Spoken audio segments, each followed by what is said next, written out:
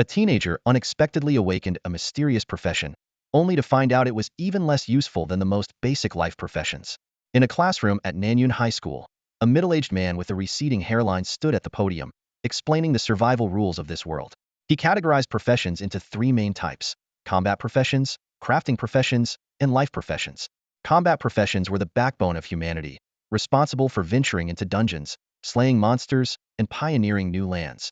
Crafting professions, such as blacksmiths and appraisers, specialized in enhancing equipment. Life professions, however, were limited to gathering resources in low-level dungeons, barely making ends meet. Sitting in the audience, Xu Tian's heart raced with anticipation. As someone who had been transported to this world 3 years ago, he understood the significance of awakening a profession today. His parents had tragically lost their lives during a dungeon expedition, leaving only him and his adopted sister, Su Yun, to rely on each other. Su Yun, an ordinary gatherer, risked her life daily in the lowest-level dungeons to provide for his education. At that moment, a mechanical voice echoed in Xu Tian's mind. Ding. A host from Blue Star has been detected. Beginning system binding. Ding. Super exploration system successfully bound. A starter gift pack will be issued after the host awakens a profession. As their homeroom teacher, Zhao Gao, began calling names, the students took turns heading to the adjacent room to awaken their professions. It wasn't until their class monitor, Liang Mu, awakened as a warrior that the class finally saw its first combat profession. When it was Xu Tian's turn, he entered the neighboring room. Following the guidance of a young woman in black stockings, he reached his hand into the glowing halo. Suddenly, a dazzling light filled the room, and a luminous orb with a golden beast-shaped emblem appeared in Xu Tian's hand. The sight shocked the awakening specialist and the elderly observer present. A mysterious profession, but as they got a closer look at the beast-shaped emblem, their expressions turned complicated. It turned out that Xu Tian had awakened as a beast tamer, one of the mysterious professions, but also the most troublesome. 5 years ago, another beast tamer had appeared at the school, but their inability to control feral beasts resulted in their entire team's demise. Even those who managed to tame creatures could only control low-level monsters, ultimately succumbing to their backlash and dying. Zhao Gao's explanation hit Xu Tian like a bolt from the blue, plunging him into despair. Just then, Liang Mu's mocking voice rang out from the classroom. Did you really think I was praising him? Don't you know? Beast tamers are the most useless among the mysterious professions. They're even worse than life professions. After all, no one can control the monsters in the apocalypse world. Ha ha ha. Zhang Xiaoye stared blankly at Xu Tian, her voice trembling with disbelief as she asked, "What? How could this happen?" The sympathetic glances and mocking laughter from the surrounding classmates made Xu Tian clench his fists tightly. His face darkened as he turned and walked out of the classroom without a word. Zhang Xiaoye shot a furious glare at Liang Mu, then hurried to chase after Xu Tian, only to be stopped by a girl calling out, "Xiaoye, it's your turn to awaken." She could only watch helplessly as Xu Tian's figure disappeared into the distance, biting her lip in frustration. Xu Tian strode quickly out of the school, his heart a whirlwind of conflicting emotions. Today was not only the day for awakening professions, but also the last day before graduation. Tomorrow, everyone would enter the beginner dungeon, and their performance there would determine which university they would be admitted to. Xu Tian's thoughts were heavy with bitterness as he considered his predicament. Warriors, mages, assassins, even gatherers, every profession had a role to play in the world of Tianqi. Yet his own profession, Beastmaster, seemed utterly useless. Was he really supposed to tame a dog and bring it into tomorrow's dungeon? The mere thought felt absurd and humiliating. But what pained Xu Tian the most wasn't his own misfortune. It was the thought of his sister, Su Yun. To pay for his tuition, she had risked her life countless times gathering resources in the dangerous world of Tianqi. How heartbroken would she be when she learned he had awakened this so-called worthless profession? Standing at the door of his home, Xu Tian hesitated for a long time, unable to summon the courage to enter. Suddenly, the door swung open. His dejected expression met Su Yun's bright, eager eyes. "Xiao Tian, why are you back so early?" Su Yun asked, surprised. Xu Tian froze in place, staring at his sister's youthful yet slightly weary face. Guilt surged through him. If it weren't for him being such a burden, she wouldn't have to work so hard. "I finished my awakening, so I came home early," Xu Tian replied, forcing a smile. "You completed your awakening? What profession did you get?" Su Yun asked, her voice full of anticipation. "I awakened a mysterious profession," Xu Tian said, his tone heavy with disappointment. "Mysterious profession?" Su Yun exclaimed, her excitement growing. "Xiao Tian, that means you have a bright future ahead. I knew you wouldn't let me down." Seeing his sister so overjoyed only deepened Xu Tian's sense of anguish. He couldn't bear to deceive her any longer, so he confessed, "Sister, I awakened as a beastmaster." The teacher said it's the most useless profession. Su Yun's smile froze, her expression shifting to disbelief. What? Beast Master? She knew all too well about this profession and the rumors of beast masters being killed by their own tamed creatures. After a moment of stunned silence, she forced a reassuring smile and said, "It doesn't matter. Even if beast master is weak, it's still a mysterious profession. I'm sure some university will accept you. And if not, I'll sell everything I have if it means getting you into school." The more Su Yun tried to reassure him, the heavier Xu Tian's heart grew. "Sister," he choked, wanting to say more, but Su Yun cut him off. "You must be exhausted from today. I'll go buy some groceries and make a feast for you. Just head inside and rest," Su Yun said firmly, ushering him into the house before he could protest. After Su Yun left, Xu Tian collapsed onto the couch, feeling like a fish out of water, helpless and desperate. He had hoped to awaken a powerful profession, yet now even his sister's gatherer profession seemed more useful than his own. Was he destined to keep relying on her for the rest of his life? Just then, a voice suddenly echoed in his mind. "Ding! Congratulations, host, on completing your profession awakening. You have received a beginner's gift pack. Your profession has been upgraded to Divine Beast Master." The system proceeded to explain the enhanced abilities of the Divine Beast Master, including increased taming success rates, expanded beast slots, attribute linking, skill extraction, and more. Additionally, Xu Tian gained the Eye of Insight skill, a superior exploration function, and a universal map. Hearing this, Xu Tian's spirits lifted instantly. He had almost forgotten about the system. Not only had his Beastmaster profession been upgraded to a divine level, but it also came with powerful abilities. While he still had concerns about the limitations of the role, the advanced exploration function and universal map gave him a glimmer of hope. Maybe this was the opportunity he had been waiting for to turn his life around. The next morning, the school field was already crowded with people. Xu Tian found his class amidst the throng of students, most of whom had already arrived. Taking a deep breath, he prepared himself for the challenge ahead. Mr. Zhao, the homeroom teacher, stood solemnly in front of the shimmering portal, addressing the group with a serious expression. These portals are the entrances to the beginner dungeons. Although the monsters inside are calibrated to be manageable for newcomers, they are still creatures of the apocalypse world, vicious and merciless. Do not underestimate them. He gestured towards the wristbands on the students' arms. Remember, if you're in danger, just pull off the wristband to instantly exit the dungeon. You must enter in teams, with a maximum of 4 members per team. I recommend forming balanced teams based on your roles. As soon as he finished speaking, Jiang Xiaoya bounced over to Xu Tian, her small tiger-like teeth showing as she smiled brightly. "Xu Tian, we're one person short. Want to team up with us?" Before Xu Tian could respond, a boy and a girl standing behind Jiang Xiaoya both frowned. "Xiaoya, why do you want to team up with him?" the girl asked, her face full of disapproval. "Isn't he in a useless class? Bringing him along will just drag us down," the boy complained. "We're not teaming up with him," they both declared in unison. Jiang Xiaoya's smile froze instantly. She hurriedly tried to explain. "Sutan, don't take it the wrong way. They didn't mean that. We absolutely meant that," the girl interrupted, her tone sharp. "Xiaoya, this is a beginner dungeon. The results will be recorded in our university profiles. It's a life-defining matter. How can we afford to bring someone useless?" At that moment, the class monitor, Liang Mu, approached with another male student. The girl's eyes lit up as she turned to Jiang Xiaoya. "Xiaoya, why don't the two of us team up with the class monitor and his teammate? The monitor is a warrior, and Lu Hai is a shield guard. Combined with your class, we're guaranteed to do well." Standing nearby, the boy who happened to be Lu Hua's boyfriend remained silent, but a flicker of resentment crossed his eyes. Both he and Lu Hua were in item-based classes, and they had planned to secure a strong combat-based teammate for support. Yet, Lu Hua was now suggesting abandoning him entirely. Xu Tian observed the scene coldly, a faint smirk forming on his lips. "So, this is reality, huh?" Without saying another word, he turned and strode straight into the dungeon alone, unwilling to waste another moment on them. The crowd was instantly stunned, their eyes widening in disbelief. Someone gasped, "Xu Tian, he actually went into the dungeon by himself?" Everyone froze in place, staring in disbelief as Xu Tian charged into the dungeon's glowing portal alone. As a rookie facing the ferocious monsters of the apocalypse world, his chances of survival were already slim, let alone the fact that Xu Tian was stuck with a useless profession.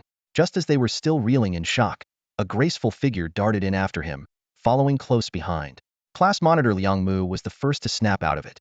With an awkward smile plastered on his face, he remarked, well, we'll go find a team to join too." Lu Hua quickly chimed in, "Class monitor, why don't you team up with us? We can help." Liang Mu frowned and replied coolly, "You might not be suitable." His only goal was Jiang Xiaoya, the mysterious profession holder. As for the others, they were of no importance to him. Lu Hua froze at his response, her face falling with disappointment. In the shadowy forest, Xu Tian stood alone, the chilling wind sending shivers down his spine. Scanning his surroundings, he realized that this must be the beginner dungeon, Shadowed Forest. The system's reward, a universal map, unfolded before his eyes, displaying resource points marked in various colors, ranging from white to red to indicate rarity. Xu Tian decided to use the exploration opportunity granted by the system's first-day reward. Just then, a system notification chimed, detected first dungeon entry of the day, rewarding one red-tier premium resource. Overjoyed, Xu Tian immediately retrieved the stealth talisman from his starter pack and began heading toward the red marker on the map. The talisman would render him immune to monster attacks for 2 hours, providing substantial security. After over an hour of trekking, Xu Tian arrived at the red-tier resource spawn point. The surrounding monsters were far above his combat capabilities, but with the stealth talisman in hand, he felt no fear. Venturing deeper, his eyes fell upon an oval-shaped object. Xu Tian froze. It weighs an egg? A red-tier premium resource turned out to be an egg? The grand treasure or legendary equipment he had envisioned was nowhere to be found, leaving him momentarily questioning reality. Just then, the system spoke again. Biological entity detected. Would you like to use the Eye of Insight? Xu Tian nodded, and the analysis results appeared. Target, Divine Beast Egg. Potential. Status, unhatched. Species. Strength. Speed. Defense. Stamina. Skills. What the? A Divine Beast Egg? Xu Tian's mind was blown. A red-tier premium resource turned out to be a Divine Beast Egg, far exceeding his expectations. Staring at the glowing egg, Xu Tian gulped. He suddenly realized that his seemingly useless Beastmaster profession might finally come into play. While he couldn't tame high-level creatures, an unhatched egg should be manageable, right? Especially since he possessed the Super Beastmaster's Loyalty Bond talent, which ensured absolute loyalty from his pets. A loyal divine beast could undoubtedly catapult him to new heights. Without hesitation, Xu Tian summoned a contract formation beneath the divine beast egg, nervously waiting. With a resonating hum, the once-dull formation lit up, emitting a gentle glow. It worked. Xu Tian trembled with excitement as he felt a peculiar connection forming between himself and the divine beast egg. Suddenly, a crack appeared on the eggshell, rapidly spreading. A snow-white creature emerged from the fractured shell, rubbing its eyes with tiny paws. Xu Tian was stunned. What kind of creature was this? He immediately used the Eye of Insight to analyze it. Target, Sacred White Tiger. Species, Divine Beast. Potential. Status, Juvenile. Level, 1. Health, 179. Strength, 81. Speed, 97. Defense, 74. Stamina, 99. Skills, Godslayer Domain, Tiger's Majesty, Shapeshift, Razor Windclaw. Godslayer Domain creates a 20-meter radius domain, enhancing all allied units' attributes. Strength increases by 50, speed doubles, and defense improves by 30. Each skill activation has a chance to trigger Wind God's Blessing. Tiger's Might.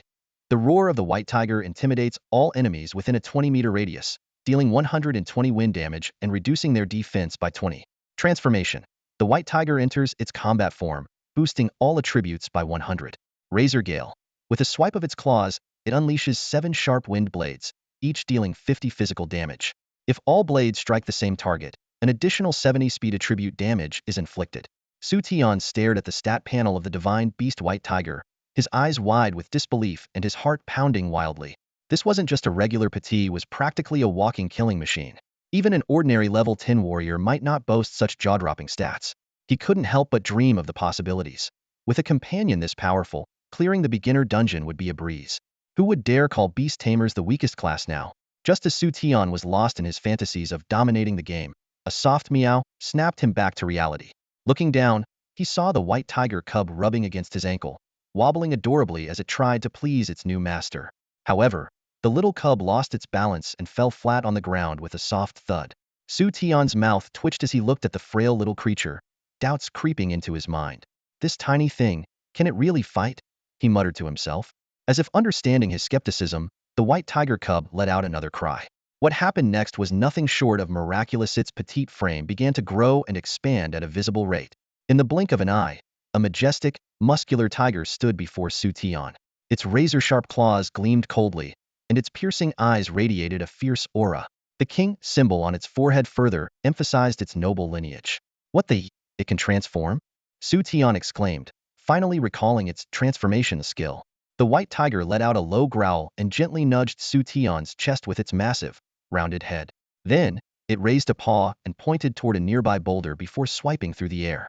In an instant, a sharp wind blade roared forward, striking the boulder with precision. With a thunderous crack, the solid rock shattered into countless fragments.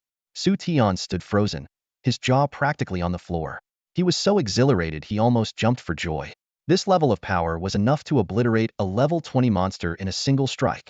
Even against a level 10 warrior, this level 1 white tiger would likely hold the upper hand. He couldn't suppress the excitement bubbling within as he thought to himself, with a partner like this, what challenge could possibly stand in my way? An hour later, Xu Tian and Xiaobai arrived at the second boss spawn point in the beginner dungeon. This location was marked as a green resource refresh point. Although not particularly high-level, it was already considered top-tier within this beginner dungeon. In the forest, a massive wild boar with its body engulfed in flames was leisurely wandering about. The red marker above its head clearly signified its identity as a boss. Hiding among the trees, Xu Tian whispered, "Inside eye." Instantly, the boar's stats appeared before his eyes. New boss discovered in beginner dungeon. Target, blazing boar. Potential, bronze tier. HP, 84 strength, 26 speed, 15 defense, 32 stamina, 20. Xu Tian raised an eyebrow and thought to himself, what pathetic stats. His judgment wasn't unfounded. On their way here, he and Xiaobai had cleared out all the monsters they encountered and even defeated the first boss. After grinding through the dungeon, Xu Tian had already leveled up to level 5. While his level wasn't particularly high, his stats were absolutely monstrous. Host, Xu Tian. Class, Divine Beast Tamer. Level, 5. HP, 9,872 strength, 3,819 speed, 4,627 defense, 3,415 stamina, 4,023. Skills, Inside Eye, Godslayer's Domain. These jaw-dropping stats were thanks to the attribute linking ability of the Divine Beast Tamer class, which allowed him to gain a percentage of his pet's attributes. As for the Godslayer's Domain skill, it was extracted directly from Xiaobai. With this level of power, Xu Tian could easily take down the blazing boar on his own. As for Xiaobai, despite its slow leveling speed due to its Divine Beast classification, it had already more than doubled its stats since level 1, even though it was only level 3 now. Pet, Sacred White Tiger. Type, Divine Beast. Potential, Level, 3. Status, Juvenile. HP, 563 strength, 193 speed, 276 defense, 169 stamina, 234.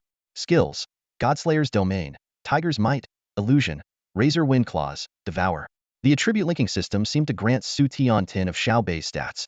Notably, Xiaobai had also unlocked a new skill called Devour, targeting an enemy's weak spot for a critical strike, dealing 200 damage with the chance of instantly killing the target. With such power, even without using any buff stacking skills, Xiaobai could easily dispatch the blazing boar in one hit. Despite the 5-level gap, the boar had no chance. It was simply destined to be obliterated.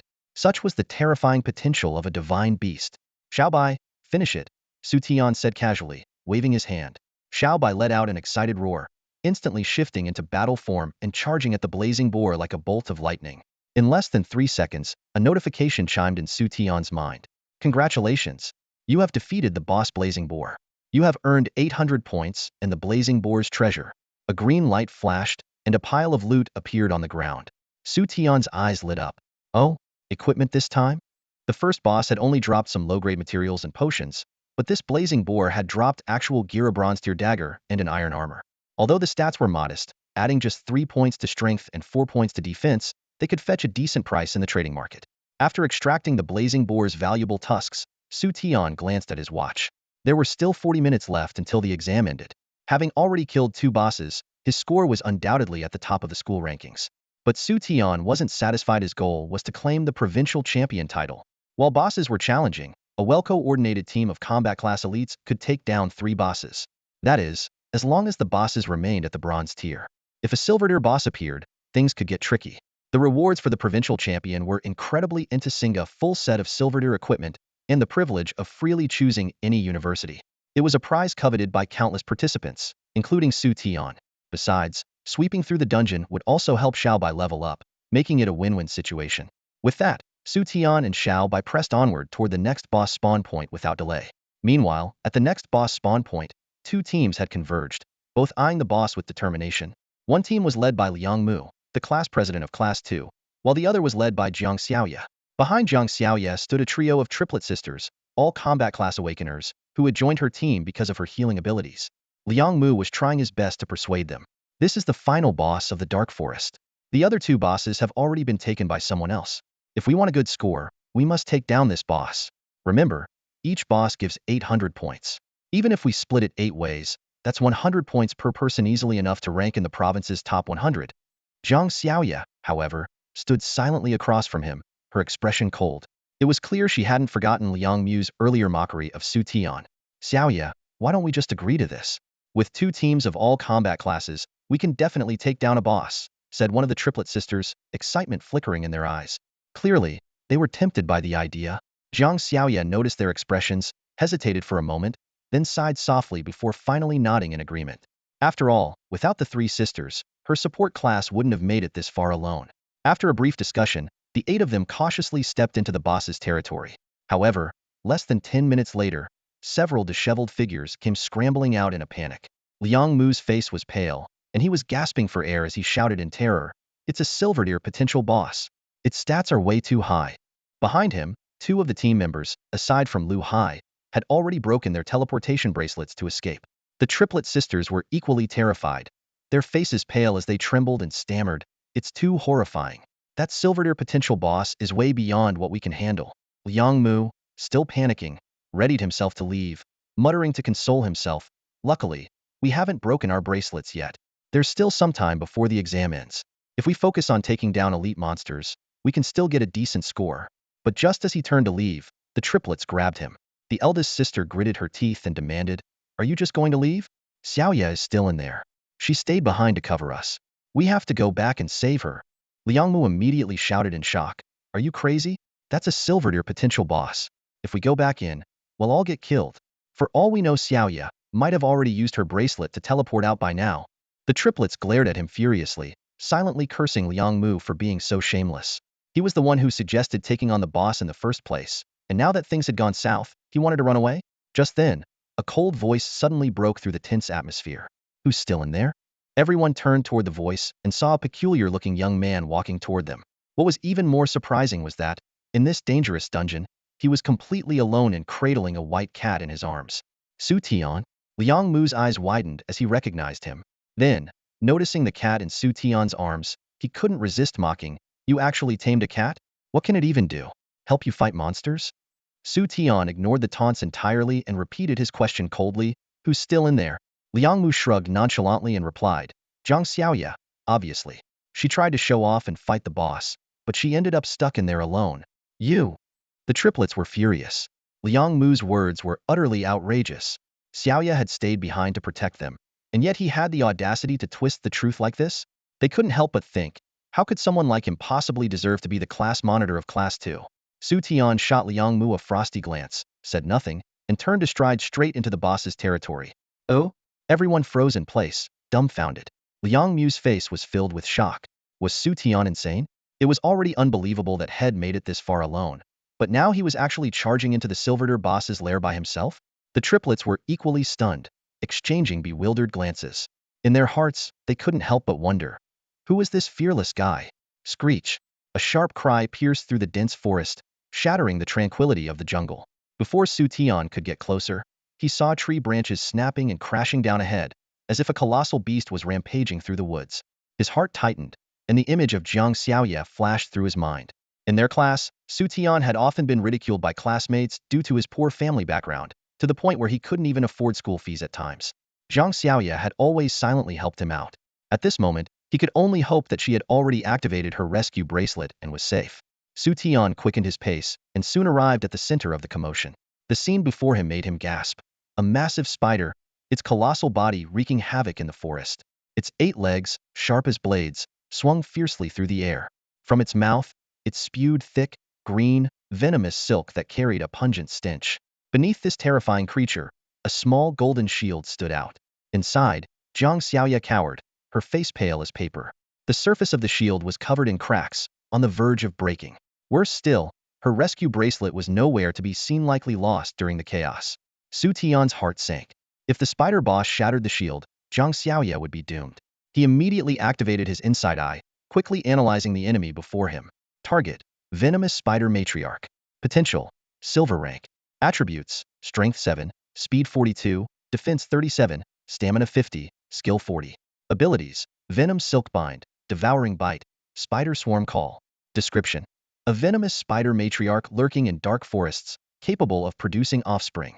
Its venom is 30 more potent than that of ordinary venomous spiders. Venom Silk Bind fires multiple venomous webs to entangle enemies, dealing 5 physical damage per second. Devouring Bite grasps and bites the enemy, dealing 100 physical damage, with an additional 20 damage to targets ensnared by Venom Silk Bind. Spider Swarm Call summons nearby venomous spiders for coordinated attacks. Seeing these stats, Xu Tian let out a sigh of relief. For an enemy of this level, Xiaobai could handle it with ease. Xiaobai, transform, Xu Tian commanded calmly. Xiaobai leapt forward with a pounce, its body swelling rapidly, doubling in size compared to its level 1 transformation. It let out an earth-shaking roar, instantly drawing the attention of the venomous spider matriarch. The spider matriarch glanced down at the fragile golden shield beneath it, then shifted its gaze towards Xu Tian and Xiaobai. It seemed to be weighing the value of its prey. Ultimately, it let out a sharp screech and charged toward them with its 8 legs moving at lightning speed. Clearly, Xiaobai's transformed state was a far more tempting target than the vulnerable Jiang Xiaoya. But Xiaobai had no interest in this silver-ranked spider matriarch. Lazily, it swiped a paw, releasing a simple wind blade, not even bothering to use a proper skill. Boom! The wind blade hit the spider matriarch dead, slicing a terrifying 1-meter-long gash across its body. Black blood gushed out, emitting a nauseating stench. To Xu Tian's surprise, Xiaobai's current attributes didn't kill it in one blow. Instinctively, he checked the spider matriarch's health bar and smiled faintly. It was down to just 1. Realizing Xiaobai's overwhelming power, the spider matriarch let out an ear-piercing screech. Creak, creak. Strange noises echoed from all directions. From the shadows, a dozen smaller venomous spiders crawled out, surrounding Xu Tian and Xiaobai. These spiders were mostly level 5, with bronze-level potential, each one comparable to a mini-boss. Seeing this, Jiang Xiaoya's face turned even paler with fear. She worried silently, can Xu Tian handle so many venomous spiders? However, Xu Tian showed no sign of panic. Instead, a smile played on his lips. He finally understood why Xiaobai hadn't finished off the matriarch in one strike. It had been baiting the others to emerge, maximizing the experience gain. Not bad, Xu Tian said, giving Xiaobai an approving look. Encouraged by the praise, Xiaobai grew even more excited. It glanced disdainfully at the surrounding venomous spiders, as if they weren't even worth its attention. Deep within its bloodline, it felt a natural dominance over these creatures. With a deafening roar, it unleashed one of its skill's Tiger's Might. This skill not only dealt damage to all enemies within range, but also weakened their defenses. However, against these low-level creatures, there was no need for defense reduction. They were obliterated instantly. In the blink of an eye, the venomous spiders lay motionless on the ground, lifeless. They hadn't even had a chance to attack before being annihilated by Xiaobai's roar. Jiang Xiaoya stared in shock, her mind reeling. These spiders had just crawled out of the forest, only to be wiped out by Xu Tian's pet? With a single roar? What kind of terrifying creature was this pet? With the danger eliminated, Xu Tian rushed over to Jiang Xiaoya. Xiaoya, are you okay? He asked with concern. Jiang Xiaoya deactivated the shield, which had been barely holding together, and a faint blush appeared on her pale face. I'm fine, Xu Tian. Thank you for saving me, she said gratefully. Xu Tian shook his head. No need to thank me. You've helped me plenty of times too. He paused, then asked curiously, by the way, what was that just now?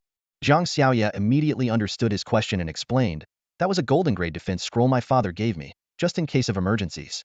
Without it, I probably wouldn't have made it out alive. Jiang Xiaoya, slightly blushing, explained, this is a gold-tier defense scroll. Xu Tian immediately understood, and a trace of envy arose in his heart. He thought to himself that such high-level scrolls were typically only obtainable in dungeons above level 35, with a market price of well over tens of thousands of gold coins. To casually gift such a valuable item, Jiang Xiaoya's family background must be extraordinary. This also explained why she was always so generous during their school days. However, Xu Tian quickly adjusted his mindset. He felt fortunate to have the super exploration system. With it, as long as he unearthed a rare treasure, he could potentially acquire similar valuable items. Just then, Jiang Xiaoya exclaimed excitedly, Xu Tian, look! The Spider Queen dropped loot.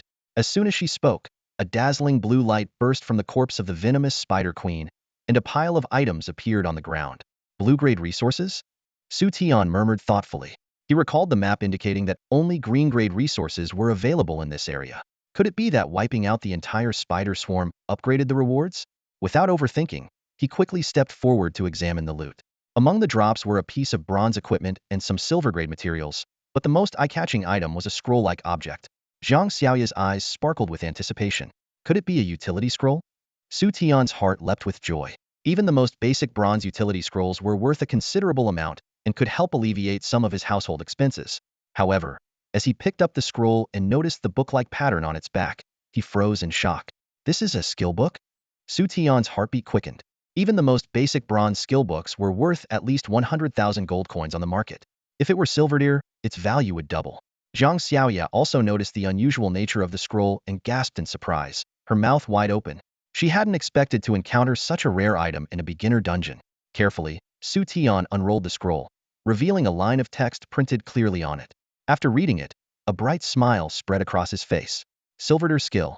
Rising slash. Xu Tian read aloud with excitement. Unleashes the user's full strength attribute to deliver a powerful upward strike with a weapon, dealing 150 physical damage and adding triple the weapon's attack bonus. Class restriction. Warrior. This unexpected find left both of them overjoyed. To uncover such a rare skill book in a beginner dungeon was nothing short of a monumental surprise. Xu Tian raised an eyebrow, his eyes lighting up with surprise and delight at the spoils before him. A Silverdeer warrior skill book lay quietly on the ground, its description alone hinting at its immense value. With this high-tier equipment, a warrior could use it until level 50 without it becoming obsolete. It could easily sell for at least 1,000,000 gold coins, Xu Tian calculated in his mind. The realization that he had become a millionaire overnight left him momentarily dazed. As he savored the unexpected windfall, familiar voices reached his ears. Huh, the boss is dead? Xiaoyu, are you okay? That's great. Xu Tian turned to see the triplet sisters approaching, accompanied by a reluctant Liang Mu and Lu Hai. When they spotted the fallen boss, excitement flickered in their eyes. At this moment, Xiao Bai had reverted to its cub form and leapt nimbly into Xu Tian's arms. It glared warily at the newcomers, letting out a low growl like a protective tiger cub guarding its meal. Liang Mu strode forward, addressing Zhang Xiaoya directly. Xiaoyu, surely we deserve some credit for taking down this boss, right? After all, 2 of our teammates were eliminated in the process. In his mind, Zhang Xiaoya, with her mysterious background, must have used some special means to defeat the boss. Zhang Xiaoya frowned at his words, her tone icy. This boss was killed by Xu Tian. It has nothing to do with me. Liang Mu froze, staring at Xu Tian in disbelief. Isn't he just a useless beast tamer? How could he possibly take down a silver potential boss? As he puzzled over this, his eyes fell on the Silverdeer skill book in Xu Tian's hand, and a greedy glint appeared in his gaze. Xu Tian, that skill book in your hand, did it drop from the boss? Liang Mu asked eagerly, his voice trembling with excitement. Yes, and it's a Silverdeer warrior skill. Rising slash, Xu Tian replied with a cold smirk, already seeing through Liang Mu's intentions. Liang Mu swallowed hard, his eyes brimming with avarice. With this skill, my future will be limitless, he thought to himself. Straightening his posture, he spoke in a commanding tone. Sudun, you saw it yourself. If we hadn't weakened the boss to low health, how could you have finished it off? And we lost 2 teammates in the process. Do you have any idea how dangerous that was? In my opinion, the loot from this monster should be split evenly. Lu Hai and I won't take much, just the Silverdeer skill book and half the boss points. The rest you 5 can divide among yourselves. His shameless demands left everyone stunned. The triplet sisters widened their eyes in disbelief, while Zhang Xiaoya's chest rose and fell with anger. She had never encountered someone so brazen.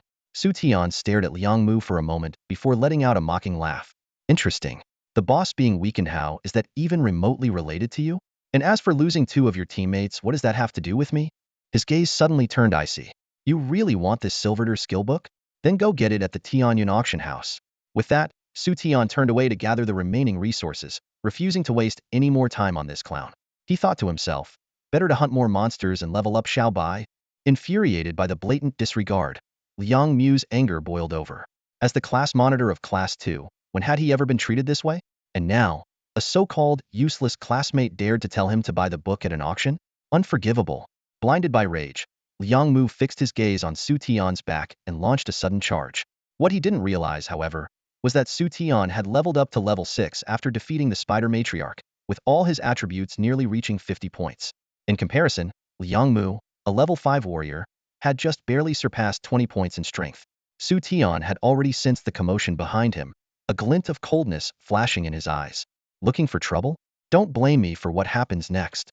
Just as Liang Mu closed in, Xu Tian spun around abruptly, delivering a swift roundhouse kick straight to Liang Mu's chest. Thud. The dull impact echoed as Liang Mu's body flew through the air like a kite with a broken string. Before anyone could react, Xu Tian was already by Liang Mu's side, a dagger gleaming coldly in his hand as its tip pressed against Liang Mu's throat. Xu Tian, you can't kill me. Liang Mu's words caught in his throat as he saw the unflinching determination in Xu Tian's eyes. Breaking into a cold sweat, he quickly activated his wristband, teleporting out of the dungeon in an instant. Xu Tian turned his icy gaze to Lu Hai, who trembled uncontrollably. Without hesitation, Lu Hai fumbled for his wristband and vanished just as quickly. Watching the two flee in disgrace, Xu Tian finally sheathed his dagger, the coldness on his face gradually dissipating. He walked back to the spider matriarch's corpse and began collecting the valuable loot it had dropped. Carrying a pile of loot, Xu Tian walked over to the triplet sisters. His gaze was filled with gratitude, and his voice was warm yet firm. Although defeating the boss wasn't your achievement, I want to thank you for taking care of Xiaoyu along the way and for never giving up on her. Here, each of you can pick one item. The triplets' eyes fell on the pile of items. Xu Tian had already put away a piece of silver tier equipment and a bronze tier one, but the remaining silver-grade boss drop materials were still quite valuable. Any single item could fetch thousands on the market. However, recalling Xu Tian's earlier ruthless demeanor, none of the sisters dared to make a move. Seeing their hesitation, Xu Tian frowned slightly but then lightened his tone. What's there to be shy about? Here, let me choose for you. With that, he picked out 3 materials, each worth around 3,000, making them some of the better items in the pile.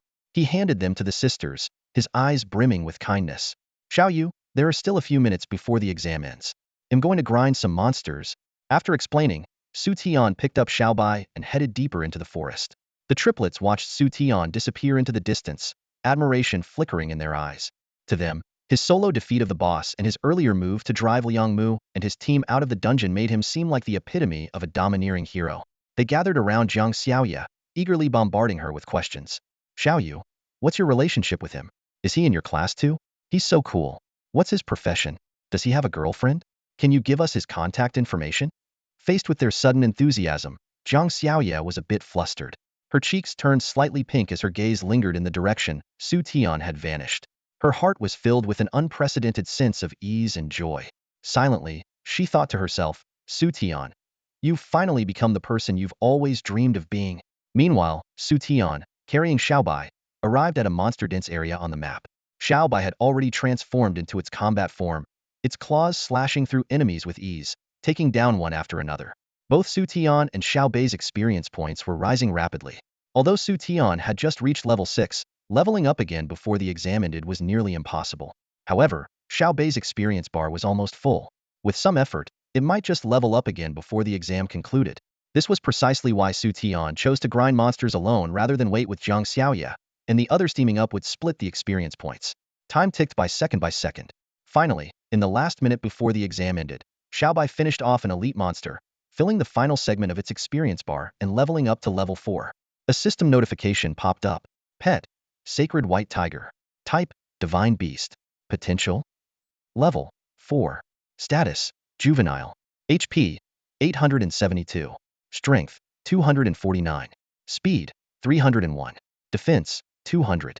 Stamina, 279. Immediately after, another message appeared. Congratulations! Your pet has learned a new skill, White Tiger Radiant Wave. Congratulations to all the students.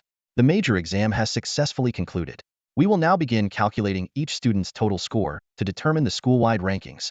The voice of the grade director echoed across the campus, marking the end of the exam. Xu Tian stood among the crowd, holding Xiaobai in his arms. The young white tiger, no larger than a cat, still had no visible markings on its forehead. Refusing to enter the contract space, it left Xu Tian no choice but to carry it around. Jiang Xiaoya approached from a distance with the triplets, her eyes filled with curiosity about Xu Tian. Faced with their enthusiasm, Xu Tian seemed a little overwhelmed. Why are you holding a cat? Is it some kind of mark of a master? The youngest of the triplets blinked her bright eyes and asked inquisitively, I heard that powerful experts always have strange weapons or pets with them. Xu Tian chuckled and said, Where did you hear that from? The sister puffed out her chest and replied earnestly, That's how it always is in TV shows. Her words instantly drew laughter from the group, though a hint of deep thought flickered in Jiang Xiaoya's beautiful eyes. She had seen the true form of this little cat during the dungeon run and knew it was capable of effortlessly defeating the Silver Spider Queen. As someone familiar with Xu Tian's Beast Tamer class, she understood that this white tiger was Xu Tian's contracted beast. However, Zhang Xiaoya wasn't particularly concerned about how Xu Tian had obtained such a divine creature. She was simply glad to see him regain his confidence. Amid the laughter and chatter as they waited for the score calculations, a venomous glare shot toward them from a distance. Liang Mu and Lu Hai stood there, their faces twisted with resentment. Having been intimidated by Xu Tian into ending their exam half an hour early, they had lost at least 50 points and a silver skill book. Their hatred for Xu Tian burned like wildfire, but Liang Mu knew all too well that even if he and Lu Hai joined forces, they were no match for Xu Tian. Xu Tian, Liang Mu muttered through gritted teeth, his gaze fixed on him. One day, you'll pay for what you've done. I swear it. Meanwhile, at the scoring center, 5 proctors were busy scanning the students' wristbands. These devices not only ensured the students' safety during the exam, but also automatically recorded the points earned from defeating monsters. Behind the proctors, a graceful woman and an elderly man stood silently, while 5 anxious homeroom teachers lingered further back. They all had one goal: to identify the team responsible for defeating 3 bosses. Since the founding of Nanyun High School, it was unheard of for freshmen to slay even a single boss during the exam. Despite the exam dungeons being set to their lowest difficulty and having been pre-cleared by staff, these students were still level 1 beginners. Defeating a boss required leveling up significantly, executing flawless teamwork, and having ample time. In previous years, seeing just one team accomplish this feat was considered extraordinary. This year, however, 3 bosses had been taken down. The woman in the Qipao couldn't help but entertain a bold theory. What if all 3 bosses had been slain by the same team? As the scoring process neared its conclusion, the mysterious teams responsible for the boss kills had yet to step forward, deepening the woman's suspicions. Finally, as the crowd began to thin, Xu Tian, Zhang Xiaoya, and their group approached the desk.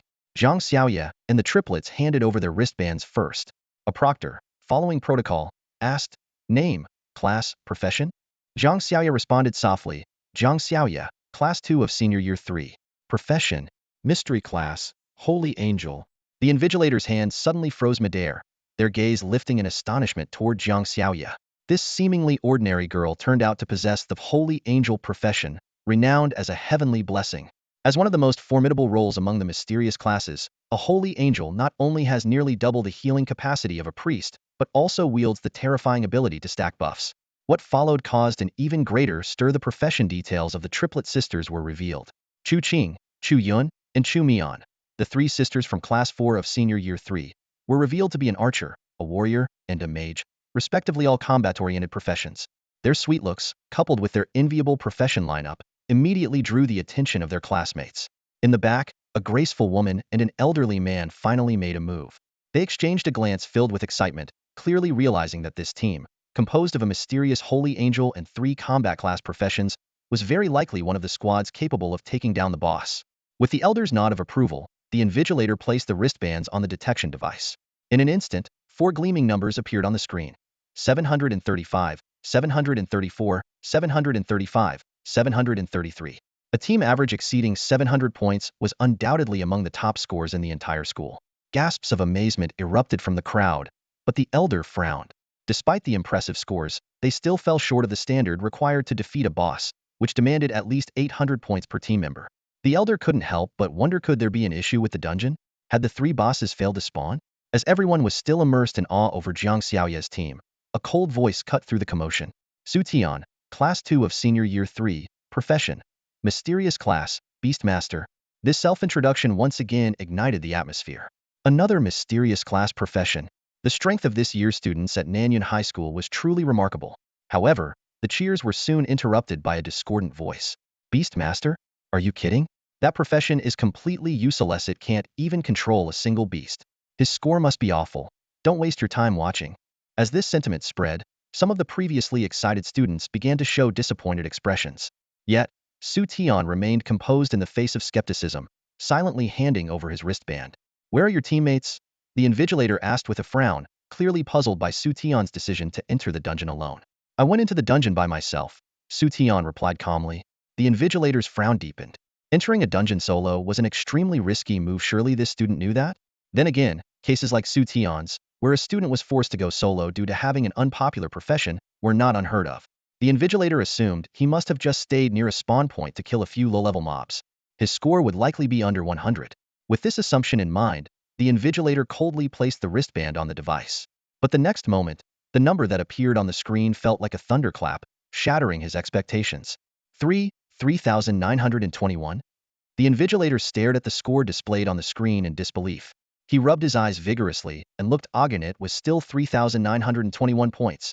Bewildered, he turned to the elderly man beside him. The latter, with a serious expression, took a deep breath and spoke. Hello, I am Xu Tian, the principal of Nanyuan High School.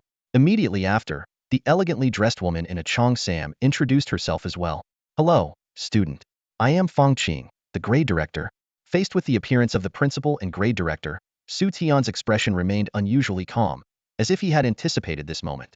Meanwhile, the surrounding students who hadn't yet dispersed whispered among themselves in astonishment. When they first saw the staggering score, they assumed it was a system error. Now, they realized the gravity of the situation. Xu Tian asked excitedly, Student Xu Tian, were those 3 bosses all defeated by you? Xu Tian nodded calmly. Yes, I defeated them. This simple response struck like a hammer, leaving everyone present gasping in shock. Even the triplet sisters and Jiang Xiaoye were stunned. They had initially thought Xu Tian only defeated the Spider Mother, but it turned out the other 2 bosses had also fallen at his hands. Qin Tianda and Feng Qing exchanged a glance, their eyes filled with determination. The principal then solemnly announced, Xu Tian, as the top scorer in this year's high school entrance exam, the school has decided to reward you with 1 million gold coins, a set of silver tier equipment, and a golden tier defense scroll. The announcement of such a generous reward caused an uproar among the crowd. In previous years, the first-place student would typically receive at most 300,000 gold coins. Yet, the rewards Xu Tian was granted were worth over 2 million. Xu Tian was slightly surprised, but he quickly accepted the reward. He understood that once his results were made public, numerous schools would vie for him, greatly enhancing Nanyuan High School's reputation.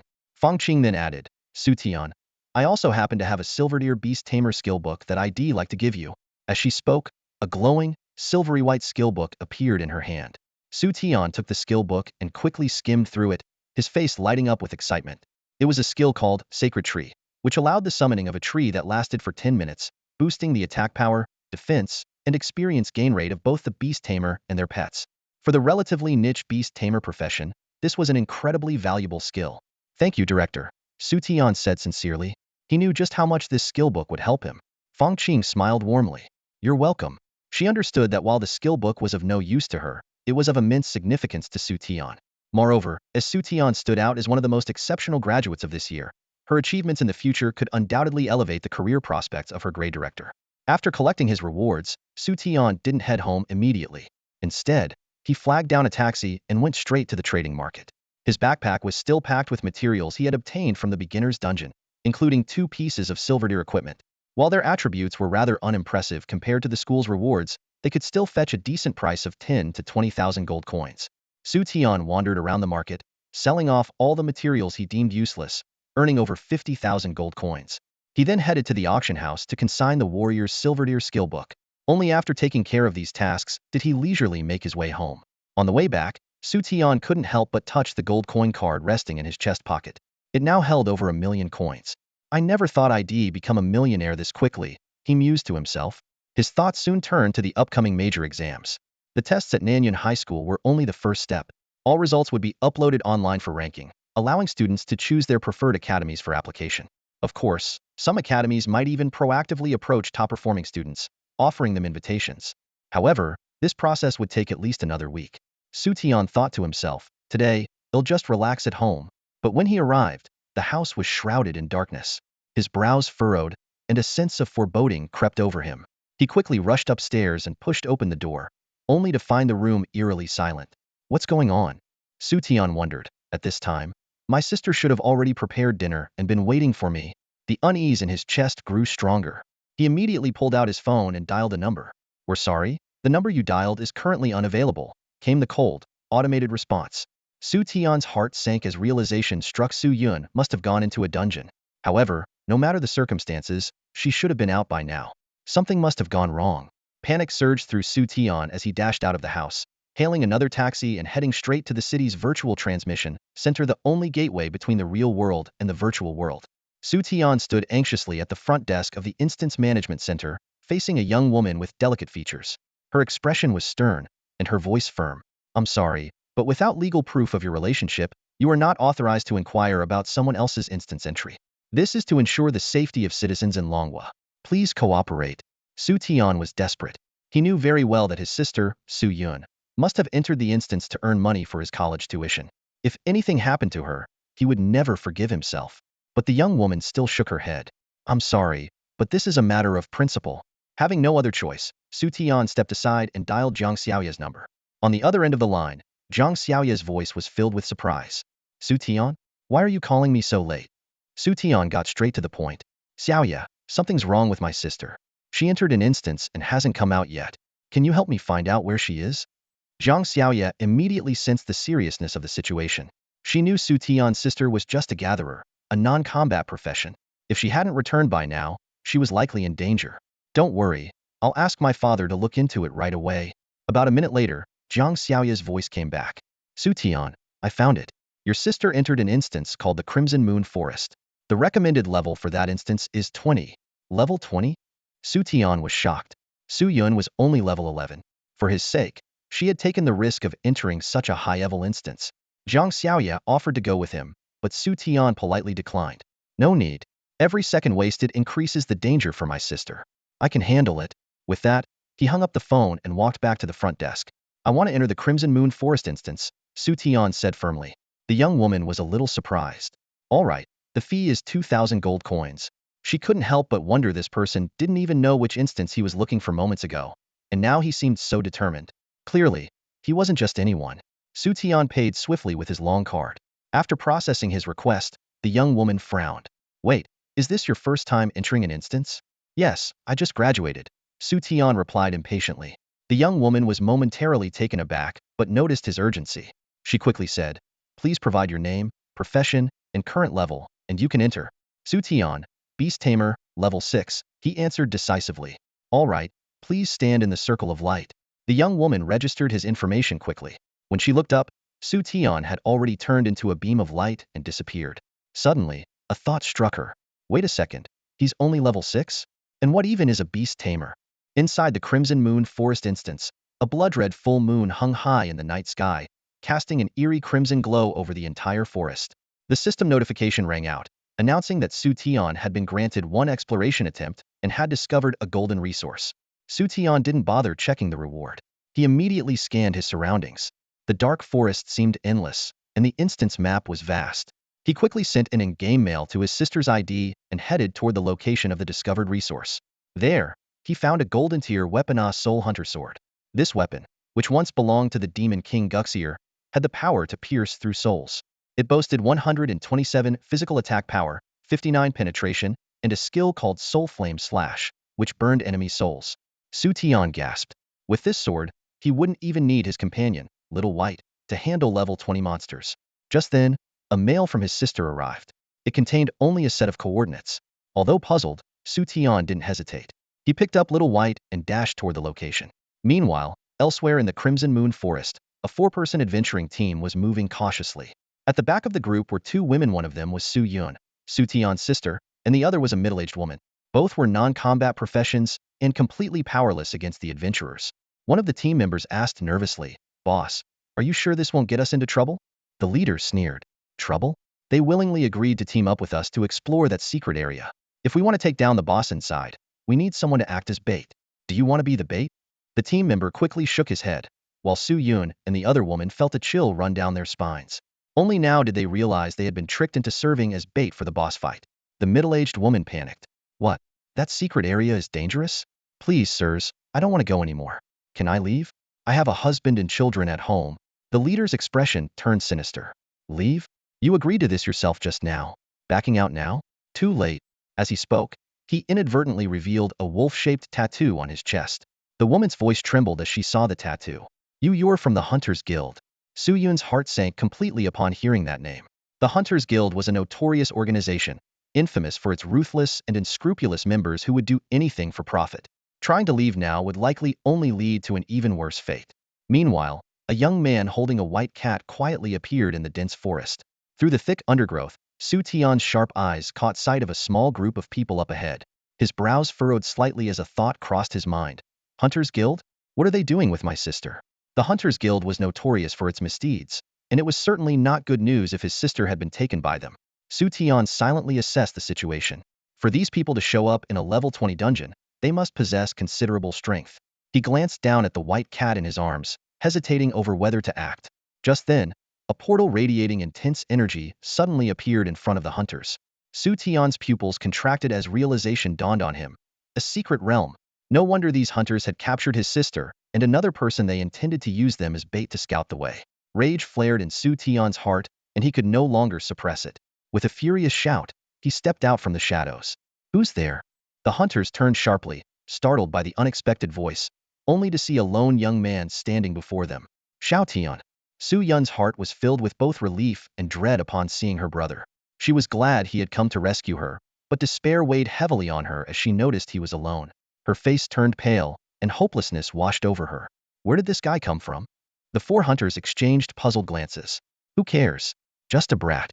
Since he stumbled upon us, let's make him bait too. One of the hunters sneered. The leader of the hunters, however, turned to Xu Yun, narrowing his eyes as he barked, "Did you call for this little punk, you wretched woman?" Before his words finished, a white blur flashed past, and the hunter was sent flying with a single strike. He crashed heavily into the ground, creating a deep crater. Blood poured from his mouth, and his life was extinguished in an instant. The remaining hunters stared in disbelief. Their leader was a level 24 warrior. What kind of creature could eliminate him so effortlessly? As they slowly turned their gaze, the sight before them sent chills down their spines. A majestic white tiger, its entire body gleaming like frost, was glaring coldly at them. Its enormous, piercing eyes radiated a terrifying ferocity. It's that thing. The little cat he was holding earlier. One of the hunters stammered, pointing a trembling finger at Xu Tian. Only now did they recall the small white cat the young man had been carrying. The three hunters exchanged horrified glances, a dreadful realization creeping into their minds. What kind of class is this? Is he a summoner? No more like a beast tamer? Are you a beast tamer? One of the hunters asked, swallowing hard, his voice filled with fear. Xu Tian smirked coldly. Congratulations, you guessed right. Your reward is death.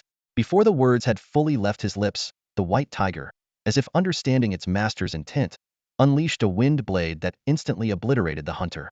The two remaining hunters, shaken by Xu Tian's decisiveness, immediately began pleading for mercy. Please, young master, we were wrong. Spare us, we beg you. And if I don't? Xu Tian's tone was icy and indifferent. Hearing this, the hunters' expressions darkened, their eyes flashing with malice. They thought to themselves that this boy was far too arrogant. Despite possessing such a powerful beast, a beast tamer's own body was undoubtedly fragile. If they could just kill him, the beast would naturally lose its master and become uncontrollable.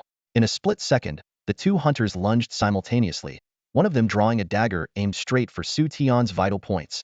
But their actions had long been anticipated by Xu Tian. He effortlessly stepped back, creating a 10-meter gap between them in an instant. The hunters' attacks missed entirely, disbelief written all over their faces. How is this possible? They gasped in shock. This young man couldn't be more than 18, likely having only recently awakened his class. How could his speed attribute be so high? They would never learn the answer. Xu Tian's lips curled into a faint, cold smile. A moment later, the white tiger pounced, tearing the two hunters to pieces. As he looked down at the four lifeless bodies on the ground, Xu Tian shook his head and sighed. I overestimated you. He had initially worried that four combatants over level 20 might pose a challenge for Xiaobai, but it turned out his concerns were unnecessary. Xu Tian, are you alright?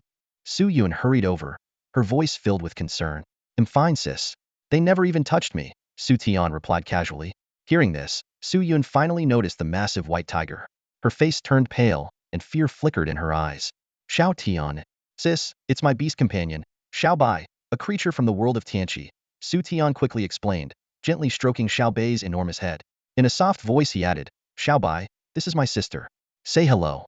As if understanding Xu Tian's words, Xiaobai immediately approached Xu Yun, rubbing its fluffy head affectionately against her. Xu Yun couldn't help but laugh, her earlier tension melting away. Big sis, you're safe now. You should head home, Xu Yun said, turning to the other captive, a gatherer. The woman looked at Xu Tian and Xu Yun with gratitude. Young lady, I owe my life to your brother. Without him, I wouldn't have survived today. Xu Tian smiled and waved goodbye before turning his attention to collecting the hunters' dropped equipment and items. These hunters were surprisingly wealthy. Among their loot were 2 pieces of silver-grade gear, at least 5 bronze-grade items, and various materials that had spilled out of their storage space. Xu Tian, it's getting late. We should leave this dungeon too, Xu Yun said with a smile, watching her brother inventory his spoils. Although she didn't know how he had come to possess such a powerful tiger, it was undoubtedly a blessing for him. Wait a moment, Xu Tian replied, his gaze fixed on the still active entrance to the secret realm. A glint of interest sparkled in his eyes. Secret realms were rare occurrences, often appearing after defeating elite monsters or bosses, and they came in 4 difficulty levels: normal, hard, nightmare, and hell. Typically, a nightmare-level secret realm required a team whose average level exceeded the dungeons by at least 10 levels. In other words, a level 20 dungeon like Red Moon Forest would require a level 30 team to tackle a nightmare-level secret realm. Elite monsters could only spawn secret realms up to nightmare level. Only bosses had a chance of triggering hell-level secret realms. Judging by the current circumstances, this secret realm was likely spawned by an elite monster and was already nearing its countdown to closure. Seeing the look in Xu Tian's eyes, Xu Yun grew alarmed. Xu Tian, what are you thinking? Don't tell me you're planning to. Xu Tian nodded and said softly, that's right, I want to go in. Hearing this, Xu Yun's face instantly turned pale with fear, and she exclaimed in panic, Xu Tian, are you out of your mind? This is an unknown level secret realm.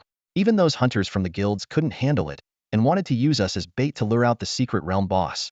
Xu Tian responded with a confident smile, sis, I'm not like those ordinary hunters. You saw Xiao Bai's strength. With it by our side, even if we can't defeat the secret realm boss, we can at least retreat safely. Xu Yun hesitated. University admissions were approaching, and with Xu Tian and Xiao Bai's abilities, his exam results would undoubtedly be outstanding. If he got accepted into a prestigious school, his future would be bright. She didn't want him to take risks at such a critical time. Yet, seeing the confidence in her brother's eyes, she couldn't bring herself to refuse him. All right, we'll go in. But you must promise me, if there's any danger, we leave immediately. Xu Yun finally relented. Xu Tian nodded enthusiastically. Don't worry, sis. Xiao Bai will definitely keep us safe, right? As he spoke, he patted Xiao Bai's head. Xiao Bai puffed out its chest confidently and let out a low growl, a woo. Xu Yun looked at the confident duo and sighed internally. Welcome to the nightmare-level secret realm. The Count's castle, a cold system voice announced. Legend has it that the Count resided deep within the forest in his castle. When the red moon appeared, the forest's creatures transformed, and the castle's inhabitants turned into violent, bloodthirsty beings. Listening to the ominous narration, Xu Yun's face turned ashen. She trembled and said to Xu Tian, Xiao Tian, this is a nightmare-level secret realm. How about we just leave? Xu Tian didn't answer. Instead, he walked forward slowly with Xiao Bai by his side. Suddenly, a strange woman in a maid outfit burst out, screaming, blood. I need blood. She charged at Xu Tian in a frenzy. But before she could get close, Xiao Bai swatted her away with a single paw. Inside eye, Xu Tian muttered. The target's information immediately appeared in his vision. Mutated maid. Level, 24. HP, 237. Strength, 54. Defense, 47. Speed, 60. Stamina, 50. Seeing the stats of the mutated maid, Xu Tian let out a sigh of relief. She was strong, but still within manageable limits. Just then, more and more mutated maids emerged from all directions, screaming for blood. Xiao Bai, Xu Tian said calmly. In the next moment, Xiao Bai's snow-white fur began to glow faintly red, and a dark red aura spread out from beneath its feet, forming a circle that extended outward. Divine Beast Skill. Slayer's Domain. The mutated maids, affected by the domain, noticeably slowed down. Looking at the maid-themed monsters, Xu Tian wasn't afraid. In fact, he was thrilled. He had just heard the experience reward for defeating the first mutated maid, 35 points. Considering his current experience bar was only at 500 points, and the small monsters in the beginner dungeon only gave 1 or 2 points each, this was a jackpot. Less than 20 of these maids, and he could level up. This wasn't a nightmare secret realm, it was an experience farm. Spirit Tree. Xu Tian called out, activating his newly learned skill. This ability increased experience gain by 20, making it perfect for this situation. Xiao Bai, go wild. With Xu Tian's command, Xiao Bai unleashed a massacre, while Xu Tian's mind was filled with the constant notification sounds of experience points pouring in. Half an hour later, Xu Tian looked at the pile of rewards dropped by the secret realm boss, still feeling unsatisfied. The leveling speed in this secret realm was insane. In just 30 minutes, he had gone from level 6 to level 13, and even Xiao Bai, whose experience gain was notoriously slow, had jumped 4 levels to reach level 8. If there was any difficulty in this secret realm, it was that the boss took Xiao Bai 5 whole swipes to defeat. Other than that, it had been a breeze. Xu Yun, standing off to the side, was still in a daze, staring at the glowing loot pile. They had cleared a nightmare-level secret realm in just 30 minutes? Even an average level 30 adventuring party might struggle to pull that off. and Xu Tian had only just awakened his class. Watching her brother and his pet playfully interact, Su Yun felt like she had just witnessed the rise of a pair of prodigies. After casually picking up the boss's loot, Xu Tian and Su Yun exited the secret realm, which promptly disappeared behind them. Let's go home, Xu Tian said with satisfaction. This dungeon run had been incredibly fruitful. Not only had he leveled up significantly, but he had also gained a golden weapon from an earlier treasure chest. Definitely worth the trip. At the teleportation center, Zhang Xiaoye and a young woman in her 20s were waiting anxiously. The older woman was dressed in tight shorts that showed off her long, slender legs, paired with a simple white t-shirt that accentuated her slim waist, exuding both elegance and allure. In contrast, Zhang Xiaoye wore a light yellow knee-length dress, her delicate face radiating purity. The striking contrast between the two women drew the attention of everyone around them. Sis, why don't we go in? Zhang Xiaoye tugged at the older woman's arm, pleading. Zhang Xiaoying frowned slightly and said, Xiaoye, it's already late. I've already gone behind Dad's back to bring you out here. Now you want to enter a dungeon? Absolutely not. The university entrance exams are just around the corner, and there's no way I'm letting you get into trouble before then. But sis, Xu Tian really can't afford to be in danger. Zhang Xiaoye pouted and clung to her sister's arm, begging. Seeing her sister's adorable expression, even Zhang Xiaoying couldn't resist. She sighed and waved her hand. Fine, I'll go with you. But we won't fight any monsters. You know, if I use my abilities in the Red Moon Forest, I'll be forcibly expelled. I understand, sis. Thank you. Zhang Xiaoye beamed with joy. Just as she spoke, the teleportation portal lit up and a young figure emerged. Xu Tian. Zhang Xiaoye instantly let go of her sister's hand and darted toward the boy. Feeling the sudden soft warmth in his arms, Xu Tian was momentarily stunned. Then he noticed the sharp gaze of Zhang Xiaoying, whose face had darkened considerably. Wait, was that killing intent? Before Xu Tian could react, the girl in his arms was lifted away by her collar. He looked up and was greeted by the sight of a pair of impossibly long, stunning legs. So long. Xu Tian couldn't help but marvel internally. Your name is Xu Tian? A graceful young woman, Zhang Xiaoying, strode over with her long legs, stopping right in front of Xu Tian. Her voice was cold as she interrogated him. Xu Tian instinctively nodded, answering hesitantly, yes. Zhang Xiaoying frowned deeply, her tone stern. Xiaoyu has done so much for you. She not only defied our father by using the central system without permission, but also snuck out. When she returns, she's bound to face severe punishment. She gave Xu Tian a critical once-over before continuing. I heard you're a Beast Tamer?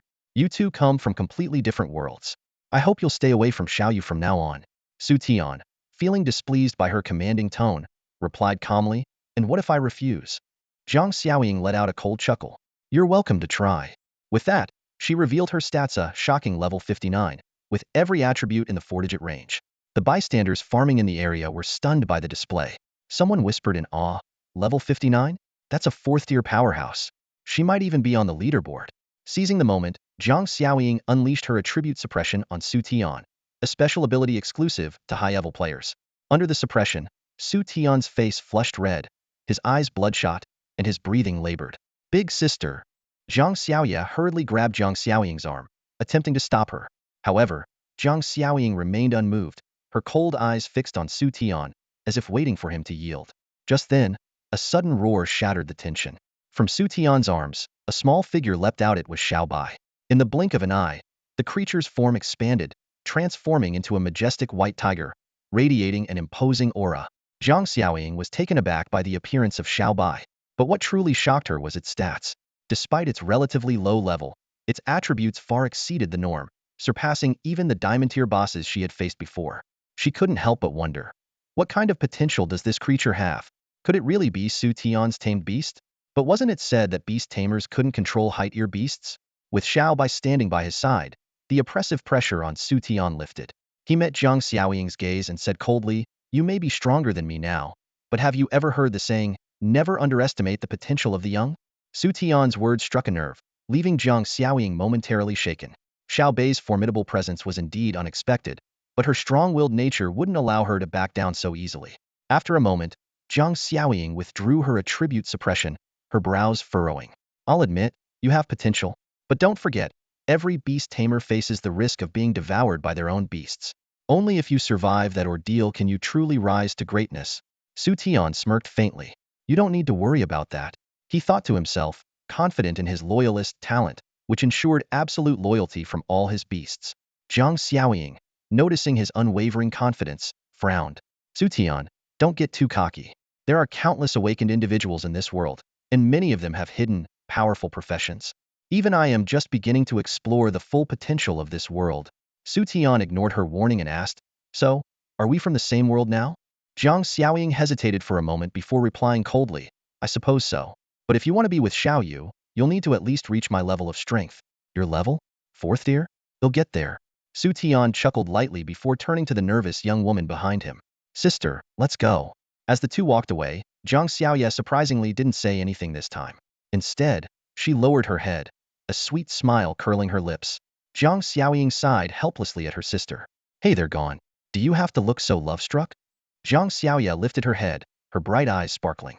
Sister, did you just agree to let us be together? Zhang Xiaoying froze. When had she said that? Xiao Yu, he may have potential, but don't forget who we are. Maybe one day he'll reach our level, but who knows what will happen before then. I don't care. I believe in Xu Tian. Zhang Xiaoye pouted stubbornly. Faced with her sister's determination, Zhang Xiaoying sighed. Fine. I'll talk to father when the time comes and see what he thinks. Later that evening, back at home, Xu Tian's sister, Xu Yun, looked at him with concern. Xiao Tian, you were too reckless today. That girl is a level 59 fourth-tier powerhouse. If things had escalated, you would have been at a huge disadvantage. Xu Tian smiled reassuringly.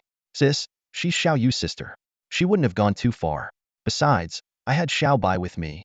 Hearing her name, Xiao Bai, nestled in Xu Tian's arms, raised her head proudly, as if declaring, I've got this. Xu Yun couldn't help but laugh, but she quickly turned serious again. Even so, it's not worth the risk. You've awakened the Beast Tamer profession and managed to bond with Xiao Bai's a rare opportunity. You can't afford to lose her. I understand, sis. They'll take good care of Xiao Bai, Xu Tian said warmly, touched by her concern. Good. Now, get some rest. Tomorrow, after breakfast, go run some dungeons. ITLL help you prepare for the entrance exams. With that, Xu Yun left Xu Tian's room. Watching her leave, Xu Tian scratched his head. He hadn't told her that he didn't actually need to take the entrance exams. With over 3,000 points under his belt, plenty of schools were probably fighting to recruit him already. The next day, despite not needing to take the exams, Xu Tian still headed to the teleportation hall, planning to grind a dungeon or two. After all, no one ever complained about leveling up too much. Plus, Xiao Bai, his experience sponge, required a steady diet of monsters to grow. Just as the receptionist was about to assign him a dungeon, his phone suddenly rang. The ringtone, "The vast horizon is my love," caught the receptionist off guard. Sorry, let me take this, Xu Tian said calmly, answering the call. Hello, Xu Tian? Are you home? We've assembled a team to run a level 25 dungeon, and I was wondering if you'd join us. Zhang Xiaoye's gentle voice came through the line. A level 25 dungeon? Xu Tian blinked in surprise. He couldn't help but marvel at her background. She was probably still under level 5. Who in their right mind would attempt a dungeon 20 levels above them? That was practically suicidal. But Zhang Xiaoye was clearly an exception. Though he hadn't seen it firsthand, Xu Tian could already imagine the luxurious team of high-level experts escorting her through the dungeon. Xu Tian pondered for a moment and decided to politely decline Zhang Xiaoye's invitation. He believed that grinding monsters alone with Xiao Bai would be more efficient. However, before he could say a word, Zhang Xiaoye's excited voice rang out, Xu Tian, turn around. I see you. Xu Tian turned to see Zhang Xiaoye, dressed in a pale yellow dress, running toward him. She had clearly put effort into her appearance, with her delicate makeup enhancing her pure and charming demeanor. Behind her, a pair of long legs followed closely, their owner wearing an icy expression that betrayed her displeasure. It turned out that Zhang Xiaoying had planned to bring 2 elite family guardians to protect Xiaoye. However, Xiaoye had instead invited Xu Tian. While Xu Tian and his white tiger were strong, the level 25 dungeon was still a significant challenge for someone around level 10 like him. Moreover, the optimal configuration for a dungeon party was 4 members. A 5-person team would significantly reduce the experience points gained. If Xu Tian and Xiao Bai joined, one of the elite guardians would have to be left out, which would undoubtedly slow Xiaoye's leveling progress. Xiaoye, Xu Tian greeted her before looking curiously at Zhang Xiaoying. Is she joining you for the dungeon run too? Xiaoye smiled brightly and explained. Yes, even though lower-level dungeons suppress higher-level players, my sister is a 4th-tier professional. Her stats are still stronger than most level 30 players. Xu Tian suddenly understood. Lower-level dungeons indeed suppress the levels of higher-level players, capping them within the dungeon's range. However, dungeons above level 40 had no such restrictions. For awakening class players, every 10 levels came with a breakthrough and a chance for class evolution, bringing a massive boost in stats. As a 4th-tier professional, Zhang Xiaoying could likely dominate this dungeon, even with her level suppressed to 25. Xu Tian then turned his attention to the two people behind Xiao Yuya, man in his 30s with a sturdy build and a calm demeanor, and a young woman with an average face but an undeniably striking figure. Xiaoya quickly introduced them. "Oh, I almost forgot. This is Uncle Chun, a 3rd-tier earth warrior. And this is Sister Lu, a 3rd-tier water mage. In the fire burial crypt dungeon we're heading to, Sister Lu's water element is perfect for countering the monsters." Xu Tian couldn't help but marvel at how these high-tier professionals were willing to assist Zhang Xiaoya. With a bright smile, Xiaoya invited him again. "So, Xu Tian, why don't you join us? I promise you'll hit level 20 in no time." Xu Tian had initially planned to decline, but on second thought, the idea of being carried by such powerful players was too tempting to pass up. With these 3 experts leading the charge, he and Xiaobai could simply sit back and rack up the experience. He quickly agreed, reasoning that the efficiency would far surpass what he could achieve on his own. Seeing Xu Tian's agreement, Zhang Xiaoying sneered. "Didn't someone say yesterday, don't look down on the poor youth? And now you're jumping at the chance to leech off others?" Xu Tian shamelessly replied, "That's right. I'll surpass you someday, but until then, isn't helping me level up the same as helping me surpass you? Thanks in advance." With that, he moved to stand beside Zhang Xiaoya. Zhang Xiaoying was stunned by Xu Tian's brazenness. Frustrated but unable to refute, she could only glare at him with gritted teeth. The 5 of them entered the level 25 fire burial crypt dungeon. Zhang Xiaoying chose to form her own party instead of joining their 4-person team. As they stepped through the glowing portal, the scenery around them transformed. They found themselves in a desolate, sweltering wasteland, littered with bleached bones. Not a single tree or plant was in sight. The eerie atmosphere made Zhang Xiaoya cling to Xu Tian, huddling together with Xiaobai for comfort. Uncle Chun and Sister Lu, however, appeared calm and familiar with the dungeon. Before long, Zhang Xiaoying used an item to locate their group and join them. "Let's get started," Zhang Xiaoying said coolly before dashing forward in a blur. Crack, crack, crack. The bones scattered across the ground suddenly began to stir. One by one, skeletons assembled themselves and shuffled stiffly towards Xu Tian's group. "Inside eye," Xu Tian murmured, activating his skill to reveal the monster's attributes. Target: Fire Crypt Skeleton. Level: 25. Health: 976. Strength: 96. Speed: 78. Defense: 129. Energy: 60. The monsters in this dungeon were of a similar level, but their stats were nearly double those of the creatures Xu Tian had faced in his last secret realm. And these were just the standard monsters, not the elite ones from the secret realm. It's probably due to the difference in dungeon levels that such a disparity exists. However, with monsters of this caliber, not to mention Xiaobai, even Xu Tian himself could easily take them down. Feeling the surging power within him, Xu Tian brimmed with confidence at his level 13 strength. As a god-tier Beast Tamer, his stats were far beyond the average person. Strength 76, Speed 70, Defense 69, and Stamina 70. What was even more impressive was his attribute link with Xiao Batespite only receiving a 10 boost. It was enough to overpower these skeleton creatures with ease. That said, Xu Tian didn't need to make a move this time. Zhang Xiaoying darted through the skeleton horde like a streak of lightning. Her agile figure almost blurred into afterimages, and every strike she delivered landed with pinpoint accuracy, leaving the skeletons teetering on the verge of collapse. Xu Tian and Zhang Xiaoya followed closely behind, finishing off the monsters with synchronized final blows to maximize experience gain. This teamwork was undoubtedly the most efficient strategy for farming and leveling up. While battling, Xu Tian couldn't help but make comparisons. Although these skeleton monsters had higher levels and stats than those in the Nightmare Secret Realm, the experience points they awarded were less than half. He sighed inwardly, thinking of how generous the rewards were in the Secret Realm, and began to wonder if they might uncover a new Secret Realm here. Time flew by, and after a full day of grinding, Xu Tian's level only increased by 2. In contrast, Zhang Xiaoya, likely benefiting from the low-level bonus, had jumped to level 10. Along the way, they encountered several elite monsters, but unfortunately, no secret realms were triggered, nor did they come across a boss. Still, their overall gains weren't too bad. Over the next few days, Zhang Xiaoya persistently invited Xu Tian to team up for dungeon runs. With Zhang Xiaoying, such a formidable ally, in their party, Xu Tian gladly accepted and enjoyed the effortless leveling experience.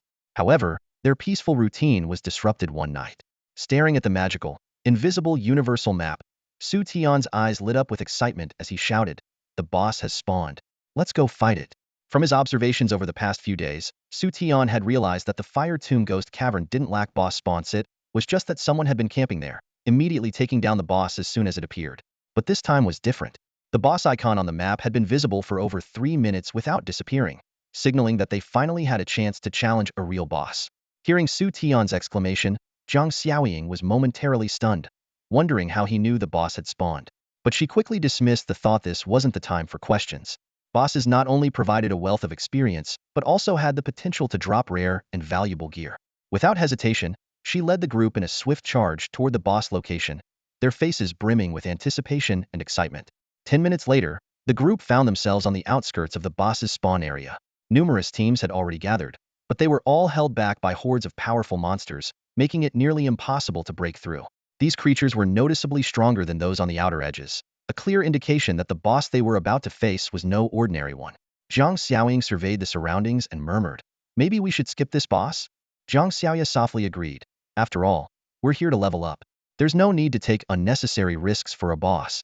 Xu Tian chuckled and countered, "Xiaoya, we've got a tier 4 expert here.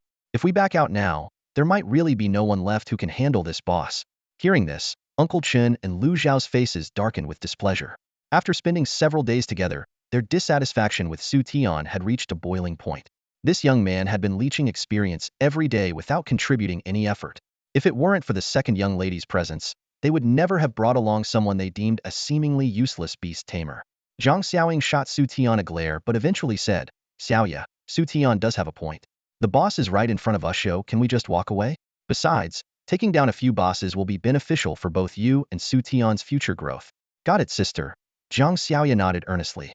Xu Tian, however, remained as nonchalant as ever, urging, "If we don't hurry, the boss might be gone for real." The group quickened their pace in clearing out the monsters. With Zhang Xiaoying, a tier 5 expert, leading the charge, they carved through the enemies with ease. However, as they entered the inner circle of the boss's territory, the situation took a sharp turn for the worse. The monsters here were all elite level at level 28, with overwhelming numbers. Even Zhang Xiaoying couldn't manage to take them down in a single strike. This boss might have gold tier potential. Zhang Xiaoying's expression grew serious. A gold tier potential boss was an extremely rare occurrence in a level 20 dungeon and posed a near insurmountable challenge for most awakeners. After a brief hesitation, Zhang Xiaoying decided to form a temporary 5-person team. Although this would have the experience gained, safety took priority.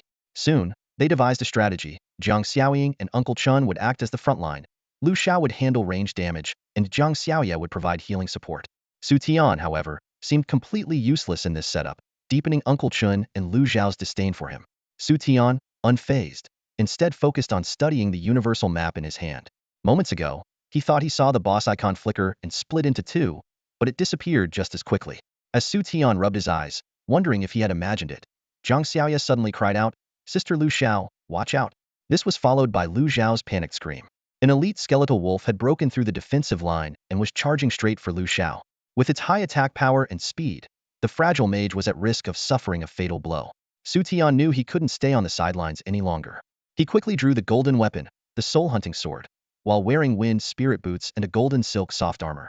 These pieces of equipment significantly boosted his stats, putting him almost on par with Zhang Xiaoying, who was currently suppressed at level 29 as a tier 4 expert. Blazing slash.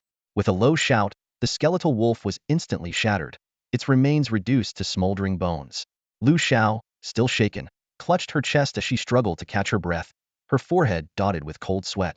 Zhang Xiaoying and Uncle Chen, having cleared the surrounding monsters, rushed over. "Lu Xiao, are you okay?"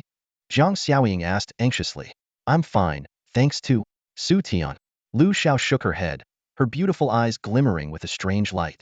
Xu Tian's speed and strength had far exceeded her expectations. The young man they had dismissed as useless had just saved her life. Zhang Xiaoying and Uncle Chen stared at Xu Tian in shock, the latter especially filled with disbelief.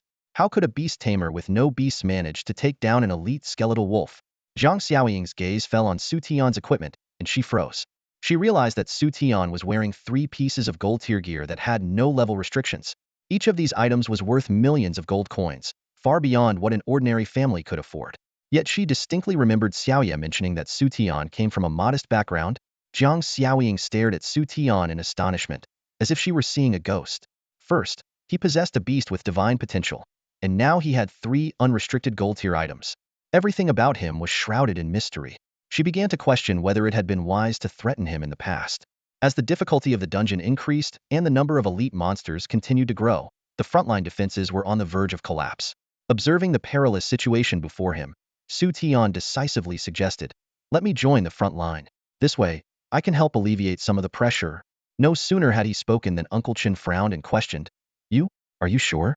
The front line is critical. It not only requires high defense and health, but also decent offensive capabilities. You're probably not even level 20 yet. How do you expect to fight alongside us?" Xu Tian gave a helpless smile and simply displayed his attribute panel. Health, 1,598. Strength, 379. Defense, 407. Speed, 421. Stamina, 321. Seeing these numbers, Uncle Chin and Lu Xiao were utterly stunned, their jaws practically hitting the floor. Uncle Chun instinctively rubbed his eyes in disbelief, muttering, "Are these really the stats of a Beastmaster? And at level 17, no less? Impossible. This can't be real." He glanced at his own attribute panel again. As a third-tier warrior, his strength had just barely surpassed 300. Uncle Chin couldn't help but sigh. This is outrageous. Moments ago, he had doubted Xu Tian, but now he was beginning to question who the real warrior was. Xu Tian added, "Oh, by the way, these stats don't include the bonuses from my golden equipment. Once I put them on, I should be even stronger." That nearly made Uncle Chun cough up blood. Without wearing golden equipment, Xu Tian was already outperforming a third-tier warrior. With it, he'd be unstoppable. Beside them, Jiang Xiaoying's expression turned complicated. Her own strength stat was just over 400, and her level was capped at 25, limiting her to silver equipment. If Xu Tian equipped those 3-level unrestricted golden items, his stats would undoubtedly surpass hers. Sensing the tension, Jiang Xiaoya quickly chimed in, "Sister, Uncle Chen, let Xu Tian take the front line. He'll double my healing efforts to ensure everyone's safety." After a brief moment of consideration, Jiang Xiaoying nodded in agreement. All right. With Xu Tian joining the front line, the team's burden was significantly reduced. His combat style was straightforward and brutal. Whenever he encountered an elite monster, he would unleash a blazing slash with his weapon's built-in skill, often killing it instantly. Lu Xiao's rear-line support was perfectly in sync, using water-based slow effects to hinder any monsters approaching Xu Tian, allowing him to fight with ease. Finally, the team reached the dungeon boss, a skeletal knight riding a flaming horse. The knight's face burned with flames, his white, bony features like a deathly mask, and he wielded a battered knight's longsword. Beneath him, the ghostly skeletal horse trod on eerie flames, the entire scene exuding a chilling menace. Jiang Xiaoying promptly threw out an identification talisman, revealing the stats of the two monsters. Target, Ghostly Knight. Potential, Golden. Health, 3,721. Strength, 782. Defense, 896. Speed, 642. Stamina, 862. Skills, Flame Domain, Flaming Slash, Knight's Combo Strike, Meteoric Firestorm. Target, Ghostly Horse. Potential, Golden. Health, 4,286. Strength, 684. Defense, 921. Speed, 936. Stamina, 532. Skills, Flaming Stomp, Reckless Charge. Upon seeing the stats of these two bosses, even Jiang Xiaoying's face turned pale. A golden potential Ghostly Knight and Ghostly Horse should have appeared in a level 39 dungeon. How were they here in a level 25 dungeon? Even worse, this was a twin boss encounter. If the two combined their powers, their combat strength would double. Retreat immediately. Jiang Xiaoying commanded decisively. Even a full team of level 25 capped, 4th-tier awakened fighters would struggle to defeat these bosses. But just as her words left her mouth, a ring of rising flames suddenly enveloped the area, sealing off all escape routes. Kihi. The Ghostly Knight let out an eerie laugh. "This is Badit's Flame Domain, the boss' ultimate skill. It's not letting us leave," Jiang Xiaoying said grimly, her face darkening. Uncle Chin, Lu Xiao, and the others were equally ashen-faced. Once a golden potential boss' ultimate skill locked onto its targets, there was no way to leave the boss domain. The only options were to kill the boss or be killed. Faced with this desperate situation, the team exchanged uneasy glances, unsure how to deal with the sudden crisis. Ultimate moves are usually only triggered when a boss is enraged, so why is this one using it before the battle even begins? Uncle Chin's face darkened instantly, his brows furrowed tightly as his voice carried a mix of shock and worry. This golden boss is already unleashing its ultimate move? That's completely against the norm. Jiang Xiaoying's delicate face turned pale as well. Even though she had reached the 4th tier of strength, being suppressed to the current level meant she couldn't possibly take down two golden bosses on her own. Fear surged through her like a tidal wave, causing her to shiver involuntarily.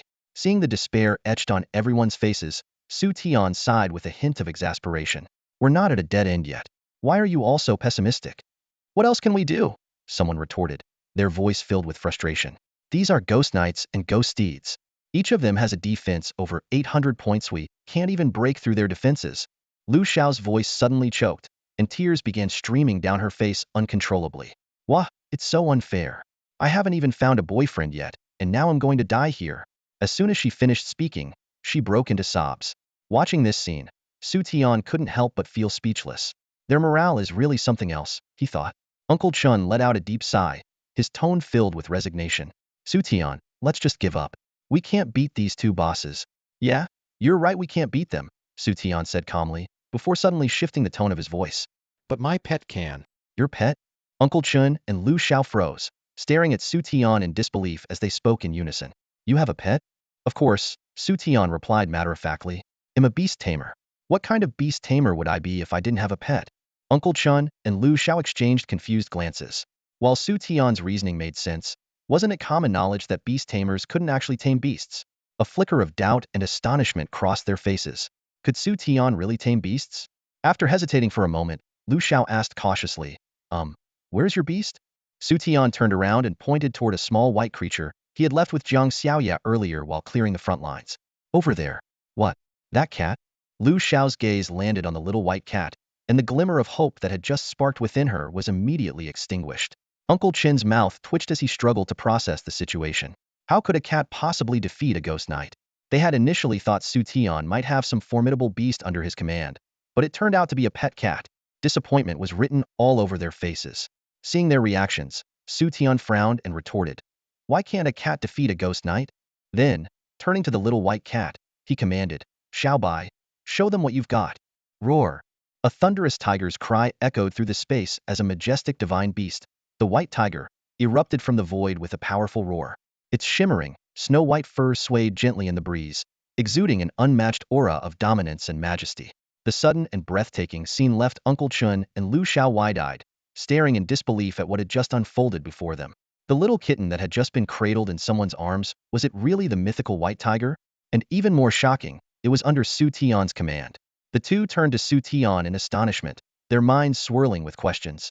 Wasn't it said that beast tamers couldn't control divine beasts? How did he manage to acquire such a powerful creature? Jiang Xiaoying's eyes narrowed slightly as she caught sight of the white tiger. She had seen this divine beast before, but back then, it had been in its juvenile form, with a level not even reaching 10. Could it really stand a chance against the skeleton knight and skeleton horse? After a brief moment of hesitation, Jiang Xiaoying spoke up. Let me assist it. She knew her unique profession allowed her to evade attacks to a significant extent, while others might risk being instantly defeated if they joined the fight. Xu Tian glanced at Jiang Xiaoying, considering her offer. Her profession was indeed mysterious, seemingly leaning toward an assassin-type role. As a fourth-tier expert, she could certainly provide some support to Xiao Bai. However, Xu Tian deemed it unnecessary. He shook his head, a faint smile curling his lips, and waved at Xiao Bai. The tiger immediately understood, nudging its large, round head closer to enjoy Xu Tian's affectionate strokes. Xiao Bai, go take care of those two, Xu Tian instructed softly, pointing at the two bosses in the distance. Roar. Xiao Bai straightened up, brimming with confidence and pride. Go on then, Xu Tian said with a smile. Without hesitation, Xiao Bai charged toward the two bosses. A deafening tiger's roar instantly lowered their defenses. Then, the killing god domain was unleashed. A dazzling white beam of light rapidly gathered in Xiao Bai's mouth before erupting with devastating force, piercing straight through both the skeleton knight and skeleton horse. As the white light faded, the skeleton knight and skeleton horse were gone without a trace, leaving behind only two piles of glowing loot and a group of stunned onlookers. Uncle Chun swallowed hard, his eyes as wide as saucers. Those were the skeleton knight and skeleton horse, and they had been defeated in mere moments? Then again, considering Xu Tian's beast was a divine creature, it wasn't all that surprising. Was this the sheer terror of a divine beast's power? Jiang Xiaoying was equally astonished. The white tiger had been at least 20 levels below the skeleton knight, yet it had dispatched the enemy with such ease. It was truly terrifying. All done, Xu Tian said casually, letting out a lazy yawn as he glanced at the loot scattered on the ground. Among the pile of treasures, a radiant golden glow stood out. It was undoubtedly a piece of golden equipment. Given that the skeleton knight and skeleton horse were bosses with golden potential, the appearance of golden equipment wasn't unexpected. For Jiang Xiaoying and her companions, the equipment held little appeal as they had long surpassed this level. For Xu Tian, it wasn't particularly enticing either. as it was a staff-type weapon geared toward support and healing rather than offense. However, for Jiang Xiaoya, this piece of equipment was highly desirable, as her holy angel profession specialized in support and healing. Without hesitation, Xu Tian handed the staff to Jiang Xiaoya. Here, this golden equipment is for you. Jiang Xiaoya's cheeks flushed as she quickly waved her hands to refuse. I can't take it. You're the one who defeated the bosses. Without you, we might have been in danger. I can't accept this staff. Xu Tian frowned slightly. I'm giving it to you, so take it. Besides, you've taken care of me plenty during our time at school. But Jiang Xiaoya was about to protest further when Jiang Xiaoying intervened with a sigh. Xiaoya, just accept the staff. We can pay for it at market price. Jiang Xiaoya hesitated but was clearly tempted. She glanced at Xu Tian, waiting for his response. Seeing through her thoughts, Xu Tian knew she wouldn't accept the staff without agreeing to this condition. He nodded. Fine. Let's settle it at a flat rate 300,000 gold coins. His generosity stemmed from a recent discovery of a rare purple gold resource during his leveling adventures, which had yielded incredible treasures. Compared to that, golden equipment seemed insignificant. Deal. Jiang Xiaoying agreed readily. A piece of golden equipment was worth at least 300,000 gold, and weapons typically fetched even higher prices. Xu Tian's offer was undeniably generous. Xu Tian then quickly swept up the remaining loot, which consisted mostly of materials and a silverdeer skill book. Since the Jiang sisters showed no interest, he claimed everything for himself. Back at the teleportation hub, Jiang Xiaoying said, All right, let's wrap up the leveling for now. Tomorrow is the day the results are announced. You and Xiaoya should prepare for enrollment. He'll transfer the money to you. Perhaps due to the earlier encounter with the skeleton bosses, Jiang Xiaoying's attitude towards Xu Tian had noticeably softened. Xu Tian nodded in agreement, and the three parted ways. As they said goodbye, Jiang Xiaoya lingered for a moment, glancing back at Xu Tian with a reluctant expression. Afterward, Xu Tian made his way to the trading center alone. Xu Tian didn't head straight home but instead made his way to the familiar trading center. He walked directly to the materials shop he frequented, ready to handle the spoils he had accumulated over the past few days. Just as he arrived, the notification sound of a bank transfer from Jiang Xiaoying chimed. Xu Tian glanced at his account balance and couldn't help but smile in satisfaction, had earned another 1,000,000 gold coins in just a few days, pushing his total earnings past the 2 million mark. Hey there, you've been running dungeons pretty often lately, huh? The materials merchant greeted him warmly, his tone friendly and familiar. His eyes gleamed with a clear intention to build rapport. After several transactions, he had already identified Xu Tian as someone with great potential. The frequent sales of monster materials, especially rare boss drops, were a testament to the young man's impressive abilities. Not too bad, Xu Tian replied coolly, fully aware of the merchant's intentions. The merchant didn't seem bothered by Xu Tian's indifferent attitude and continued enthusiastically, Let me share a little insider info with you lately. The boss respawn patterns in the dungeons have been acting up. If you're planning to head in, be extra cautious. Xu Tian paused slightly at this information. It reminded him of the 2 skeleton bosses he had defeated earlier today and the spider queen he had encountered in the beginner dungeon. Thanks, he said softly, acknowledging the merchant's goodwill. By the way, my name's Su Fu, the merchant said, seizing the moment and handing over a golden boss business card. Here's my card. If you bring your materials to me, I'll buy them at 10% above market price. Xu Tian took the card but suddenly shifted the topic. Shuga, are there any auctions happening soon? Auctions? Su Fu was momentarily caught off guard, but then he nodded. Yes, there's one tomorrow at 8 p.m. Having obtained the information he needed, Xu Tian gave a nod of thanks before turning and striding quickly in the direction of the auction house. Inside the Tianyun auction house, a woman in a cheongsam sat idly at the reception desk, staring absent-mindedly at the auction catalog for the next day. The centerpiece of tomorrow's auction was a platinum-tier skill book. While valuable, its worth was only a few million gold coins, far from the 50 million target she needed to meet her monthly sales quota. Ugh, looks like I'm not hitting my target again this month, she sighed softly to herself. Just then, a young man, dusty from travel, strode into the auction house. Without any preamble, he spoke directly. Hello, I'd like to auction an item. The woman looked up, her gaze landing on the unexpected visitor. A flicker of curiosity flashed in her eyes as she took in the sight of the confident young man standing before her. Xiaoya caught a glimpse of the young man's face, and a faint trace of disappointment flickered in her beautiful eyes. Pressing her rosy lips together, she thought to herself, an awakened one at this age, even if he belongs to a combat profession, probably doesn't have anything rare to offer. It seemed her spuro-femit decision to wait in the reception hall was, indeed, unrealistic. Nevertheless, Xiaoya maintained a professional smile and asked in a soft, pleasant voice, Good day, sir. May I ask what item you would like to auction? Xu Tian seemed momentarily taken aback, but quickly regained his composure. He reached into his pocket and pulled out an item. I'd like to auction this. A scroll? Xiaoya raised her delicate eyebrows as she examined the object Xu Tian produced. The scroll looked unusual, entirely golden and radiant, yet it didn't resemble a golden skill book. Instead, it exuded a sense of ancient mystery. Could it be some kind of utility scroll? Xiaoya speculated, disappointment deepening in her heart. Utility scrolls were typically single-use items and not particularly valuable. Even a platinum-grade utility scroll would be worth no more than 100,000 gold coins. Understood, sir. They'll have this taken to our expert for appraisal and provide you with a conservative estimate shortly, Xiaoya said, maintaining her professional demeanor. All right, Xu Tian nodded in agreement. Just as Xiaoya stood up to leave, Xu Tian suddenly stopped her. Wait a moment. I have a question. How much is a mysterious class job-changing scroll worth? Xiaoya froze mid-step, her body suddenly stiffening. She slowly turned back, her delicate face etched with shock. Sir, what did you just say? I said, how much is a mysterious class job-changing scroll worth? Xu Tian repeated softly. This time, Xiaoya heard him clearly.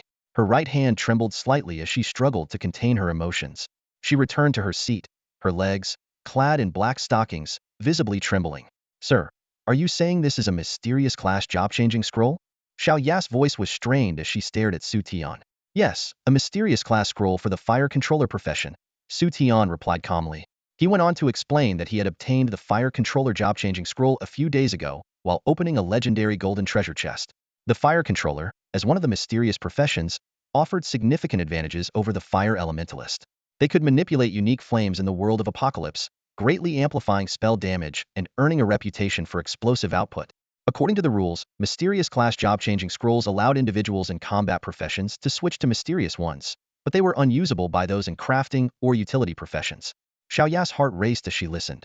The fire controller was one of the most powerful damage-dealing mysterious professions. Typically, anyone lucky enough to acquire such a scroll would use it immediately. It was rare, almost unheard of, for mysterious class job-changing scrolls to appear in auction houses or trading firms. Yet here was this young man, casually offering to sell one. Just how formidable was his current profession? Xiaoya's demeanor instantly became far more respectful. Sir, I'll immediately summon the most experienced appraiser in our auction house. Please wait a moment. She stood and bowed, the deep neckline of her dress briefly catching Xu Tian's attention, causing him to swallow involuntarily. Okay, sure, Xu Tian stammered, nodding awkwardly. A few minutes later, an elderly man with graying hair hurried in.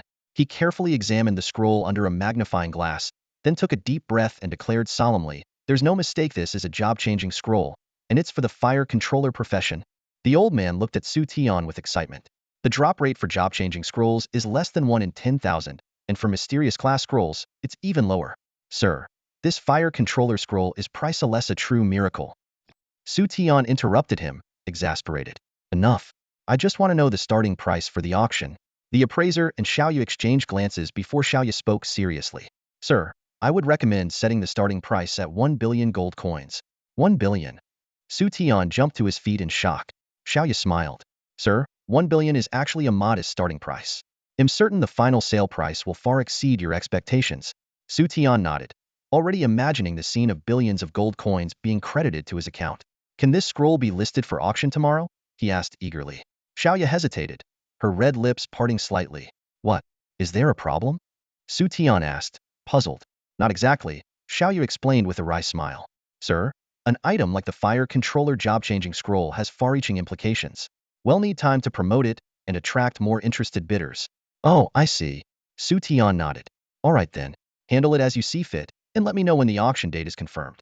Also, keep an eye out for lifestyle job-changing scrolls for mesomething with a high safety factor, like a chef profession. Of course, I'll make sure to look into it for you, Xiaoyu replied with a nod. As Xu Tian turned to leave, Xiaoyu quickly caught up to escort him out. Walking side by side, Xu Tian couldn't help but notice the fair skin peeking out from her neckline, nearly causing him to lose his composure. It wasn't until they reached the entrance that Xu Tian finally breathed a sigh of relief. For the first time, he realized just how exhausting an auction house could be. The next day, the results were announced. Xu Tian emerged as the top scorer with an overwhelming lead, crushing all the prodigies in the southern province. The only surprise was the runner-up, Wen Rou, who scored an impressive 2,300 points, just 1,000 points shy of his own. As Xu Tian reviewed the results, the doorbell at his home rang. His sister opened the door to find several people in suits, carrying various packages, standing outside. Hello, is this Xu Tian's residence? I'm the admissions officer from South University. Hello, I'm the admissions officer from North University. Hello, I'm here on behalf of Ching University. Su Yun froze for a few seconds before stepping aside. Please come in. The group of 7 or 8 people filed in, making the room feel crowded. Xu Tian, stepping out to see the scene, was equally stunned. Did you all come as a group? The admissions officers exchanged awkward smiles, though their gazes carried a hint of rivalry as they eyed one another. Xu Tian immediately understood they must have rushed over as soon as the results were announced. He couldn't help but chuckle. These were, after all, the top universities in China. Their efficiency was indeed unmatched. The admissions officer from Tianan Academy got straight to the point and extended an enticing offer to Xu Tian. Su, if you join us, all dungeon fees will be fully covered, and we'll grant you access to dungeons of all levels. On top of that, we'll reward you with a Dragon Residence Villa, 3 pieces of gold-tier equipment, and a gold-grade exclusive skill book. This straightforward proposition left the other academy representatives stunned. Someone scoffed under their breath. Is that all they've got? How embarrassing. The admissions officer from Haimen University quickly followed up, saying, Su, join our academy, and we'll match Tianan's offer. Moreover, we'll add another piece of gold-tier equipment and a platinum-grade skill book. Hearing the mention of a platinum-grade skill book, Xu Tian's heart skipped a beat. As someone in a niche profession, such a rare and invaluable skill book was extremely tempting. Soon, other academies joined the bidding war, each one upping the ante. One promised 2 sets of gold-tier equipment, while another raised it to 3 sets with an additional platinum-grade skill book. The scene quickly descended into chaos as the representatives argued incessantly. Xu Tian sighed helplessly and said, Everyone, please calm down. You're here to recruit students, not to start a fight. Taking advantage of the moment, one representative chimed in shamelessly, Su, our Tianfu University is known for its abundance of beautiful women. Join us, and I'll introduce you to a few. His brazen comment instantly drew disdainful glares from those around him. Just as Xu Tian was feeling overwhelmed, a soft yet confident female voice cut through the noise. Su, our Ching University hasn't presented our offer yet. The speaker was a young woman with an air of elegance. Her presence quieted the crowd slightly. Someone asked cautiously, Chu Wan, what can Ching University offer? Chu Wan smiled calmly and replied, We have something that no other academy can provide, and I believe Su will find it very appealing. What is it? Xu Tian asked, intrigued. Shenzhou Zhulu, Chu Wan said, her words instantly changing the expressions of everyone present. She elaborated, it's a mysterious dungeon, 10 times the size of a standard one, and its resources are 100 times more abundant. In this dungeon, monster killing experience is doubled, equipment drop rates are tripled, and there's a chance to obtain artifacts, unrestricted combat class transfer scrolls, and legendary skill books. Chu Wan continued, entry tickets to this dungeon are extremely rare, but this year, Ching University managed to acquire one. If you join us, this ticket will be yours. Xu Tian's heartbeat quickened. The allure of Shenzhou Zhulu was too great for someone like him, equipped with an exploration system. Without hesitation, he made up his mind. All right, he'll join Ching University. The other admissions officers looked visibly disappointed upon hearing his decision. They all understood that with the resources available in Shenzhou Zhulu, even a dog could come out fully equipped and transformed, with the potential to dominate the rankings. Xu Tian's extraordinary score of 3,000 points stunned all of Huaxia. His unprecedented feat of single-handedly defeating 3 bosses became the talk of the nation. Universities across the country competed to recruit this top scorer, but in the end, Ching University emerged victorious. Chu Wan, the admissions representative from Ching University, gracefully extended her slender hand to Xu Tian. As their hands met, Xu Tian felt a cool, soothing sensation. Xu Tian, there's one more thing, Chu Wan said softly. This year, there's a special entrance exam jointly organized by several prestigious universities. You already qualify for direct admission, but you can choose to participate if you wish. A flicker of interest crossed Xu Tian's eyes. What's the reward? He asked. Chu Wan's lips curled into a charming smile, dimples appearing on her cheeks. The first place winner will receive a special reward, including a diamond-tier Beast Tamer skill book. I'm in. Xu Tian replied without hesitation, his eyes lighting up with excitement. Chu Wan stood up, her elegant figure radiating poise. Very well. Here is my contact information. They'll notify you before enrollment begins. Enjoy your holiday. As Xu Tian moved to see Chu Wan out, he noticed Zhang Xiaoya and Zhang Xiaoying, the 2 sisters, standing at the doorway. The 3 greeted each other, and Xu Tian was surprised by how well they seemed to know one another. Xiaoying is a student at Ching University, and I was planning to visit Xiaoya next, Chu Wan explained. Zhang Xiaoya eagerly asked, Xu Tian, are you going to Ching University? Xu Tian nodded in confirmation. That's amazing. I'm going to Ching University too. Zhang Xiaoya exclaimed with excitement. Chu Wan smiled warmly. That saves me a trip. Xiaoya, We'll discuss your enrollment rewards later. With that, she departed gracefully. After the Jiang sisters entered the house, Zhang Xiaoying gave Xu Tian a meaningful look. I didn't expect the university to go so far as to send teacher Chu herself to recruit you. Xu Tian looked puzzled. Is there something unusual about that? Zhang Xiaoying raised her eyebrows slightly upon hearing this, a flicker of surprise flashing in her eyes. She looked at Xu Tian with a playful tone. You probably don't know, right? Teacher Chu isn't just an ordinary mentor. She's a frost and snow elementalist, a mysterious and powerful profession. Xu Tian was momentarily stunned, but Zhang Xiaoying continued to explain. Teacher Chu's skills combine control, penetration, and area damage. Whether it's clearing mobs or taking down bosses, she's incredibly formidable. Many people are willing to spend a fortune just to have her join their team for dungeon runs. She paused for a moment before adding, and on top of that, Teacher Chu is only a nominal mentor at Qingda Academy. She usually doesn't take on students. I can't believe the academy actually managed to invite her out of retirement just for you. Hearing all this, Xu Tian suddenly understood why the admissions office seemed so cautious about Chu Wan. However, he frowned immediately after. But Teacher Chu didn't tell me any of this. Zhang Xiaoying's eyes showed a hint of confusion as she pressed further. Wait, you didn't even know? Then why did you agree to enroll in Qingda Academy? Xu Tian shrugged nonchalantly and replied, they promised me a ticket to the Shenzhou battle for supremacy. A Shenzhou battle for supremacy ticket? Zhang Xiaoying's eyes widened in shock, and a wry smile crept onto her lips. No wonder the academy actually gave that to you. Standing nearby, Zhang Xiaoya couldn't help but chime in, her voice full of pride. Sister, now you see Xu Tian's potential, don't you? Even Qingda Academy holds him in such high regard. Zhang Xiaoying's expression grew more complex. Just a few days ago, she had threatened Xu Tian, but now, his displayed potential was already reaching a level that even she found intimidating. Sensing the heavy atmosphere, Xu Tian broke the silence. By the way, what did you come to see me for? The Jiang sisters exchanged a glance before Zhang Xiaoying spoke up. You probably don't know our true identity, do you? Seeing Xu Tian shake his head, she took a deep breath and revealed. We are the daughters of the provincial governor. The provincial governor? You mean Jiang Tianwen? Xu Tian's hand trembled slightly, almost spilling his tea.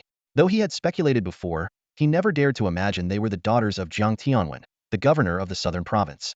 Xu Tian let out a bitter laugh and asked, you didn't come here just to tell me that, did you? Of course not, Zhang Xiaoying replied. Yesterday, I told my father about how you saved us in the dungeon. He was extremely grateful and specifically asked us to deliver a token of thanks. As she spoke, she pulled out an intricately designed gold-patterned card. Xu Tian's pupils contracted as he recognized Ida's Supreme Privilege card from the bank, requiring a minimum deposit of 10 million to qualify. The governor's generosity was truly astonishing. Zhang Xiaoya giggled at his reaction. What's wrong? Are we worth less than 10 million in our father's eyes? She looked at Xu Tian expectantly, hoping he would accept the card. After all, knowing Xu Tian's modest background, this money could significantly improve his life. Both Zhang Xiaoying and Xu Tian fell silent. Xu Tian understood that this wasn't just a gesture of gratitude, it was likely an attempt by Governor Jiang to win him over. He suspected the Jiang family had already learned about his connection to the mythical beast. Zhang Xiaoying spoke earnestly, rest assured. Aside from this 10 million, our family guarantees not to reveal anything about Xiaobai. Moreover, if you ever face any difficulties, the Jiang family will always be there to support you. Hearing her promise, Xu Tian hesitated. He realized the governor wasn't just showing gratitude, this was an investment in his future. Nevertheless, he had enough confidence in himself, believing he was destined to rise to the top. Ultimately, Xu Tian decided to accept the Jiang family's gesture. After that, Zhang Xiaoya chatted with Xu Tian for a bit about her excitement for university life before reluctantly leaving with her sister. Back at the Jiang residence, Zhang Xiaoying changed into a casual nightgown. Compared to her usual aloof demeanor, she now appeared softer and more approachable. She reported to her father, Dad, as you instructed, we've delivered the gift to Xu Tian, and he accepted it. Good. Jiang Tianwen nodded enthusiastically, a hint of excitement on his face. He asked further, Xiaoying, I want to confirm again, can he really tame high-level beasts to fight for him? Zhang Xiaoying replied solemnly, yes, I saw it with my own eyes, along with Xiaoya and Uncle Chan. His pet is only level 10, but managed to defeat the strongest golden potential skeleton knight and skeleton horse. I suspect his pet is a legendary divine beast. A divine beast? Zhang Tianwen's expression was filled with astonishment. He murmured, everyone says beast tamers are a useless profession, but they don't realize how terrifying a beast tamer capable of controlling a divine beast can be. What kind of fortune must Xu Tian have to acquire such a companion? His future is boundless. Indeed, Zhang Xiaoying agreed. Then, Recalling something, she asked, "By the way, Dad, about Xiaoya, what do you think we should do?" After a moment of contemplation, Zhang Tianwen replied, "From now on, you don't need to stop Xiaoya from interacting with him. Let things take their natural course." Understood. Zhang Xiaoying nodded slightly, feeling a sense of relief. Xiaoya was simple-hearted and grew up in a prominent family, so Zhang Tianwen had always been cautious about her being used by others. This was also why Zhang Xiaoying had initially been wary of Xu Tian. But now, she felt there was no need to worry. After spending time with Xu Tian in the dungeon, she had come to realize that he was a decent person, someone who would never harm Xiaoya. "Oh, and one more thing," Zhang Tianwen added. "Didn't you say he also enrolled at Qingda Academy? Since you'll be in close proximity, you can take the opportunity to help bring him and Xiaoya closer together." Zhang Xiaoying was taken aback. She remembered how protective her father had always been of Xiaoya. Yet now he seemed almost eager to push his daughter towards someone else. However, when Zhang Tianwen mentioned bringing them closer, a strange and inexplicable feeling stirred within her. With over a month until the Startofterm test, Xu Tian decided to use this time to reach at least level 40. This time, he chose to tackle dungeons alone, as his current strength made solo runs more efficient.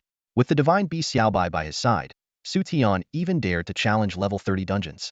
However, platinum dungeons above level 30 were regulated by the state and required proof of affiliation with an academy or guild to access.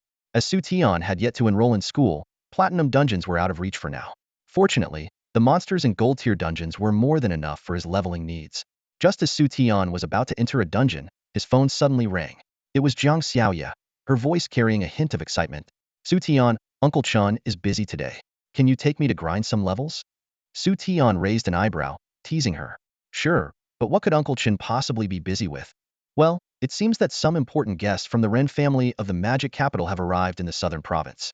Uncle Chun went with my father to receive them," Zhang Xiaoya explained. Xu Tian was momentarily stunned. He had initially thought this was just an excuse for her to see him, but it turned out to be true. Zhang Xiaoya continued, "Yeah, the Ren family from the magic capital is one of the 4 founding families behind the Hunter Guild. They're incredibly prestigious in Huaxia. Even my father has to show them respect." "Oh," Xu Tian responded flatly, unimpressed by the Hunter Guild. Zhang Xiaoya didn't notice his indifference and spoke excitedly. "Anyway, wait for me at the teleportation center. I'll be there soon." With that, she hung up. Left with no choice, Xu Tian sat in the teleportation hall to wait.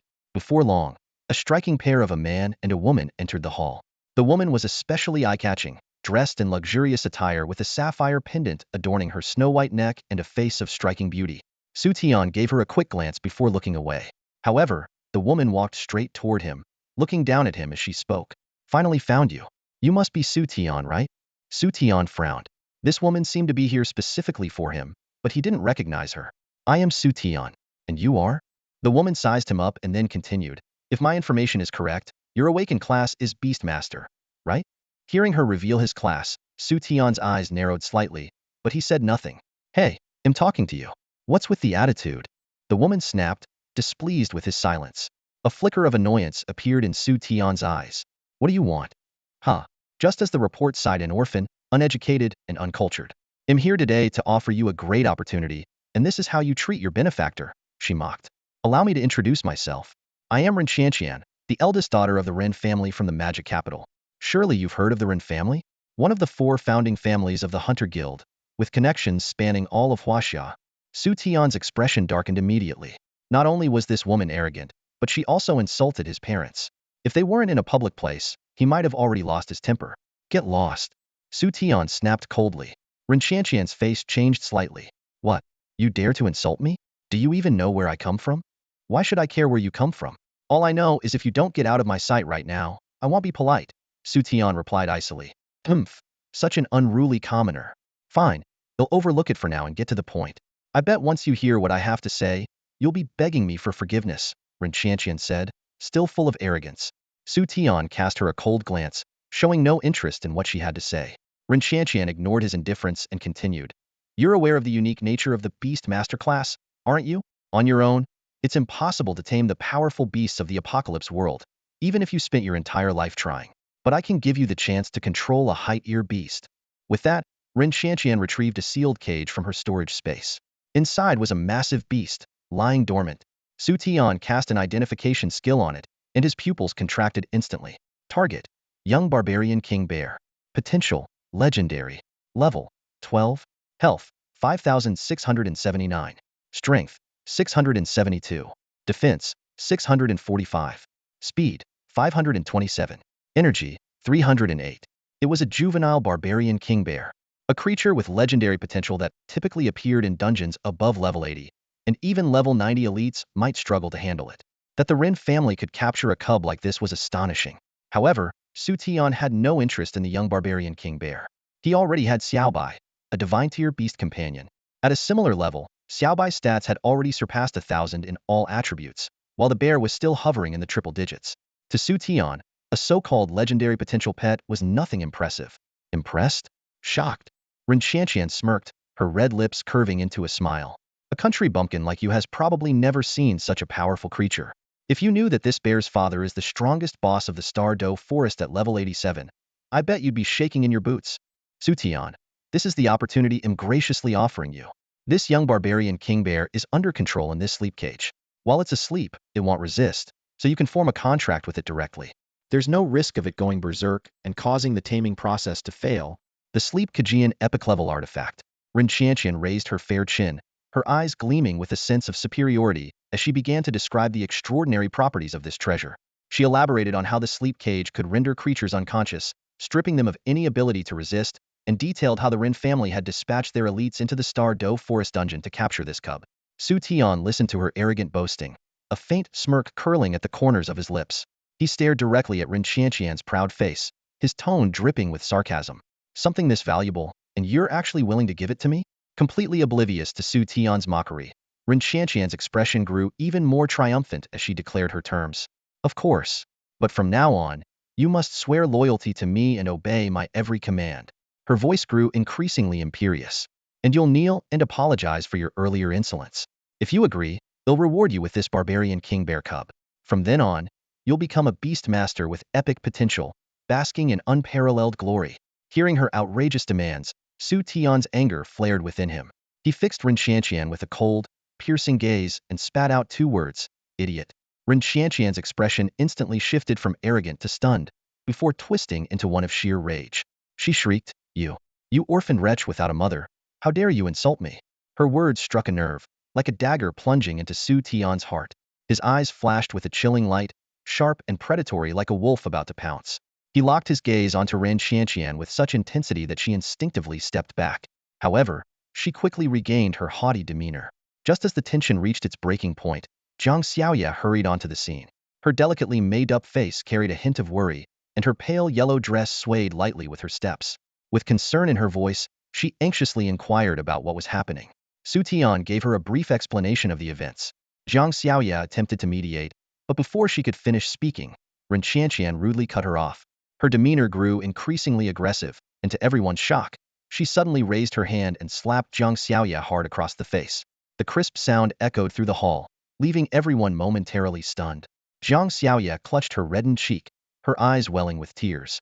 Meanwhile, Rin Xianxian let out a derisive laugh, becoming even more brazen as she flaunted her status. This scene ignited the fire of Xu Tian's fury.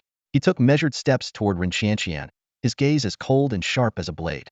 Rin Xianxian continued sneering, but before she could finish her taunts, Xu Tian struck with lightning speed. Bang! A dull thud resounded as Rin Xianxian's body was sent flying by the sheer force of his blow. She tumbled across the ground several times before coming to a halt. As she struggled to her feet, her once elegant dress was now dust-streaked, revealing a pale stretch of her leg. She lifted her head, her delicate face contorted with rage, and screamed, You filthy commoner! How dare you hit me? Rin Xianxian glared at Xu Tian with gritted teeth, her delicate face contorted in anger. You scumbag! You lowlife! You're finished! Do you even know who you've offended? I am run from the MO. Before she could finish, Xu Tian let out a cold laugh and interrupted. Mohatran, what family? Do you just walk around spouting these words like a broken record? Normally, Xu Tian wouldn't lay a hand on a woman, but Rin Xianxian had crossed the line. Calling people lowlifes as if they weren't even human was simply intolerable. Hearing his words, Rin Xianxian's face froze, and a wave of humiliation surged in her heart. She tried to maintain her composure and yelled, You insolent lowlife! Do you have any idea that I could end your life in an instant? Xu Tian smirked coldly, his eyes glinting with a chilling light. Miss, do you really think you're still in Shanghai? Rin Xianxian felt a chill crawl up her spine as Xu Tian's piercing gaze bore into her. Trembling, she stammered. What are you trying to do? I'm warning you. If you dare lay a hand on me, no matter where you run, my family will hunt you down. Xu Tian's eyes flashed with icy sharpness as he spoke calmly. Still threatening me? Without another word, he raised his hand and delivered a resounding slap across Ren Qianqian's face. The force of the blow spun her around 1.5 times before she collapsed to the ground. A vivid red handprint bloomed on her pale, delicate face, resembling a swollen apple. By now, a crowd had gathered, murmuring among themselves as they cast odd glances at the scene. Someone muttered, "Such a beautiful girl. Beaten like this? That guy sure is ruthless." Xu Tian stepped closer to Ren Qianqian and said coldly, "That slap was on behalf of Xiao Yu." Hearing this, Ren Qianqian's body trembled in fear as she looked up at Xu Tian with terror in her eyes, her voice quivering with tears. "You dare hit me? My family will tear you to pieces, dismember you limb by limb." Still threatening me? Xu Tian's gaze narrowed dangerously, and he raised his hand again. However, just as he was about to strike, Zhang Xiaoya quickly stepped in to stop him. "Xu Tian, that's enough. She's the eldest daughter of the Ren family. If this escalates, it won't end well," Zhang Xiaoya pleaded. Xu Tian frowned. "And so what? She hit you and insulted my parents. Today, I'm going to teach her a lesson about respect." Zhang Xiaoya, moved by his words, continued to reason with him. "Xu Tian, she's a guest my father is hosting. Please, just let it go for my father's sake." Xu Tian hesitated, his gaze softening slightly as he noticed the handprint on Zhang Xiaoya's cheek. After a moment, he relented. "Fine, for Uncle Zhang's sake. Thank you. I'll handle the rest." Zhang Xiaoya nodded quickly and walked over to the still cowering Ren Qianqian. She spoke gently, "Miss Ren, I am Zhang Xiaoya, the daughter of the provincial governor. I deeply apologize for what has happened here. I'm sure there's been some misunderstanding. I've already informed my father, and he'll be here shortly." Ren Qianqian's fear immediately turned into rage upon hearing Zhang Xiaoya's words. "What? You're the governor's daughter? How dare you team up with this thug to assault me? Is this how the Jiang family treats its guests? Let me tell you, the Ren family has high-ranking officials in the capital. I'll make sure our elders crush your family into the ground. Your Jiang family will be ruined." Zhang Xiaoya's expression darkened. Though she had been trying to mediate, Ren Qianqian's aggressive attitude left her unwilling to back down. "Miss Ren, I've witnessed everything that happened here. The truth speaks for itself. Even if this goes to the capital, your behavior won't necessarily win you any favor." "Oh, so you're challenging the Ren family's power now? Let me tell you, your father's position as governor means nothing to us. If we wanted, we could put a dog in that seat. And as for that orphan with no manners, you think you can go up against me?" Ren Qianqian sneered, her face twisted with arrogance. Xu Tian had heard enough. The moment her words fell, he strode forward and delivered another powerful slap. This time, Ren Qianqian was sent flying several meters, a tooth knocked loose as blood trickled from her lips. "Ah!" Ren Qianqian staggered to her feet, trembling with fury. You animal! How dare you hit me again? I'll have you torn to shreds." Her eyes suddenly landed on a nearby cage, and a hint of madness flickered in her gaze. "You will all die for this!" she screamed as she rushed toward the cage and flung it open. Inside, a massive creature stirred. The beast, a towering barbarian king bear, lumbered out of the cage, its hulking frame like a moving mountain. Its eyes glowed with ferocity as it let out a deafening roar. Roar! The sound sent a wave of terror through the onlookers, their faces paling. Someone shouted in panic, "A legendary tier beast! The barbarian king bear!" Chaos erupted as the crowd scattered in fear. The sudden appearance of a legendary potential beast at the teleportation center caused a wave of panic. Chaos erupted everywhere, and even the staff fled in fear. Ren Qianqian watched the scene unfold, her face hardening with a ruthless expression. Her once delicate features were now consumed by hatred. "So what if you're powerful? Do you really think you can handle a beast with legendary potential?" Ren Qianqian sneered coldly. Xu Tian frowned as he observed the barbarian king bear emerging from its cage. He had just reviewed the beast's attributes and knew he was no match for it. However, he had one trump card. "Xiaobai. You think a legendary potential beast is some kind of rare treasure? Xiaobai, come out and show her what you're made of," Xu Tian said calmly. A contract formation appeared behind him as he spoke. Hearing Xu Tian's words, Ren Qianqian was momentarily stunned. What does that mean? Could it be this Beast Tamer has already succeeded in taming a beast? From the glowing contract formation, a small, adorable white tiger emerged. At the sight of Xiao Bai, the uneasiness in Ren Qianqian's eyes instantly turned into mockery. "Is this it? This is your tamed beast?" It's just before she could finish her sentence, Xiao Bai's form suddenly expanded, transforming into a majestic, snow-white tiger. Its fur shimmered with a radiant glow, as if bathed in divine light. Ren Qianqian gasped, covering her mouth in shock. This is. The moment the white tiger appeared, the young barbarian king bear on the other side began trembling uncontrollably. Eventually, it collapsed to the ground, bowing submissively to the white tiger. How is this possible?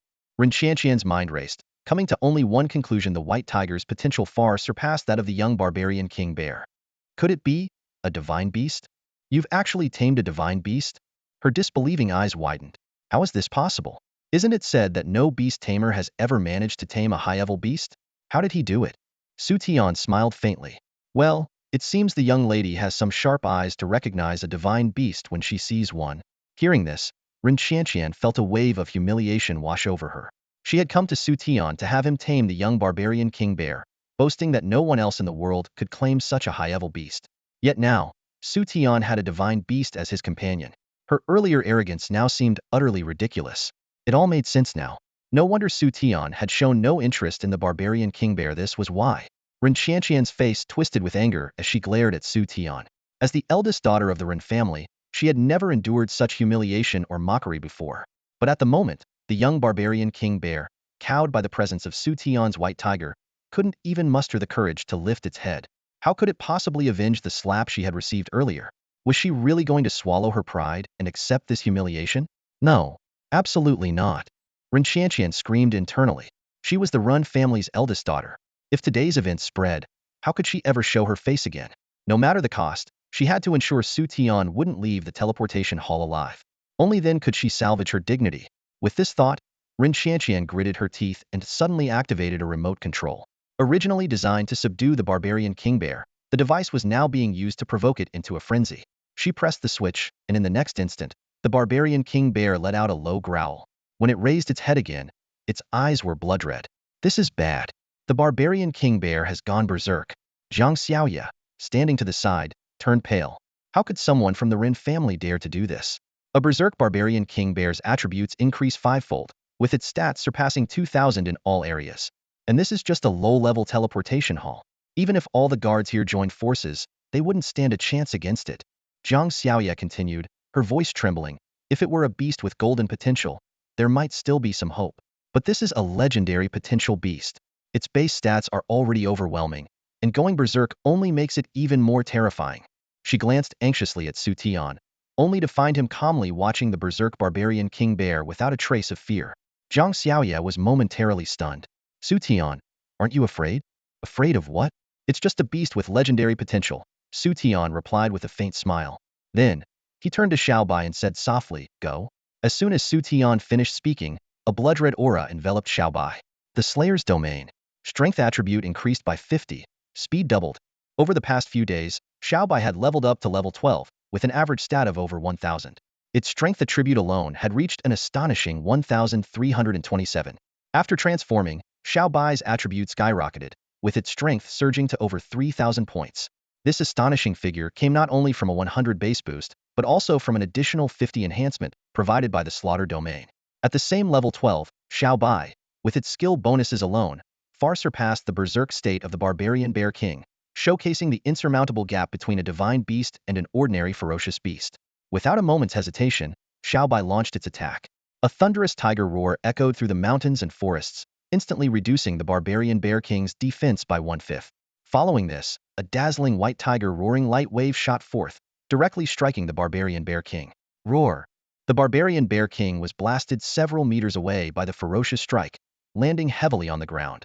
Its previously menacing appearance vanished in an instant, replaced by pained howls and incessant rolling. Strangely enough, its cries carried a hint of grievance, which was oddly amusing. Xu Tian and Zhang Xiaoya exchanged bewildered glances, utterly stunned by the scene before them. Xiaobai's attack was not only overwhelming but also managed to knock the barbarian bear king out of its berserk state entirely. With a low growl, Xiaobai glared at the whimpering barbarian bear king, as if declaring its victory.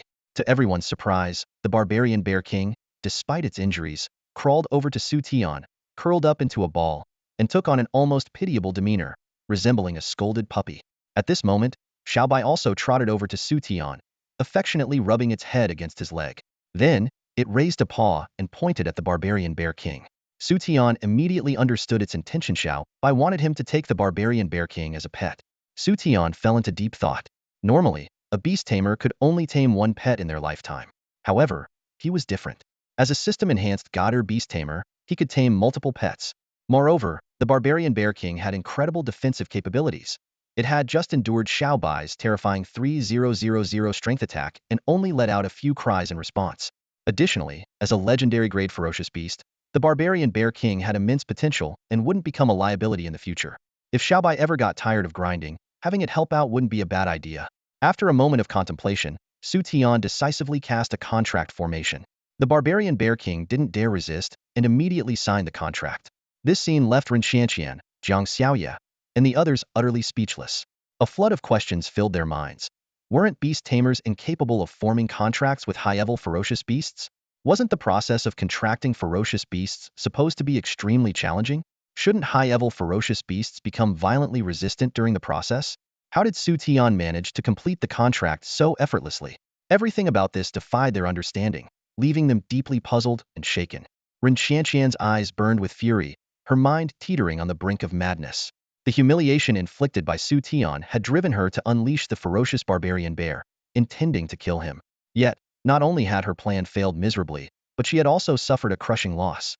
To her utter dismay, the barbarian bear had been contracted by Xu Tian himself. "You bastard! How dare you contract the barbarian bear that belongs to my Ren family?" Ren Xianqian bellowed in rage. "Do you have any idea how much effort and resources my family invested to obtain it? If you don't hand it over today, you won't leave this place alive." Xu Tian let out a cold laugh and slowly stepped closer to her, his eyes filled with disdain. "Not leave here alive? And you think you're in a position to make such threats? Tell me, what exactly do you plan to rely on?" With that, he turned to leave, unwilling to waste another moment on this self-absorbed woman. Xu Tian's words struck her like a bucket of ice water, and Ren Xianqian suddenly realized she was no match for him. Even her last hope, the barbarian bear, was now under his control. But almost immediately, she remembered her own position and status. She burst into wild laughter. "Don't forget who I am. Once I leave here, I have 1,000 ways to make you kneel at my feet. I'll issue a bounty and have everyone hunt you to the ends of the earth. Your friends and family, no one will be spared. They'll all pay dearly for your actions today."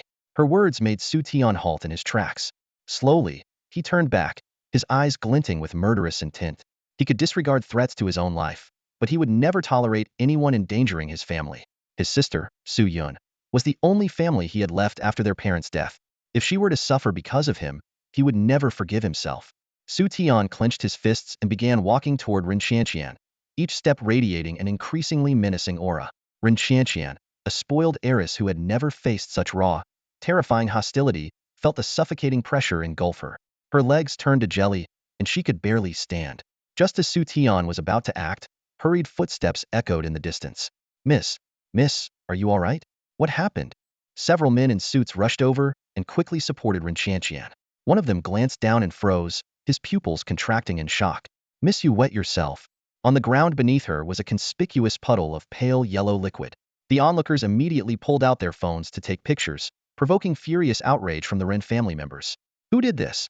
one of them roared, glaring at Xu Tian. The Ren family steward scrutinized Xu Tian, astonished that this young beast tamer had managed to terrify their spoiled young lady to such an extent. When his gaze fell on the white tiger behind Xu Tian, his shock deepened. A divine beast. The potential of this young man was immeasurable. Realizing the gravity of the situation, the steward decided that Xu Tian had to be dealt with to eliminate any future threat to the Ren family. Weighing his options, the steward reached out to grab Xu Tian's shoulder. "Kid, you're coming with us." The white tiger beside Xu Tian, little white, growled and prepared to lunge, but a shimmering wave of light enveloped it.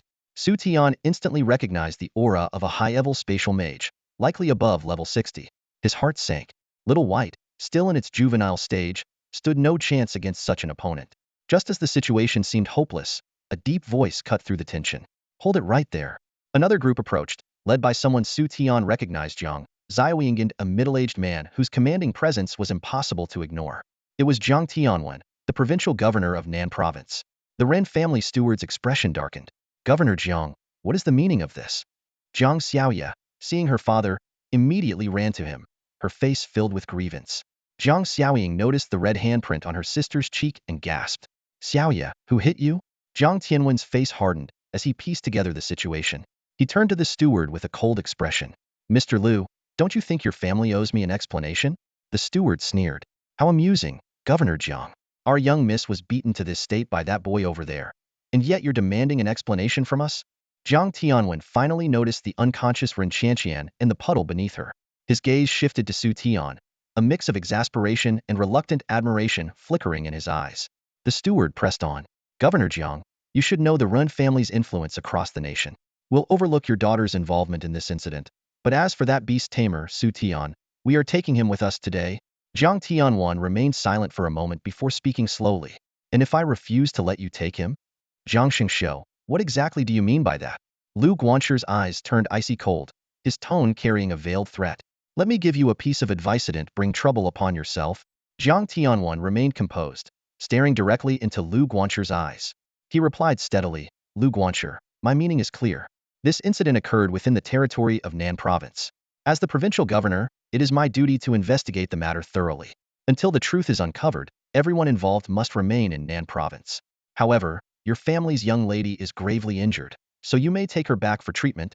Before Jiang Tianwen's voice had fully faded, Lu Guanchu erupted in anger, raising his voice several notches. Jiang Tianwen, do you even realize what you're doing? This matter concerns the honor and reputation of the Ren family, something far beyond the authority of a mere provincial governor like you. Let me warn you. Hand over the person involved, or you'll be digging your own grave. Jiang Tianwen remained unfazed, his tone calm but resolute. Lu Guanchu, as a government official, I am bound to uphold justice. Everything I just stated aligns with the laws of Huaxia. Even if higher authorities hold me accountable, I can justify my actions. Rest assured, Lu Guanchu, I will ensure a thorough investigation of this matter. If it turns out that Xu Tian was indeed the aggressor, I will give you a proper explanation. Lu Guanchu let out a bitter laugh, his anger boiling over. Well, Jiang Tianwen, you're determined to shield this boy, aren't you? Fine, just you wait. The Ren family will not let this go. With that, he stormed off with Ren Qianqian in tow. Once the Ren family had left, the crowd finally breathed a sigh of relief. Jiang Tianwen walked over to Xu Tian and said with a wry smile, this is no small matter. The Ren family isn't just the founding family of the Hunters Guild. They're also one of the 4 great families of the Magic City. You've really landed yourself in a heap of trouble this time. Standing nearby, Zhang Xiaoya quickly pleaded, Dad, you have to find a way to help Xu Tian. Jiang Tianwen let out a bitter laugh. It's not that I don't want to help, but this matter is beyond my capabilities. It won't be long before the Ren family sends someone much more formidable. Xu Tian interjected, Xiaoya, don't worry. This is my mess, and I'll take responsibility for it. Governor Jiang stepping in to protect me just now is already more than I could ask for. He knew full well that if not for Jiang Tianwen's timely intervention, he would have already been subdued and taken away by that level 67 spatial mage. Jiang Tianwen spoke earnestly, Xu Tian, this isn't your fault. Besides, you're a friend of Xiaoya and Xiaoying. I will do everything in my power to protect you. Xu Tian was taken aback. For Jiang Tianwen to go against the Ren family, one of the Magic City's most influential clans on his behalf, was no small matter. Though he didn't know why Jiang Tianwen was willing to go this far, he couldn't deny that he now owed him a great debt. After a moment of thought, Jiang Tianwen suggested, here's what we'll do. I'll reach out to my mentor and see if he might be willing to step in. If he agrees to help, this matter will be much easier to resolve. However, my mentor is eccentric and has kept a low profile for many years, so there's no guarantee he'll agree. As a backup plan, Xu Tian, I suggest you seek out someone else. Who? Xu Tian asked, slightly puzzled. Your future mentor, Chu Wan, Jiang Tianwen said softly. Xu Tian's mind immediately conjured up an image of that serene, aloof woman with her ethereal beauty. Jiang Tianwen explained, that's right. Her background is anything but ordinary, and the connections she has behind her are even more powerful than the Ren families. If she is willing to fully support you, this matter will be resolved without issue. Xu Tian sighed. All right, I'll give it a try. He and Chu Wan had no real connection yet. Their relationship as mentor and student had not even officially begun. For all he knew, she might refuse to take him on as a student after hearing about the trouble he'd caused. Jiang Tianwen concluded, in that case, let's act quickly. I'll do my best to buy you time and create opportunities. Let's hope you can get through this safely. Turning to his daughters, he added, you two should go with Xu Tian. Xiaoying, as a student at Ching University, you might be able to offer some assistance. The Jiang sisters nodded in unison and watched their father leave the teleportation center, leaving a few personnel behind to clean up the aftermath. Xu Tian suggested, there's no time to waste. Let's go see Teacher Chu right away. Though he wasn't personally in a rush, could always hide in a dungeon where the Ren family couldn't touch him, was worried about his sister, Su Yun. If the Ren family used her against him, he'd be in a much tougher spot. Fortunately, Chu Wan had left an address last time, so the three of them quickly found their way to a high-end hotel. After speaking with the receptionist, they arrived at Chu Wan's floor. They rang the doorbell, and after a short wait, the door opened. Chu Wan, her face free of makeup, stood there in cartoon pajamas, holding a toothbrush mid-brush. The moment she saw them, she froze. In the next instant, the usually composed and elegant woman bolted back inside. Several minutes later, she reappeared. This time, she was dressed in casual loungewear that perfectly accentuated her graceful figure. However, a faint blush still lingered on her earlobes. Facing away from them, Chu Wan's voice quivered slightly. "Why is it you? I thought it was room service bringing supplies." Xu Tian could sense her discomfort, likely still embarrassed by the earlier scene. Even he hadn't expected that the high and mighty, poised teacher Chu would have such a down-to-earth side wearing cartoon pajamas and enjoying a late morning, nearly noon, sleep-in. After a moment of silence, Xu Tian spoke up. "Teacher, we're here because we need your help." Chu Wan looked at him curiously. What kind of help? She hadn't expected the nation's top student to approach her for assistance. Xu Tian got straight to the point. "It's a long story, but to sum it up, I ended up hitting the Ren family's young lady."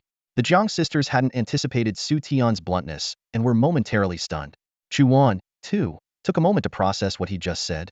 "You hit the Ren family's young lady? Which Ren family?" Chu Wan asked.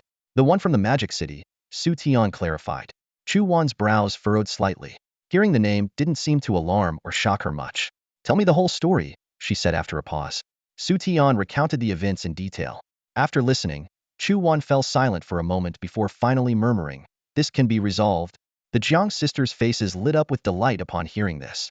Xu Tian fell silent for a moment, then asked, "What do you need me to do?" A glimmer of admiration flashed in Chu Wan's eyes as she smiled slightly. "As expected of the nation's top scorer, you're sharp. While your title as the national top scorer in the college entrance exam is impressive, you should know that it was just the beginning. Back then, everyone's careers had only just awakened. While your results were indicative, they don't represent your ultimate potential. All the top academy's leaders, including the people backing me, are waiting for the entrance exam that will take place in a month." She locked eyes with Xu Tian, her tone resolute. "This year's entrance exam will be conducted jointly by the top academies from multiple provinces and cities. The exceptional talents emerging from this will be the true prodigies of Huaxia. If you can secure first place in the entrance exam, the people backing me will ensure your safety." Xu Tian hesitated for a moment before asking, "And until then?" "Until then, I'll ensure your safety," Chu Wan replied calmly, her words carrying an undeniable confidence. Her statement immediately drew gasps of amazement from the Jiang sisters, and even Xu Tian was taken aback. He thought to himself that choosing Ching University was undoubtedly the right decision. After some thought, Xu Tian spoke cautiously. "Teacher, actually, I just want to ask for your help in protecting my sister. I plan to train in a dungeon for a month to improve my level and strength, but I'm worried that during this time, the Ren family might target her." Chu Wan nodded. "I see. How about having your sister stay with me? I've already bought this hotel, and the Ren family wouldn't dare make a move here." Xu Tian took a sharp breath. He recalled that this beautiful mentor was only temporarily staying in the southern province, yet she had bought an entire hotel outright. Such wealth, she was undoubtedly a rich lady. His curiosity about the forces backing Chu Wan grew, but he refrained from asking out of politeness. Later, Xu Tian prepared to go home and inform his sister about the arrangement. Concerned that he might not explain things clearly, Chu Wan decided to accompany him. At home, after Xu Tian explained the situation, his sister Su Yun burst into tears and said anxiously, "The eldest daughter of the Ren family from Magic City? Xu Tian, why would you provoke someone like that? Won't this lead to trouble?" Xu Tian felt a warmth in his heart at her concern and chuckled lightly. "Sister, don't worry. With Xiao Bai and Xiao Man, my two powerful pets, I can handle even a level 30 dungeon with ease. Besides, lower-level dungeons have suppression mechanisms. As long as we stay inside, the Ren family won't be able to touch me." Hearing this, Su Yun felt somewhat reassured. She wiped her tears and said, "Xiao Tian, don't worry. During the month you're in the dungeon, I'll stay with your teacher and take good care of myself." Understanding the close bond between the siblings, Chu Wan smiled and said, "Xu Tian, you can go without any worries. I'll make sure your sister is well taken care of." "Thank you, teacher," Xu Tian said with heartfelt gratitude. At the teleportation hall, Zhang Xiaoya looked at Xu Tian with an apologetic expression and said, "Xu Tian, I can't go to the dungeon with you. My dad said this will be a rare opportunity for you to grow, and if I go with you, I'll only hold you back." Xu Tian smiled. "How could you think that? Your Holy Angel class has great potential and will become incredibly powerful as it develops. But for now, it's best to follow your father's advice. I'll likely face a lot of challenges in the dungeon." He knew in his heart that the Run family would never let him have a peaceful month. They would undoubtedly try everything, even issuing bounties to hunt him down. Under such perilous circumstances, having just himself to worry about was fine, as Xiaobai and Xiaoman could protect him. But with Zhang Xiaoya along, things could get complicated. Zhang Xiaoya, trusting Xu Tian's ability to handle danger, clenched her fists and said with a hint of pride, "But don't think you can get rid of me that easily. My father has a special leveling plan for me too. During the entrance exam, I'll make sure to surprise you." "Oh, now I'm looking forward to it," Xu Tian replied with a grin. At that moment, Zhang Xiaoying, who had been standing behind them, stepped forward and said, "Xu Tian, we're leaving now. Make sure to come back alive. I'm still waiting for you to join Ching University and become my junior." "Who's going to be your junior?" "If anything, I'll be your senior." Xu Tian yawned in response. He didn't have a bad impression of Zhang Xiaoying. Although she had been a bit overbearing when they first met, it was all for Xiaoya's sake. As the Zhang sisters' car drove off and the Zhang family's guards withdrew, Xu Tian knew it was time to enter the dungeon. He walked up to the counter and confidently stated the name of the dungeon he'd already decided on. Level 37 Dungeon, Beast Mountain Range. Although this dungeon was slightly high-level, it had the largest map among the level 30 dungeons, making it ideal for evading pursuers. As the teleportation light began to glow, Xu Tian glanced behind him, noticing the many eyes lurking in the shadows. Just as his figure disappeared into the light, the last Zhang family car left the teleportation hall. Immediately, countless figures emerged from the darkness, all with the same target, the Beast Mountain Range. Inside the Beast Mountain Range, Xu Tian commanded his two massive companions, Xiaobai, Xiaoman, "Don't slack off. The more monsters you kill, the more experience we gain. Over there. Yes, and that one too, take them all down." One of his companions was a majestic white tiger with fur as pure as snow, while the other was a hulking bear, as towering as a mountain. After an hour in the Beast Mountain Range, Xu Tian had nearly figured out the monster spawn patterns and focused on areas with high monster density. He didn't relax for a moment, continuously using his summoning tree skill to maximize his experience gains. Most of the monsters were around level 30, but they only had the potential of bronze-tier creatures, barely lasting 3 seconds against Xiaobai and Xiaoman. Of course, if Xu Tian had to fight them himself, it would be a different story. Suddenly, the system's voice rang out, "Ding! Congratulations on defeating a monster. You have unlocked a resource exploration opportunity. Beep. Resource exploration successful. A red-tier premium resource has been discovered. Would you like to proceed?" A red-tier premium resource. Xu Tian's heart leapt with joy. Since activating the super exploration system, he'd only encountered red-tier resources once when he found Xiaobai's egg. Most of the time, he had to settle for purple tier rare resources. While those rewards were decent, they paled in comparison to the benefits of red-tier resources. Quickly pulling out his universal map to locate the resource, Xu Tian's excitement grew. He hopped onto Xiaobai and, with a wide grin, exclaimed, "Red-tier premium resource, here I come." Before Xu Tian even reached the prime resource location, he sensed danger lurking around him. With perception rivaling that of a level 30 expert, he immediately realized these assassins were sent by the Ren family. Unwilling to let them ruin his treasure hunt, Xu Tian stood tall and commanded coldly, "Come out, all of you." Before his voice faded, over a dozen assassins emerged from all directions, glaring at Xu Tian with hostility. They were from 3 different organizations, all seemingly targeting him. Xu Tian couldn't help but smirk. "Looks like my life is worth quite a bit, huh?" A burly man wielding a spiked mace sneered and growled, "Kid, you're facing death and still acting tough? Surrender now, and maybe we'll spare you some pain." No sooner had the words left his mouth than Xiaobai leapt forward, letting out a thunderous roar that shook the assassins to their core. Its piercing tiger eyes glimmered with menace, forcing the group to instinctively retreat half a step. "I heard this kid has a beast of divine rank. Could it be this one?" "Nonsense. No one can own a divine beast. It's just a bluff. Who cares? Kill him, and we get 1,000,000 gold coins." A few skeptical assassins charged toward Xiaobai, but before they could even get close, a razor-sharp wind blade slashed through them, killing them on the spot. The shocking scene instantly crushed the morale of the remaining assassins. They exchanged uneasy glances, and some even began to argue among themselves. Xu Tian watched with a faint shake of his head. The lack of professionalism among these assassins was truly disappointing. He spoke calmly, "How about this? I won't let Xiaobai step in. I'll take you all on by myself. Deal?" The assassins froze, then stared at Xu Tian as if he were insane. He had a divine beast yet chose to fight alone? Was something wrong with his brain? Still, they couldn't let this golden opportunity slip away. The lure of 1,000,000 gold coins was enough to make them risk it all. "You asked for it. Don't blame us for being ruthless," one assassin sneered as he charged at Xu Tian. A trace of disdain flickered in Xu Tian's eyes. These level 30 assassins, with average stats barely over 300, were no better than Liu Xiao, the water mage who'd been suppressed at level 25.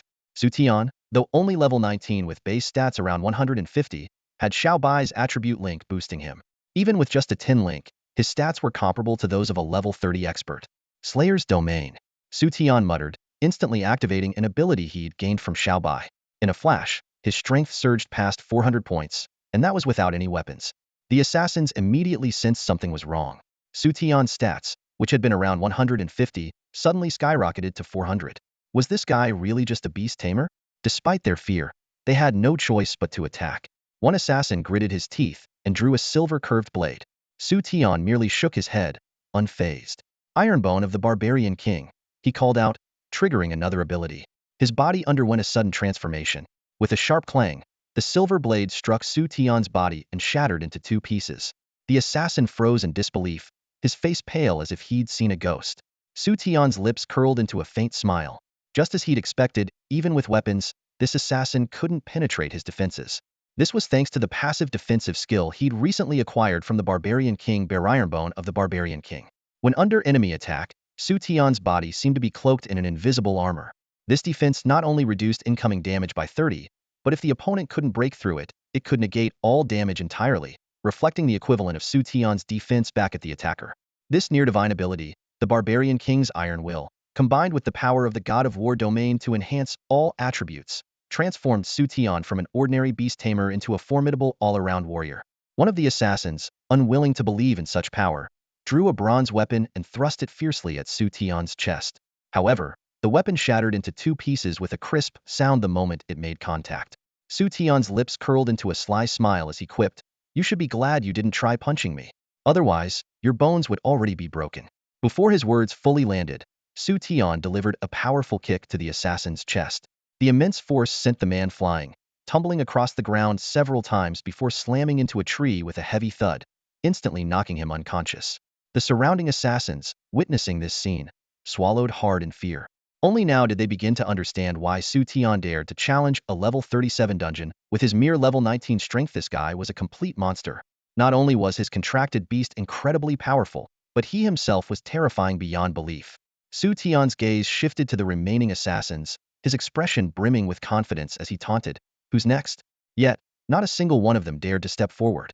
They knew full well that their own strength was on par with their fallen comrade, and their equipment was similarly unimpressive. If that man had been instantly defeated, what chance did they stand? Just then, a cold laugh echoed from within the group of assassins. A masked figure stepped forward slowly. The moment the others saw this person, their pupils constricted in shock. "It's Black Wind. He's here too," someone whispered in alarm. Seeing the assassin step forward, Xu Tian raised an eyebrow, puzzled. "Hey Feng, is there really a surname like Hey? Idiot. That's my nickname. Get it?"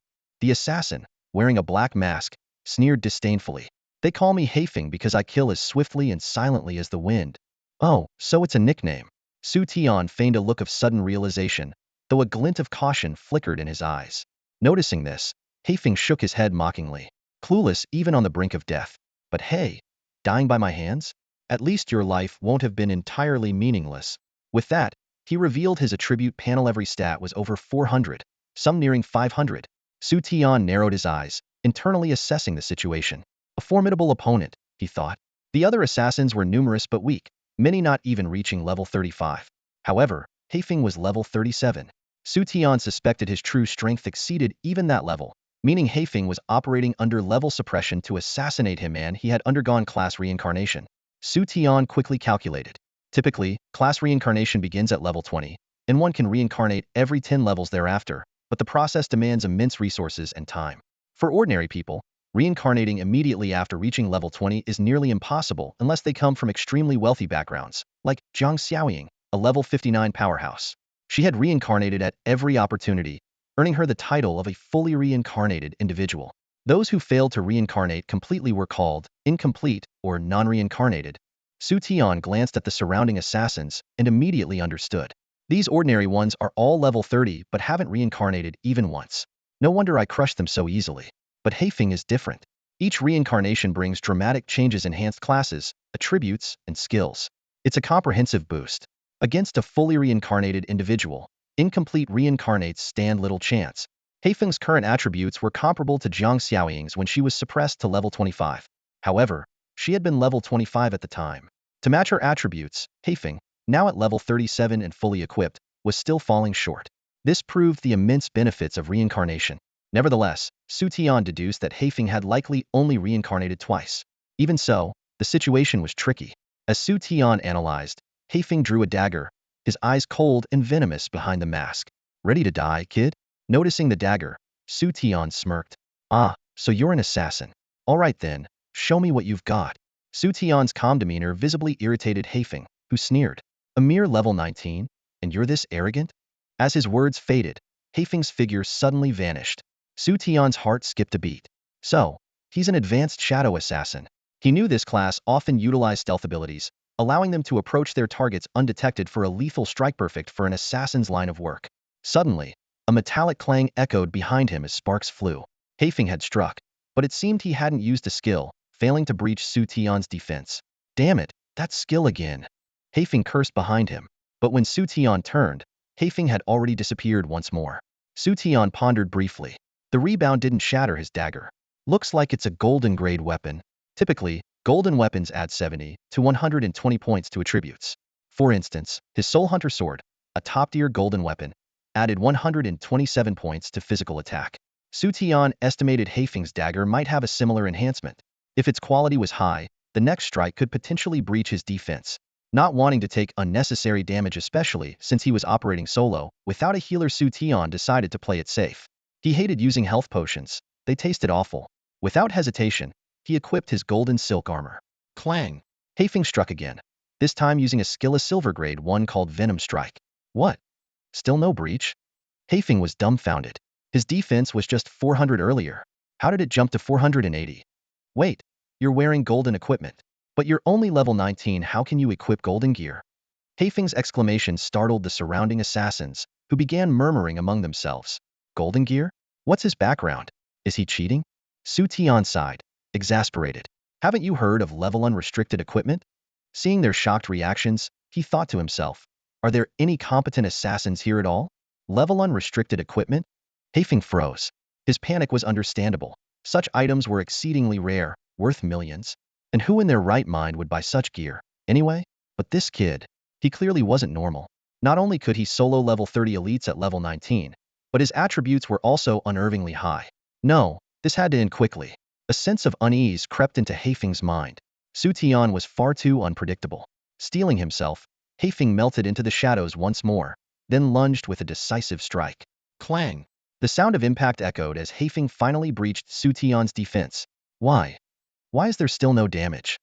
Heifeng's gaze fell on the bracers Xu Tian had equipped. His eyes burned with fury. You had golden gear all along, why didn't you use it against those other assassins? Xu Tian yawned nonchalantly. What, you think I needed golden gear to deal with them? Heifeng felt his vision blur with rage. When he looked at his fellow assassins, they simply shrugged as if to say, not our fault, we're weak. Taking a deep breath, Heifeng refocused on Xu Tian. Is there anything else you're hiding? If not, he was ready to go all out. He couldn't bear to see Xu Tian's smug face any longer. I do have a sword. Xu Tian replied casually, drawing his Soul Hunter sword, a top-tier golden weapon. In an instant, Heifeng watched in disbelief as Xu Tian's strength attribute jumped from 400 to 520. He stood there, stunned. Wait. Before he could finish, Xu Tian's fiery slash sliced through him, reducing him to nothing but a pile of shimmering loot. His character was dead. The moment Heifeng fell, the entire assassin team was thrown into unprecedented chaos. They exchanged uneasy glances, their eyes filled with terror. Heifeng was a level 43 second-tier powerhouse, yet he had perished in this level 30 dungeon. Only now did they truly realize how formidable an opponent Xu Tian was. Thinking back to when they first saw the bounty notice, they had dismissed it with arrogance. A level 19 beast master? They had thought he would be an easy target. But reality had delivered a harsh slap in the face. What a grave misjudgment that was. Did we come to the wrong place? One assassin murmured hesitantly. Before he could finish his sentence, the others were already preparing to retreat. Xu Tian, however, didn't even glance at them. He calmly summoned a contract array. As the array glowed, the massive figure of his companion, the barbarian King Bear, materialized. Go. You and Xiaobai, take care of them all, Xu Tian commanded indifferently. Roar. Howl. Two deafening cries echoed through the surroundings as the two ferocious beasts charged toward the fleeing assassins. Watching their enormous forms, Xu Tian couldn't help but marvel. These two creatures were still in their juvenile phase, yet their size rivaled that of fully grown beasts in the outside world. If they were to reach full maturity, wouldn't they be as colossal as giants? Xiaobai was manageable, given its ability to shapeshift and adjust its size at will. But the barbarian king bear was a bit more troublesome. Xu Tian thought it might need to make fewer appearances outside of combat in the future. 5 minutes later, Xu Tian began collecting his spoils of war. He gathered the golden loot scattered across the ground and stored it in his inventory space, calculating silently. The assassins certainly weren't short on wealth, especially Haifeng, who alone had over 3 million gold coins. His golden dagger, though just an ordinary gold-tier weapon with an attack stat of 77, could still fetch tens of thousands of gold coins. The other assassins' possessions were less impressive, but combined with their stored materials and items, the total value was conservatively estimated at 6 million gold coins. In comparison, Xu Tian's own savings barely amounted to 2 million. TSK, this is a surprisingly fast way to make money, Xu Tian mused, blinking as a mischievous thought crossed his mind, but he quickly dismissed it, chuckling at himself. Who am I kidding? That's not who I am. Besides, the auction was only a few days away. That mysterious class advancement scroll in his possession could fetch an astronomical price. With that money, he could buy whatever skills he desired. The thought alone was thrilling. As for the assassins, Xu Tian thought to himself, eliminating them was a matter of self-defense. After all, they were the ones who came for his life. Still, finding the treasure is my priority, Xu Tian reminded himself of his main objective. The last time he uncovered a red-tier resource, he had found the sacred white tiger beast egg. What treasure could it be this time? With anticipation, Xu Tian located the red-tier resource and carefully opened it. Whoosh! A blinding golden light burst forth, nearly dazzling Xu Tian. A golden legend. As the light gradually faded, Xu Tian finally saw the item before him, a platinum-colored scroll. Platinum? Could it be a skill scroll? Xu Tian frowned.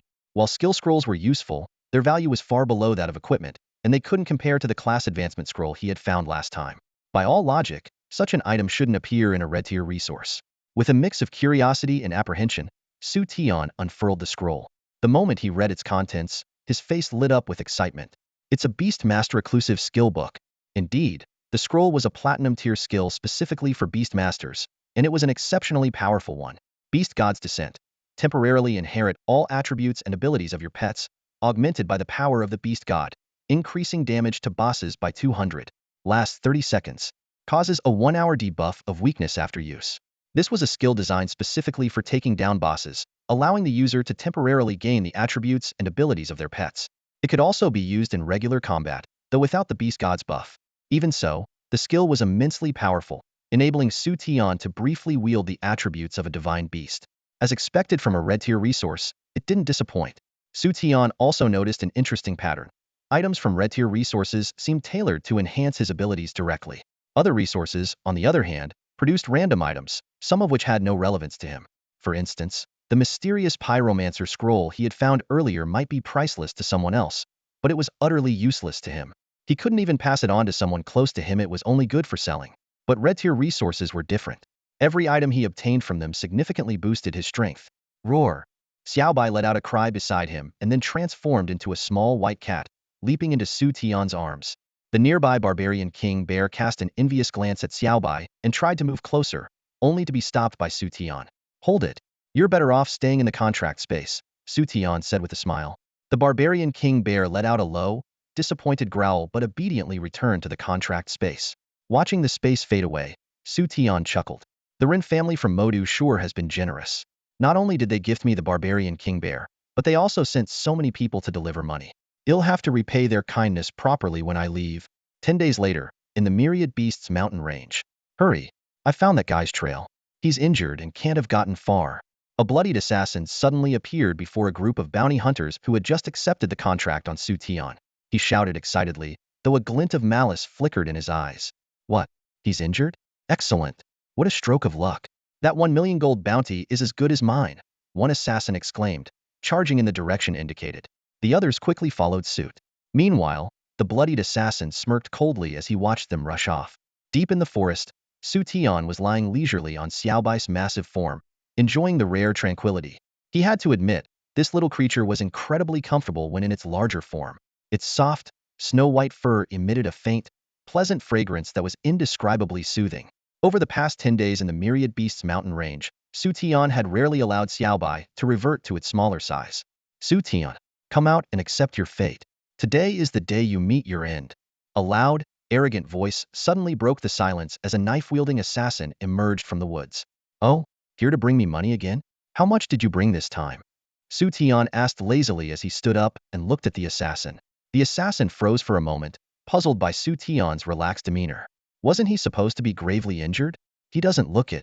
Heh, you actually believe that guys lie? Xu Tian smirked. The assassin hesitated but then sneered. So what if he lied? Your life is mine to take today. Xu Tian sighed.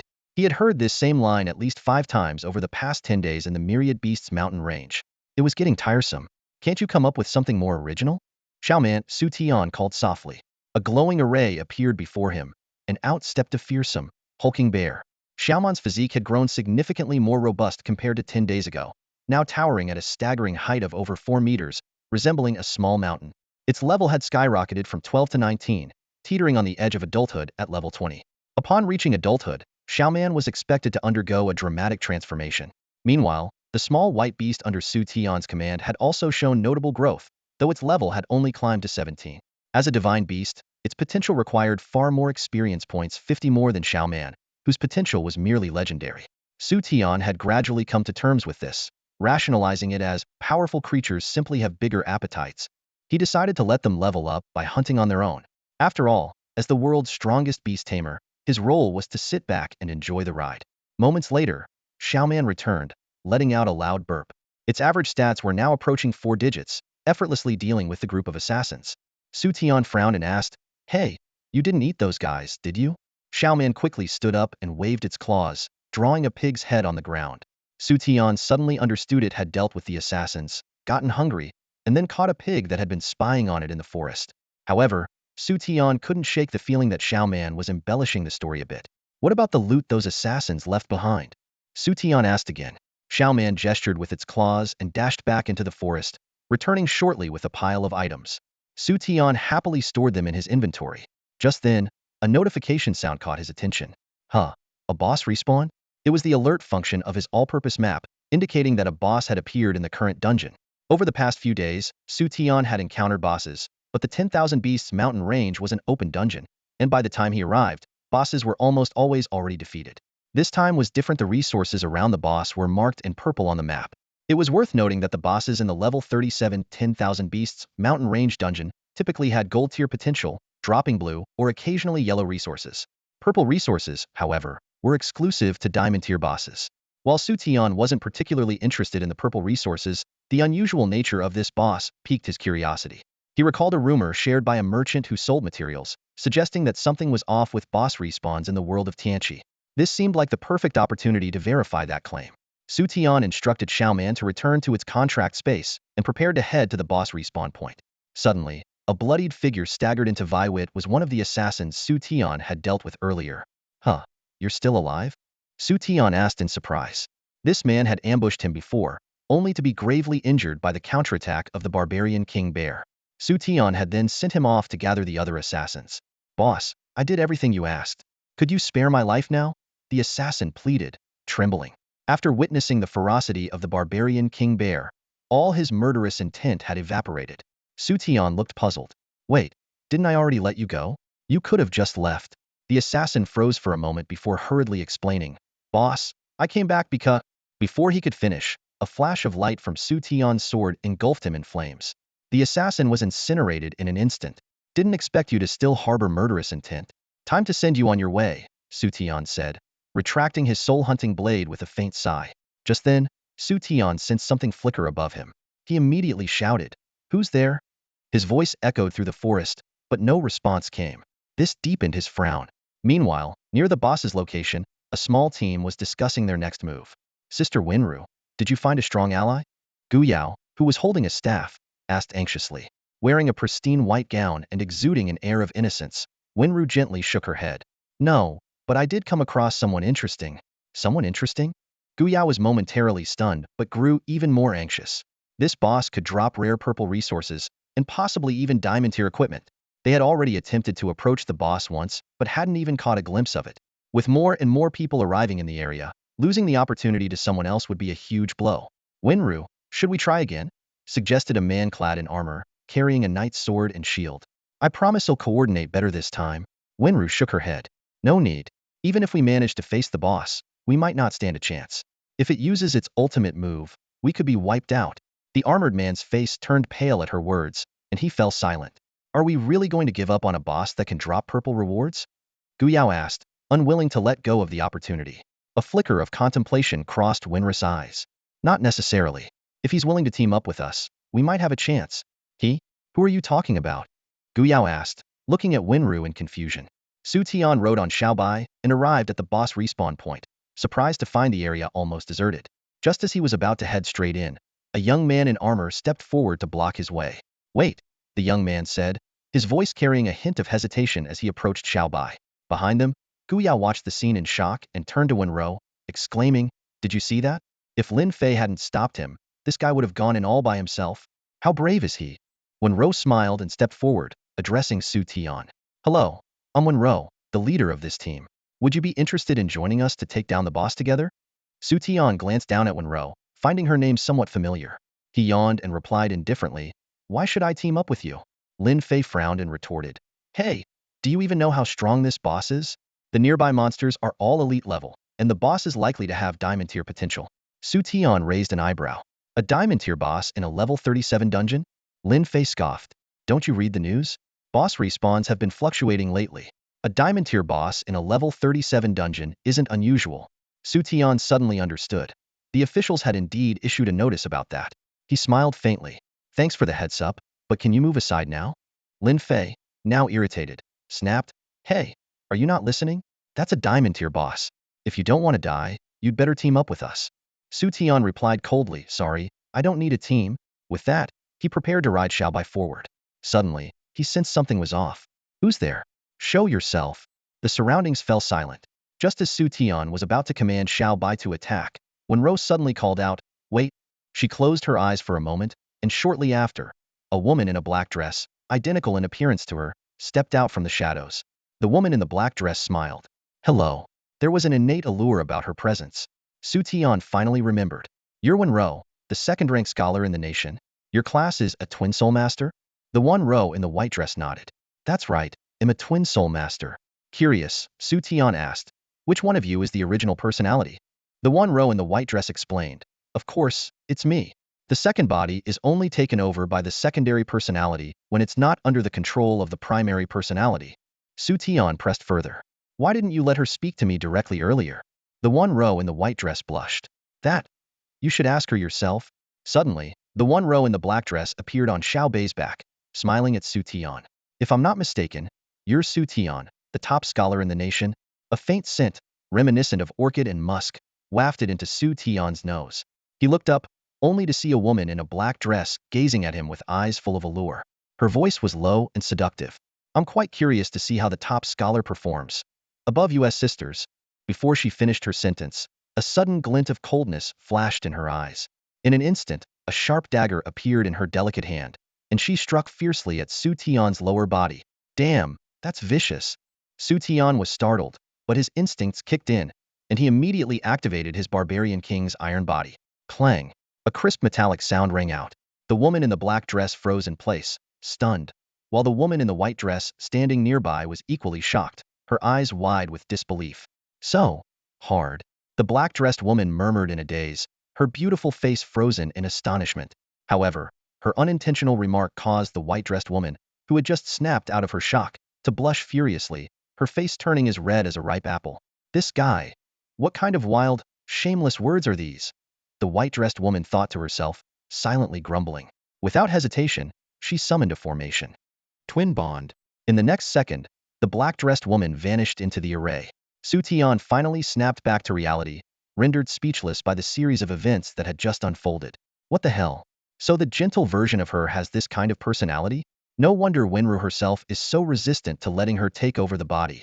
His gaze was involuntarily drawn to Wenru herself. Her appearance and demeanor were incredibly pure, akin to the cold, untouchable goddess of a campus. Yet every time Xu Tian saw her face, his mind couldn't help but conjure up the sultry image of her black-dressed counterpart. The sheer contrast between the two personalities inhabiting the same face left Xu Tian momentarily at a loss. Almost without thinking, he blurted out a rather immature request. Could you let her come out again?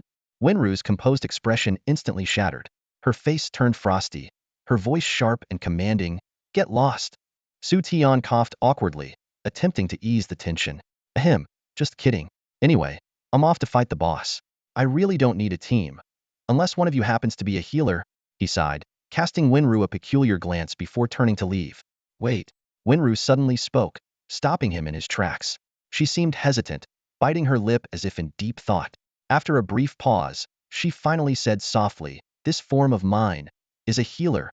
So, the white dress means you're a priest. What about the one in black? Xu Tian asked Wenru, who was seated behind him, while sending out Xiaoman to clear the mobs near the boss. At that moment, Wenru was also riding atop Xiaobai, sharing a tiger with a guy for the first time. The close proximity made her feel a bit uneasy. The black dress is for a mage, Wenru replied, rolling her eyes at Xu Tian. Then, as if recalling something, her gaze unintentionally flicked to a certain part of Xu Tian's body. Noticing her glance, Xu Tian instinctively shielded himself. You're not thinking of stabbing me there, are you? Wenru's cheeks instantly flushed. What are you even talking about? Honestly, you're ridiculous. And here I was thinking you had some kind of peculiar fetish. Xu Tian chuckled awkwardly, shaking his head. Internally, he marveled at Wenru's dual-class abilities as both a mage and a priest, a rare combination that offered both offensive and healing powers. No wonder she scored an astonishing 2,000 points on the entrance exam. After a brief silence, Wenru suddenly asked, by the way, isn't what you're doing considered animal cruelty? Huh. Xu Tian blinked in confusion. She gestured toward Xiaoman, who was fiercely battling nearby mobs. I mean, we're just sitting here comfortably, while it's doing all the work. Doesn't that seem a bit harsh? Xu Tian shrugged. I'm a beast tamer. If I don't let my pets fight, am I supposed to tank the damage myself? His eyes lit up with a sly grin. But if you want to help, you could summon her to deal some damage. Wenru's expression shifted instantly. No way. If I summon her, you'll just take advantage of me again. How is that my fault? She's the one being overly forward. Xu Tian protested. You. Wenru glared at him, her large eyes filled with frustration. This guy always had a way of turning things around. What could she do, though? After all, her other personality was, well, a bit too uninhibited. Just then, Xu Tian's expression turned serious. Wait, hold on. I think we're near the boss. His sharp gaze locked onto a spot deep within the forest. Wenru looked around, confused. I don't see anything. However, up ahead, Xiaoman was growling warily at a row of trees, ready to pounce. Beneath them, Xiaobai tensed up, its back arching as it prepared for battle. What was strange, though, was that Xu Tian couldn't spot the enemy either. Frowning, he activated his inside eye skill, scanning the surroundings for information. As his vision landed on a massive tree, a string of data appeared in his mind. Target: Ancient Vine Treant. Potential: Diamond level. Health: 38,671. Strength: 3,782. Defense: 4,236. Speed: 3,899. Energy: 4,657. Skills: Camouflage, Nightmare Bind, Sleeping Pollen, with Spirit, Cage Domain. Xu Tian's face froze. The next moment, the ancient vine treant seemed to sense danger, and countless vine-like tendrils shot out like venomous snakes. It's a diamond-level plant boss. Dodge now! Xu Tian shouted. Xiaobai reacted swiftly, leaping out of harm's way with a graceful bound, letting out a defiant roar. As a divine beast, how could it tolerate being provoked by something so inferior? Xiaoman, on the other hand, chose to endure the attack heat. While its barbarian king's iron body skill provided some protection, its level was still relatively low. The sharp vines left several bloody gashes on its body, and its health bar visibly dropped. Seeing this, Xu Tian pulled Wenru off Xiaobai's back and ordered, "Go help Xiaoman." Xiaobai immediately charged into the fray at Xu Tian's command. Meanwhile, Xu Tian turned to Wenru. "Can you heal Xiaoman?" Without waiting for an answer, he drew his soul hunter sword and dashed toward the ancient vine treant. "Are you insane?" Wenru cried, grabbing his arm. "That's a diamond-level boss. You're a beast tamer. Why are you getting involved?" She couldn't fathom his logic. Even Xiaoman, with its legendary potential, had been injured. How could Xu Tian possibly think he stood a chance? Was he out of his mind? Xu Tian remained calm.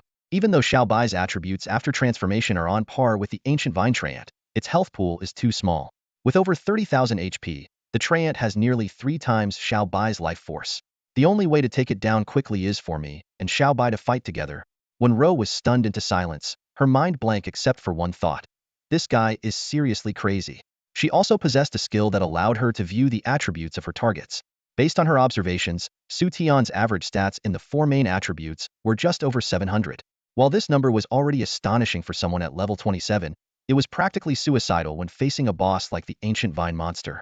Even though the boss was only level 40, it had diamond tier potential. No matter how hard Xu Tian tried, breaking through its defenses was simply impossible. Yet, Xu Tian boldly declared that he and Xiaobai would take down the boss in seconds. She couldn't help but mutter to herself, "You're more likely to be the one getting wiped out in seconds." Shaking her head, she decided to summon her own ally to assist Xiaobai. A twin contract summoning formation appeared in front of her, and a graceful figure dressed in a black gown emerged. The woman in the black gown had alluring red lips and enchanting eyes, exuding an irresistible charm. The black-gowned woman looked around in confusion before her gaze landed on the injured Xiao Man. She asked softly, "Oh, this big guy is hurt?" The woman in the white gown nodded in confirmation. "Yes, this is Xu Tian's pet."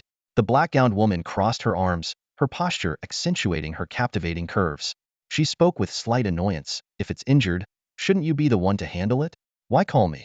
Seeing her pose, the white-gowned woman couldn't help but feel 3 imaginary black lines appear on her forehead. If it weren't for this alternate personality of hers, she might never have realized the extent of her own potential. As the 2 personalities bickered, the black-gowned woman suddenly asked, "Hey, is that Xu Tian? What's he doing over there?" It was only then that the 2 women realized Xu Tian had already ventured into the boss attack range. The white-gowned woman panicked and exclaimed, "This is your fault. I completely forgot about the situation. Go pull Xu Tian back. His strength is entirely dependent on his pet. He probably can't even withstand a single hit from that ancient vine monster." The black-gowned woman, however, looked surprised. "Are you sure about that?" Sensing something was off, the white-gowned woman immediately turned to look in the boss direction. Her eyes widened in shock. Xu Tian and the divine beast Xiaobai were already up close and personal with the ancient vine monster. Xu Tian wielded a massive golden sword, its blade engulfed in roaring flames, as he relentlessly slashed at the boss. Meanwhile, Xiaobai was no less fierce, unleashing white energy beams from its mouth while striking with its powerful claws, dealing both wind and fire elemental damage. The ancient vine monster was being bombarded with a constant stream of damage. The entire scene was a dazzling display of numbers, like a spectacular fireworks show. The black-gowned woman stared in awe, her eyes sparkling like stars. "Wow, that's insanely powerful." Beside her, the white-gowned woman gulped nervously.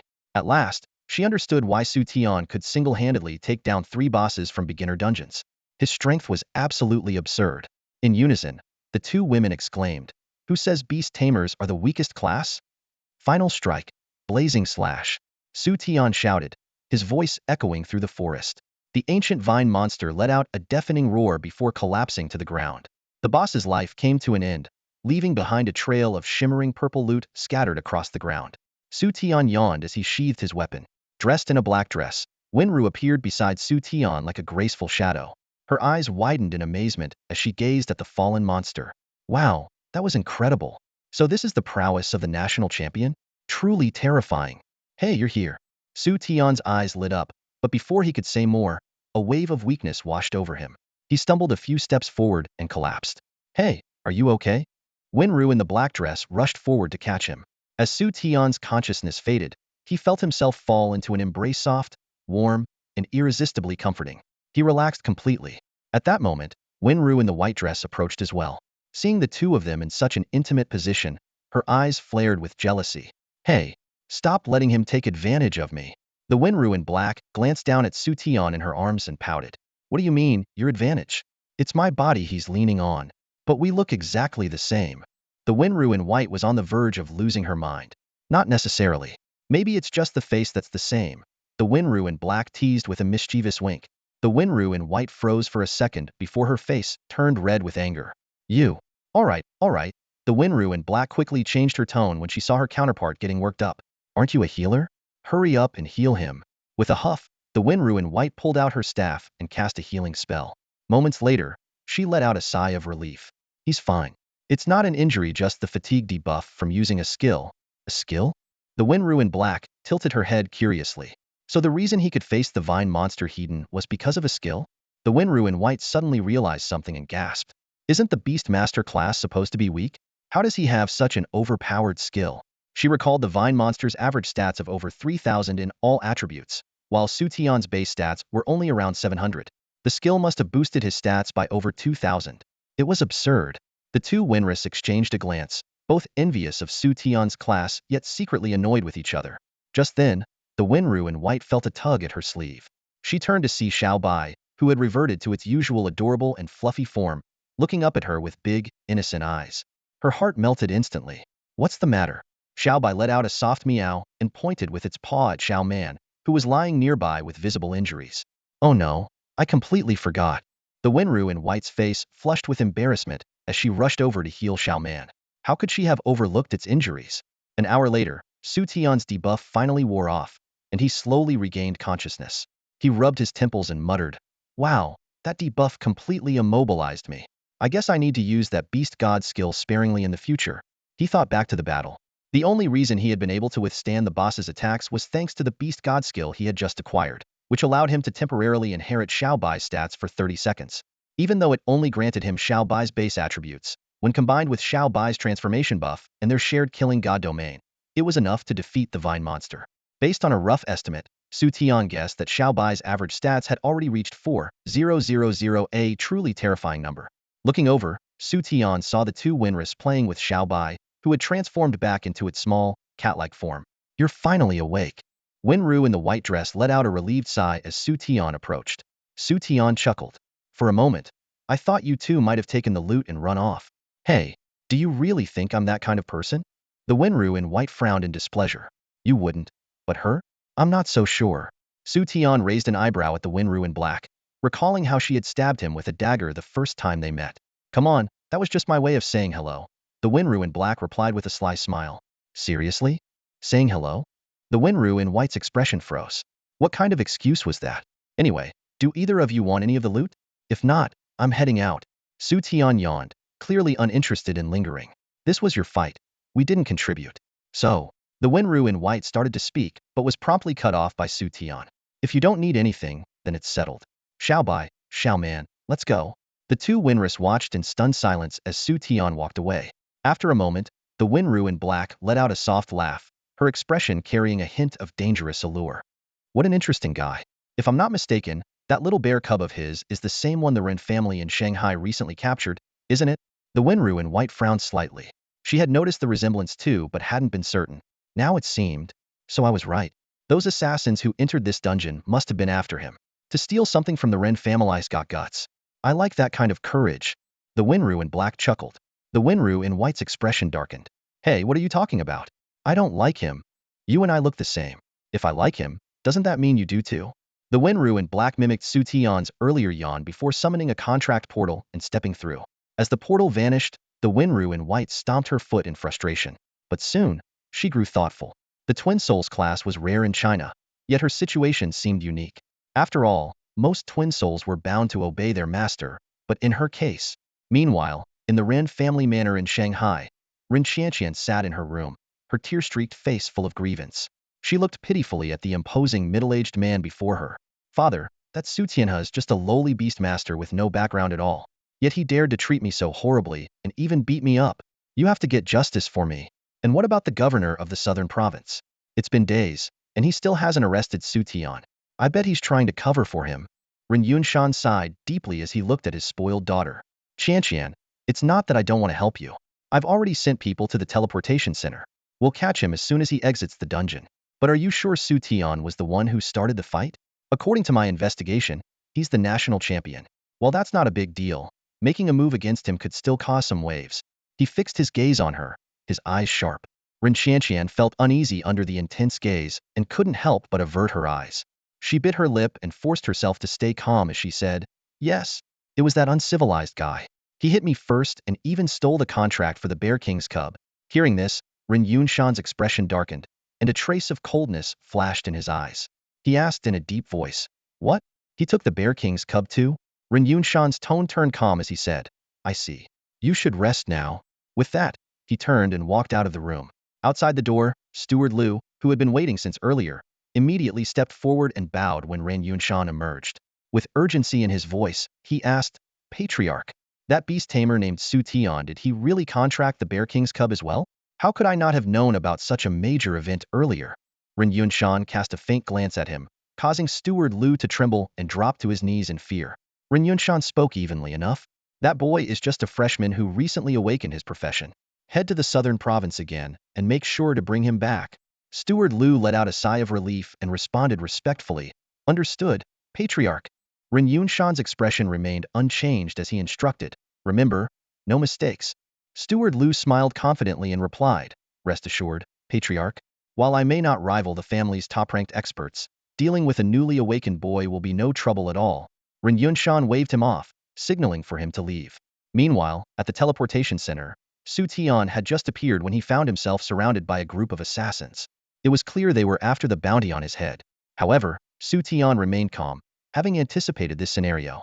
At that moment, a loud voice suddenly rang out, Make way! The Tianyun auction house is here to receive an esteemed guest. Step aside if you're uninvolved. The assassins froze in place, clearly taken aback. Although the Tianyun auction house was a business entity, its backing was formidable, far beyond what these bounty hunters could afford to provoke. Reluctantly, they stepped aside, creating a path, while Xu Tian stood still, unfazed. Several luxury cars pulled up in front of Xu Tian, and a graceful woman in a cheongsam stepped out elegantly. Her demeanor was as refined as a white rose, and her beauty was breathtaking.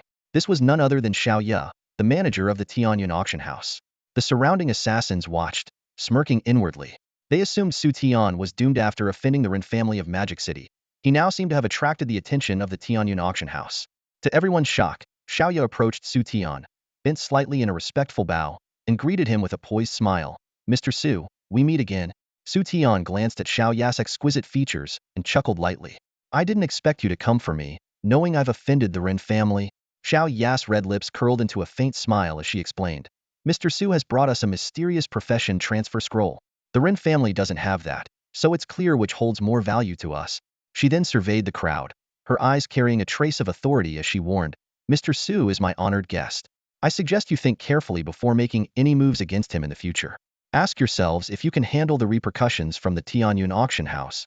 Her words left everyone stunned. They couldn't believe that Xu Tian, who was described as having no backing on the bounty notice, had such a strong connection to the Tianyun auction house, and was even considered a distinguished guest by its manager. Within minutes, dozens of assassins quietly dispersed, abandoning the bounty. Xiao Ya's decisive stance even surprised Xu Tian, who hadn't expected her to openly oppose the Ren familia prominent clan in Magic City. Could the Tianyun auction house truly be unafraid of the Ren family, one of the city's four great families? Satisfied to see the assassins retreat, Xiao Ye turned to Xu Tian. Mr. Xu, shall we go? Xu Tian nodded in agreement and followed her into the car.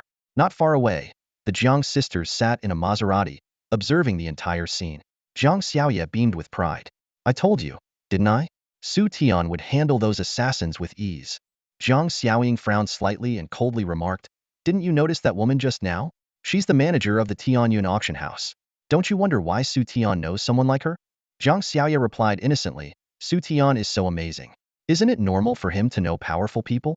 Jiang Xiaoying sighed in exasperation and asked bluntly, Aren't you worried she might steal your Xu Tian away? Jiang Xiaoye laughed it off at first, but the more she thought about it, the more uneasy she became. She turned to her sister with a hint of panic and asked tentatively, She wouldn't, right? Jiang Xiaoying remained silent, leaving her younger sister to stew in her own thoughts. Inside the luxury car, Xu Tian caught a faint whiff of a delicate fragrance in the air, likely Xiao Ya's personal perfume. The car's interior had a soft, feminine touch, and from his vantage point, he couldn't help but notice Xiao Ya's fair legs beneath her cheongsam.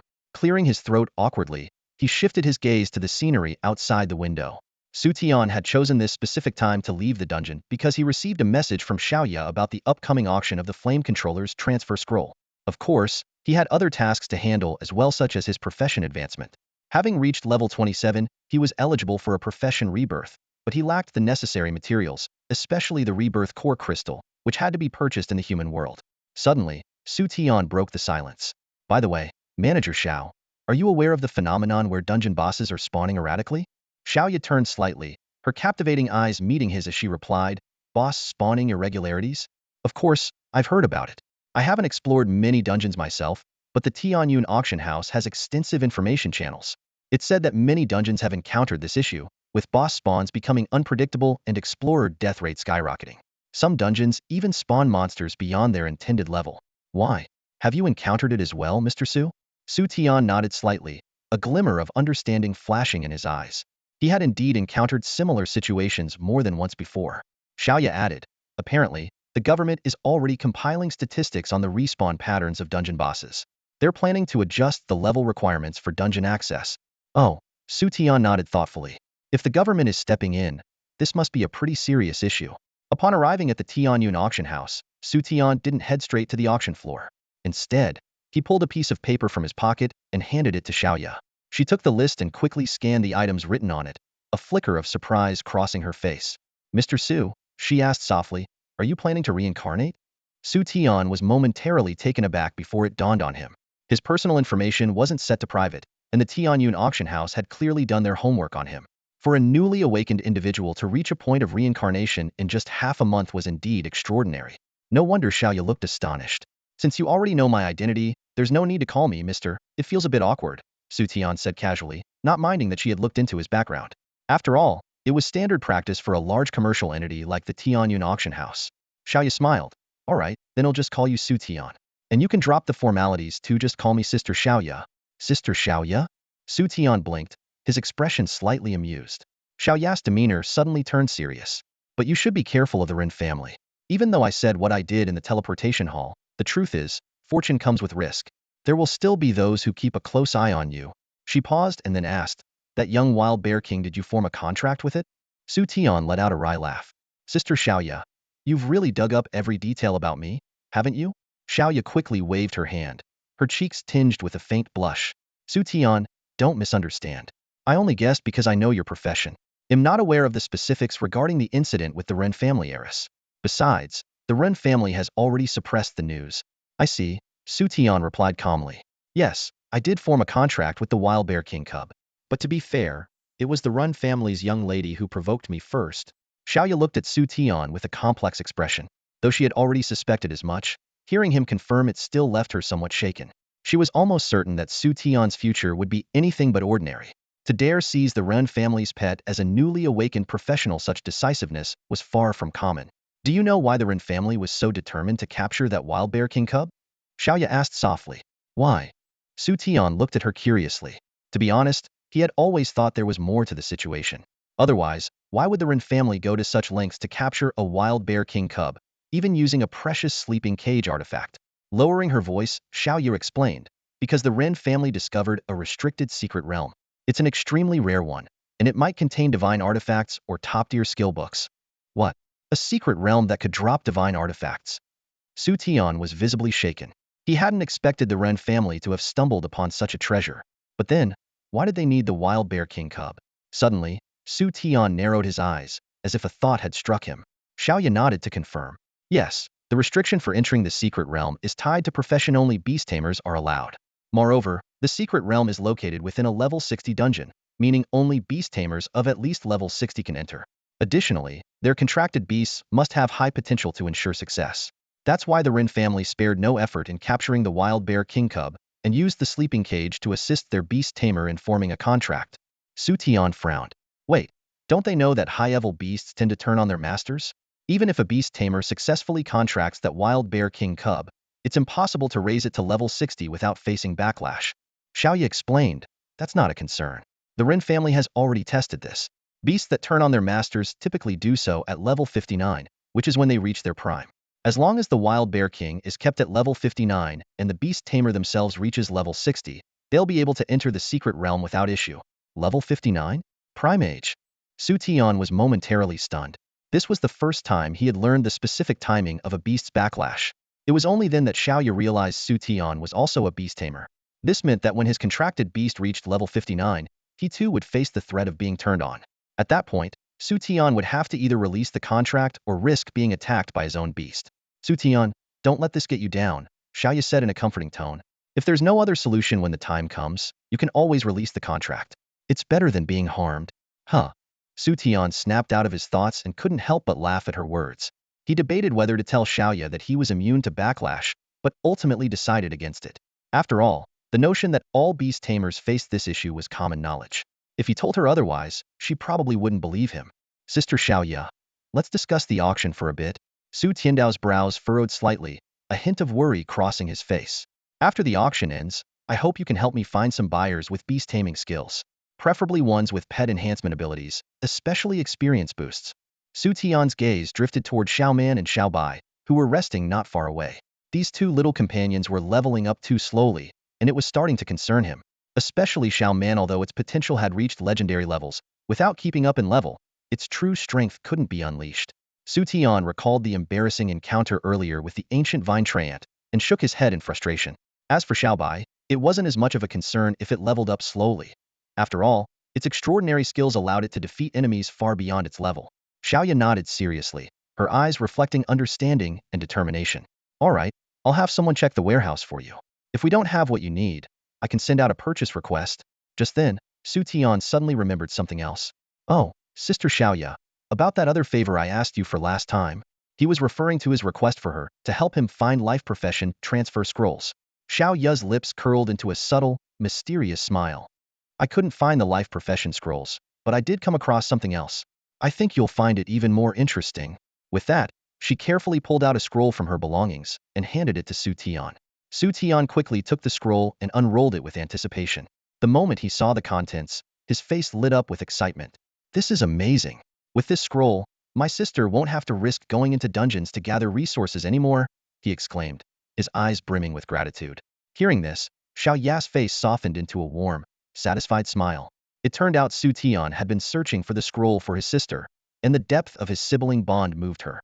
However, a flicker of regret crossed her gaze. It's a pity that unrestricted combat profession transfer scrolls are almost impossible to find. Otherwise, I'd have gotten one of those for you, Xiaoya said with a hint of disappointment. As someone who specialized in items, she understood just how rare and valuable such scrolls were. Xu Tian offered a reassuring smile. It's all right. This unrestricted item profession transfer scroll is already incredible. He glanced thoughtfully at Xiaoya and asked, this must have cost a few million gold coins, right? Xiaoya's smile was as warm as sunlight, and her words stirred something in Xu Tian's heart. You probably don't realize just how much allure that Fire Control Master's Class Change Scroll holds. This time, not only are the 4 great families from Magic City here, but even many from the northern capital have come. Although other families may not afford it, they're still here for the excitement, she explained softly. Our Tianyun auction house has become a nationwide sensation. Popularity means profit, so even though this scroll is expensive, it's nothing compared to the revenue it will bring. As your sister, I'm making the call. This scroll is yours, free of charge. Xu Tian blinked and teased. So, does that mean I get a share of the auction's profits? Xiaoya gave him a sideways glance. In your dreams. Despite her words, Xu Tian could imagine the massive promotional effort Tianyun auction house had invested in. It's almost time. Let's head to the auction hall, Xiaoya said as she stood up, her elegant figure captivating. Xu Tian nodded in agreement. Tianyun auction house was one of the largest auction venues in the southern province. After tonight, that one of title might well be dropped. Xiaoya personally escorted Xu Tian to the VIP room number 1 before heading backstage to prepare. 2 young, graceful attendants stood respectfully on either side of the door. Xu Tian ordered a cup of tea and used the room's holographic projection to survey the auction hall. His VIP room was on the 2nd floor, but the projection made it feel as though he were seated right at the center of the 1st floor auction hall, offering an up-close view of the stage. Surrounding the 1st floor were countless seats for regular guests. As the auction attendees gradually arrived, Xu Tian remained calm, enjoying his tea and occasionally glancing at the 2 pleasing-to-the attendants. Xiaoya's melodious voice filled the hall, instantly electrifying the atmosphere. Honored guests, welcome to today's auction. I am Xiaoya, and it is my privilege to host this event.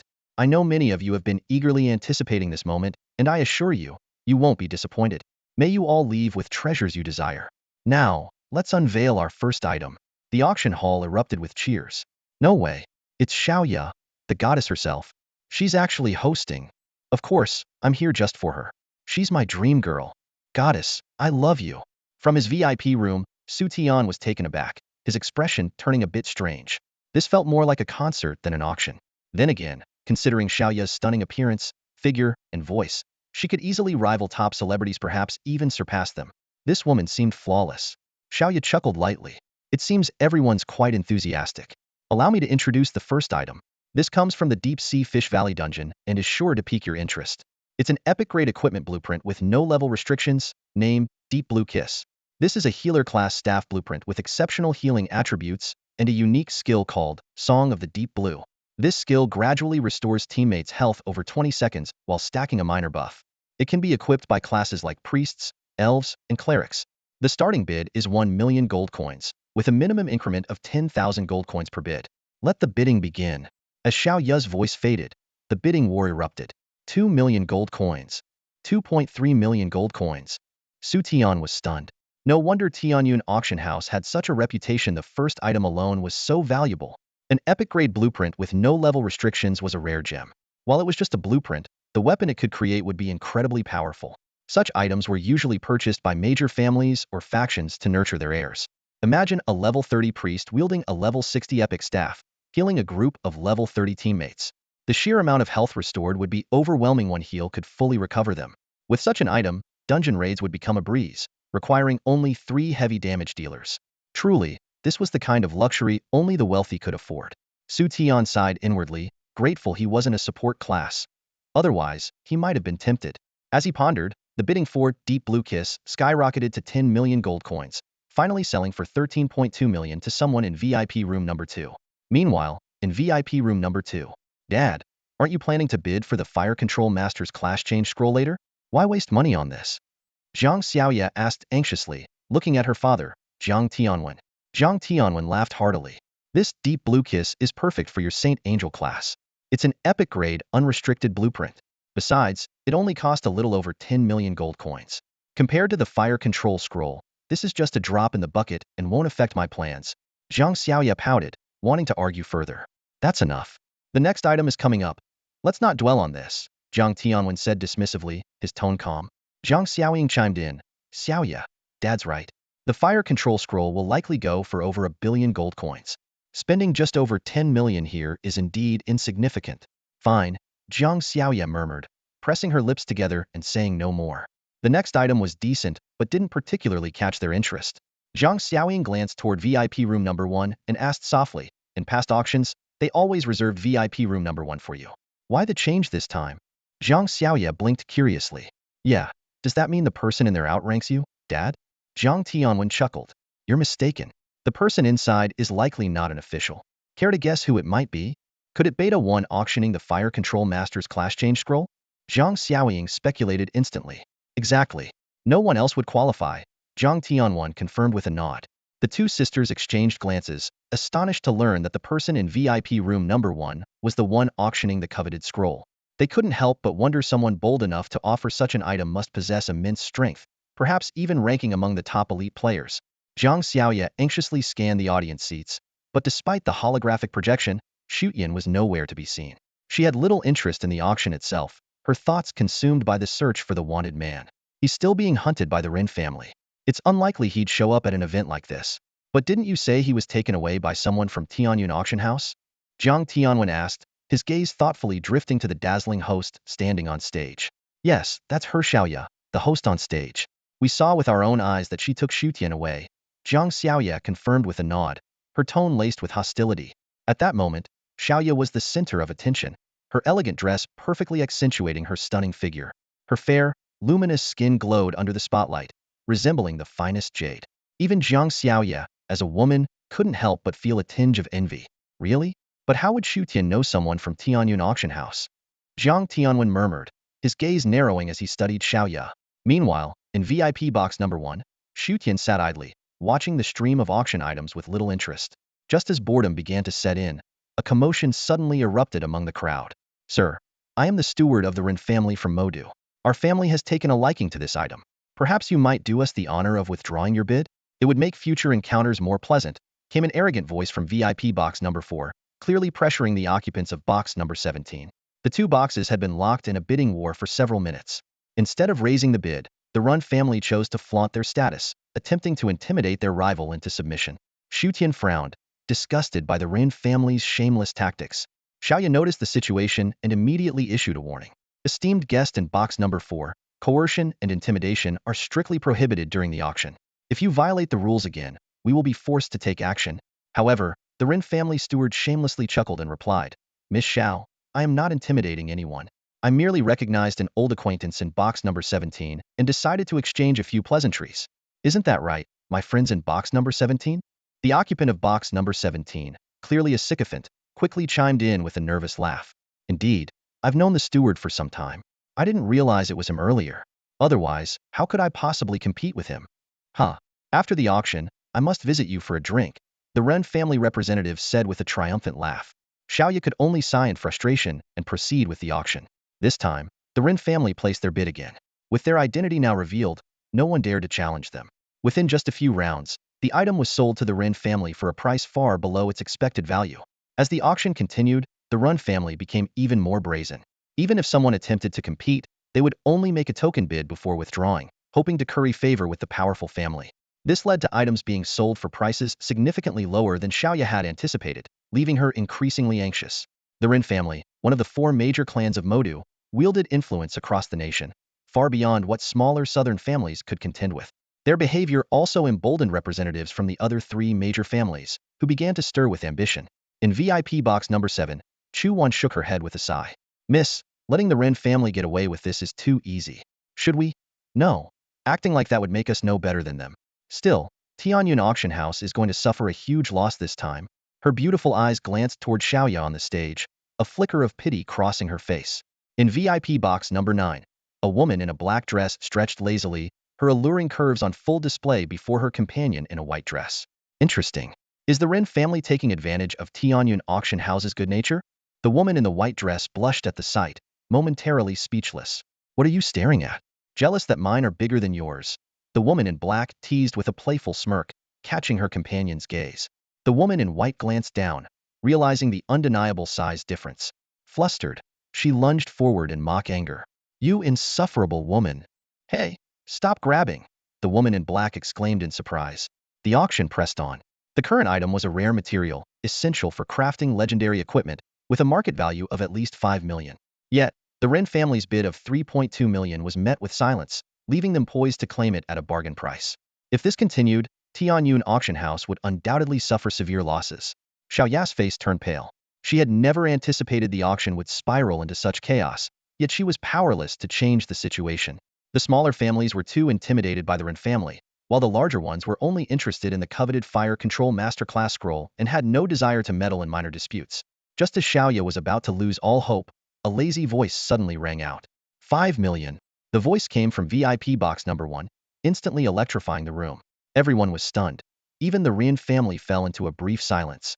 Since you've taken an interest in this material, my Ren family is willing to show you some respect, the steward from the Ren family said with a hearty laugh, clearly acknowledging the extraordinary status of the box number 1 occupant. The entire audience held their breaths, waiting for a response from VIP box number 1. After all, the Ren family was one of Moda's 4 major clans, and even the most formidable individual would typically offer some courtesy. However, the only response they received was utter silence. A full 5 minutes had passed, yet box 1 remained silent. The atmosphere in the auction hall grew increasingly tense and eerie, as the ordinary guests exchanged puzzled glances and whispered among themselves. The prominent figure in box 1 seemed to have quite the temper, showing no regard for the Ren family's reputation. The Ren family representatives were visibly embarrassed, refraining from bidding on the next 2 auction items. On stage, Xiaoya's bright eyes lingered on box 1, a flicker of gratitude flashing in her gaze. She knew exactly who was in box 09 was Xu Tian. What she hadn't anticipated was his intervention. His actions meant he would have to spend his own money to acquire those materials. Inside box 1, Xu Tian sat expressionless. He had long recognized the Ren family members in box 4, including manager Lu, the man who had threatened him days ago. This shameless man had not only issued threats but was likely behind the bounty placed on him. And now, here he was causing trouble at the auction. To Xu Tian, money was no longer an issue. He simply wanted to teach this man a lesson. Xiaoya moved on to introduce the next auction item. This is a fragment of a map dropped from the level 76 Mystic Serpent Cavern dungeon. Legend has it that collecting all the fragments will lead to a hidden treasure, with rumors of someone having obtained a divine artifact from it. The starting bid is 3 million gold coins, with increments of no less than 100,000. The bidding begins now. Her voice had barely faded when the auction hall erupted into excitement. A treasure map for a divine artifact? Only 3 million? That's a steal. I bid 3.5 million. Calm down, it's just a fragment. There's no guarantee it will lead to anything. The debates rose and fell, until they were abruptly interrupted by a voice from box 4. 5 million gold coins, Manager Lu declared calmly, his tone brimming with confidence. The other bidders hesitated for a moment before collectively deciding to withdraw. Inside box 4, Manager Lu felt a surge of satisfaction, thinking to himself that completing the task assigned by the family head for just 5 million was quite a bargain. But just then, a voice emerged from box 1. 7 million. Manager Liu's expression froze. Xiao Ya's gentle voice followed. Box 1 bids 7 million. Any higher bids? Manager Liu glared at box 1, gritting his teeth. 8 million. 9 million. Xu Tian countered without hesitation. Manager Liu's anger flared, but before he could respond, Xiao Ya's voice rang out again. 9 million, going once. 10 million. Manager Liu blurted out in a panic, only to be interrupted by his assistant. Manager Liu, the family head's budget only has 10 million left. Startled, Manager Liu hastily instructed someone to call the family head for more funds. Meanwhile, Xiaoya had already called out. 9 million, going twice. Her hammer was poised to fall. 10 million. Manager Liu exclaimed, his voice tinged with desperation. 11 million. Xu Tian's lazy voice rang out once more. Manager Liu's face turned ashen. After a long pause, he forced a bitter smile and asked, honored guest in box 1, may I inquire who you are? I am Manager Liu of the Ren family in Modu, and this item is essential to our family head. Could you do us the honor of stepping aside? Our Ren family has connections with some of the top-ranked individuals. Let's not have a misunderstanding among allies. The crowd's expressions turned odd. Clearly, the Ren family was up to their old tricks again. Everyone was curious to see how the mysterious figure in box 1 would respond. Idiot. A single, sharp word came from box 1, sending the hall into uproarious laughter. Even Xiaoya couldn't suppress a chuckle. In box 2, Zhang Xiaoya giggled. The big shot in box 1 is absolutely savage. Zhang Xiaoying, deep in thought, murmured, why does this sound like someone I know? In box 9, the woman in the black dress leaned toward the woman in the white dress with a mysterious smile. Can you guess who's in box 1? Wait, can your skill? The woman in white asked curiously. It's Xu Tian. The woman in black revealed with a grin. The woman in white was stunned. Xu Tian? Isn't he the one who auctioned off the fire controller profession change scroll?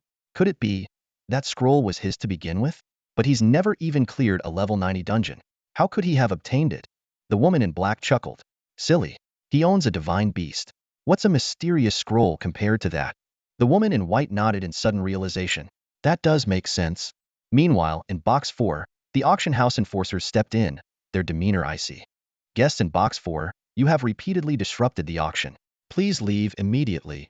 Manager Liu clenched his fists. I am the Ren family's manager. You wouldn't dare. The enforcer's gaze turned steely as he revealed his level 70 status. Sir, please cooperate, or we will be forced to take action. Faced with no choice, Manager Liu left begrudgingly, throwing out a final threat. Our Ren family won't let this go. Shortly after, Xiaoyu addressed the audience. Ladies and gentlemen, the guests in box 4 have been removed for violating auction rules. Now, it's time for the highly anticipated final item, the mysterious fire controller profession change scroll. This scroll allows any combat profession to transition into a fire controller, granting unparalleled offensive capabilities. It's a true game changer. The starting bid is 1.5 billion gold coins, with increments of no less than 10 million. Let the bidding begin. 180 million, 200 million, 300 million. The auction had barely begun, and the bidding skyrocketed like a rocket taking off. Sitting in box 1, Xu Tian's eyes widened in disbelief. His breath quickened as he watched the scene unfold. He had initially estimated that the Fire Control Master Job Change Scroll would sell for no more than 200 million. Clearly, he had underestimated its allure. The bidding grew increasingly intense, and in the end, the scroll was sold for an astronomical 730 million to box 5. Xu Tian was ecstatic. He had never imagined he would one day possess such an enormous fortune. After the auction concluded, outside the venue, Steward Liu gritted his teeth in frustration. That damned box 1. They cost me the chance to bid. A cautious attendant asked, should we investigate who was in box 1? After a moment of thought, Steward Liu shook his head. Forget it. It might be someone from the Ren family that we've offended. Notify the family head instead. The attendant nodded and left. Xu Tian returned to the Tianyun auction house, where Xiaoya sat across from him and slid a purple gold card across the table. This is your auction proceeds. 730 million gold coins. With this card, you'll enjoy a 25% discount on all purchases at Tianyun Auction House and its affiliated businesses. Xu Tian asked curiously, no commission fee? Xiaoya smiled and explained, the president said you helped restore order during the event, so we've waived the commission. Additionally, the items we acquired from the Ren family are now yours, free of charge. Xu Tian nodded, accepting the card, but then pushed it back toward her. Use it to purchase the materials and advanced Beast Master skill books you'll need for the next 7 advancements. Xiaoya understood his intent, took the card, and left. The next day, Xu Tian handed the job change scroll to his sister, Xu Yun. Leaving behind a savings card, he prepared to leave. Xu Yun felt both relieved and heartbroken, but when she saw the staggering balance on the card, she was utterly dumbfounded. Before his departure, Xiaoyu warned Xu Tian to be cautious of retaliation from the Ren family. He reassured her before heading to the teleportation center. The receptionist, noticing his information, level 27 Beast Master, asked, "Which dungeon would you like to go to?" Xu Tian calmly replied, "Level 40, Blue Moon Canyon." The receptionist was taken aback and confirmed his request several times before finally activating the teleportation portal. Upon entering the dungeon, the system notified Xu Tian that he had unlocked a super exploration opportunity and discovered a black gold legendary treasure. He quickly realized that defeating elite monsters or bosses increased the chances of finding random exploration treasures, so he focused on hunting such creatures. 3 days later, in the real world, Steward Liu was still tracking Xu Tian's whereabouts. When he learned that Xu Tian had entered the level 40 dungeon, Blue Moon Canyon, he sneered. "That brat is courting death. A mere level 27? As a 5th turn expert, I can handle this alone. No need to bring anyone else." Meanwhile, Xu Tian had been exploring Blue Moon Canyon for 3 days, but had only covered a tenth of the map. The sheer size of this level 40 open-world map was staggering. With its rich resources, high-level maps rarely attracted players whose levels were significantly lower than the map's requirements. Xu Tian had just slain a boss when a notification chimed in his mind. Ding! Congratulations to the host for defeating the boss. You have gained a chance to obtain random exploration resources. A red tier rare resource has been detected. Please use the universal map immediately to locate it. Another red tier resource? Reclining on Xiaobai, Xu Tian instantly perked up and called Xiaoman back. He glanced at the time. Xiaoman had just taken down a level 42 lone windwolf in 3 minutes. Although it couldn't match Xiaobai's instant kills, it was an impressive feat for a defensive legendary potential pet. Xu Tian felt gratified by Xiaoman's progress. Its new skill, Thorn Armor, acquired after breaking through to level 20, was a game changer. Not only could it reflect damage back to attackers, but it could also deal damage even when the enemy failed to penetrate its defenses, significantly boosting its offensive capabilities. 3 days of grinding level 40 dungeons had raised Xiaoman to level 23, while Xiaobai was on the verge of breaking through to level 20 and entering its adolescent stage. Xiaoman now stood like a towering giant, its every step causing the ground to quake. Strange scales had grown on its chest and arms, greatly enhancing its defensive strength. Xu Tian himself had reached level 30, which unlocked the opportunity for a second advancement. However, he hadn't even completed his first advancement yet, as he had been busy farming experience in dungeons. He resolved to complete his first advancement right after finding this red tier resource. With this thought in mind, Xu Tian urged Xiaobai toward the location marked on the map. Xiaoman's massive frame lumbered behind, causing explorers along the way to scatter in awe and fear. Before long, they arrived at a secluded valley. Xu Tian leapt off Xiaobai's back and noticed a crowd of adventurers gathered around, their eyes wide with shock at the sight of him riding 2 colossal creatures. After making some inquiries, Xu Tian learned that a randomly spawning secret dungeon lay ahead. 3 groups had already ventured inside, but none had returned, suggesting the danger within was extreme. This only piqued Xu Tian's curiosity further, especially since the red treasure he sought was located inside. Without hesitation, Xu Tian led Xiaobai and Xiaoman into the cave. As they entered, a mysterious voice echoed in his mind. "Adventurer, welcome to the level 47 Nightmare Difficulty Dungeon, Spider Queen's Lair. Enjoy your journey." Xu Tian's confident smile faltered slightly. A level 47 Nightmare Difficulty Dungeon, it was no wonder the previous teams hadn't made it out. Based on his calculations, even the regular monsters here would likely have stats averaging over 2,000. Still, with Xiaoman in its adolescent stage and Xiaobai on the verge of evolving, he felt confident they could handle it. Outside, the crowd of adventurers buzzed with speculation. Some mocked Xu Tian for his recklessness, while others guessed he might be a high-level expert. One individual, deep in thought, quickly left the scene. Inside the cave, Xu Tian's party encountered their first wave of attackers. Venomous spiders lunged at them, only to be sliced into puddles of poison by Xiaobai's wind blades. The narrow cave barely accommodated Xiaoman's enormous form, but it didn't matter. Its thorn armor alone was enough to repel the endless onslaught of spiders, killing them as they attacked. When a spray of venom splashed onto Xiaoman, Xu Tian's heart skipped a beat. However, to his relief and delight, Xiaoman's newly evolved armor completely neutralized the poison. With this immunity, the venomous spider's attacks became utterly ineffective. With Xiaoman tanking in the front and Xiaobai dealing damage from the rear, they swept through the enemies with ease. Soon, they reached the second stage of the dungeon. This area was filled with magma, and the walls were dotted with redandant black-striped spiders, the fire devourer spiders, known for their magma-spewing attacks.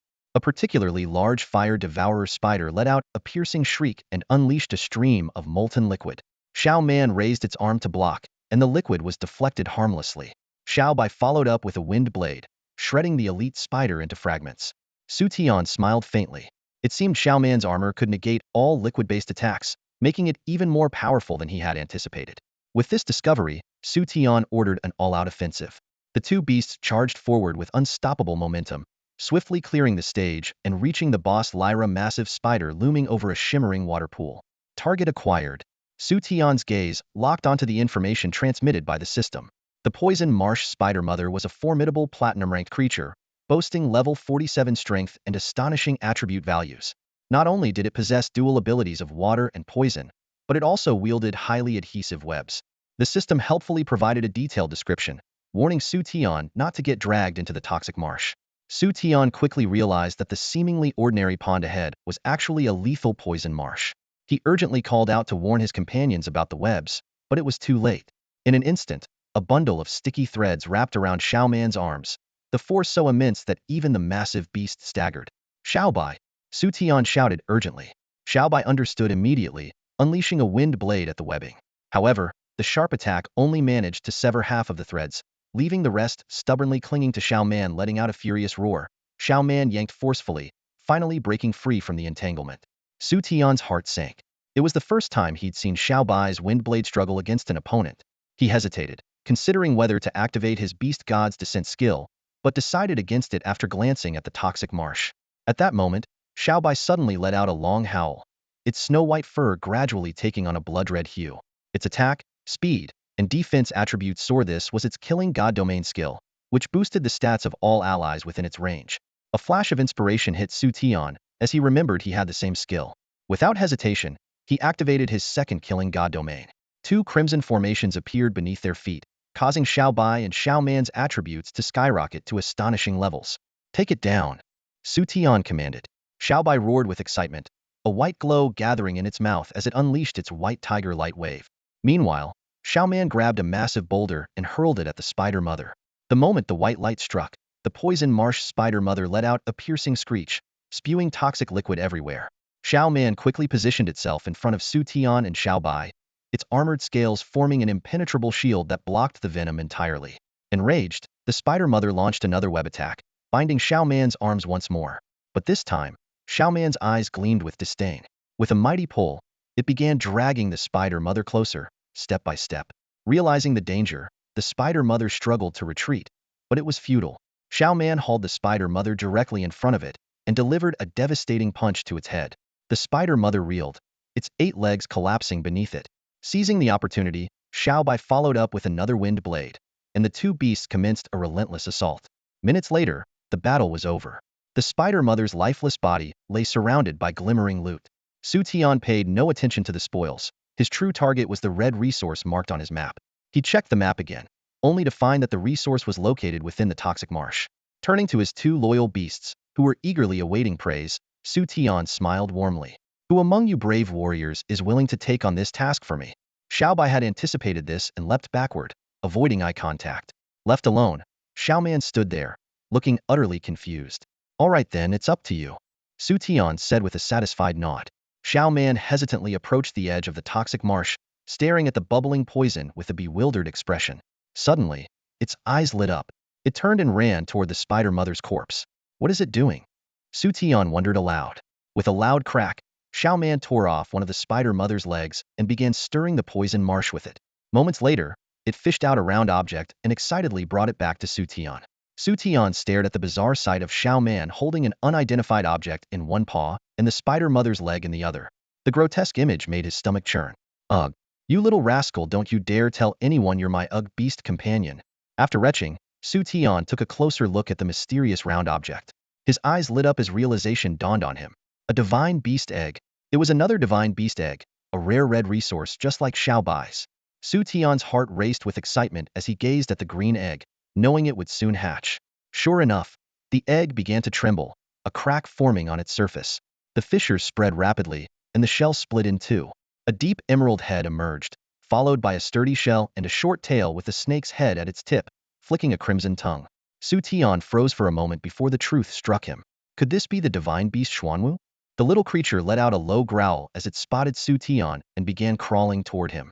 At the same time, information about the creature flooded Xu Tian's mind. Xu Tian gazed at the Xuanwu before him, his face brimming with joy. The stats of this mythical beast were simply astonishing. Life 1, Strength 843, Defense 128, Speed 307, Energy 52, Skills 278. Even more incredible were the abilities it possessed. Gravity Domain, Xuanwu Water Shield, Water Healing, Heavy Water Imprisonment, and Transformation. The gravity domain could generate a gravitational field within a 100-meter radius, significantly reducing enemy speed. The Xuanwu Water Shield added protection equivalent to 70 of the target's health and increased their defense by 50. Water Healing instantly restored 40 of the target's health and granted 20 damage reduction. Heavy Water Imprisonment trapped enemies in a water element cage for 10 seconds, during which they couldn't use skills and took 10 more damage. Even after the effect ended, they would remain slowed for another 10 seconds. Lastly, Transformation allowed Xuanwu to enter a combat form, doubling all of its attributes.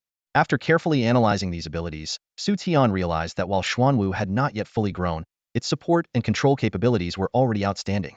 Gently stroking Xuanwu's turtle head, he said softly, "From now on, I'll call you Xiao Wu." Xiao Wu affectionately nuzzled Xu Tian's hand before climbing onto his right shoulder and transforming into a motionless turtle shell. Looking around, Xu Tian noticed that the secret realm had not yet disappeared. Since all the monsters had been cleared out and Xiao Bai along with his other pets were standing guard, he decided to undergo his rebirth right there. He retrieved the necessary materials, with the most crucial item being a Tier 1 rebirth stone. As he placed his hand on the stone's surface, mysterious runes enveloped his entire body, and the entire cave was illuminated with a golden glow. Meanwhile, outside the secret realm, a sinister plot was unfolding. An adventurer was reporting Xu Tian's whereabouts to Steward Liu, the representative sent by the Ren family. Confident in his abilities, Steward Liu sent a subordinate to escort the adventurer to collect his reward, while he stayed back to personally deal with Xu Tian. As a level 67, 5th rebirth spatial mage, he looked down on what he considered a nameless rookie and a pair of pets. However, when Steward Liu attempted to enter the secret realm, he discovered there was an entry restriction. Frustrated but patient, he decided to wait outside for Xu Tian to emerge. A nobody with no backing dares to take a pet belonging to our Ren family from the Magic City? He doesn't know his place, he sneered to himself. A day later, a system notification chimed.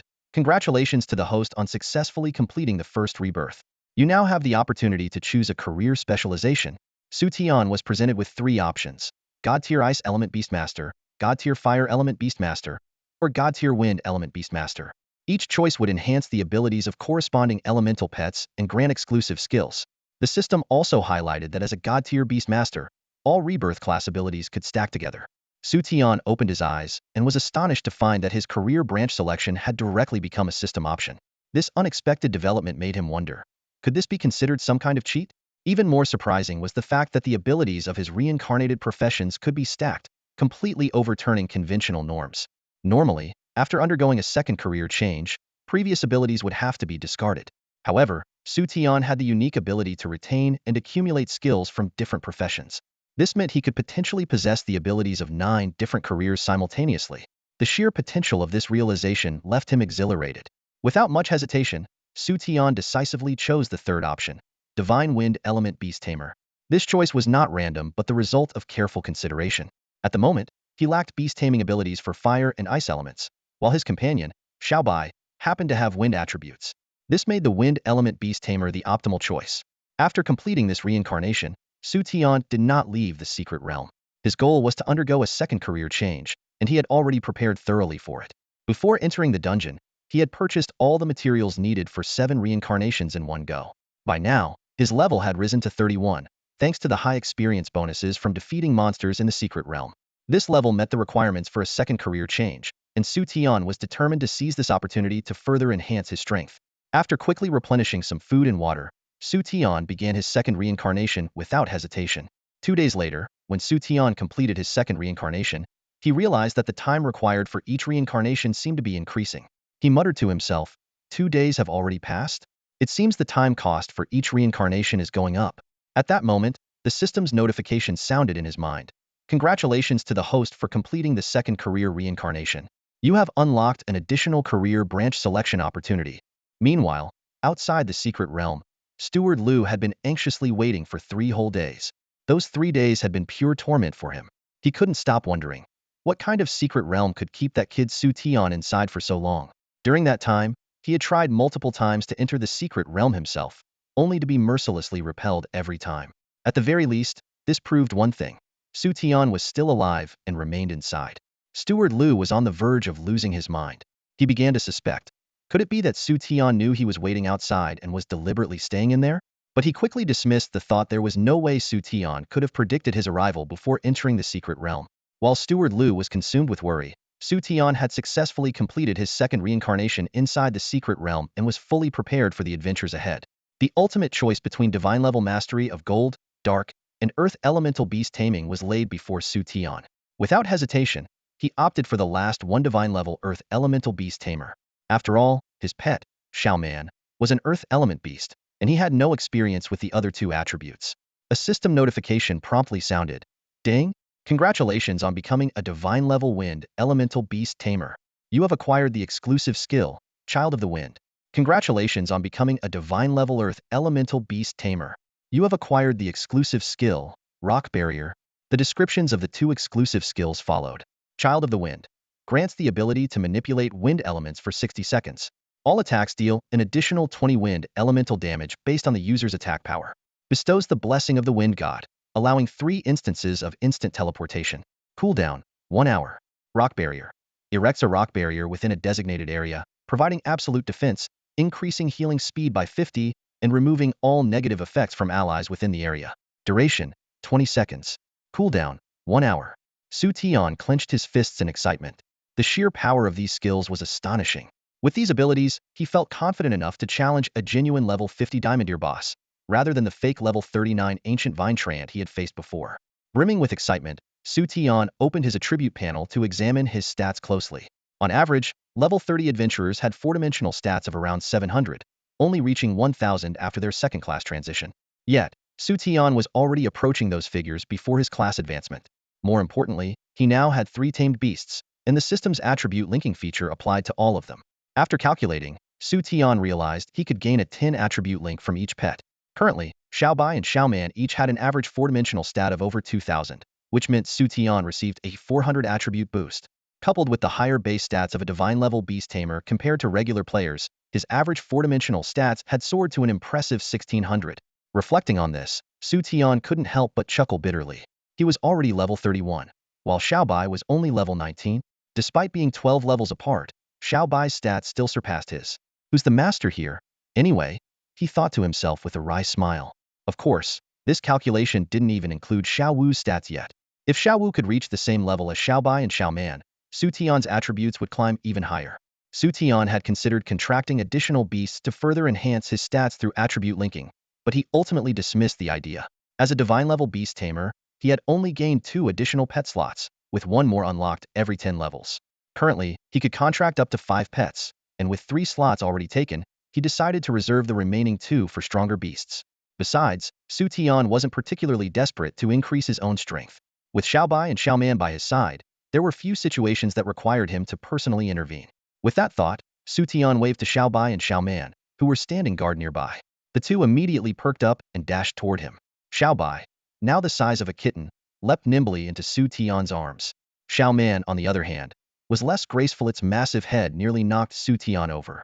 Meanwhile, the newly acquired Xiao Wu remained quietly tucked inside its shell, resting on Xu Tian's shoulder. Let's head out, Xu Tian said softly, holding Xiaobai as he walked out of the secret realm. The moment they stepped out, the cave behind them vanished without a trace. The vibrant scenery of the outside world greeted them, a stark contrast to the oppressive atmosphere of the cave, lifting their spirits. However, the brief tranquility was shattered by a chilling voice. Heh, so you finally came out. I almost thought you died in there. Xu Tian turned to the source of the voice, his expression instantly hardening. Lu Guanshi. Alarm bells rang in his mind. How did he track me here? The surrounding onlookers, unaware of the situation, began murmuring among themselves. So this guy wasn't here to clear the secret realm but to confront that man? Looks like there's some bad blood between them. This guy cleared the secret realm solo. He must be pretty strong. This is going to be interesting. Wait, I remember now, this is the guy who had a bounty placed on him by the Ren family a while back. Then that man over there must be. The crowd's gaze shifted to Lu Guanshi, their eyes filled with apprehension. They had already pieced together his identity was from the infamous Ren family of the Demon City. No one could have imagined that Xu Tian would dare to enter a level 40 dungeon while still being hunted by the Ren family. This dungeon had no level restrictions, meaning Xu Tian would face the full force of the Ren family's pursuit. Onlookers whispered among themselves, lamenting that this genius, who had only awakened his profession a month ago, might not escape his fate. Rumor had it that he once killed a level 43 powerhouse whose abilities were suppressed. If left unchecked, he was destined to become a prodigy of Huaxia. Among the crowd, Steward Lu's lips curled into a smug smile. Fixing his gaze on Xu Tian, he spoke with disdain. Listen up, kid. Surrender now. Come back with me to the Ren family. Kneel before Miss Run and beg for forgiveness. If you agree to become a servant, I might just spare your life.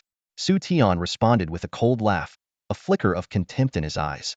Steward Lu, I suggest you worry about yourself first.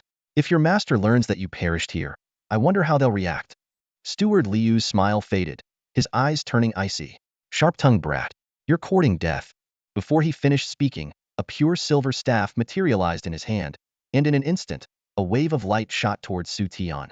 Roar! The battle erupted in an instant. Xiaoman lunged forward, shielding Xu Tian. The silver light struck its scaled armor with a deafening crash. When the glow dissipated, blood was oozing from Xiaoman's chest, and its armor had suffered significant damage. Xu Tian's heart sank.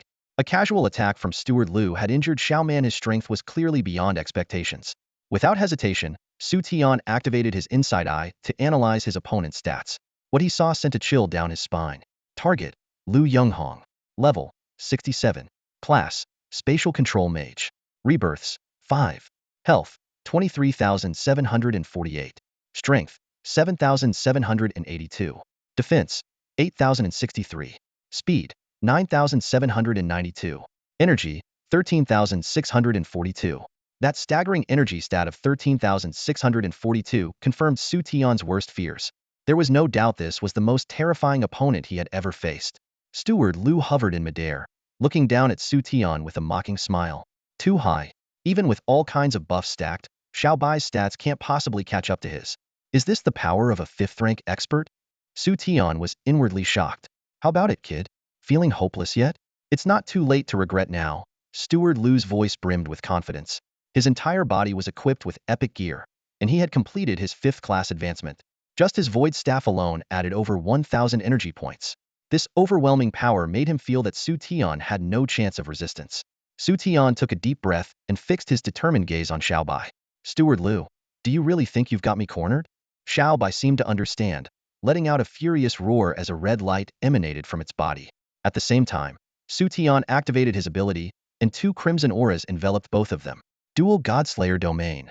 In a visible instant, Xiao Bai and Xiaoman's stats began to soar. Beyond that, a mystical radiance surrounded their bodies, significantly enhancing their abilities. For Xiao Bai in particular, the Godslayer Domain amplified its power by an impressive 70. Xu Tian quickly checked Xiao Bai's stats panel. Its strength attribute had reached a staggering 6,784. However, he knew that even with this, breaking through Steward Lu's defenses would still be a monumental challenge. Steward Lu frowned slightly as he noticed the sudden spike in the pet's stats, with its strength exceeding 6,000. A divine beast? Huh? Truly formidable. To think it could boost its stats by so much. A glint of greed flashed in his eyes as he stared at Xiao Bai. This divine beast will belong to the Run family from now on. Just then, a green creature with a round, prominent shell suddenly appeared beside Xu Tian. A turtle? Steward Lu was momentarily stunned. Another beast? I hadn't heard that Xu Tian had other contracted beasts. Could it be a new contract? Thinking this, he sneered. It seems this kid is desperate, even bringing out a newly contracted pet to fight me. As Steward Lu prepared to move, his expression suddenly shifted. He was astonished to find his speed drastically reduced, as if trapped in an invisible quagmire. Even in midair, his movements were sluggish. A control-type pet? Steward Lu looked at the divine beast Xianwu in shock. Though still young, the creature was already capable of hindering his speed. This isn't an ordinary petit, must also be a divine beast. His gaze turned sharp and ruthless. What a terrifying kid, able to contract 2 divine beasts. If he grows any stronger, the Ren family might be doomed because of him. Originally, Ren Yunshan had ordered him to bring Xu Tian back alive, but now he changed his mind. He decided to eliminate Xu Tian. No matter how strong you are, you're only in your 20s. I'll show you what a real power gap looks like. Steward Lu said coldly, waving his staff as a spatial energy orb shot directly toward Xiaobai. Seeing this, Xiaoman immediately charged forward, positioning itself in front of Xiaobai and taking the hit heeding. However, the damage from a level 67 mage was no trivial matter. Even a basic energy orb caused Xiaoman's health bar to plummet by half. Xu Tian's heart tightened. He quickly called out, Xiao Wu. Xiao Wu let out a low growl and promptly activated its healing and shielding abilities, enveloping Xiaoman. The 40 healing effect rapidly restored Xiaoman's health bar, while a massive damage-absorbing shield was also applied. It can heal? What an incredible support pet. Steward Lu looked at Xin Wu in astonishment. By now, he was almost certain that this turtle was another divine beast. How else could it possess such extraordinary abilities? Unfortunately, you haven't matured yet. Even a full heal isn't enough to counter the damage from just one of my basic attacks, Steward Lu said coldly, launching another spatial energy orb. Xiaoman, its eyes blazing red, once again stepped forward to shield Xiaobai. The high spell damage instantly shattered the shield Xiao Wu had provided, leaving Xiaoman critically injured. 14,000 energy points. How terrifying. Xu Tian's mind raced as he realized that continuing like this would spell disaster. Steward Lu's damage was simply too overwhelming. Xiaobai, disrupt him. Xiao Wu, immobilize him. Xu Tian commanded decisively. Xiaobai immediately responded, slashing its claws to unleash a series of wind blades towards Steward Lu. Simultaneously, Xiao Wu activated its water-based immobilization skill. Oh, do you think this can hold me back? Steward Lu sneered, waving his staff as the surrounding space trembled violently. Boom! With a resounding crash, the immobilization effect shattered, and Xiaobai's wind blades were deflected by an elemental spatial shield. Too weak. Steward Lu shook his head, a mocking glint in his eyes. Is this what they call the top talent of the college entrance exams? How disappointing. Crushing a so-called prodigy like you is so satisfying. Alright, I've had my fun. It's time for you to die. Steward Lu's gaze locked onto Xu Tian, his eyes shimmering ominously. Xu Tian felt an intense sense of danger as spatial energy surged from Steward Lu, forming a massive spatial tornado that spiraled toward him. Child of the Wind, Xu Tian shouted, his body flickering as he teleported several dozen meters away, narrowly avoiding the attack. Spatial teleportation? Steward Lu stared at Xu Tian in shock. He has spatial teleportation abilities? How could Xu Tian possess such a skill? This is an advanced ability for spatial mages, and even I don't have the qualifications to learn it. How is this possible? You continue to surprise me, but I refuse to believe you can keep using that ability. Steward Lu's expression turned venomous as he unleashed another attack. Xu Tian took a deep breath and once again used the Child of the Wind ability to teleport away from the attack. Steward Lu's lips twitched, his expression growing increasingly unhinged. Let's see if you can dodge again. The spatial energy flickered, and Xu Tian teleported once more. With that, his last teleportation use was exhausted. Steward Lu was on the brink of fury. Fine. You brought this on yourself. Spatial lockdown. Suddenly, the surrounding space shifted, as if sealed by an invisible force. Xu Tian frowned, unsure of what this ability entailed. Abruptly, an elemental cage fell over Xiaobai. Xiaobai! Xu Tian shouted in alarm, but before he could react, another cage trapped Xiaoman. Moments later, Xiao Wu was also ensnared. Steward Lu's maniacal laughter echoed. Xu Tian, I don't care what tricks you have up your sleeve. Within my spatial lockdown domain, I can control your pets at will. The only reason you've lasted this long is because of those three beasts. Without them, what can you possibly do? The moment Steward Lu finished speaking, Xu Tian felt a chill run through his heart. The overwhelming power of a spatial mage left him gasping in disbelief. Steward Lu was right. Xu Tian had only managed to hold his ground thus far thanks to the help of Xiaobai and the others. Without his pets, he was nothing more than an ordinary combatant.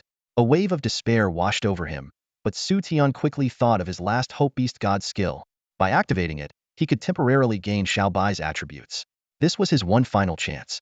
Gritting his teeth, he fixed his determined gaze on Steward Lu and began chanting the incantation. Whoosh! A visible surge of energy rippled outward, and Xu Tian's attributes skyrocketed at an astonishing speed, matching Xiaobai's stats in mere moments.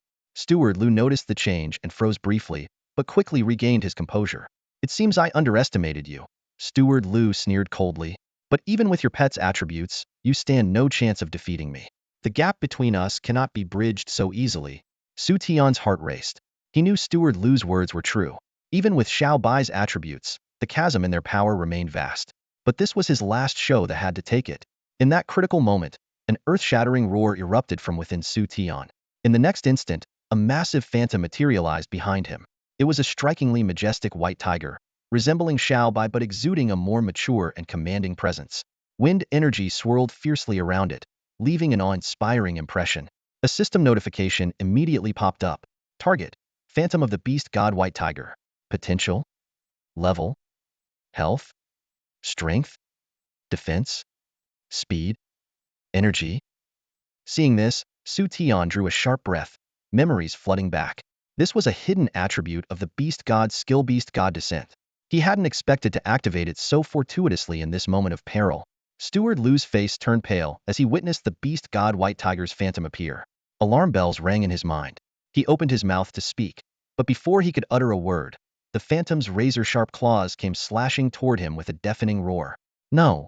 Steward Lu's eyes widened in terror as he desperately tried to flee, only to find himself firmly trapped by an invisible force of wind elements. Xu Tian watched as Steward Lu's form dissolved into a flash of golden light before collapsing onto the ground, unconscious. When Xu Tian finally opened his eyes again, he found Xiao Bai curled up on his chest, sound asleep.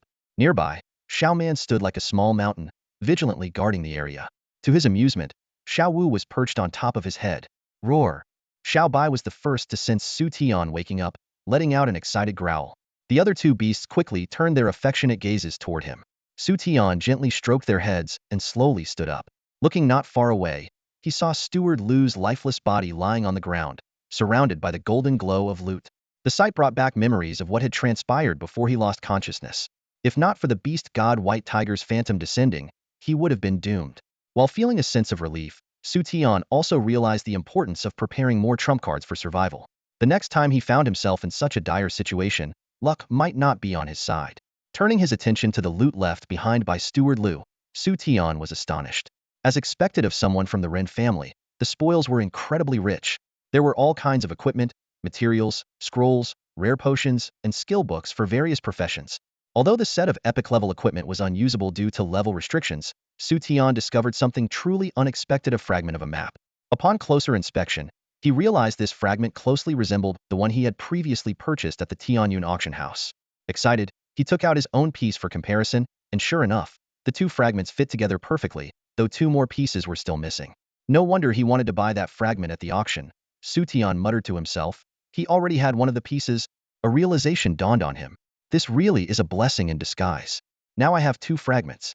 If I can collect the remaining two, I might be able to uncover the legendary treasure and perhaps even obtain an artifact. The thought of an artifact, an item surpassing even legendary equipment, filled Xu Tian with excitement and anticipation. Huh, what's this? A purple gold card? Among the loot, Xu Tian found a card similar to the one Xiaoya had given him earlier, except it lacked the Tianyun auction house insignia. He wondered how much balance it held. After carefully gathering all the spoils, Xu Tian decided it was time to leave the instance. He knew news of Steward Lu's death would spread quickly, and the Ren family would undoubtedly send even stronger fighters to hunt him down. If not for Steward Lu's overconfidence, Xu Tian wouldn't have been able to claim victory so swiftly. Even so, he had exhausted all his trump cards. Facing another opponent of the same caliber, he would have no chance. The wisest choice now was to lay low and survive the remaining days until the freshman trials. Once that time came, Teacher Chu Wan would step in to protect him. For now, staying in this level 40 instance was no longer an option. 2 days later, within the Grand Ren family mansion in the heart of Modu, a storm was brewing. Ren Yunshan fixed his icy gaze on the nervous attendant before him, his eyes glinting with a sharp, chilling light. What did you just say? Steward Lu is dead? His voice was as cutting as a blade of ice. The attendant trembled, cold sweat pouring down his face. Yais, he stammered, struggling to explain.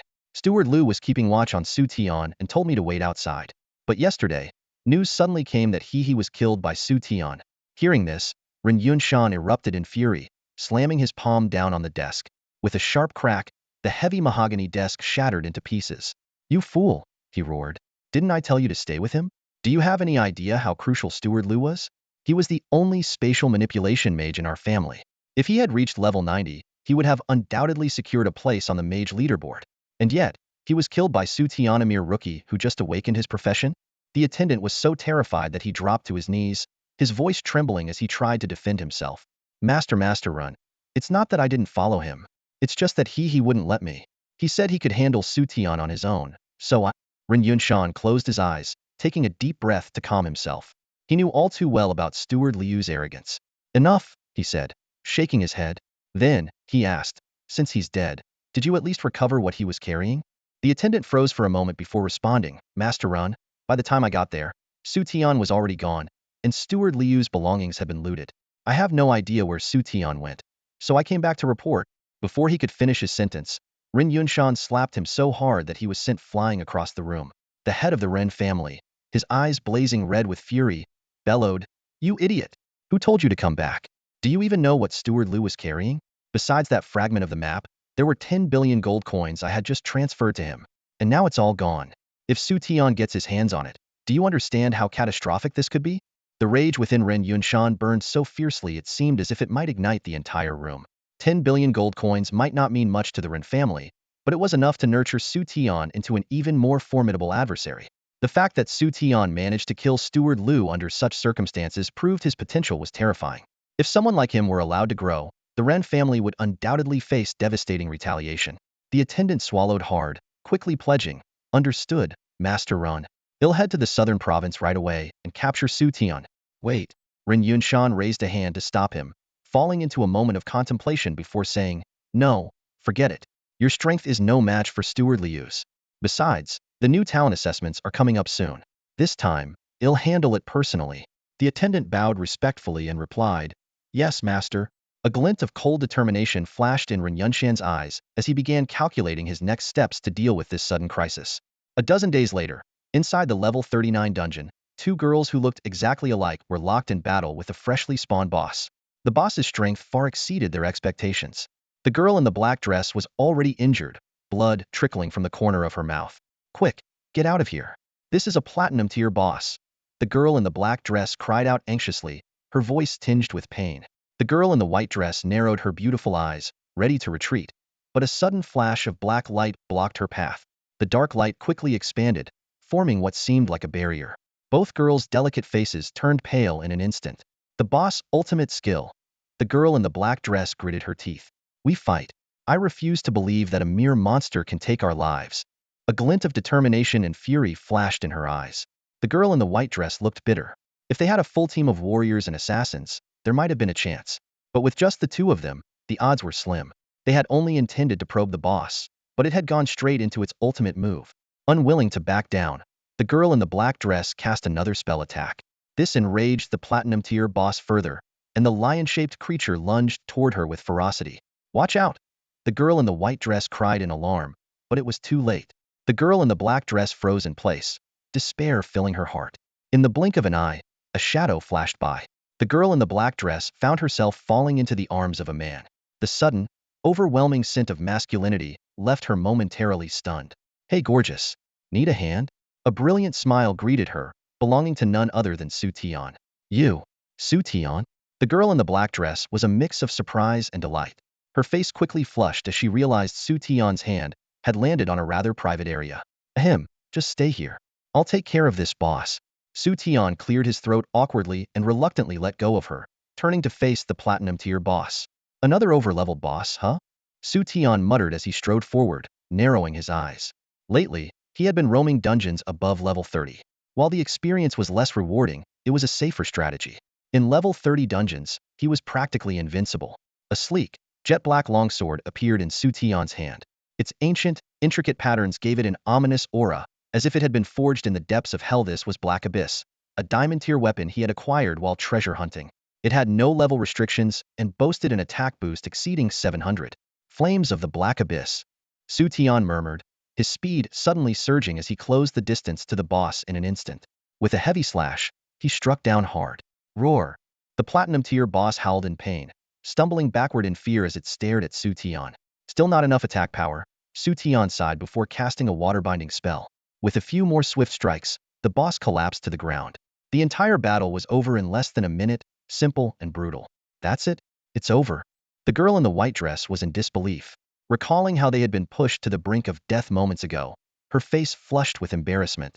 "What else did you expect?" Xu Tian replied casually, letting out a nonchalant yawn as he approached.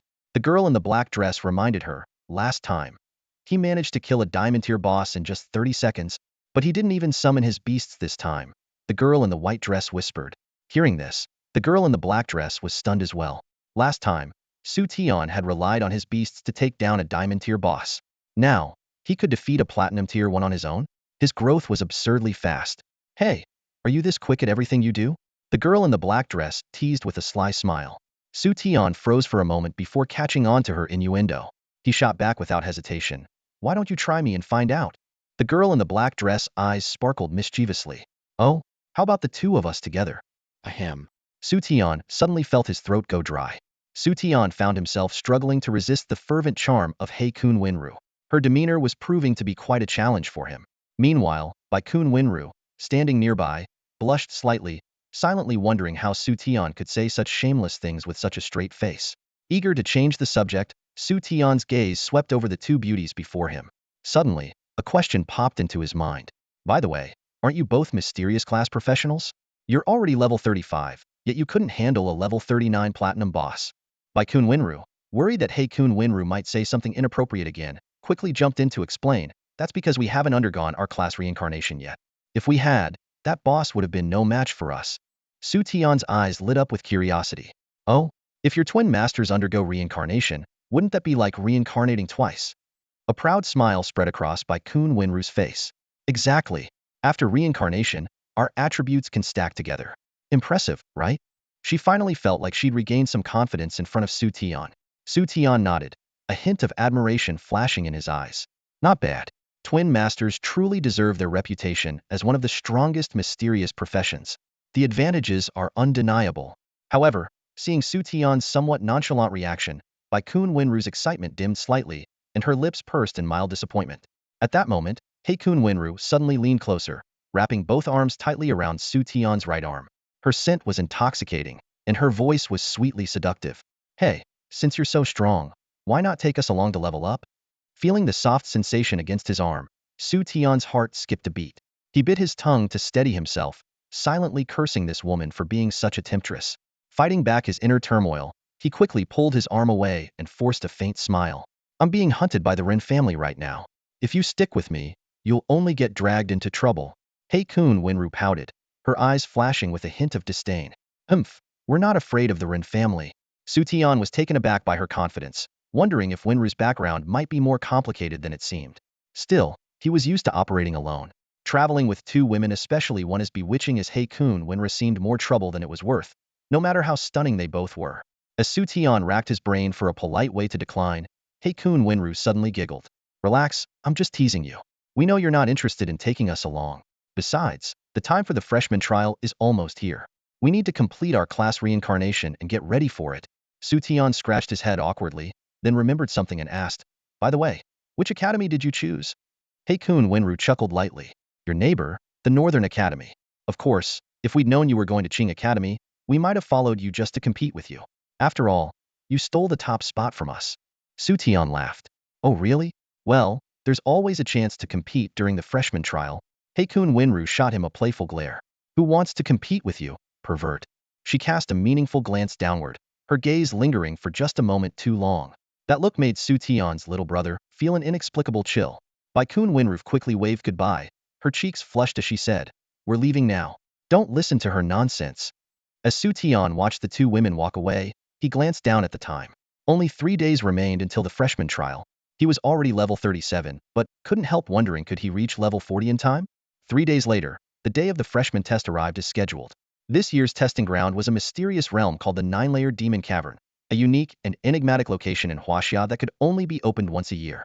Legend has it that any brave soul who could conquer all 9 levels would have the chance to obtain a divine artifact. However, this myth remains unverified, as no one has ever succeeded in passing through all 9 layers.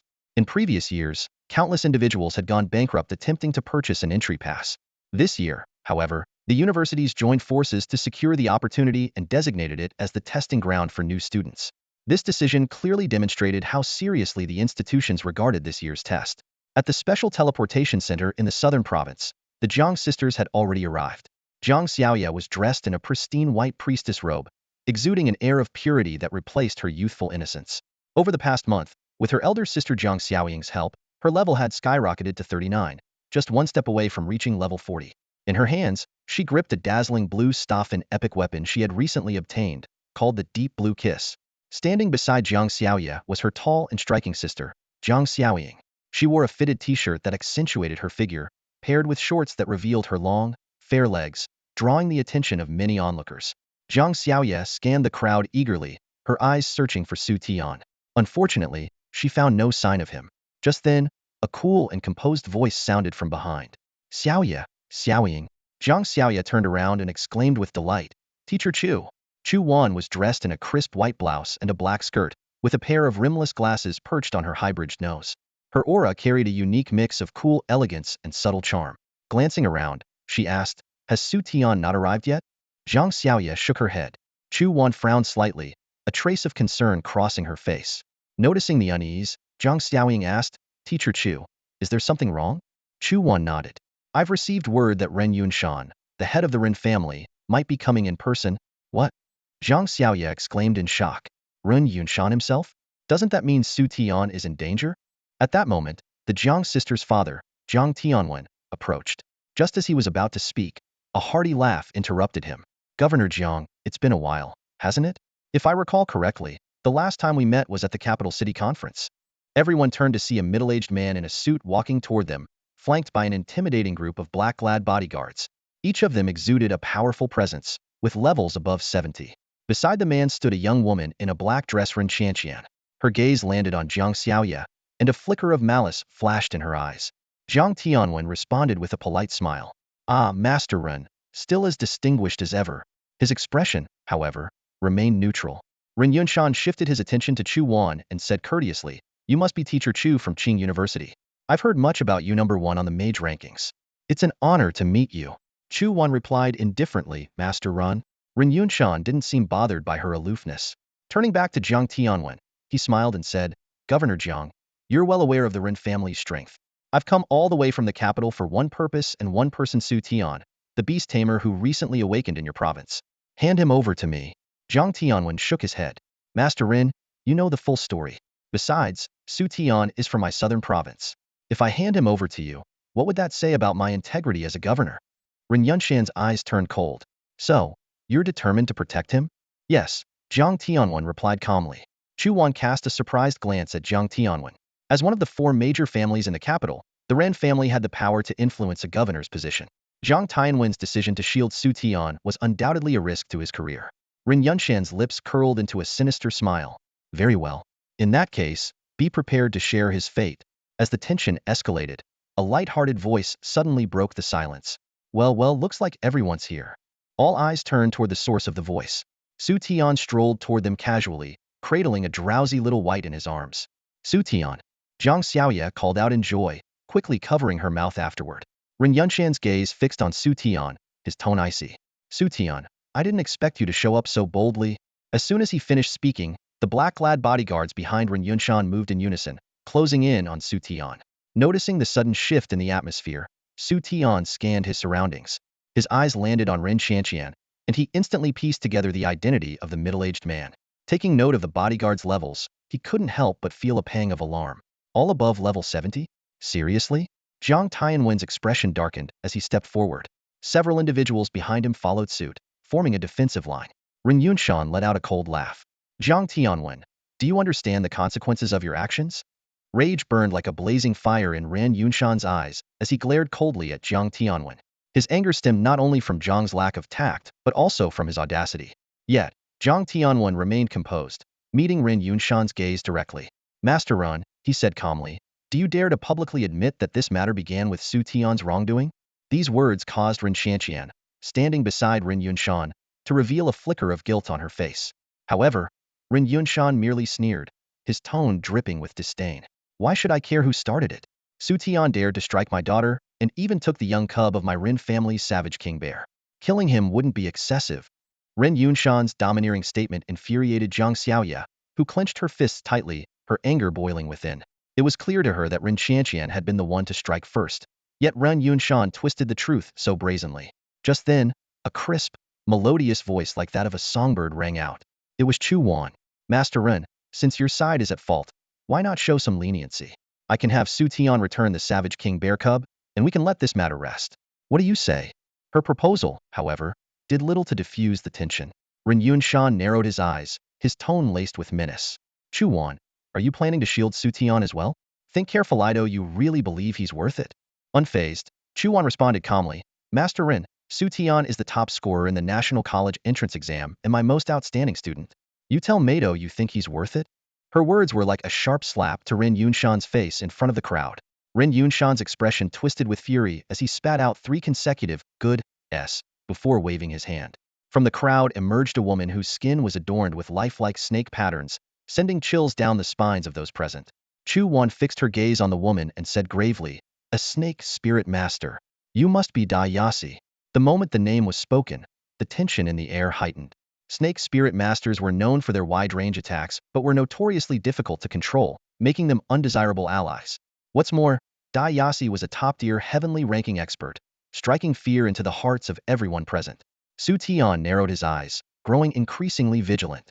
It was no surprise that one of the 4 great families of the magic capital had a heavenly-ranking powerhouse in their ranks.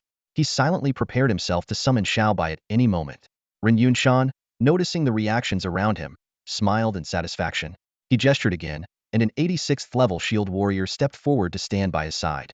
Yasi, bring me that boy, Ren Yunshan ordered coldly. Understood, Dai Yasi replied without emotion. The snake patterns on her skin seemed to come alive, hissing and writhing ominously. Even the ever-composed Xu Wan could not hide a trace of tension.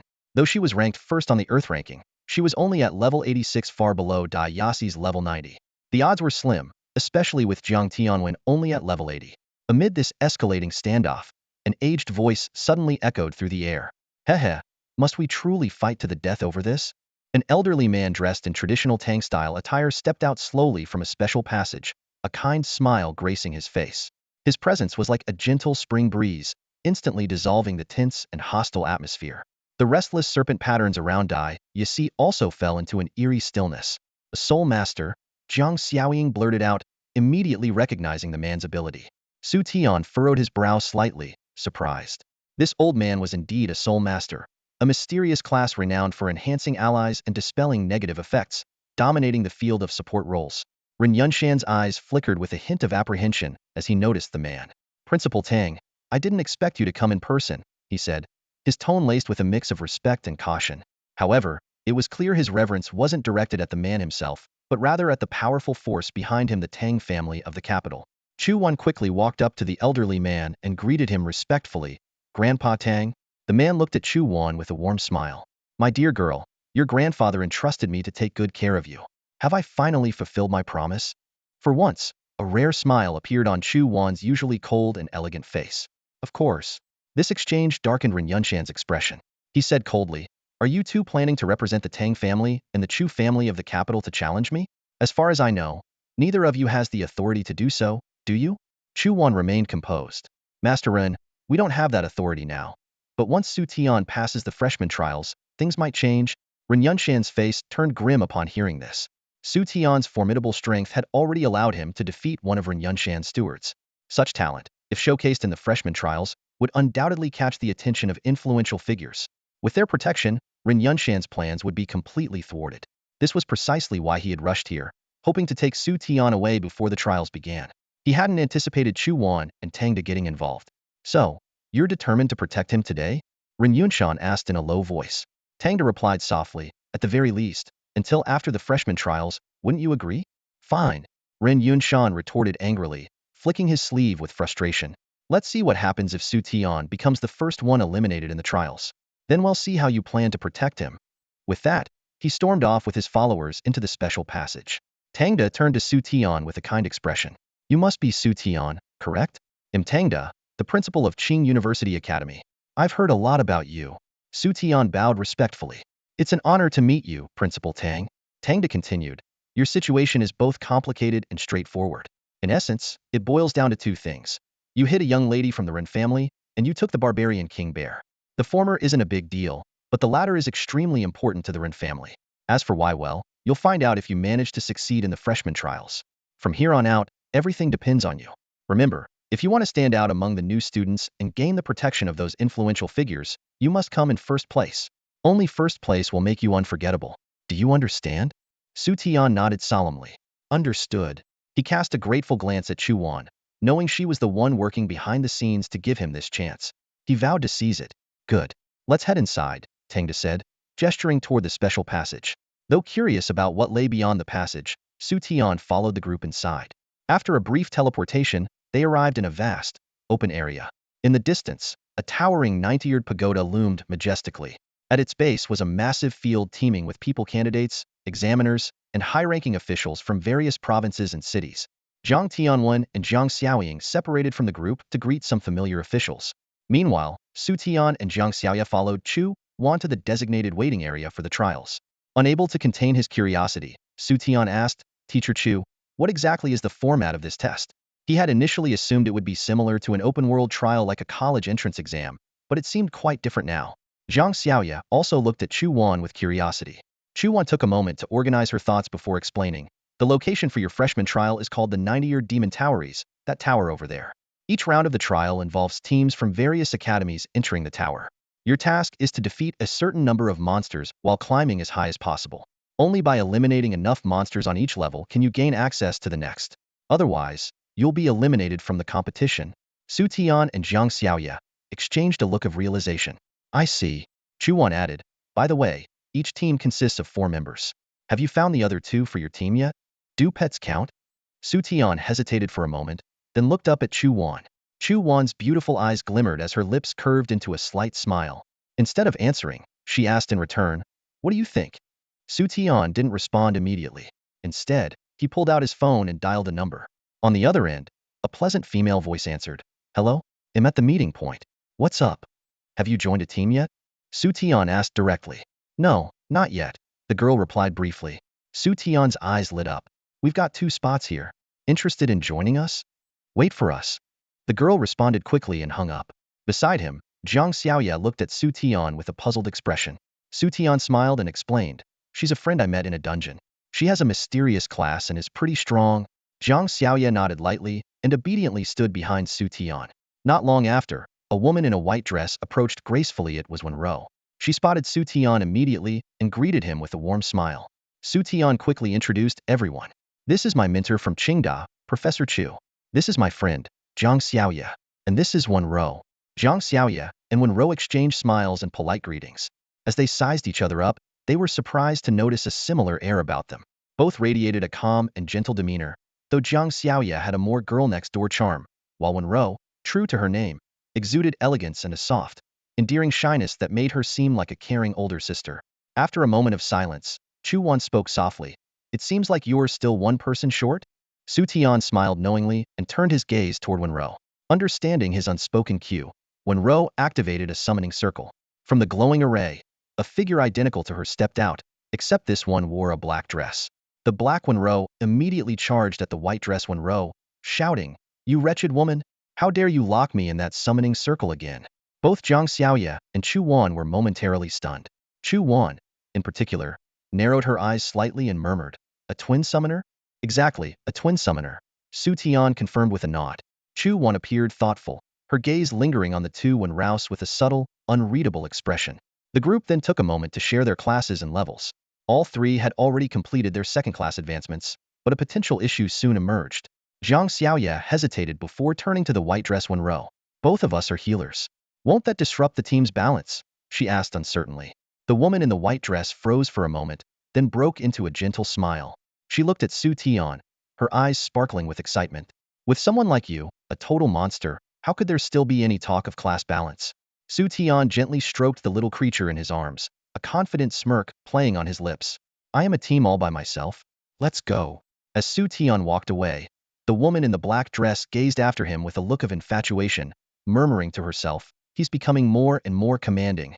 Then, turning to the woman in the white dress, she teased, "But it seems you've got some competition now." Following her gaze, the woman in the white dress pointed at Zhang Xiaoya, who was standing beside Xu Tian. "That's the real girlfriend." The woman in the black dress scrutinized Zhang Xiaoya carefully, her red lips pursed. "She's definitely an outstanding girl, but..." A sly glint flickered in her eyes. "Do you think we'll give up that easily?" "Absolutely not," the woman in the white dress declared firmly. "We must win Xu Tian over."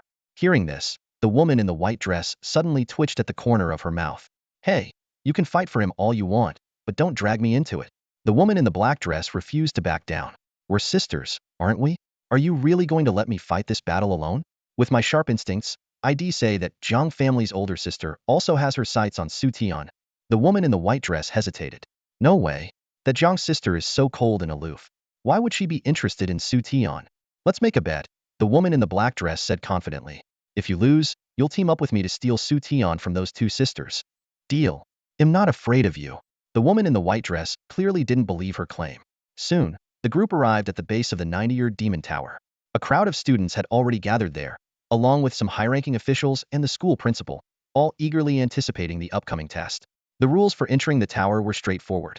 Each academy would send a team for each round, and the team that reached the highest tier would win. Each tier had specific requirements for participants, so higher levels would naturally have an advantage. The two women approached Xu Tian, and one of them said, "So, does this mean that at level 39, in the strongest tier?" Xu Tian chuckled. "With your stats, even if you weren't level 39, you'd still be ridiculously overpowered. Looks like the championship is yours to lose." "Just the championship?" Xu Tian raised an eyebrow, then glanced at the two women with a peculiar expression. "But seriously, you two from Peking University teaming up with USIS, that really okay?" The woman in the white dress explained, "The final results are calculated individually, so there aren't as many restrictions on team formations this time. A lot of top-tier talents are forming cross-school teams to achieve better results." "I see." Xu Tian nodded in understanding. Suddenly, the woman in the white dress pointed to a team not far away. "Look over there." Following her finger, Xu Tian narrowed his eyes. Among that team was someone he recognized, or rather, someone he had a grudge against, Xian. The woman in the white dress continued, "If we run into them, we'll need to be cautious. Xian's profession isn't weak. She's a curse master, a mysterious and powerful class. She also has two other mysterious class teammates. The guy in black is a puppet master, and the girl on the left is a serpent spirit master." "Serpent spirit master?" Zhang Xiaoye was taken aback. "What's her connection to Dai Yasi?" "Dai Yasi is her older sister." "Why? Do you know her?" The woman in the white dress looked at Zhang Xiaoye curiously. Zhang Xiaoye nodded. "Yeah, we just ran into her outside the special passage. She's a bodyguard for the Ren family and tried to take Xu Tian away." The woman in the black dress mused. "So it seems that Xian's team was specifically assembled by the Ren family. They're probably targeting Xu Tian." Xu Tian frowned. "Even so, there's no guarantee they'll end up in the same round as us, right?" The woman in the white dress shook her head. "No. The rankings for participants are arranged by the Magic City Academy, and the Ren family is their largest stakeholder. So, they might manipulate the exam?" Xu Tian squinted, recalling Ren Yunshan's parting threat how he would be the first to be eliminated. "That seems likely," the woman in the black dress replied with a yawn. Xu Tian smiled and asked, "Oh, in that case, are you still planning to team up with us?" The woman in the black dress shrugged nonchalantly. "Obviously. Those small fry? They wouldn't last a second against Xiao Bei's paw." Zhang Xiaoye seemed equally unconcerned. The woman in the white dress, however, cautioned, "That's what's strange. Ren Yunshan knows Xu Tian's strength well. He wouldn't just send a single team to deal with us. We should stay alert once we're inside." "Got it." Xu Tian nodded. From start to finish, he had never let his guard down. Before long, a summons echoed from the center of the square. It was time for Xu Tian's group to enter the 90-year demon tower. While waiting for the teleportation, Xu Tian noticed that both women looked unusually serious. He asked, "What's wrong with you two?" The woman in the white dress furrowed her brows, her eyes filled with unease. "So many top-tier talents." She pointed to a group in the distance. "Look over there, that's the team from Tianfu University. They've got two mysterious classes, one of which is the Golden Fist Fighter, known for their devastating melee damage." Lushan from Ningfu University stood out in the crowd, drawing everyone's attention. He was hailed as the strongest summoner among this year's freshmen in Huaxia, thanks to his mastery of a skill that allowed him to summon epic creatures. Meanwhile, Wu Linlin captivated the crowd with her enigmatic identity as a moonlight elf. Wenru continued introducing the other contestants, mentioning mysterious professions one after another, such as Soulburner and with Spirit Master. Zhang Xiaoye listened to this information, her delicate face gradually losing color. She asked in a trembling voice, "Why are there so many mysterious professions?" Xu Tian furrowed his brows tightly. Normally, mysterious professions were extremely rare, with each university being fortunate to have even one such individual. However, this round of contestants seemed to be overflowing with them, as if they were as common as cabbages. This abnormality raised alarm bells for Xu Tian and his companions. The two Wenris exchanged a glance before turning to Xu Tian. The Wenru in the white dress softly voiced their shared suspicion. "It's the Ren family.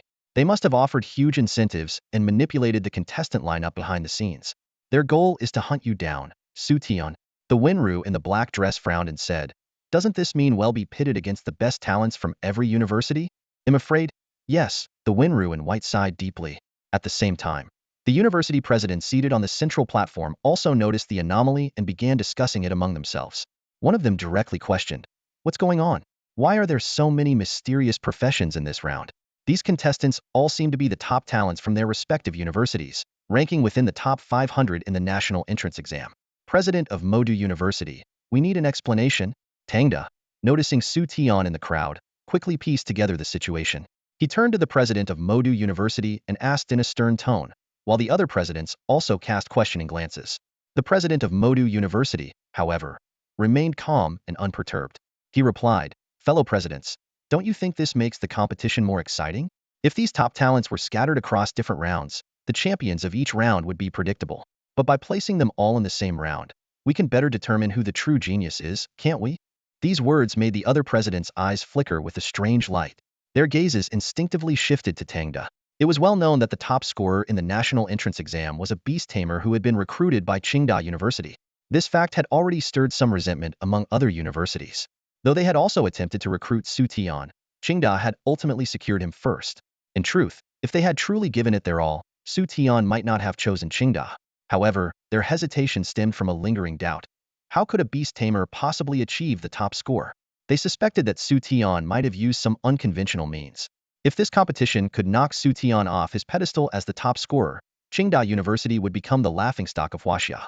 More importantly, if one of their own university's talents emerged victorious in this round, it would significantly elevate their institution's reputation and standing in the nation. Driven by such motives, all the presidents chose to remain silent, tacitly approving the conspiracy against Xu Tian. "I agree. Perhaps this allocation is indeed the most reasonable." In the conference room, university presidents nodded in agreement, raising their hands to vote in favor. Finally, all eyes turned to Tangda. After a moment of silence, Tangda let out a soft chuckle. "I hope none of you regret your decision." The president of the Magic City Academy cast Tangda a deep glance before calmly saying, "In that case, let's proceed with sending the candidates into the teleportation." Just as Xu Tian was about to enter the teleportation portal, his phone vibrated.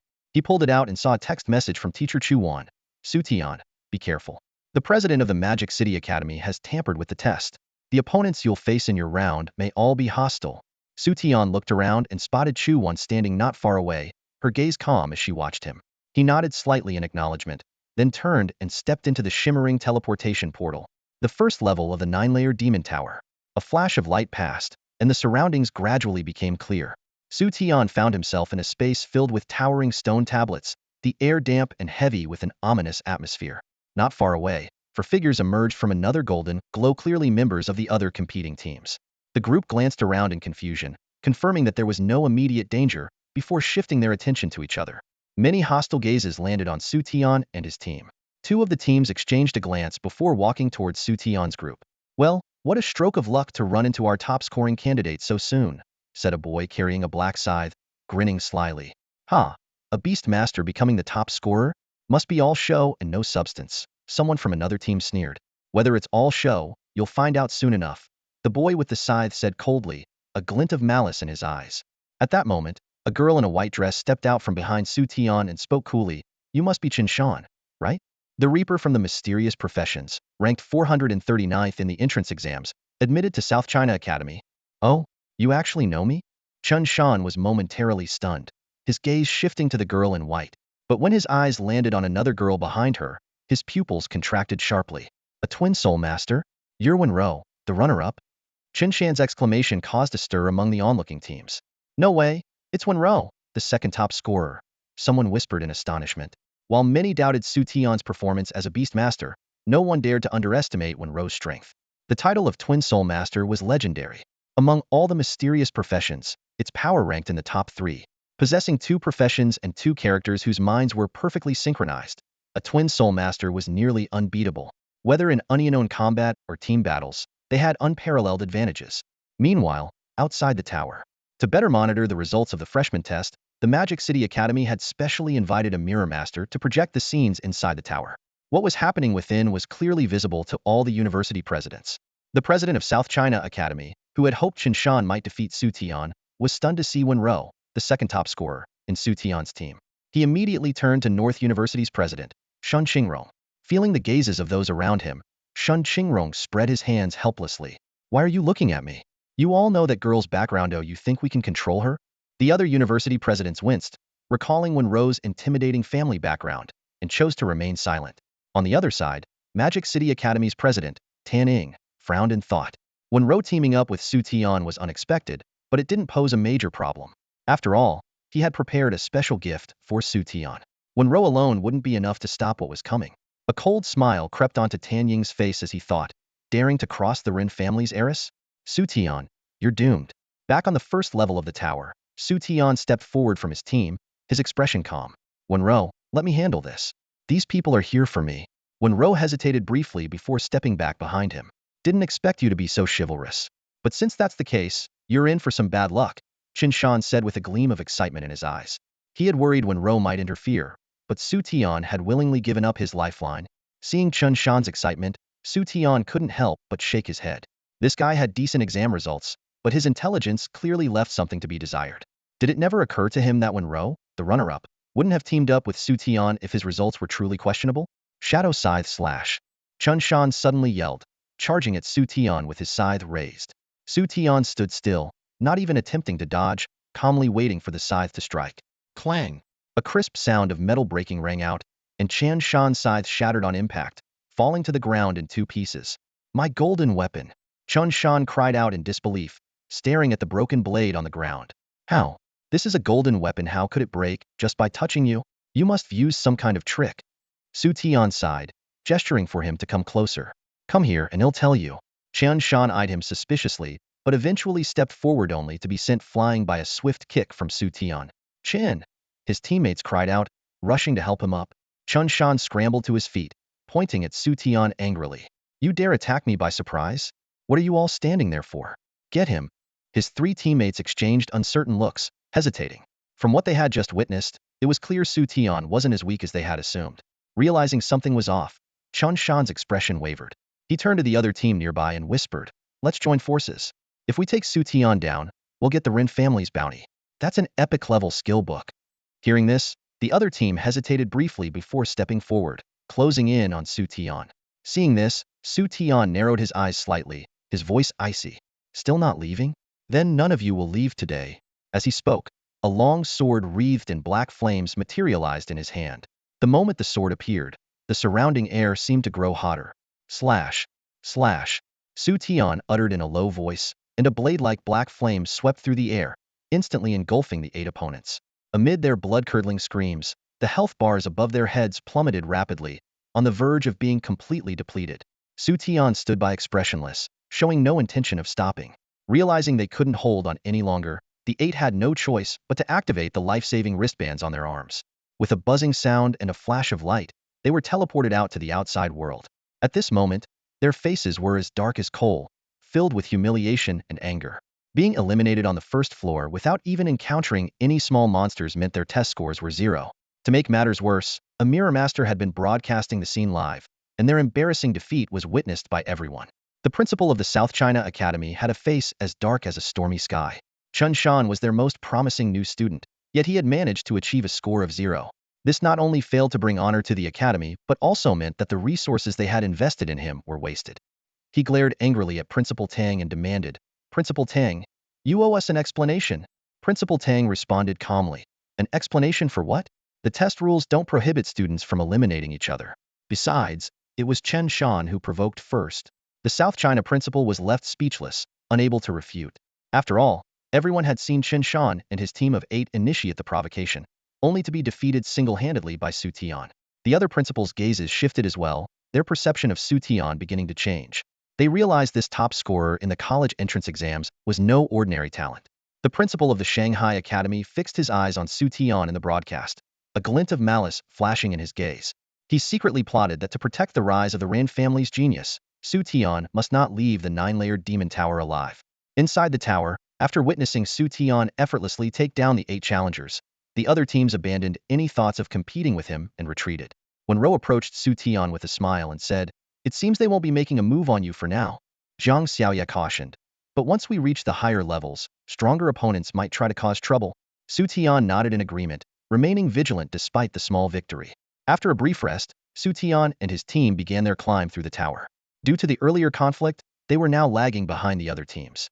Not long after they resumed, they encountered small monsters resembling spirit-like entities or sword spirits. Xu Tian chuckled softly and summoned Xiaoman. A commanding roar echoed through the tower, sending tremors through the hearts of the nearby teams. Upon seeing the towering beast, the nearby competitors instinctively retreated. Outside the tower, Ren Yunshan's eyes narrowed dangerously at the sight of the Bear King Xiaoman, a murderous aura emanating from him. Xu Tian gestured for Xiaoman to lead the way. The first-floor monsters had relatively low stats, averaging around level 30 and classified as bronze-ranked. For Xiaoman, they were no challenge at all. Before long, the team had ascended to the second floor. After the teleportation, the surrounding teams had shifted, but no formidable opponents appeared yet. Some teams, initially tempted to attack, hesitated and backed off upon noticing Wenrao's presence. Xu Tian continued the monster hunting spree, and this time, he summoned Xiaobai as well. However, Xiaobai didn't join the fight. Instead, it lounged leisurely on the side, seemingly unbothered by the chaos. A sense of comfort welled up within him. Xu Tian immediately called the other three women to join him on Xiaobai's back. Even with all four seated, Xiaobai still felt spacious. Suddenly, a deep, guttural roar shattered the tranquility. The entire tower shook violently, and in the distance, clouds of dust billowed like dense fog, as if some colossal entity was breaking through the ground. Xu Tian focused his gaze toward the commotion, while the three women beside him wore expressions of uncertainty and alarm. After a brief hesitation, Xu Tian commanded Xiaoman and Xiaobai to dash toward the source of the sound. The interior of the tower was vast, and it took them 10 minutes to reach their destination. By then, a number of small teams had already gathered in the area, including some of the top-ranked prodigies from the recent college entrance exams. Everyone's attention was locked on the dust-filled zone ahead.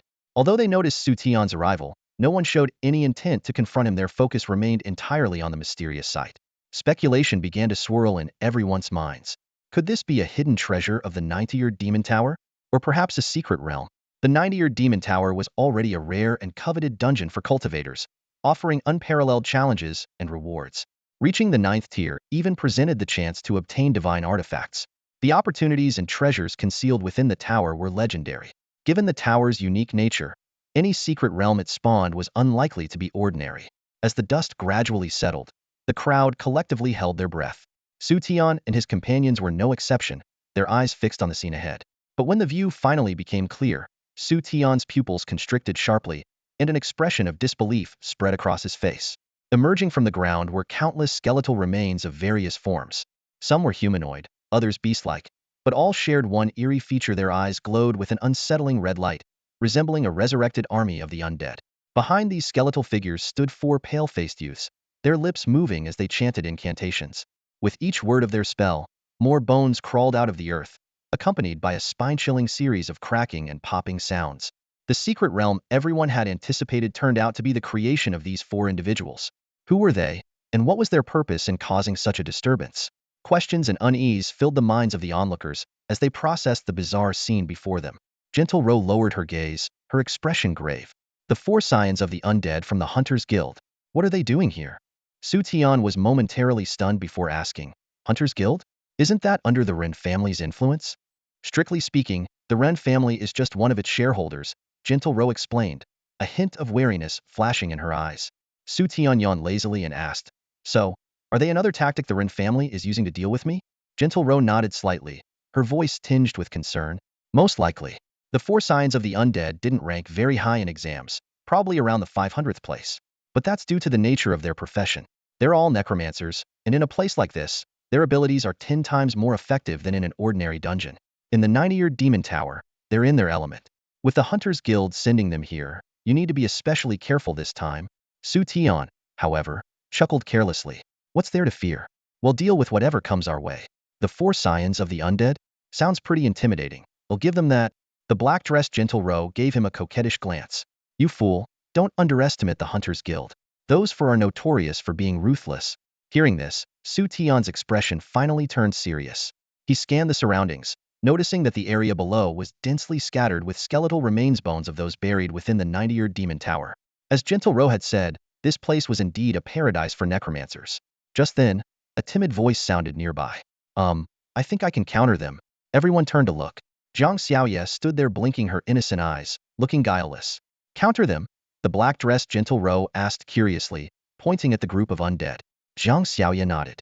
Yes, I can feel that my skills and attacks are highly effective against these undead creatures. Xu Tian's eyes lit up. Of course, Xiaoya's class is Holy Angel. It makes sense that Shed have a natural advantage against such unholy creatures. The two gentle Rouse exchanged a glance, both letting out a sigh of relief. After all, the enemy had 4 necromancers, and if they summoned all the undead creatures on the second floor, it would be a huge problem. Suddenly, Xu Tian thought of something and turned to the white-dressed gentle Ro. By the way, aren't you also a priest class? If I remember correctly, priests have some advantage against these kinds of monsters too, right? The white-dressed gentle Ro looked a little embarrassed. Well, my priest class had a slight issue during the specialization process. Xu Tian was puzzled. What did it specialize into? Divine Shield Priest, she mumbled softly. Xu Tian's mouth twitched. The one that's infamous for having no offensive abilities and relying entirely on shields for defense? The white-dressed gentle Ro gave a sheepish smile. That's the one. At this point, Zhang Xiaoya chimed in. Actually, Divine Shield Priest is really strong. Among all priest specializations, it's ranked in the top 3. Since it lacks offensive power, its ability to protect the team's core damage dealers far surpasses that of an ordinary priest. In battle, it can not only apply high health shields, but also provide continuous healing. Xu Tian raised an eyebrow. Really? If the Divine Shield Priest's abilities are, as you say, healing, while applying shields, then it truly qualifies as a top-tier support class. The white-dressed gentle Ro added softly. That's correct. After my specialization, we tested it. A single shielding skill can restore nearly 20 of her health. 20%? Xu Tian's eyes widened. The black-dressed gentle Ro, though a mage, currently had close to 7,000 health. A single skill restoring almost 2,000 health, along with adding a shield? That's practically giving her half a life back. Xu Tian couldn't help but glance at Zhang Xiaoya. And you, Xiaoya? As a holy angel, your healing must be even more impressive, right? Plus, if I remember correctly, you're holding an epic grade staff. Zhang Xiaoya replied calmly. My specialization is Holy Light Angel. When I heal a target, I can also apply an aura that provides buffs like damage reduction, increased defense, and crowd control immunity. Additionally, targets within the aura may receive Angel's Blessing, though its effects are currently unknown. As for healing with the Deep Blue Kiss staff, I can restore about 3,000 health in one go. Hearing this number, Xu Tian couldn't help but take a sharp breath. 3,000. That level of healing is something only a level 50 priest could typically achieve, yet Xiaoya, at level 39, had already reached it. This is the terrifying potential of the Holy Angel class. On the other side, the white-dressed gentle Ro was also surprised by the number. While Divine Shield Priest was already considered top tier among healing classes, the gap between it and the Holy Angel was still significant at the same level. However, she wasn't too envious. After all, she wasn't just a simple priest. She had another personality to complement her. Together, the two personalities could balance offense and healing, potentially being even more effective in actual combat than Zhang Xiaoya. Tisk, with the two of you as healers, I feel much more at ease, Xu Tian remarked.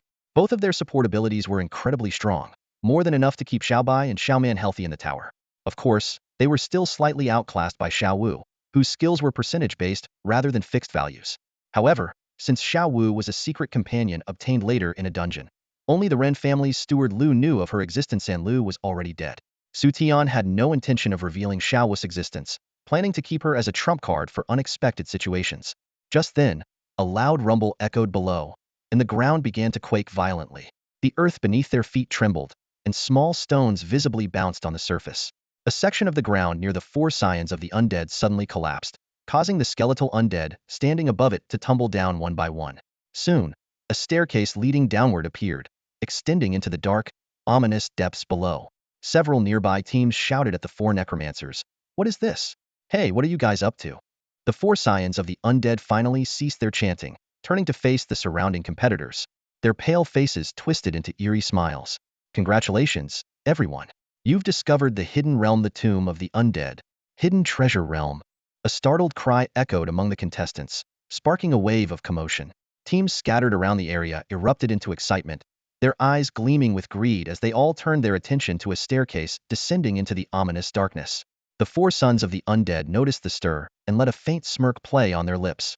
They began softly chanting an incantation, and the surrounding army of skeletons parted like a receding tide, creating a clear path leading to the hidden realm. Yet, to everyone's surprise, no team dared to make a move. Hey! One contestant suddenly shouted, suspicion lacing his voice. This hidden realm was clearly discovered by you 4. Why would you share it with us? Could it be some kind of trap? The 4 sons of the undead let out an eerie, bone-chilling laugh. Hehe, this is an open realm. Even if we didn't say anything, Do you really think you'd obediently stay outside? Their words caused the contestants to fall into deep thought. It was true if it was an open realm. They could still follow the four sons of the undead inside. There seemed to be no point in trying to block anyone. Listen up, one of the four sons added.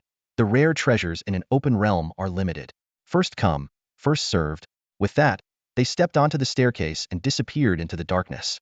Those words were like a match to dry kindling, instantly igniting the contestants' desires. All hesitation was cast aside as they raced toward the entrance, desperate not to miss out on any opportunity. Watching the chaos unfold, Heikun Winru turned anxiously to her teammates. We should go too, or there won't be anything left. However, Xu Tian shook his head slightly. No, those four are up to something. What do you mean? Heikun Winru asked, perplexed. Xu Tian pointed to a spot among the piles of bones. Look closely. They didn't actually enter the realm. They used elemental magic to hide themselves among the undead skeletons. Following Xu Tian's gaze, the group spotted four cloaked figures concealed among the skeleton who were the very same four sons of the undead who had supposedly entered the realm moments ago. What the? Heikun Winru gasped, her words trailing off in shock. Xu Tian explained calmly, they likely have some kind of teleportation tool. Walking into the realm was just a diversion. Their real goal was to trick others into going in first. But why would they do that? Zhang Xiaoya asked, her brows furrowed in confusion. Xu Tian narrowed his eyes, his voice steady as he shared his theory. I believe this is a classic tactic of the Hunters Guild using others as cannon fodder. Cannon fodder? The three women exchanged bewildered glances. Xu Tian elaborated. I've encountered people from the Hunters Guild before.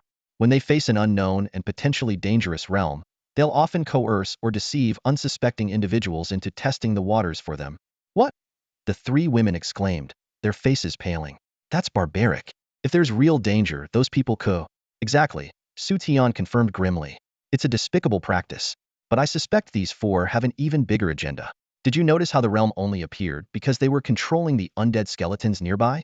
Zhang Xiaoya pondered for a moment. Now that you mention it, are you saying these skeletons are the key to opening the realm? Xu Tian nodded. That's my guess. By controlling the skeletons, the system might register them as defeated, which triggers the realm's entrance to appear. But as necromancers, they can communicate with the undead. They likely already know what's inside the realm and whatever it is, they can't control or defeat it. That's why they're luring others to go in first. Otherwise, with an army of skeletons this large, they could easily block anyone from entering. As Xu Tian finished speaking, the three women's expressions grew increasingly serious. They glanced around, noting the sheer number of skeletons, hundreds, at least. Such a force could easily prevent any team from advancing. The fact that the four sons chose to open the path instead raised unsettling questions about what horrors might lurk within the realm, something even more terrifying than the skeleton army. The thought of the contestants who had rushed into the realm, unaware of the potential danger, sent chills down their spines. The four sons of the undead were ruthless, their tactics cold and calculated. Without the safety of teleportation bracelets, dozens of lives could have been lost to their schemes. Suddenly, the sound of slow, mocking applause pierced the tense atmosphere. Unnoticed until now, the four sons of the undead had silently approached, standing a short distance away with their skeletal army looming ominously behind them. Impressive, truly worthy of a top scholar. The leader of the four sons sneered, his voice dripping with malice. Xu Tian remained composed despite the unexpected confrontation. So, you really are from the Ren family. One of the necromancers stepped forward, his voice hoarse and grating like sandpaper. You've taken something that doesn't belong to you. It's only fair you return it. Xu Tian smirked coldly, his tone unwavering. Do you think you have what it takes to make me? Heh, why don't you try and find out? The four princes of the undead let out a chilling, sinister laugh in unison, their eyes glinting with an eerie light. Their skeletal fingers rubbed against each other, producing a bone-chilling sound. In the next moment, they began chanting in unison, their deep incantations reverberating through the air.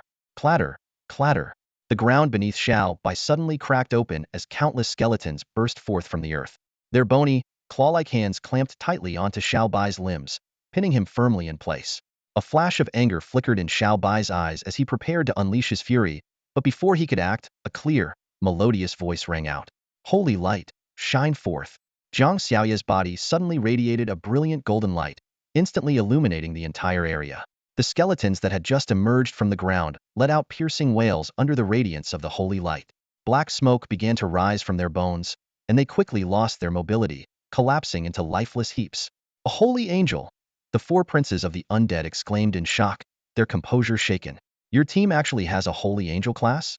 The skeletal army surrounding them crumbled continuously under the relentless holy light, and at the center of it all was Jiang Xiaoya. Witnessing this, the faces hidden beneath the cloaks of the four princes twisted into hideous expressions of rage. One of them immediately began chanting a dark spell, conjuring a beam of black energy that shot straight toward Jiang Xiaoya. Divine Shield. Jiang Xiaoya, her white dress flowing gracefully, raised her hand with a serene motion. A sacred shield of light materialized before her, effortlessly blocking the dark beam. Xu Tian's cold gaze swept toward the attacking necromancer, his voice low and menacing. "You're bold, I'll give you that. But you made a mistake by targeting one of mine." "Not good," one of the four princes muttered in alarm. Before they could retreat, Xu Tian had already appeared in front of them in a flash. His long sword, wreathed in black flames, cut through the air in an arc, aiming directly at one of their heads. "No." The necromancer looked up, his pupils contracting in terror as dread consumed him. He realized that the power of this strike far exceeded his defensive capabilities and would likely take him out instantly. In desperation, he tore off his teleportation talisman without hesitation. A flash of light enveloped him, and he vanished from the spot. The remaining three necromancers were left stunned, fear gripping their hearts. They had long heard of Xu Tian's formidable close combat skills, but they never imagined he was this powerful. To force their companion to flee via emergency teleportation with a single strike, was this truly the strength of a beastmaster? Even a blood berserker would struggle to achieve such devastating power. "Retreat now." The remaining three undead princes shouted in panic. Under the cover of their skeletal army, they retreated frantically, putting dozens of meters between themselves and Xu Tian's group in the blink of an eye. Finally catching their breath, the trio glared at Xu Tian with eyes full of resentment. This young man's strength was far beyond their expectations. They had intended to use the terrain to their advantage against him, but his holy angel perfectly countered their skeletal army. Even more shocking was the fact that one of their companions had been forced out of the dungeon after Xu Tian shattered his wristband with a single strike. How could this kid's power be this terrifying? One of the undead princes muttered under his breath. Isn't he supposed to be a beast tamer? Aren't their abilities primarily dependent on their pets? If he's this strong himself, just imagine how absurdly powerful his divine beast must be. Another murmured, swallowing nervously. A hint of regret flickered in their eyes at having taken on the task of dealing with Xu Tian. The three exchanged glances and whispered among themselves, "Let's avoid direct confrontation for now. We'll regroup with Yao San and the others before making our move. Right now, the priority is securing the treasures in this secret realm." On the other side, Xu Tian watched as they retreated back into their skeletal army. He hesitated for a moment, but ultimately decided against pursuing them recklessly. Taking on the skeletal horde required the suppressive abilities of Xiaoyu, his holy angel. If he rushed into the midst of the skeletons, Xiaoyu could end up in danger.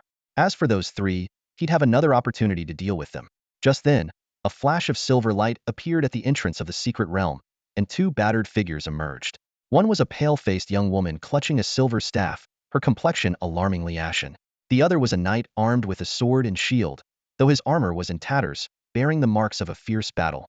"It's Bai Yuner," Bai Kun exclaimed, her gaze fixed on the young woman. "Bai Yuner?"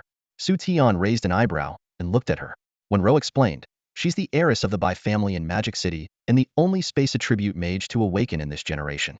To protect her, the Bai family even hired a godlike paladin of the same rank at great expense." "A space attribute mage, are they rare?" Xu Tian asked curiously. "Extremely," Ro nodded. "Space mages not only have high offensive power but also possess the ability to teleport. High-level space mages can even extract teammates from a boss's ultimate attack, making them literal lifesavers." Hearing this, Xu Tian was slightly surprised and couldn't help but recall Lu Guancher, the space mage he had killed earlier. Unfortunately for Lu, he hadn't yet learned such skills and had died at Xu Tian's hands. So only this Bai family heiress and the knight made it out. Does that mean the rest of their group was eliminated? Xu Tian asked, blinking. "Most likely," Ro confirmed with a slight nod. Despite her disheveled state, Bai Yuner's delicate features were still striking. Her face was filled with fury as she glared at the remaining three undead princes, shouting angrily, "Qin Xie, you undead princes actually dared to scheme against us."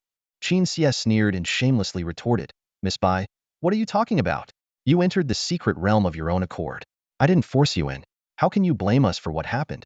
Bai Yuner gritted her teeth in anger, her chest heaving with indignation. Qin Xie added insult to injury. "Oh, by the way, I assume you ran into the boss down there? What a pity you couldn't take it down. Looks like we'll have to finish the job ourselves."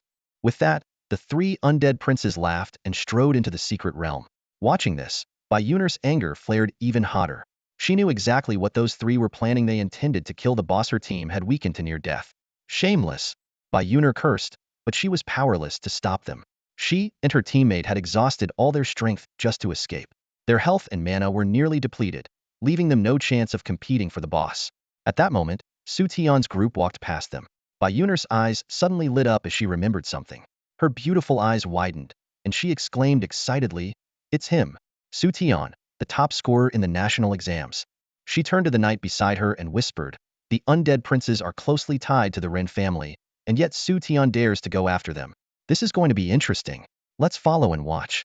The knight hesitated. "Miss, but in our current state." "Don't worry, we'll keep our distance," Bai Yuner said in a hushed voice. "Even if we just get to see those guys suffer, it'll be worth it." The knight sighed, but eventually nodded in agreement. Inside the secret realm, the group descended a staircase and entered a shadowy underground cavern. The place resembled a massive subterranean prison, with rusted iron bars forming countless cells. The ground was stained with dried blood, likely remnants of earlier exploration teams who had encountered mobs here. However, those enemies had already been cleared out. Ahead, the three undead princes led their skeletal army forward, heading determinedly in a specific direction. Looks like I was right. These guys know exactly what kind of boss is lurking underground.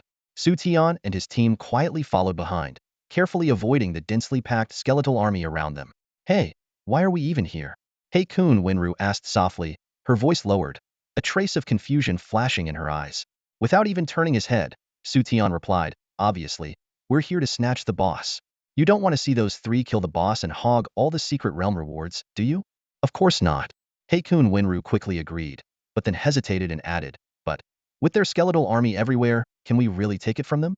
Xu Tian smirked confidently. "Of course. What? You don't trust my skills?" "I do. We can definitely do it." Zhang Xiaoye chimed in, her unwavering trust in Xu Tian evident in her voice. However, there was a faint tremor that betrayed her unease.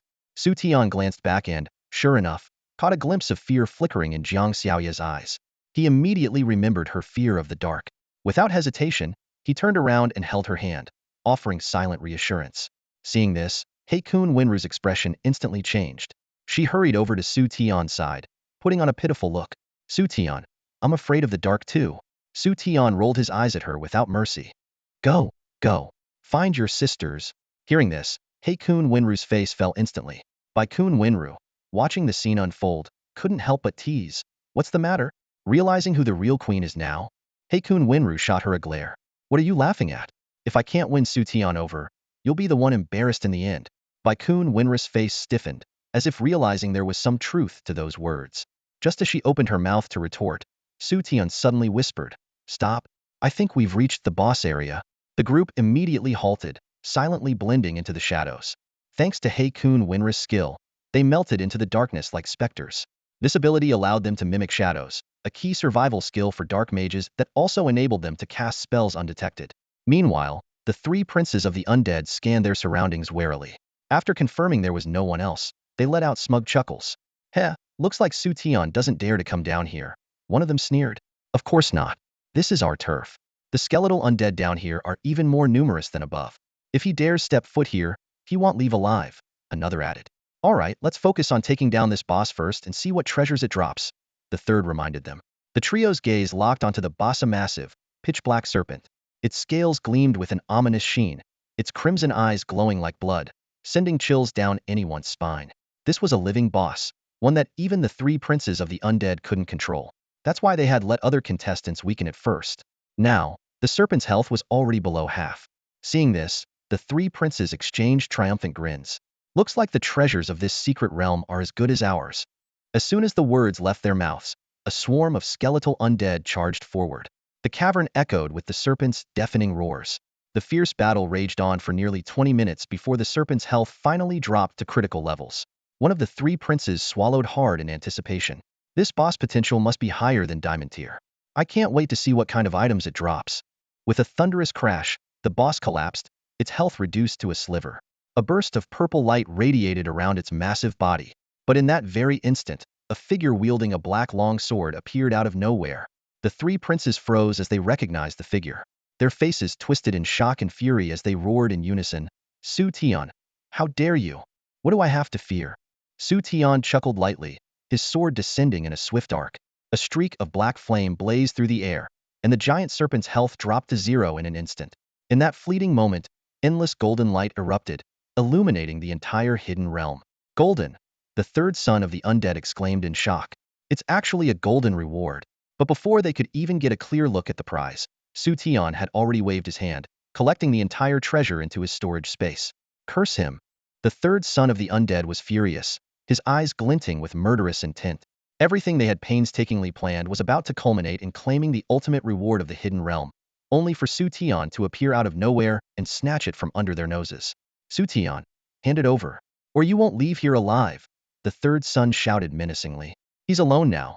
That holy angel-class companion isn't with him. Kill him, and the treasure will be ours again. Xu Tian remained calm, his expression serene, his eyes as tranquil as still water. If he wished to leave, he could easily activate the Beast Master Occlusive skill, Child of the Wind. This skill granted him 3 teleportation uses during its duration, enabling him to appear and disappear unpredictably. How he managed to steal the boss's reward. But at this moment, he decided not to leave. Kill me? Do you really think you have the strength? Xu Tian's tone was indifferent as he began to summon a contract formation around him. As the formation's light glowed, the massive form of Xiao Man slowly materialized, each step crushing the skeletal undead on the ground into dust. Xiao Bai, Xu Tian called softly again. From the distance came a thunderous tiger's roar, and a snow-white figure streaked like lightning to Xu Tian's side. The skeletons it trampled along the way crumbled like fragile paper. The faces of the 3 sons of the undead turned ashen. These were Xu Tian's beasts? Their attributes were terrifying. The skeletons were utterly powerless beneath their feet. However, the 3 sons quickly regained their composure and began chanting incantations. In an instant, the shattered skeletons slowly reassembled and rose again. Xu Tian narrowed his eyes. These undead skeletons could resurrect, but that was all they could do. Their attributes were insignificant compared to Xiao Man and Xiao Bai.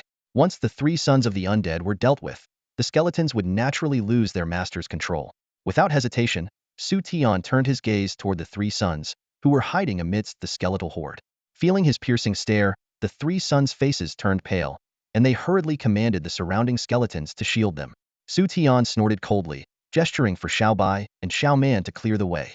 In an instant, the skeletal army crumbled to pieces under the claws of the 2 ferocious beasts. Not far away, Bai Yuner, who had secretly followed, stood dumbfounded. What was she witnessing? A battle between mythical beasts and an undead army? Those 2 beasts were ridiculously strong. Could they really be that guy's summoned creatures? The knight beside her swallowed hard, his voice trembling in shock. It must be. Such an overwhelming undead army would have devoured me in seconds. But to those 2 beasts, these skeletons are no more than brittle clay figures. As a holy light knight, he had ranked 97th nationally in the college entrance exams. He had assumed that the strength gap among the top 100 candidates wouldn't be too vast. But now, witnessing this scene, his worldview was utterly shattered. This is insane. Xu Tian is a complete monster, the knight muttered to himself. His personal combat ability alone rivals mine, and those 2 summoned beasts are absolute nightmares. They treat the skeleton army like ants. Wasn't the Beast Master supposed to be the weakest class? Didn't people say Xu Tian's top rank was suspicious? The knight forced a bitter smile. If this is what weak looks like, then we're not even worthy of being called weaklings. Bai Yuner suddenly frowned in confusion. But why are there only 3 sons of the undead left? Where's the 4th?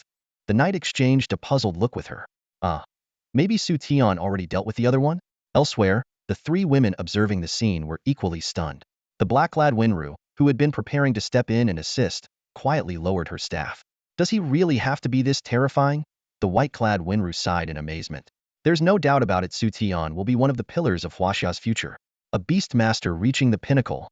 It's almost surreal to imagine. Zhang Xiaoya's eyes glimmered with a smile. I knew it. Xu Tian is the strongest, without a doubt. At the center of the battlefield, under the cover of Xiao Bai and Xiao Man, Xu Tian had already closed in on the 3 undead mages. The skeletal army protecting them had been reduced to mush. Even though more skeletons continued to emerge from the earth, they were instantly obliterated by Xiao Bai's devastating claw strikes the moment they appeared. Upon witnessing this scene, the faces of the 3 sons of the undead turned deathly pale. They finally grasped the terrifying power of Xu Tian and couldn't help but think to themselves. No wonder the Ren family would go to such lengths, offering a hefty bounty for his life. Xu Tian slowly stepped out from behind Xiao Bai and Xiao Man, his gaze calm as it swept over the 3 before him. His voice was low and composed, yet chilling.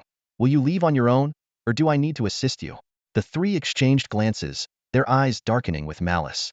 One of them gritted his teeth and growled, Xu Tian, don't push us too far.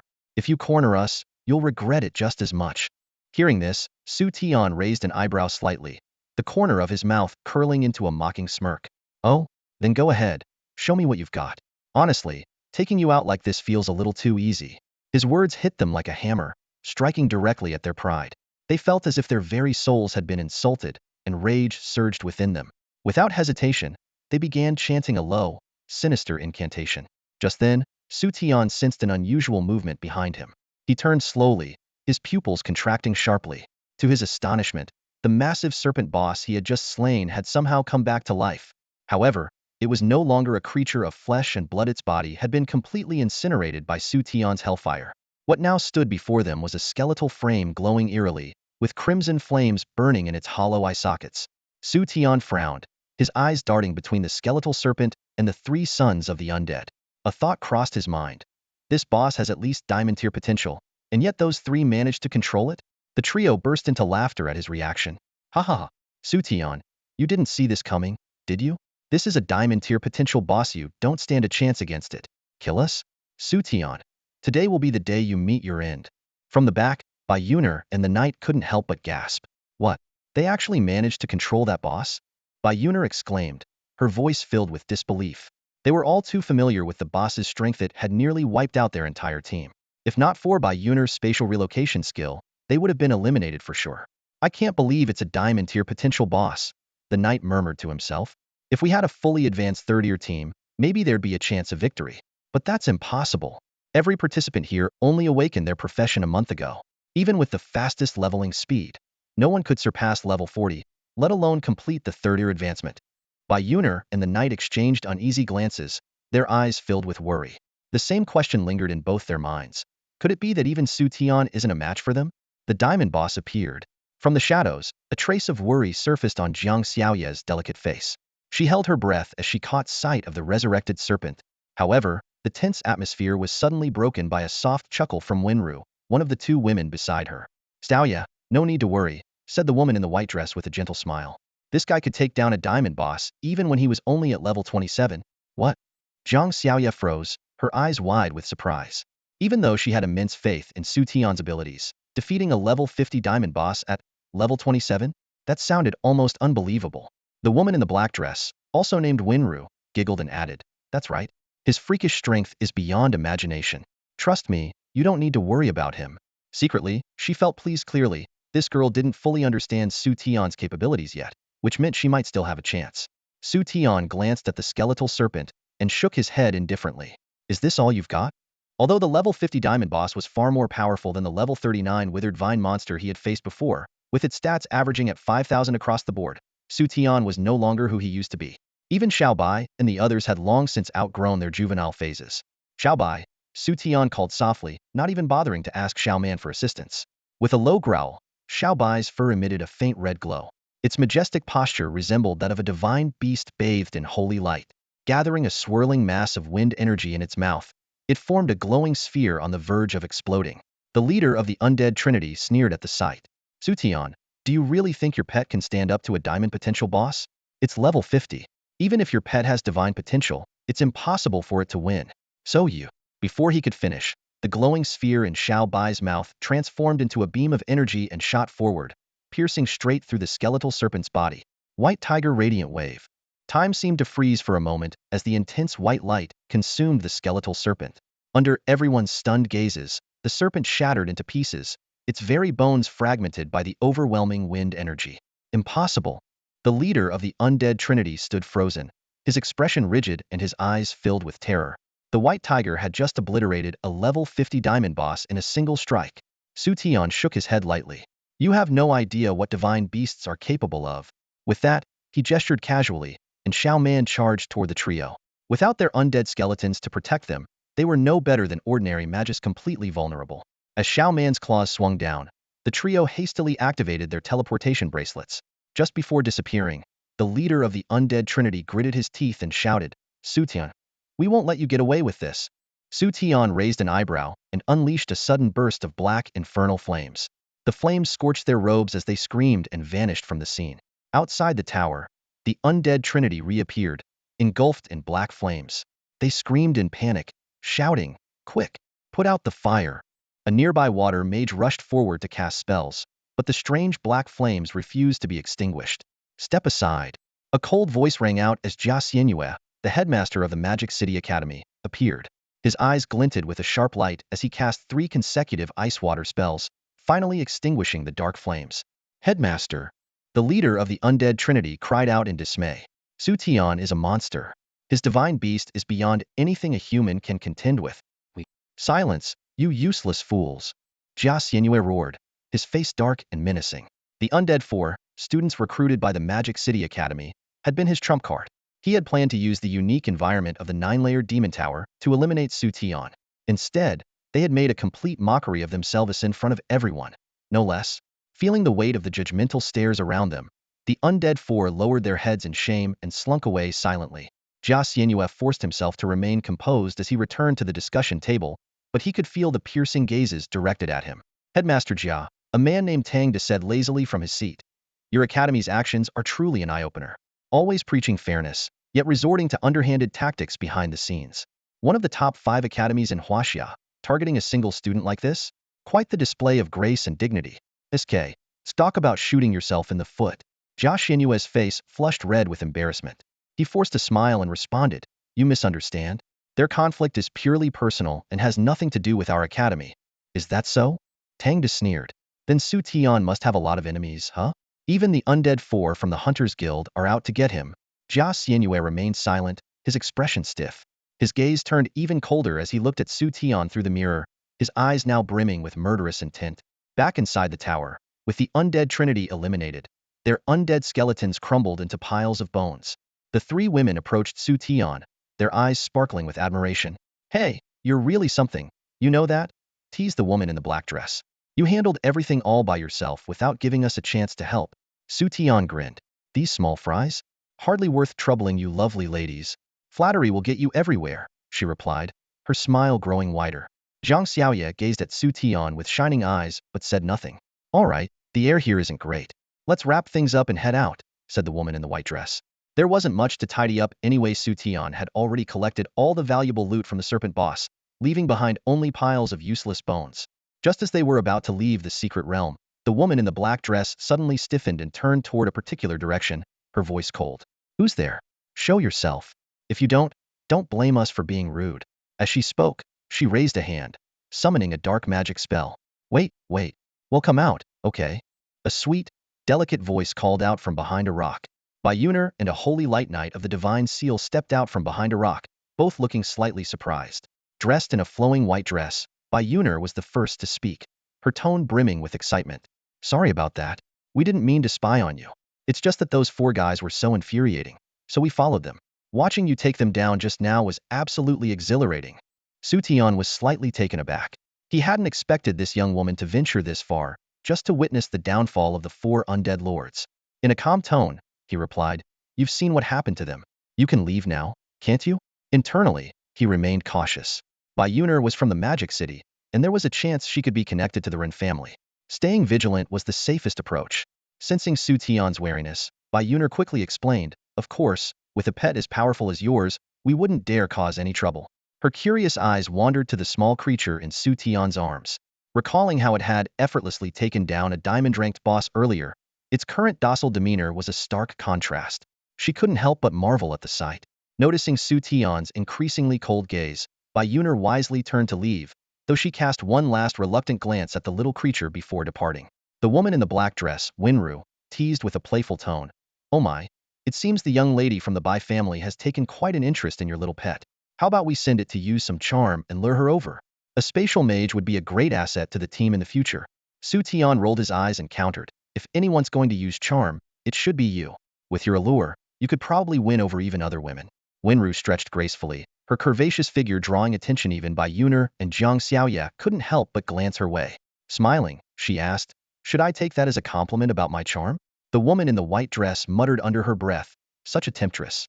Feeling slightly exasperated, Xu Tian reminded them, "We've already wasted enough time. Let's focus on climbing the tower." The group nodded in agreement and continued their ascent. An hour later, Xu Tian and his companions reached the 3rd floor's end.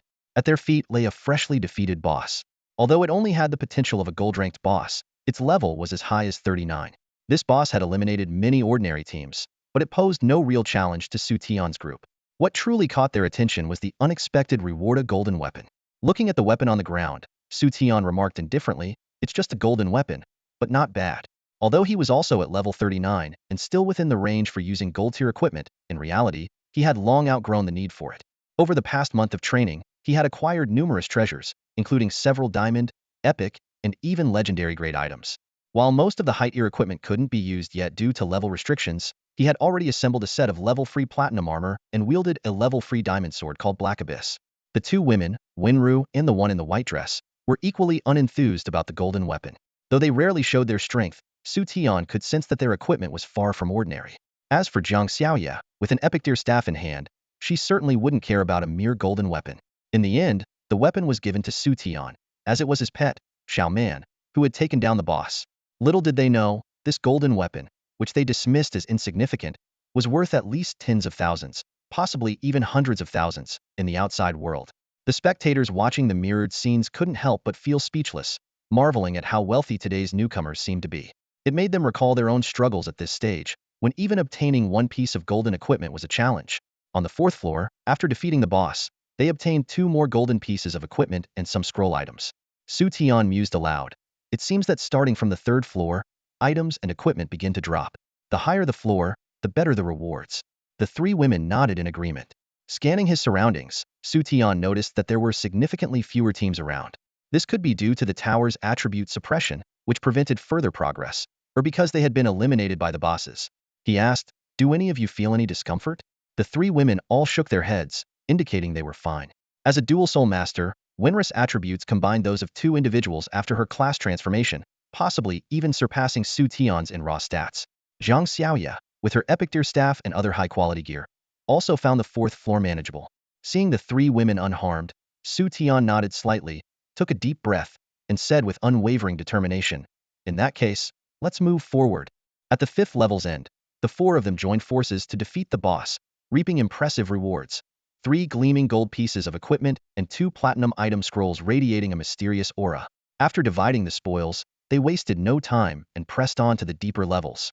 However, upon reaching the end of the 6th level, the scene before them was unsettling. Unlike before, more teams had gathered here, but most were battered and bruised, resting and recovering wherever they could. Clearly, the boss on this level was exceptionally challenging, becoming an insurmountable obstacle for many participating teams. As Xu Tian and his group appeared, they immediately attracted numerous gazes. Among them, some eyes were filled with hostility directed at Xu Tian. Everyone was well aware of the Ren family's bounty, and many, unable to defeat the current boss, began to harbor malicious intent. Why not simply eliminate Xu Tian instead? The reward offered by the Ren family was enough to drive anyone mad. Eliminating Xu Tian would earn them a diamond skill book, while killing him would bring them an epic skill book. To put it into perspective, even the most basic shield warrior class could sell an epic skill book for tens of millions. For certain rare and mysterious classes, an epic skill book could be worth close to 100 million. In an instant, several teams began to stir, closing in on Xu Tian and his group. From one of the teams emerged a figure Xu Tian was all too familiar with. At this moment, she stared at him, her face brimming with mockery.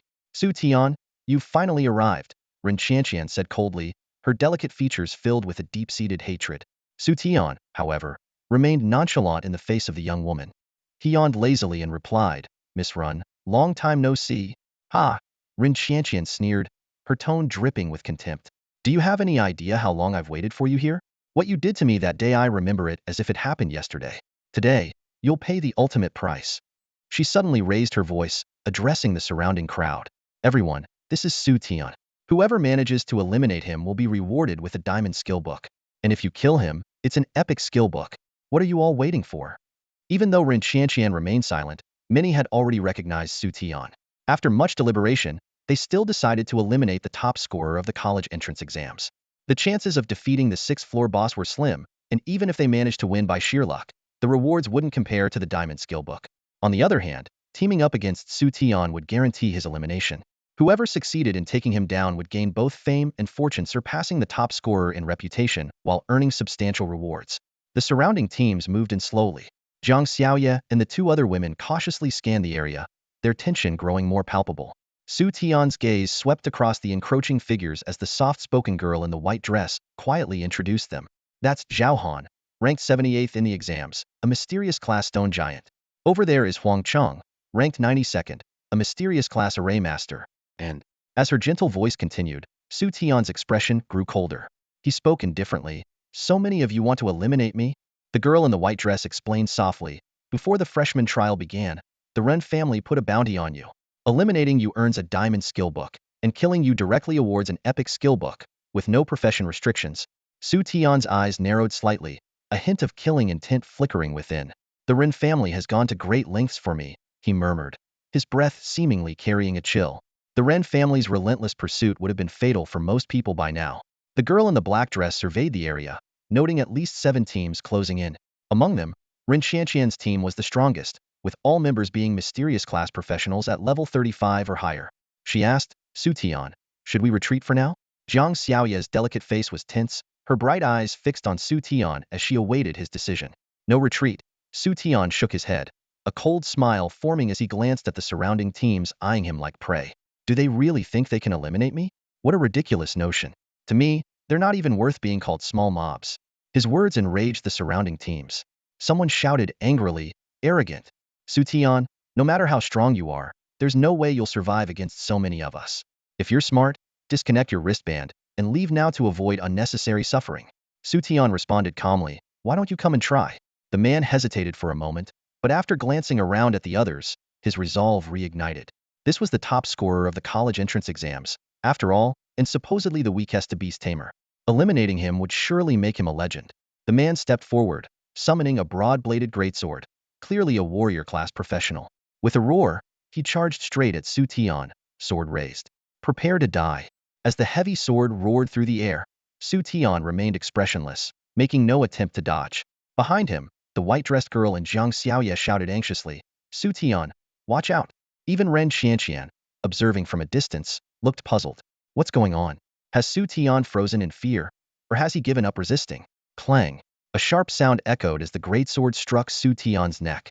Yet, contrary to expectations, there was no gruesome decapitation. Instead, the sword shattered on impact. The warrior stood frozen, staring blankly at Xu Tian's unharmed neck, as if questioning whether he was hallucinating. At that moment, Xu Tian spoke softly, his voice chilling. You wanted to kill me? The warrior suddenly felt a sense of impending doom. Instinctively, he tried to activate his wristband to escape, only to realize in horror that he had lost control of his body. Xu Tian now held a weaponized black blade that had appeared in his hand without anyone noticing. He stared coldly at the warrior, who was immobilized by water-based energy. In the next instant, the black blade struck the warrior with tremendous force, engulfing him in black flames. The warrior looked toward his companions in terror, silently pleading for help, but no sound escaped his lips. The black flames burned fiercer, and the acrid smell of scorched flesh began to fill the air. The warrior's face contorted in agony, yet Xu Tian didn't deliver a final blow. Instead, he watched dispassionately as the black flames consumed the man's body and his health bar dwindled. By the time the 10-second immobilization ended, the warrior's health was nearly depleted. At the last possible moment, Xu Tian smirked faintly and severed the man's wristband, teleporting him out of the trial space. Yet, that faint smile on Xu Tian's face sent a chill down the spines of the surrounding competitors. There was a hint of cruelty in his expression, making everyone around him shudder.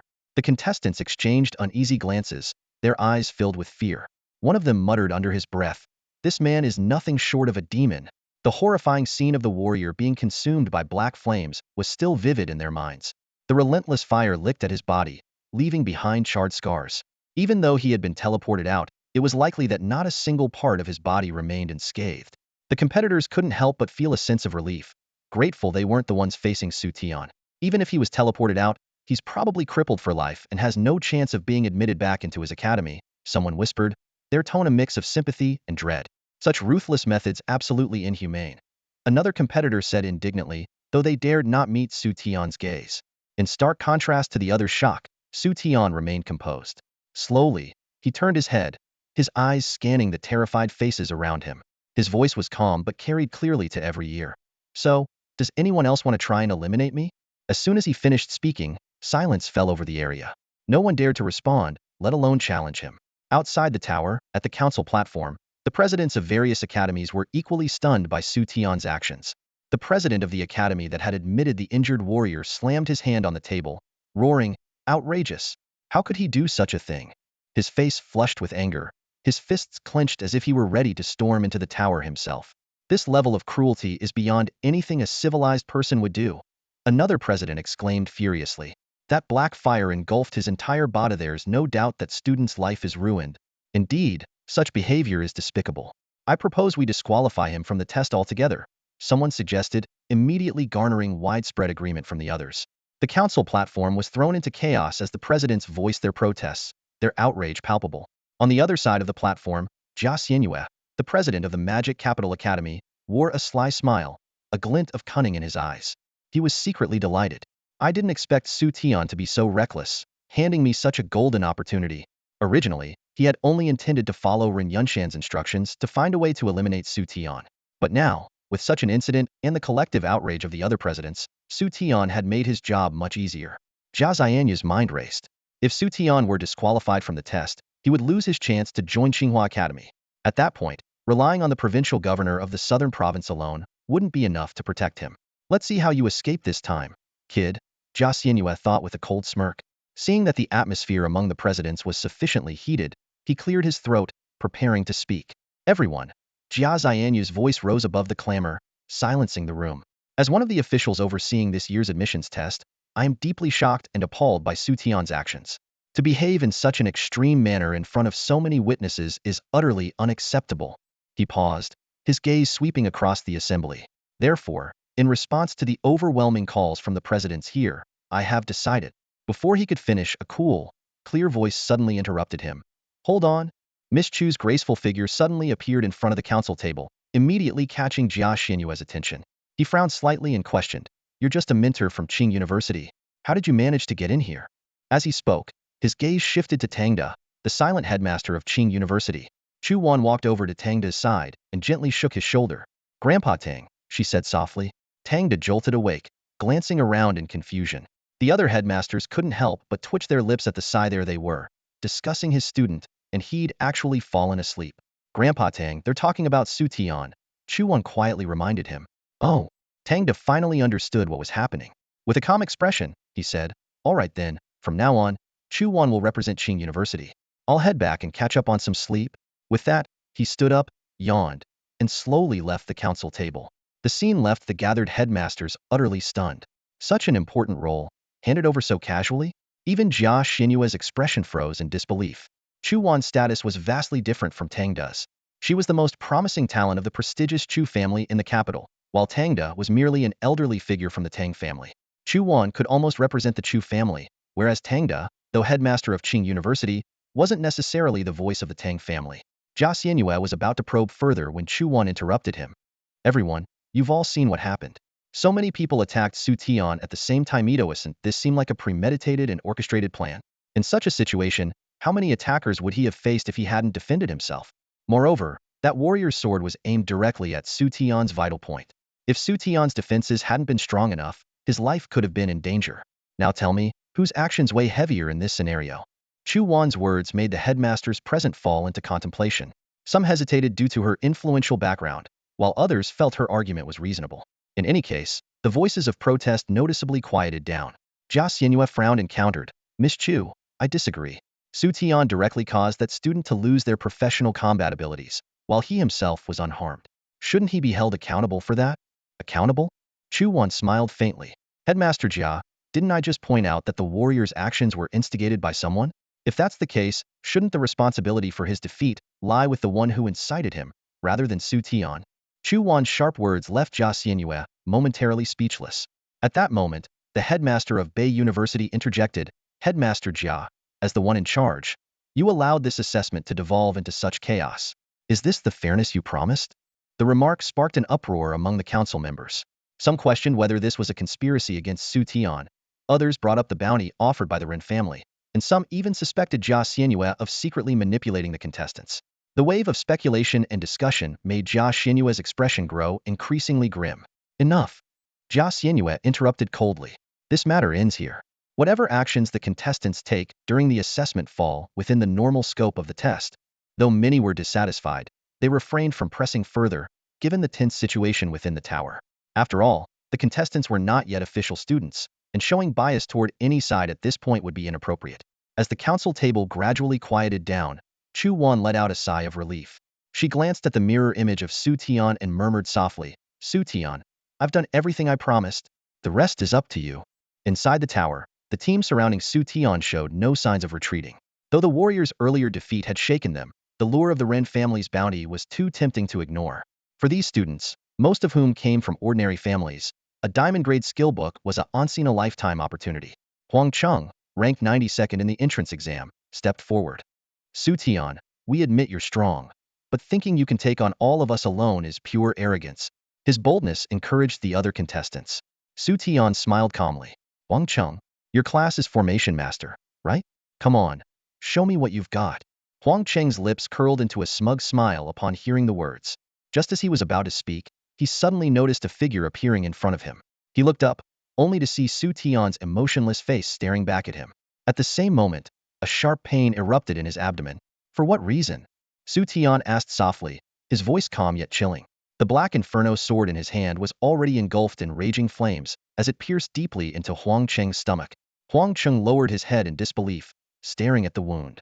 He muttered, This can't be." "Get out," Xu Tian said coldly, withdrawing the black inferno sword with a swift motion. In an instant, flames seemed to consume Huang Cheng's entire body, and his life force plummeted rapidly. His teammates gasped in shock, one of them shouting, "Brother Huang, take revenge for me." Huang Cheng gritted his teeth and managed to yell before decisively activating his teleportation bracelet.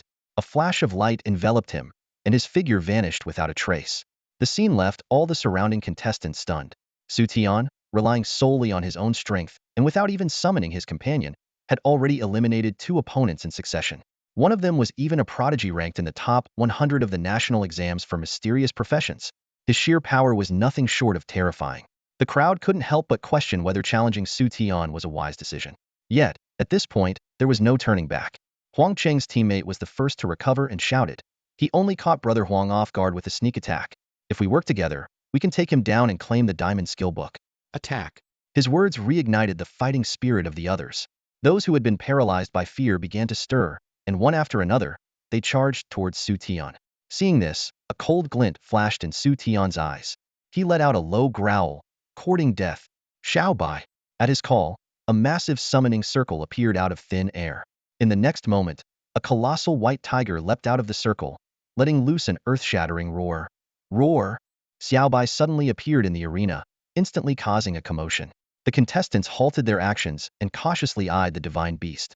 Not far away, a flicker of hatred flashed in Ren Qianqian's eyes. She still remembered how last time, because of this white tiger, the barbarian king bear suffered a crushing defeat, and her own reputation was tarnished. "Dayan, kill that pet," Ren Qianqian ordered coldly. The girl named Dayan nodded expressionlessly and began chanting a spell. The snake patterns on her skin gradually morphed, transforming her into a true serpent spirit. Xu Tian watched her movements curiously, eager to see what this serpent master was capable of. On the ground, the serpent spirits converged into a peculiar formation.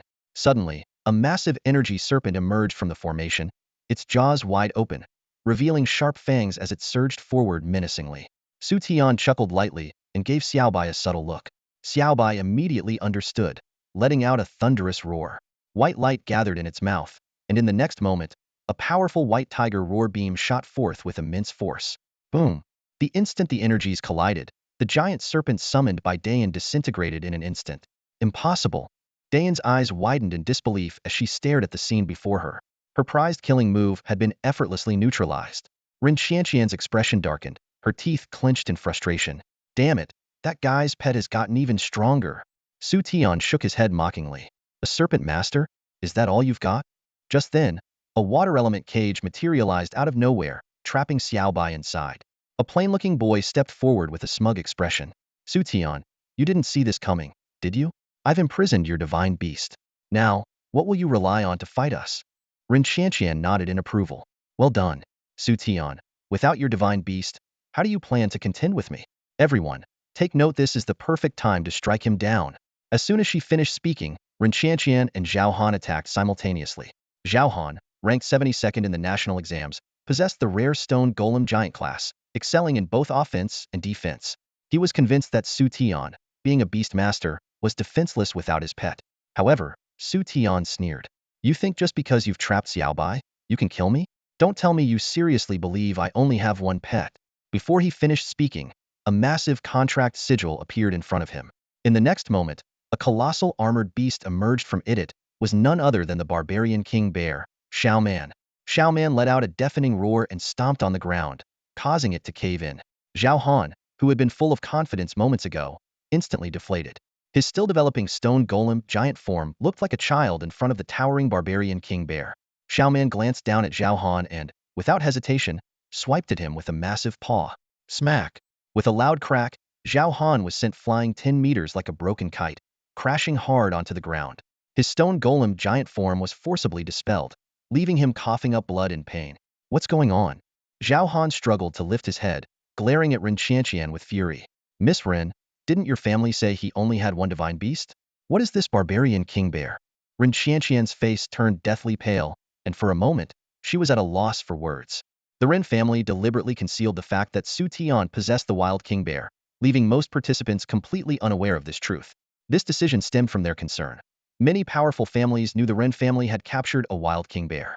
If word got out that this rare and ferocious beast was now in Xu Tian's hands, it would undoubtedly cause an uproar. For Ren Qianqian, as the heiress of the Ren family, being humiliated by Xu Tian and losing such a precious family asset was an unbearable disgrace.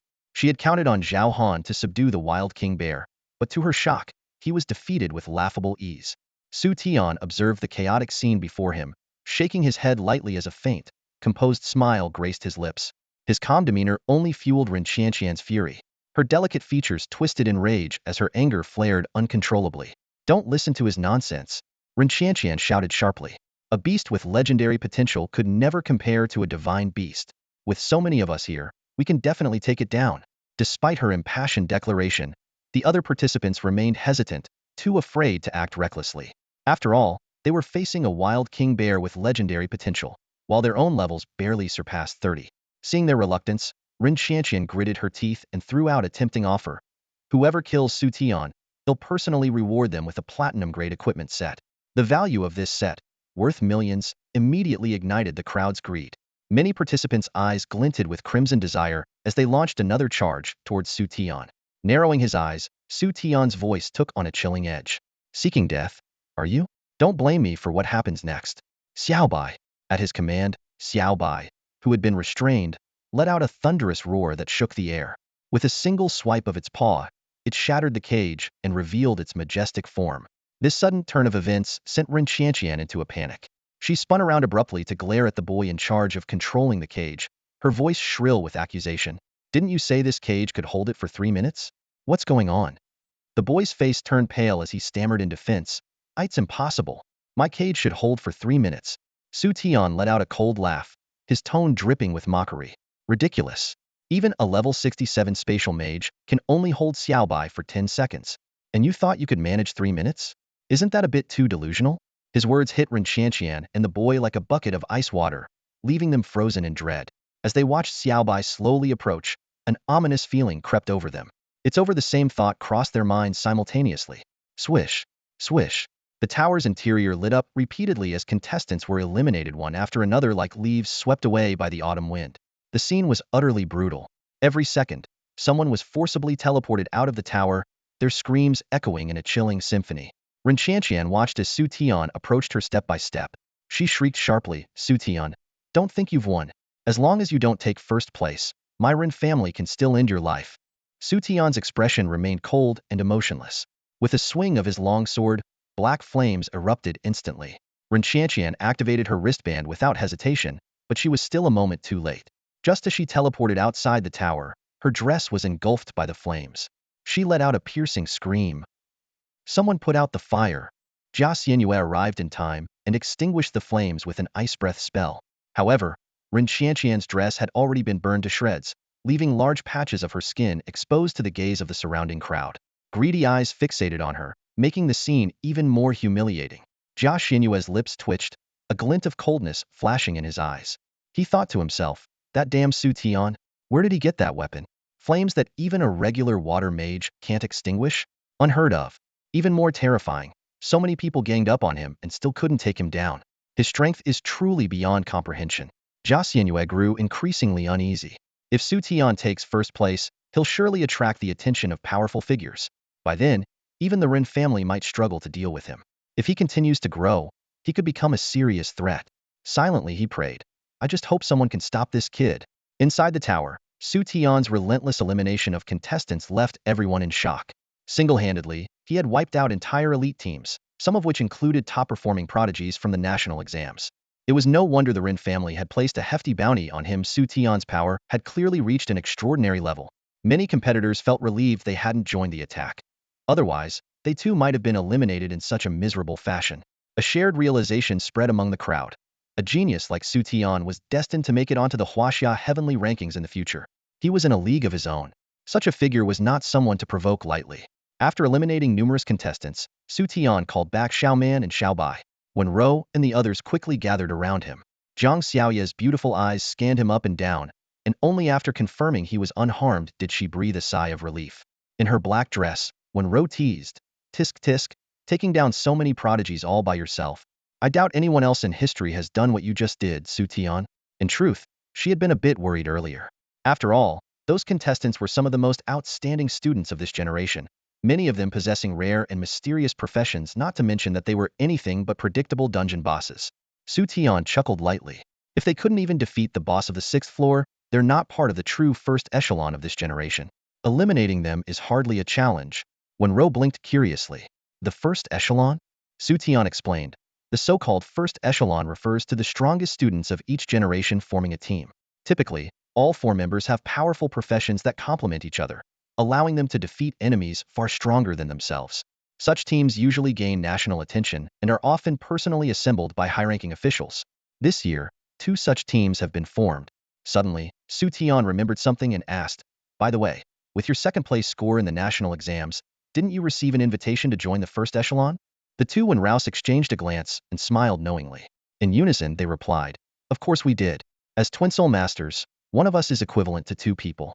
Plenty of teams were eager to recruit us. But when they extended the invitation, you happened to call? Xu Tian raised an eyebrow. Oh, so just because of a phone call from me, you gave up joining the first echelon? The black-dressed Wenro chuckled softly, leaning close to Xu Tian's ear. She whispered, we know exactly what the first echelon's level is. Even with all 4 of them combined, they might not be as strong as a single Xiaobai. Why would we be foolish enough to leave you and join them? Xu Tian smiled faintly. Well, congratulations, you made the right choice. The 2 Wenrouse exchanged a glance, and a hint of amusement flickered in their eyes. In truth, when the first echelon extended their invitation, the twins had recommended Xu Tian. However, the team had dismissed his top exam score, claiming that a Beast Tamer wasn't suited for the first echelon.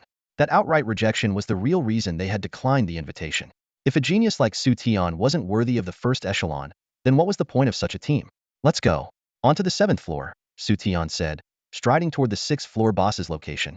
Xiao Bai, he called softly, and Xiao Bai emerged from the contract seal. With a thunderous roar, Xiao Bai opened its mouth, gathering dazzling white energy before unleashing it upon the boss. Bathed in the radiant light, the boss let out a faint whimper before disintegrating into nothingness, leaving only a single piece of equipment behind. A platinum tier item? Looks like the rewards are getting better. Xu Tian raised an eyebrow, picked up the equipment, and stepped into the teleportation portal leading to the 7th floor. The news of Xu Tian's team effortlessly defeating the 6th floor boss spread like wildfire, instantly sweeping across the entire competition venue. The other teams, still struggling bitterly on the 6th floor, stared in disbelief at the leaderboard displaying the latest results. The formidable boss they had fought tooth and nail against was taken down effortlessly by Xu Tian's team. What shocked everyone even more was that Xu Tian hadn't even joined the fight himself. His pet alone had annihilated the boss in an instant. The overwhelming gap in strength left everyone present gasping in astonishment. Whispers began to ripple through the crowd. Is this the power of the top scorer in the college entrance exam? It's terrifying. Some even started to re-evaluate the Beastmaster profession. Who dares to call Beastmasters the weakest class now? This is practically god-ear strength. As Xu Tian and his team stepped into the 7th floor space, the atmosphere shifted dramatically. Xu Tian immediately sensed that the attribute suppression around them had intensified significantly. He glanced cautiously at his 3 teammates. Do you guys feel the effects? The Wenru sisters appeared as composed as ever, but Zhang Xiaoya's face had noticeably paled. Xu Tian asked with concern, Xiaoya, Are you okay? Zhang Xiaoya forced a small shake of her head. I'm fine. I can manage. She, too, hadn't expected the attribute suppression on the 7th floor to become this overwhelming. The black-dressed Wenru shot Xu Tian a sharp look, her tone carrying a hint of reproach. It seems the tower's attribute suppression is based on the team's average stats. This is all your fault. Your attributes are way too high. Otherwise, Xiaoya wouldn't be suffering like this. Xu Tian sighed helplessly. How is this my fault again? But he quickly realized that her speculation might be accurate. Although the suppression had been increasing with each floor, neither he nor Wenru had felt much of an impact. Meanwhile, Xiaoya's sudden struggle was a clear indicator that their high attributes had indeed raised the overall suppression effect. Out of concern, Xu Tian suggested, Xiaoya, maybe you should stay here while we move forward? However, Zhang Xiaoya firmly shook her head, determination flashing in her bright eyes. I'm not that fragile. If I really can't take it, I'll use the bracelet to teleport out immediately. She knew she had already fallen behind, but she desperately wanted to stay. More than anything, she wanted to witness Xu Tian's climb to the top and his rise to number 1 with her own eyes. Xu Tian nodded in agreement, signaling the group to continue their journey toward the end of the 7th level. The monsters on this floor were astonishingly powerful, each rivaling the bosses of the 6th level with a golden potential at level 40. Even Xiaoman was struggling slightly, forcing Xu Tian to enlist the help of Xiaobai in clearing the monsters while he walked alongside Wenro and the other 2 women. Outside the tower, the mirror display revealed that only 5 teams remained on the 7th level. The academy principals marveled at the exceptional strength of the country's elite first-tier teams. They passionately discussed the Tima team led by He Lushan and the Changyan team, known for their control-focused strategy. Some also noted that the other 2 teams were equally formidable, with one featuring twin brothers of the mysterious Vajra fist profession and the other entirely composed of individuals with enigmatic professions. Chu Wan gazed at Xu Tian through the mirror, a faint smile forming on her lips. She thought to herself that compared to the other teams, Xu Tian had faced far more hardships, yet he continued to advance with overwhelming strength. If he could defeat the remaining 4 teams, the first-place title would undoubtedly be his. Meanwhile, Ren Yunshan and a disguised Ren Qianqian were also observing the mirror. Ren Qianqian's eyes burned with resentment, unable to comprehend why Xu Tian had not yet been eliminated. Ren Yunshan's expression was equally dark, realizing that Xu Tian's potential could no longer be ignored. He knew that eliminating Xu Tian was the only way to resolve the matter. His gaze lingered on one particular team in the mirror, placing his hopes on them. Inside the 7th level, a heavy gray mist enveloped the surroundings, obscuring the distant scenery. Suddenly, Wenro pointed toward a faint glimmer of light in the distance and exclaimed in excitement, saying she had spotted a team. Xu Tian mounted Xiaobai and observed carefully. It seemed to be some kind of skill effect. After a moment of contemplation, he decided to investigate. The level was eerily quiet, with no sign of the endpoint or any other teams, which felt highly suspicious. As Xu Tian's group approached, the team ahead quickly noticed their presence. The faint light turned out to be emitted by a knight's shield, used for illumination. The opposing team warily questioned their intentions, and the atmosphere grew tense, as if a confrontation was imminent. Just then, a familiar voice broke the standoff. A woman cloaked in a mage's robe pulled back her hood, revealing a delicate and beautiful face. Xu Tian struggled to recall her name, which only made her more annoyed as she shouted in frustration, "Bai Yuner?" Xu Tian ignored Bai Yuner's embarrassment and instead asked a question that had been puzzling him. "Wasn't your team scattered on the 2nd floor? What happened?" Bai Yuner smiled and explained, "We reformed the team. Just like us, their teammates got eliminated while fighting the boss, so we decided to form a new group together." As she finished speaking, her gaze drifted past Xu Tian and landed on Xiaobai behind him. Her eyes lit up instantly, and with a face full of admiration, she asked, "Is this Xiaobai? So handsome. Can I touch him?" Xu Tian responded helplessly, Sure, go ahead." He hadn't expected Bai Yuner to be so infatuated with Xiaobai. With his permission, Bai Yuner lunged at Xiaobai like an excited child, hugging him tightly and rubbing herself against him. Watching this spectacle, Xu Tian's mouth twitched slightly as he thought, "This isn't touching. It's fool-and cuddling."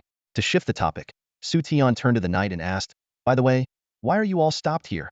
The knight replied, "Oh, the endpoint is just ahead. We couldn't defeat the boss, so we decided to come back and grind more small mobs for points." "You couldn't beat it?" Xu Tian raised an eyebrow in surprise. This team was a reassembled group of mystical class professionals, with an average level above 38, yet they failed to clear the 7th floor boss? The knight gave a bitter smile. "Yeah, the boss is diamond tier and level 49. It's just ridiculous." "Level 49? Xu Tian exchanged a meaningful glance with Zhang Xiaoya and the other girls. It seemed the difficulty of the 7th floor truly surpassed the previous 6. Xu Tian asked again, "Do you know if any other teams have reached the 7th floor?" The knight's tone was filled with envy. Before you, 3 teams made it through. The first-tier teams Tian Imo and Chang Mian, as well as the Luo brothers. Those 2 are incredible. Both managed to evolve into Vajra Fistmaster's Arhat Vajra form. I wouldn't be surprised if they can take down the 7th floor boss. Arhat Vajra form of the Vajra Fistmaster? Xu Tian blinked, quickly recalling the characteristics of this class. Strictly speaking, the Arhat Vajra wasn't exactly a class evolution, but more akin to his Beast God's Descent skill. Once activated, the user's attributes would multiply exponentially, and they would only take 1 of the actual damage during the state, with the remaining damage calculated after the state ended. It was a high-risk, high-reward ability. One wrong move could lead to death, but it was overwhelmingly powerful, earning it the nickname Invincible Vajra. Xu Tian couldn't help but marvel. The Vajra Fistmaster is already a rare mystical class, and the chances of evolving into the Arhat Vajra form are almost negligible. I can't believe both Luo brothers succeeded. It seems this year truly has its share of geniuses. He thought back to the formation master he encountered earlier and couldn't help but compare. Against the Arhat Vajra, that formation master seemed utterly unimpressive. You guys go on, there's no way we can make it to the 8th floor, Bayuner said, glancing back with a hint of reluctance in her eyes. I've heard about your situation too. As long as you get first place, the Ren family won't dare lay a finger on you. Xu Tian nodded and turned to face Wenro and the other 2 women. Zhang Xiaoya hesitated for a moment, her gaze shifting between Bayuner's team and Xu Tian before she finally spoke. Xu Tian? I'll stay here with them. Xu Tian understood immediately. He knew the attribute suppression ahead would likely be too much for Xiaoya to handle. Gently patting her head, he reassured her softly, don't worry, they'll make sure to take first place. Zhang Xiaoya's eyes shimmered with unshed tears, but she nodded firmly. I believe in you. Seeing this, Bayuner excitedly grabbed Zhang Xiaoya's hand, though a trace of hesitation crossed her face. She turned to the Divine Light Knight and pointed at him. You, go with them to the 8th floor. The knight was stunned. What? Me? Go with them? Bayuner put her hands on her hips, her tone filled with exasperation. What, are you serious? Do you even know who they are? One was the top scorer, and the other was the second in the college entrance exams. With 2 legends leading you, getting to the 8th floor is a sure thing. And you're hesitating about this opportunity? The knight suddenly understood, embarrassedly glancing at Xu Tian. Legend, he recalled Xu Tian's show of overwhelming power in the 2nd floor labyrinth, where he had effortlessly taken down a diamond-tier boss. The thought of the 7th floor boss now seemed far less intimidating. Xu Tian coughed awkwardly and asked, are you sure you can handle the attribute suppression on the 8th floor? The knight immediately straightened up, eager to prove himself. Don't worry, Legend. My Divine Light Knight class may not have many other advantages, but my stats are high. Plus, I can share them with my teammates. Hearing this, Xu Tian smiled and activated his inside eye. Sure enough, the guy's stats were impressive. A typical level 30 second-tier knight would have average attributes of around 1,000, but this knight's stats exceeded 1,500, almost on par with Xu Tian himself.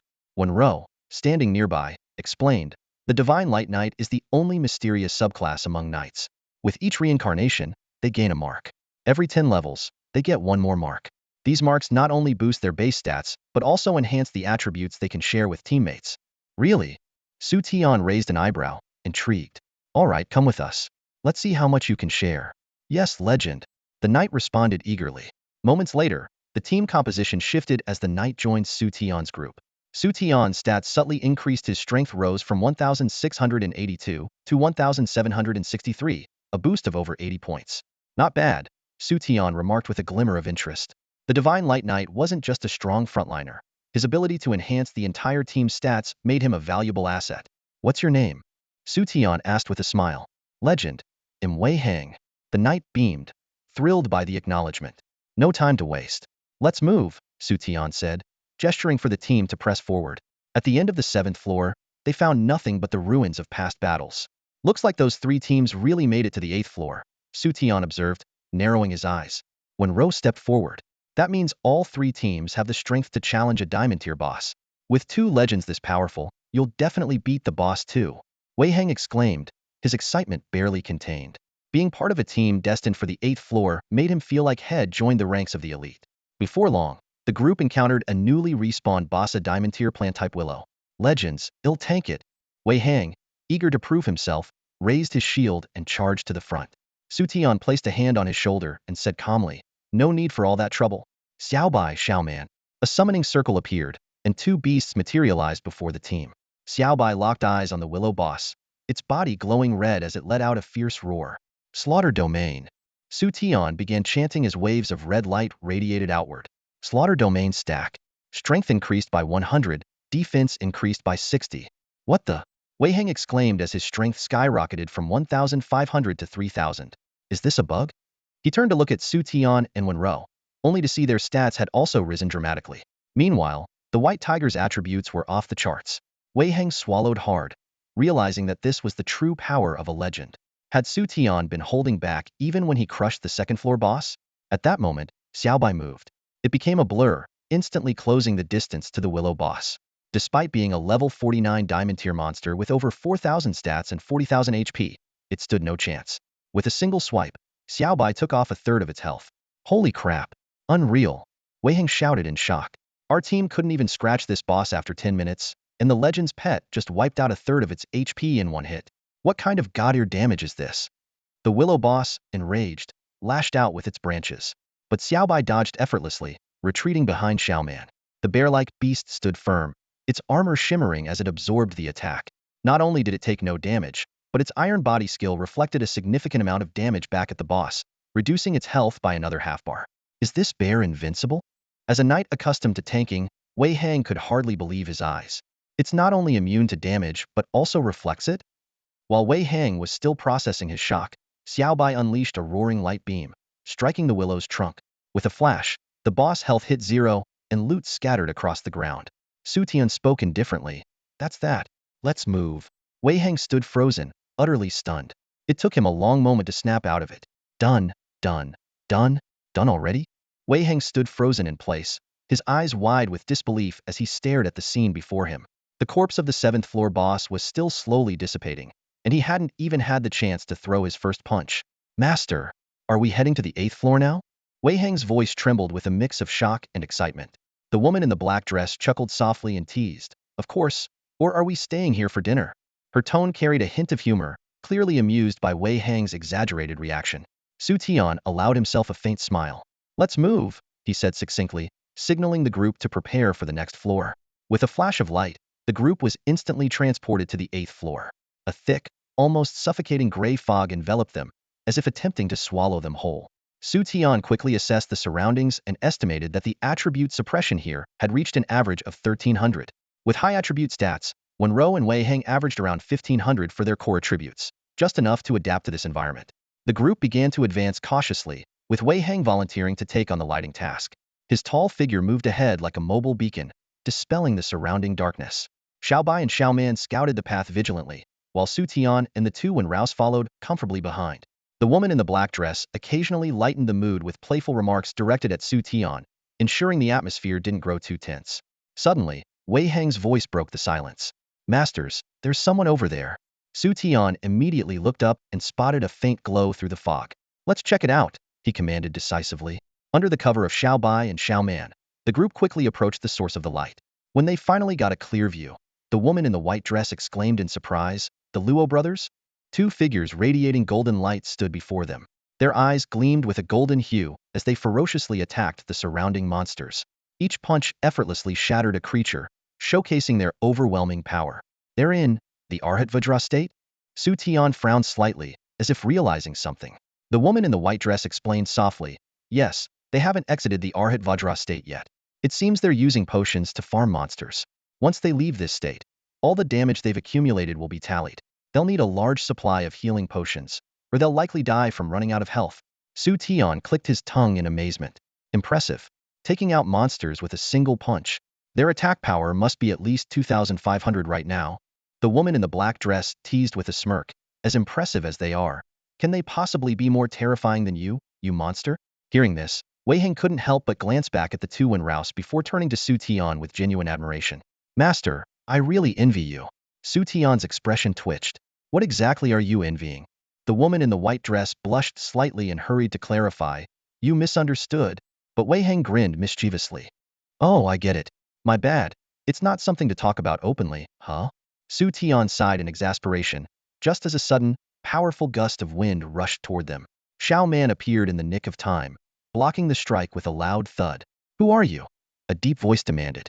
The Luo brothers stood before the group, their eyes cautious as they stared at Xiaoman. Clearly, the bear's ability to withstand their punch had surprised them. The woman in the white dress introduced herself gently. I'm Wenro, and these are my teammates, Xu Tian and Wei Hang. Xu Tian? The beast master who ranked first in the entrance exams. The Luo brothers were visibly startled, their expressions growing more guarded. Wenro tilted her head curiously. Why? Is he that scary? The Luo brothers let out a wry laugh. Of course. With a divine beast as his companion and the way he eliminated so many contestants on the 6th floor, who wouldn't be wary of him? The woman in the black dress nodded knowingly. So, I take it you didn't accept the bounty from the Ren family? Wise choice. The Luo brothers shook their heads. The Ren family's reward is decent, but it's not worth risking our lives over. Xu Tian interjected. Have you encountered the 8th floor boss yet? No, one of the brothers replied. Our Arhat Vajra state is about to end, and once it does, we'll enter a period of weakness. Our teammates were already eliminated during the 7th floor boss fight. We stayed here to farm more monsters and secure our hold on 3rd place. But now that you're here, I doubt we can keep that spot. Wenro offered an apologetic smile. Sorry about that, for costing you your position in the top 3, Xu Tian suddenly suggested. How about this wait here, and we'll find another team to knock out for you? The Luo brothers were momentarily stunned before bursting into laughter. Looks like you're not as ruthless as everyone says. Hopefully, we'll get a chance to spar or team up for a dungeon run in the future. Xu Tian nodded. Sure. With that, the Luo brothers broke their wristbands and were transported out of the trial tower. They're pretty straightforward guys, and decent too, Xu Tian commented. The woman in the black dress shot him a glance, her tone slightly reproachful. You're something else. Did you seriously consider taking out another team? The remaining squads are all top-tier contenders, not the easy targets you've dealt with before. It's just the first tier. Are you, the second top scorer in the college entrance exam, actually afraid? Xu Tian said calmly, his tone carrying a hint of confidence. The girl in the black dress responded with a gentle smile, her eyes sparkling playfully. With you around, of course not. Her voice was light and filled with trust in Xu Tian. On the side, Wei Hang couldn't help but show a look of envy after hearing their exchange. His gaze shifted back and forth between Xu Tian and the girl, his admiration evident. At that moment, another team slowly emerged from the depths of the 8th level. It was a 4-person group, and among them, a young man dressed in luxurious attire spoke softly. Another team has made it up here. As he spoke, he squinted slightly, revealing a pair of dark blue eyes that seemed to hold a storm within. Most striking of all was the third eye on his forehead, tightly shut, resembling a mysterious scar. A graceful and refined young man in the team asked gently, Really? Fong Yun, can you sense their strength? The one called Fong Yun closed his eyes, as if concentrating intently. After a moment, he shook his head. I can't sense much, but one of them has remarkably high attributes comparable to you, Captain. Hearing this, the young man's gaze turned cold. Is that so? Then it must be him. At this point, a stunning girl dressed in a sheer silver veil spoke up. Lushan, are you talking about Xu Tian? Have they reached the 8th level? Her silver, gossamer-like dress was so thin it was almost transparent, revealing glimpses of her fair skin beneath. Only a few key areas were artfully concealed, making her appearance both alluring and ethereal. Her exquisite features and delicate makeup gave her an almost otherworldly charm. Of course, it's them. A hoarse voice suddenly interjected. With the first and second top scorers of the college entrance exam in their team, if they can't even make it to the 8th level, wouldn't that be pathetic? The speaker was a mysterious figure cloaked in black, their voice so distorted it was impossible to determine their gender. Strapped to their back was a blackened coffin, its ominous appearance enough to send chills down anyone's spine. This team was none other than the Heavenly Demon Squad, known for their top-tier rankings in the college entrance exam. The members included Hua Tianqiu, the 9th-ranked Reaper's Coffin, Wu Linlin, the 8th-ranked Moonlight Elf, Fong Yun, the 5th-ranked Thunder God's Eye, and He Lushan, the 3rd-ranked Demon Summoner. Meanwhile, in another corner of the 8th level, a tiny creature resembling a firefly fluttered slowly through the dense black mist. It drifted through the heavy fog until it finally landed on a pair of delicate, flawless hands, resting there quietly.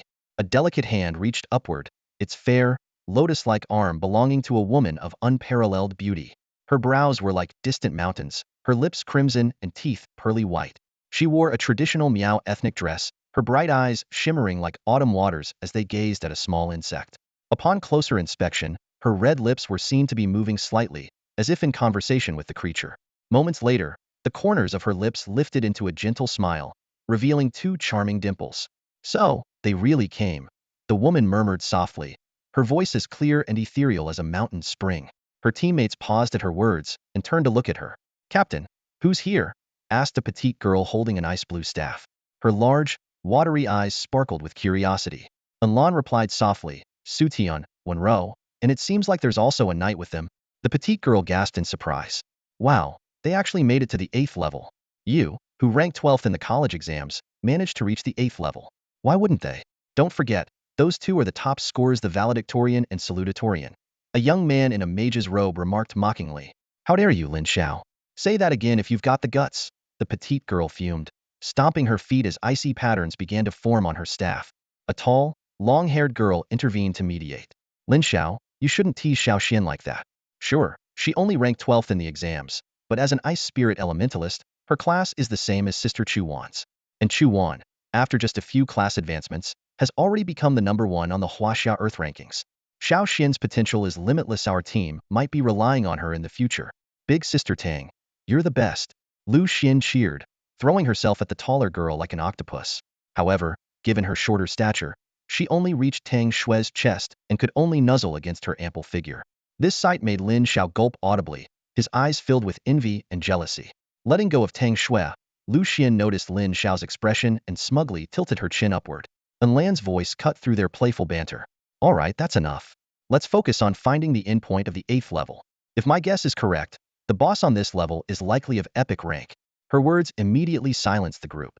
It was clear that Lan held significant authority within the team. Epic rank? Lin Xiao frowned, a trace of fear flickering in his eyes. A boss of that level would be incredibly challenging to handle. But Lu Xian exclaimed excitedly, with Big Sister in here, we can definitely take down the boss. An hour later, Xu Tian's team arrived at the 8th level endpoint. After searching for a week without finding the boss, they were puzzled. What's going on? Could someone have already killed the boss? Wei Heng asked, confused. Dressed in white, when Rou shook her head. Impossible. Even if the boss were defeated, it would respawn immediately to challenge the next team.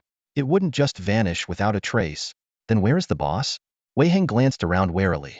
Xu Tian calmly stared ahead, his eyes narrowing slightly. We might have already encountered the boss. What? Where? Wei Heng asked, panicked, scanning his surroundings. An illusion, Xu Tian said indifferently. When Rou, now in black, turned to him. An illusion? You're saying we've entered a domain set up by the boss? Exactly, Xu Tian nodded, a faint smile playing on his lips. The boss on this level is the illusionary flower of epic potential. Xiao Bai. At his words, Xiao Bai leapt out from Xu Tian's chest and transformed into its combat form. Xu Tian's sharp observation, aided by the system's gifted skill, the Eye of Insight, had allowed him to quickly discern the anomaly. The illusionary flower's true body was nearby. He motioned for Xiao Bai to hold off on attacking. Understanding his intent, Xiao Bai nodded and unleashed a powerful breath of wind energy. The dense wind immediately dispelled the surrounding illusions, revealing the area's true appearance. On a stone platform, a sinister purple flower was in full bloom, emitting glowing pollen. The pollen shimmered in the air, casting an eerie light over the desolate, graveyard-like terrain.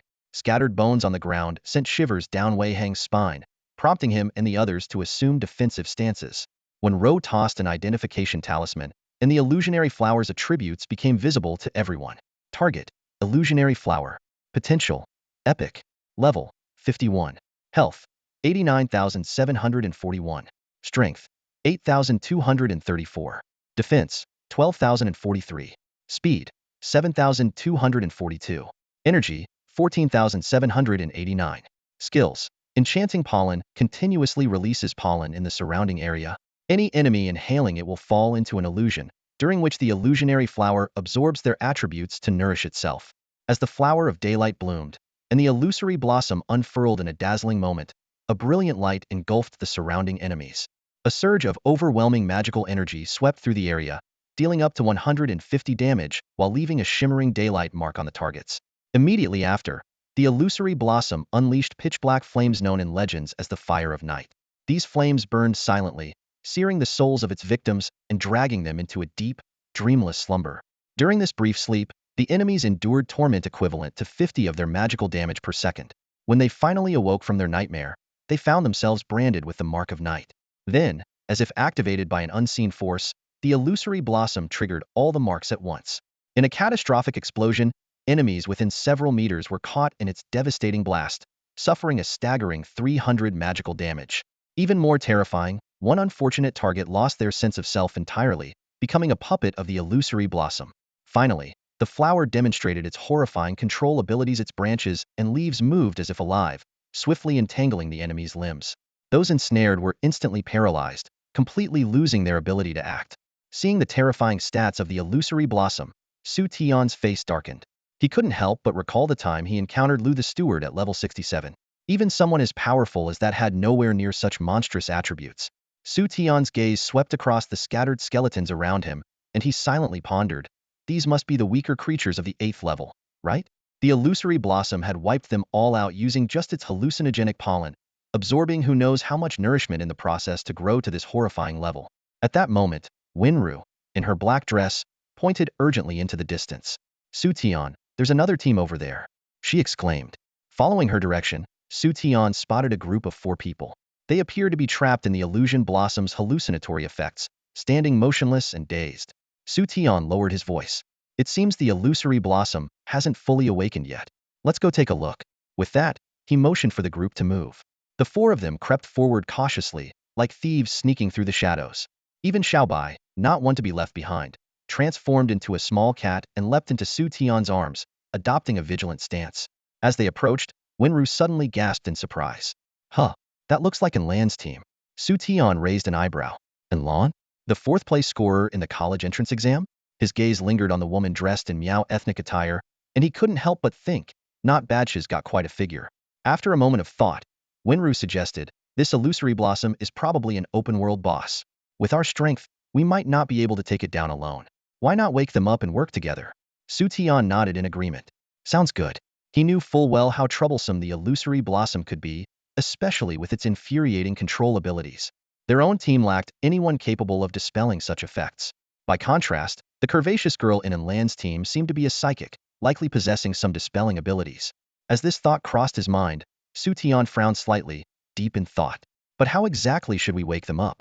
Gentle pondered for a moment and suggested softly, how about letting Xiaobai use its wind energy to disperse it one more time? Xu Tian shook his head and rejected the idea. No, they aren't our teammates. Xiaobai's wind energy might harm them. Besides, they've been trapped in the illusion for too long. Their health is almost drained by the illusion flower. Xiaobai's attack could be fatal. Gentle furrowed her brows. Then what should we do?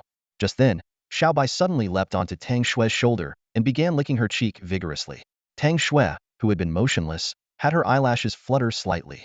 Wei Hang's eyes lit up as he pointed at Tang Xue and exclaimed, it's working. Physical contact can wake them up. White Dress Gentle nodded. All right, let's each wake one person. With that, she walked toward the petite girl. Black Dress Gentle's gaze fell on Tang Xue's chest with a subtle, enigmatic smile on her lips. Wei Hang, meanwhile, headed toward Lin Xiao, leaving only the Miaozhong girl, Enlan. Hesitating for a moment, Xu Tian finally placed his hand gently on Enlan's fair cheek. As soon as he touched her, he couldn't help but be amazed her skin was smooth and soft, with an incredible texture. Almost instinctively, he used both hands, savoring the perfect sensation. It wasn't until Enlan's face turned red from his pinching that her long eyelashes quivered slightly. Xu Tian was lost in the moment until Enlan opened her sharp, icy eyes. His smile froze instantly. I was just trying to wake you up. You believe me, right? He explained awkwardly, but his hands seemed to have a mind of their own and gave her cheek another pinch. Enlan's eyes grew colder, a faint killing intent emanating from them. At that moment, a plaintive cry broke the tension. Ow, my head hurts so much. Xiao Luxian clutched her head, teary-eyed, glaring at White Dress Gentle. Hitting someone's head will stunt their growth. White Dress Gentle awkwardly averted her gaze, only to witness an even more shocking scene. Tang Xue, now awake, discovered her disheveled clothes and 2 faint handprints on her chest. Black Dress Gentle immediately picked up Xiaobai as a scapegoat and said with feigned seriousness, it was all its doing. Tang Xue glanced at Xiaobai's paws, then at the marks on her chest, and black lines seemed to form on her forehead. By comparison, Wei Hang's method seemed much more reasonable. He used his shield to wake Lin Xiao, though it left a large bump on the latter's head. Hey, who are you people? How dare you attack us? Lin Xiao covered his head, indignantly complaining to Enlan. Captain, these guys are too much. They even hit me with a shield. He paused mid-sentence, suddenly stunned. Captain, why is your face swollen? Hearing this, Enlan's gaze turned even icier.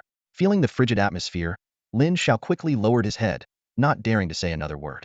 White Dress Gentle tried to ease the awkwardness. Hello, I'm Wenro. He's our captain, Xu Tian. And this is Wei Hang, our knight. We're here to rescue you. As she finished, a faint blush appeared on her cheeks. Tang Shui twitched the corner of her mouth and couldn't help but glance at Black Dress Gentle, who looked exactly like her. Is this what you call a rescue? Xu Tian, noticing the cold glare from White Dress Gentle, coughed twice and explained, we really are here to help. If you don't believe me, look over there. He pointed to the illusion flower not far away. Lan's team turned to see the eerie, purple flower and their expressions changed instantly. The epic boss illusion flower. How is it here? Weren't we just fighting monsters? It's an illusion. The illusion flower has the ability to create illusions, Lan said gravely. They had fallen prey to the illusion flower's trap. Without Xu Tian's team, they might have been drained of their life force within the illusion, unable to use their teleportation bracelets, and perished on the 8th floor.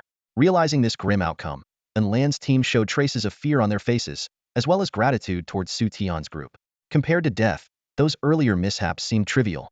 Xiao Luxian ran up to White Dress Gentle and bowed deeply. I'm sorry for misunderstanding you. Thank you for saving me. Tang Shui wanted to thank Black Dress Gentle too, but recalling her earlier experience, she couldn't bring herself to speak. Lin Xiao not only apologized, but also tried to form a sworn brotherhood with Wei Hang. Lan walked up to Xu Tian and said coldly, thank you for dealing with the illusion flower, but the matter of you pinching my face is a separate issue. Xu Tian blinked and wisely chose to remain silent. Let's go. The test is over, Lan said, turning to her teammates. White Dress Gentle was surprised. You're leaving already? Yes. The illusion flower's stats are far too high. There's no way we can defeat it, Lan replied calmly. But it's an open-world boss. We can work together, Xu Tian suggested. Lan paused in the act of breaking her teleportation bracelet. She lifted her cold, sharp eyes to look at Xu Tian. You want to kill it? Of course. What else? Dance with it? Xu Tian yawned. Even if we team up, we may not be able to defeat it. The stat gap is too large, Lan said, shaking her head, unwilling to take such a risk. Xu Tian sighed, realizing that without offering this aloof girl some incentive, she wouldn't take the risk of cooperating. Accept the team invitation, he said straightforwardly. Though Lan's team was surprised, they accepted the cooperation request in their friend list. Xu Tian then turned to look at Xiao Bai in Black Dress Gentle's arms. Xiao Bai understood and leapt out of her embrace, transforming instantly into its combat form. Roar! With a fierce growl, Xiao Bai activated its Killing God domain, massively boosting its stats. Xu Tian followed up by chanting a spell, stacking another Killing God domain. Lan's team immediately felt their own attributes change, with their strength doubling. How is this possible? Tang Shui was the first to exclaim in shock. As a support class mind healer, she could grant her team immunity and buffs, making her one of the best in her class. But her enhancements were nowhere near this extreme. Doubling strength and doubling speed, this was absurd. Lan also noticed but remained silent. Even with their stats doubled, they still weren't a match for the illusion flower. Xu Tian seemed to read her thoughts and directly displayed Xiao Bei's stats. HP, 27,539. Strength, 10,272. Defense, 8,961. Speed, 19,782. Energy, 7,642. These god-level stats left Lan's team utterly speechless. Xu Tian's lips curled into a faint smile. Now, do we stand a chance? Lan bit her lip and whispered, now's the chance. What are we waiting for? Let's go. Xu Tian rolled his neck, his gaze locked onto the eerie illusionary bloom. With a light wave of his hand, a flash of white light appeared, and the small white tiger leapt out. Opening its mouth, it unleashed a fierce white tiger roar beam, striking the flower's massive form with a resounding impact. The illusionary bloom shuddered violently under the attack. Its enormous petals began to bloom rapidly, releasing a dense spray of nectar and pollen that filled the air. The intoxicating fragrance spread everywhere, but Xu Tian's expression darkened as he warned, be careful. This is its illusion ability. Don't get trapped. Mental support team, assist us. Understood. Tang Shui, a member of Lan's team, responded gravely. She gently shook the white bell in her hand, its crisp and melodious chime ringing out. Instantly, everyone felt a wave of refreshment wash over them, dispelling the negative effects of the pollen. Lu Xin'er suddenly realized and placed her hands on her hips, exclaiming, no wonder we got caught in the illusionary bloom's trap earlier without noticing. If it weren't for Sister Tang, we might still be lost in that illusion. Dressed in a white robe, Wenro softly chanted, Holy Shield. In an instant, radiant holy light enveloped the team, granting each member a protective shield with nearly 5,000 health points. Lan glanced at Wenro in awe and sincerely praised, impressive. No wonder you're the second top scorer in the exams. Lin Xiao, clad in a black mage robe, murmured an incantation, hear the curse of prana, wither. A moment later, A debuff settled on the illusionary bloom, reducing its magical and physical defenses. Wei Heng raised his holy shield high and called out, "Freeze, snowflakes. Looks like it's up to us to deal the damage. Don't worry, I'll tank the hits for you." He patted his chest confidently.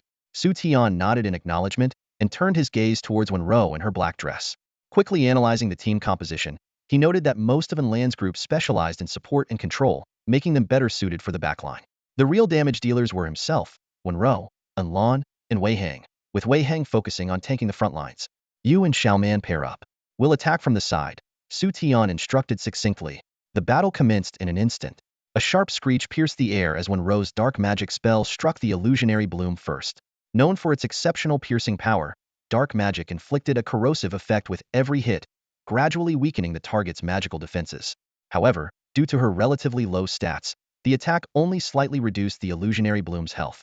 Seizing the opportunity, Xu Tian activated his wind spirit ability, teleporting to the front of the illusionary bloom.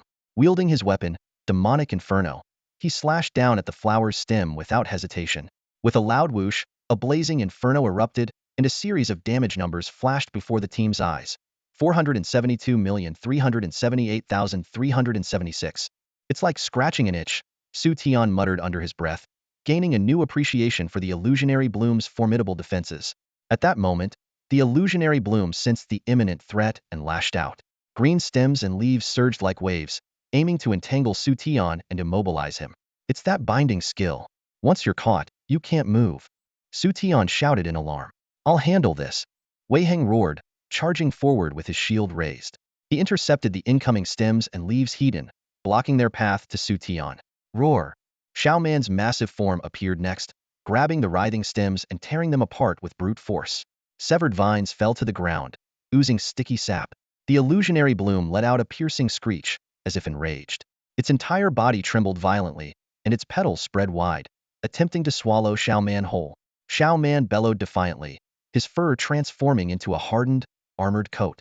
He then delivered a powerful punch straight to the center of the flower. The sight left Wenro and the others in the backline gasping in surprise, while Lin Xiao stared in astonishment, thinking, "This guy is incredible." With a sickening squelch, the illusionary bloom latched onto Xiaoman's arm, unleashing a powerful suction force. Everyone watched in horror as Xiaoman's body was gradually being consumed by the flower. "Pull him out." Xu Tian's face paled as he realized the gravity of the situation. The bloom's description hadn't mentioned such a terrifying ability. With a roar, Xiaobai rushed behind Xiaoman, wrapping its paws around his waist and pulling with all its might. With a loud pop, Xiaoman was finally freed, but his arm, now covered in sticky sap, was severely corroded, with most of the fur dissolved away. Xu Tian's pupils contracted as he let out a sigh of relief. Good thing Xiaoman is tough. If it were anyone else, they'd already be reduced to bones. "Don't let it bite you again," Xu Tian warned urgently before teleporting back to the illusionary bloom's rear. With a swift motion, he unleashed a devastating infernal slash. Xiaobai followed closely, slashing with its claws to send several sharp wind blades slicing through the air toward the bloom. Meanwhile, Lu Xin'er's ice-based abilities began to take effect, drastically slowing the illusionary bloom's movements. "Now's the time, full attack," Enlan commanded decisively, raising her flute to her lips. A stream of melodious notes flowed forth. In an instant, swarms of multicolored insects appeared from nowhere, surging toward the illusionary bloom like a storm. They collided with the flower in a relentless cascade, each impact chipping away at its defenses like moths drawn to a flame. Dazzling bursts of damage erupted on the illusory bloom, as the entire team unleashed a frenzied onslaught.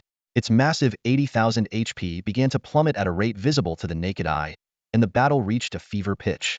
Meanwhile, just outside the illusory bloom's territory, Helioshan's team quietly observed the distant battlefield, concealed within a moonlit protective barrier. "Fang Yun, thanks to your thunder god's eye detecting the illusory bloom's pollen in advance, we avoided getting lost in the illusion," Helushan said, a hint of approval flashing in his eyes. Fang Yun gave a faint smile, the single eye on his forehead shifting slightly. "It was nothing. The key player here is still Sister Lin Lin." Wu Linlin chimed in with a playful laugh. "Exactly. Let Xu Tian and Enlan's group wear down this boss first. Once they're both on the brink of collapse, we'll swoop in. We'll take not only the boss rewards but also secure first place in this trial." Helushan cast her a glance, a cold smirk curling at his lips. "Their strongest asset is that white tiger. I'll use summon creatures to hold it off. Tiancho, can you handle the barbarian king bear?" The black-robed man carrying a coffin remained silent for a moment before replying in a hoarse voice, "No problem. Good. Without those two beasts, the remaining 8 won't stand a chance. We'll sit back and reap the rewards," Xu Tian said, his gaze icy as he fixed his eyes on the battlefield, speaking no further. On the battlefield, the illusory bloom's HP had already dropped below half, leaving just a third remaining. In the rear, Lu Xin'er couldn't contain her excitement and shouted, "Wu, we're about to kill it." Tang Shui immediately cautioned, "Xin'er, don't get careless. Keep the control steady." Though her gentle demeanor in her white dress betrayed her joy, she remained vigilant. With relentless attacks, the illusory bloom's HP finally fell to 10. But just then, its flower body began to swell, and an ominous red glow flickered across its petals and roots. Xu Tian's pupils contracted as he realized something was wrong. At the same time, an Lan's warning rang out, "Get back! The illusory bloom has gone berserk." Before her words could fully register, the illusory bloom's roots trembled violently, spraying thick sap into the air. The liquid erupted like a torrential downpour, cascading toward the group. "Move!" Xu Tian barked in a low voice, his brows furrowed deeply. The illusionary blossom before him had suddenly gone berserk, an unprecedented occurrence since he awakened his class. Despite having strategized against hundreds of bosses, this was the first time he faced such a dire situation. Once the illusionary blossom went berserk, not only did its stats skyrocket, but its skills were also significantly enhanced. Xu Tian glanced around. His teammates were in rough shape. With no healer in the group, they had barely managed to hold on with Tang Shui's meager healing abilities. The boss's health was down to less than 10%, but the frustration and despair were evident on everyone's faces. Just as Xu Tian hesitated over whether to summon Xiaowu, mocking voices echoed from not far away. "Huh. Finally, it's at critical health. We've been waiting for this moment. Xu Tian, why don't you hand over this boss to us?" Everyone looked up to see a 4-person team approaching, shrouded in a protective shield. Bai Kun Wenru's expression shifted instantly, her beautiful eyes narrowing as her face darkened. "It's the other top-tier team Tianma." Lin Zhao's heart sank as well. With the boss in a berserk state and the sudden arrival of the Tianma team, the captain and their squad were in an incredibly precarious situation. Standing in the middle of the Tianma team was Wu Linlin, her revealing outfit making her stand out. Smirking arrogantly, she said, Well, Xu Tian, Wenru, and Lan. Bet you didn't see this coming, huh? After all your hard work whittling the boss down to near death, you've just handed it over to us on a silver platter." Xu Tian raised an eyebrow. "You want the boss? Fine, take it. Guys, fall back." With that, he gestured for his teammates to retreat. The Tianma team froze, especially their captain, Xu Tian, who looked utterly stunned. He couldn't believe Xu Tian would give up the boss so easily. If they managed to kill this boss, Liashan's points would surpass Xu Tian's, securing him the top spot in the freshman trials. But sure enough, Xu Tian's team was retreating, and decisively so. Watching their retreating figures, Xu Tian hesitated for a moment before issuing the command, "Attack!" A summoning circle materialized above Xu Tian, and from it emerged a massive purple ape, the violet-marked demon ape. Wu Linlin exclaimed in delight, "Amazing! The captain actually summoned it." Xu Tian commanded, "Violet-marked demon ape, go!" The massive ape roared and charged at the illusionary blossom. However, the flower unfurled its petals, spraying energy-filled nectar that caused the demon ape to collapse, convulsing violently. Liashan's face turned pale with shock, and he quickly shouted, "Tuncho, save the violet-marked demon ape." Hua Tiancho responded immediately, rushing forward and slamming the coffin he carried onto the ground. But before he could act further, the illusionary blossom suddenly opened its petals wide and swallowed him whole. The Tianma team watched in horror as this unfolded, their faces ashen. The illusionary blossom shuddered briefly before spitting out a pile of loot. Only then did Xu Tian realize they'd been tricked. He roared in fury, "Damn it! This isn't an ordinary illusionary blossom, it's gone berserk." Ripping open a speed scroll, he took off after Xu Tian's team. Wei Hing cried out in panic, "Boss, Liashan's gone mad. He's using a speed scroll to chase us." Xu Tian asked calmly, "Is the illusionary blossom following too?" After receiving confirmation, Xu Tian raised an eyebrow. "Looks like the illusionary blossom's aggro can't be reset. In that case, come on out, Xiaowu." As Xu Tian's voice fell, a contract magic circle suddenly materialized. From within the formation emerged a colossal beast bearing a massive turtle shell on its back. The ancient-looking shell was flanked by 2 eerie heads, one resembling a turtle yet distinctly different, and the other a serpent's head flicking its crimson tongue. Xu Tian's gaze remained indifferent as he looked into the distance. There, the remaining members of the Tianma squad were fleeing in desperation, pursued relentlessly by the frenzied illusionary bloom. With a calm snap of his fingers, He murmured, "Gravity." In an instant, the ground around them underwent a dramatic transformation. The three surviving members of the Tianma squad found their movements abruptly slowed, as if trapped in quicksand. Lu Shan and his companions were struck with terror, unable to react before the illusionary bloom's countless vine-like tendrils reached out and ensnared them. "No, Lu Shan, save me." Wu Linlin was the first to be caught, her terrified screams echoing through the air. Lu Shan barely had time to respond before he, too, was entangled and dragged backward by the vines. Spotting Xu Tian standing beside the mysterious Xuanwu beast, Lu Shan immediately realized who was behind this. Fury ignited within him. "You bastard! Xu Tian, just wait. I won't let you get away with this. Teleport us out," he roared in rage. With his shout, 3 beams of light flashed, and the trio was instantly transported outside the tower. Outside the tower, Lu Shan and his team suddenly reappeared. Wu Linlin was still trembling with fear, while Lu Shan stormed toward the mirrored projection, glaring at Xu Tian and his companions with clenched teeth. "Eliminating us won't help you defeat that boss. When you come out, I swear I'll kill you." Liu Shan's usual refined demeanor had completely vanished. As a scion of the prestigious He family in the capital, he had grown up in luxury and privilege. His awakening as a mysterious summoner had only brought him more attention and admiration. The family had even acquired rare summoning skill books for him. Yet today, he had been utterly humiliated by Xu Tian, and his actions had cost his teammates their lives. To him, this was an unforgivable disgrace. While Lu Shan seethed with rage, the atmosphere at the discussion table was far more tense. The level 8 boss of the Ninefold Demon Tower turned out to be the illusionary bloom, a creature that, while not highly ranked among external dungeon bosses, had reached an abnormally high level of difficulty within the tower.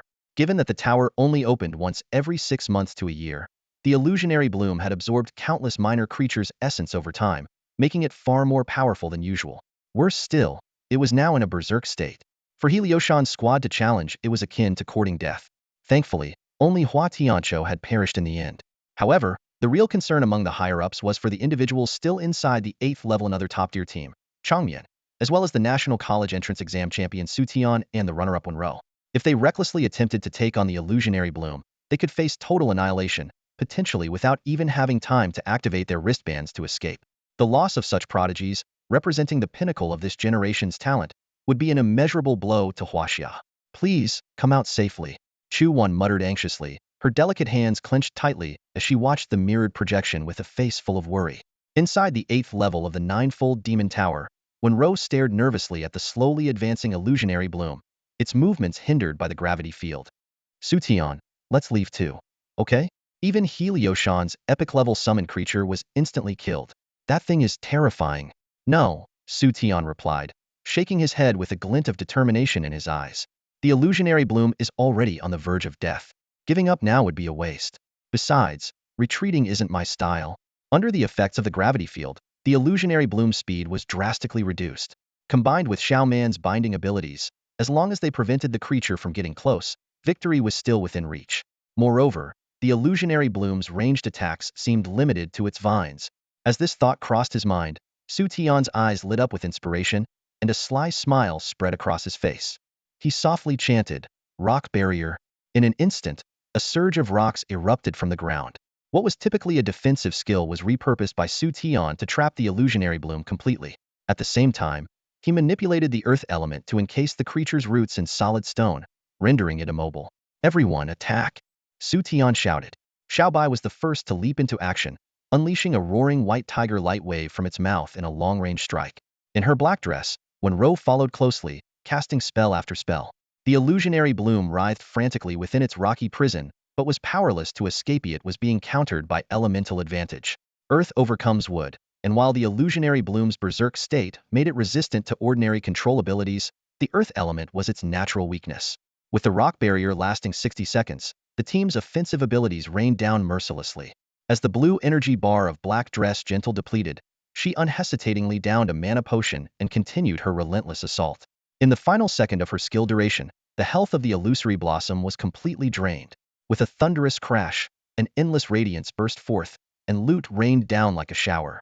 The illusory blossom collapsed to the ground, its petals scattering across the floor. Everyone stood frozen, staring in disbelief at the scene before them. They had actually defeated the illusory blossom. This seemingly impossible task had been conquered by Xu Tian and his team. Outside the tower, The scene of the illusory blossom's downfall was broadcast to countless onlookers, sparking an uproar. In the Jiang family home, Jiang Xiaoya watched the mirrored projection with a faint smile on her lips. "Sister, I told you Xu Tian could do it," she said confidently. Jiang Xiaoying's eyes flickered with a complex expression. She had never believed that Xu Tian could defeat the illusory blossom. If it had been her, she was certain she wouldn't have been able to accomplish it. Yet, Xu Tian had succeeded. Before the mirrored projection, Lushan struggled to accept what he was seeing, nearly breaking down. Impossible. How could Xu Tian and his team kill this boss? The illusory blossom was already in berserk mode. The heads of various academies exchanged knowing glances, their expressions complicated. They understood clearly that defeating this boss was entirely thanks to Xu Tian's individual strength. It was evident that this generation of Huaxia had produced an extraordinary genius. Inside the tower, the passage to the 9th floor had already opened. The Enlan team approached the teleportation array but decided to forego advancing further. The attribute suppression is too strong. We can't proceed any further. Being able to defeat this boss is more than enough for us, Enlan said earnestly, looking at Xu Tian with gratitude. Xu Tian nodded in understanding. After the Enlan team departed, Wei Hang hesitated as well. Xu Tian smiled and said, "You should go too?" Although Wei Hang's attributes were higher than those of most adventurers, the suppression on the 9th floor would likely still be too much for him to handle. White Dress Gentle summoned a contract formation, and Black Dress Gentle stepped into it. The twin masters merged into one, their attributes surging to an entirely new level. Xu Tian nodded and stepped forward with her to enter the 9th floor. They wasted no time farming mobs for points. Instead, they mounted Little White and charged straight toward the final destination of the 9th floor. The moment they laid eyes on the boss, everyone, both inside and outside the tower, was stunned. It was none other than a legendary potential boss. Standing before it, Xu Tian's lips curled into a wry smile. This was beyond legendary. It had crossed into the realm of myth, far beyond anything he could handle. Even if he reached level 50, it would still be an insurmountable challenge. Yet, he still clung to a sliver of hope, a chance so slim it was almost non-existent. Xu Tian took a deep breath, turned to Gentle beside him, and his eyes gleamed with unwavering determination. "Are you willing to take a gamble with me?" "Take a gamble?" Wenru asked softly, her gentle gaze fixed on Xu Tian. Though she had no idea what Xu Tian intended to gamble on, she chose to trust him unconditionally. Xu Tian nodded in gratitude and turned his focus back to the legendary boss. The opportunity he referred to was his Beast God's Descent skill with an infinitesimal chance of summoning the mythical white tiger. If successful, they might actually defeat the legendary boss. Otherwise, they stood no chance at all. Outside the tower, the crowd watched in shock as Xu Tian and Wenru approached the boss directly, sparking a wave of murmurs. Some questioned their intentions, while others mocked Xu Tian for being overly arrogant. Jia Xianyue observed from a distance, a trace of delight flashing in his eyes. He had initially hoped the Timo squad would eliminate Xu Tian inside the tower, but instead, his plan backfired, leading to their team's complete annihilation. Now, seeing Xu Tian daring to challenge the 9th floor boss, Jia Xianyue secretly hoped the boss would finish him off instantly. Chu once stood up nervously, her beautiful eyes fixed on the mirrored projection. She couldn't understand why Xu Tian would risk challenging the 9th floor boss when he had already accomplished so much. The Jiang sisters, Enlan, and others shared the same puzzled expressions. At that moment, a sudden burst of dazzling light erupted in the mirrored projection, its brilliance reflecting blinding rays across the scene. In the distance, the 9-fold demon tower shook violently. To everyone's astonishment, a massive beastly shadow seemed to swipe at the tower with a giant claw. With a deafening crash, the towering 9-fold demon tower collapsed into ruins. Everyone was stunned speechless. Lushan burst into laughter, declaring that Xu Tian and Wenru must have angered the boss and gotten themselves killed. However, Jiang Xiaoying calmly analyzed the situation, questioning how the boss's rage alone could have destroyed the entire tower. A shocking possibility began to form in everyone's minds, one they hardly dared to believe. Suddenly, 2 teleportation halos lit up in the arena, revealing Xu Tian and Wenru. Xu Tian had fallen unconscious, supported by Wenru, who still bore an expression of awe, as if she had just witnessed something beyond comprehension. Jia Xianyu's face darkened, as he realized the 9th floor boss and the 9-fold demon tower might truly have been defeated. At that moment, Ren Yunshan arrived with a group of black-clad enforcers, demanding Wenru hand over Xu Tian. Chu Wan stepped forward, shielding Xu Tian and Wenru, confronting Ren Yunshan hidden. Ren Yunshan brought in Dai Yasi, a serpent spirit master from the heavenly rankings, to exert pressure, threatening to take Xu Tian by force. Chu Wan was furious. She hadn't expected the Ren family to act so brazenly in such a public setting. Although she had already informed her family in the capital to come to their aid, The distance was great, and they might not arrive in time to stop the Ren family. As the Ren enforcers began to surround them, Chu Wan grew increasingly anxious, desperate for a solution. Just as Chu Wan was feeling restless, a dark shadow darted behind her like a ghost. It bypassed her entirely and lunged straight for Xu Tian. Chu Wan's instincts flared an assassin. Though she was the most gifted talent of the Chu family in the capital, practically the future voice of her clan, even Ren Yunshan wouldn't dare make a move against her in public. The assassin moved with astonishing speed, emerging from the shadows and closing in on Xu Tian in an instant. Just as the assassin's hand was about to touch Xu Tian, a graceful figure resolutely stepped in front of him. A glint of viciousness flashed in the assassin's eyes, and a dagger gleamed coldly as it stabbed directly at Wenro. Yet in the very next second, a dull thud echoed. The assassin was flung backward like a broken kite, crashing heavily to the ground. Blood poured from their mouth as their life force dwindled to near nothing. "Who gave you the audacity to dare harm our young lady?" A cold, commanding voice rang out, and an elderly man in a black mage's robe appeared seemingly out of thin air in front of Wenro. "Grandpa Nan." Wenro's face lit up with joy. Ren Yunshan's expression twitched as he recognized the man. An 86th level archmage? Someone from the One family? He cursed inwardly at the assassin who had just acted. Idiot. You couldn't even recognize the One family's heiress and still dared to attack? Useless. The mage in black robes fixed Ren Yunshan with a frosty glare. "Patriarch Run, what is the meaning of this? Were you planning to kill our young lady as well?" His tone bristled with disdain, openly belittling the head of one of the 4 great clans of the Magic City. Ren Yunshan took a deep breath. Offending the Chu family in the capital was already enough to weigh heavily on him. If he also crossed the One family, the Ren family might not survive the fallout. Suppressing his fury, he forced a strained smile. "This is all just a misunderstanding, my friend. It's my fault for failing to discipline my people. I'll personally visit later to apologize." "Ha, you think you're worthy?" The mage sneered before turning back to Wenro. "Miss, the entrance exams are over. The family head has instructed you to return home and prepare for enrollment." Wenro instinctively tightened her grip on Xu Tian's hand for support. She understood the mage was urging her not to get involved in this matter. But as she looked at Xu Tian, still unconscious, her gaze hardened with determination. "I'll go back with you, but only after he wakes up." The mage chuckled softly. "It's merely a weakness effect from a skill. I can dispel it." With that, he conjured a staff out of thin air and traced a sigil in the air, which descended onto Xu Tian. Moments later, Xu Tian stirred, his eyes slowly opening as he took in his surroundings in confusion. Memories flooded back to him.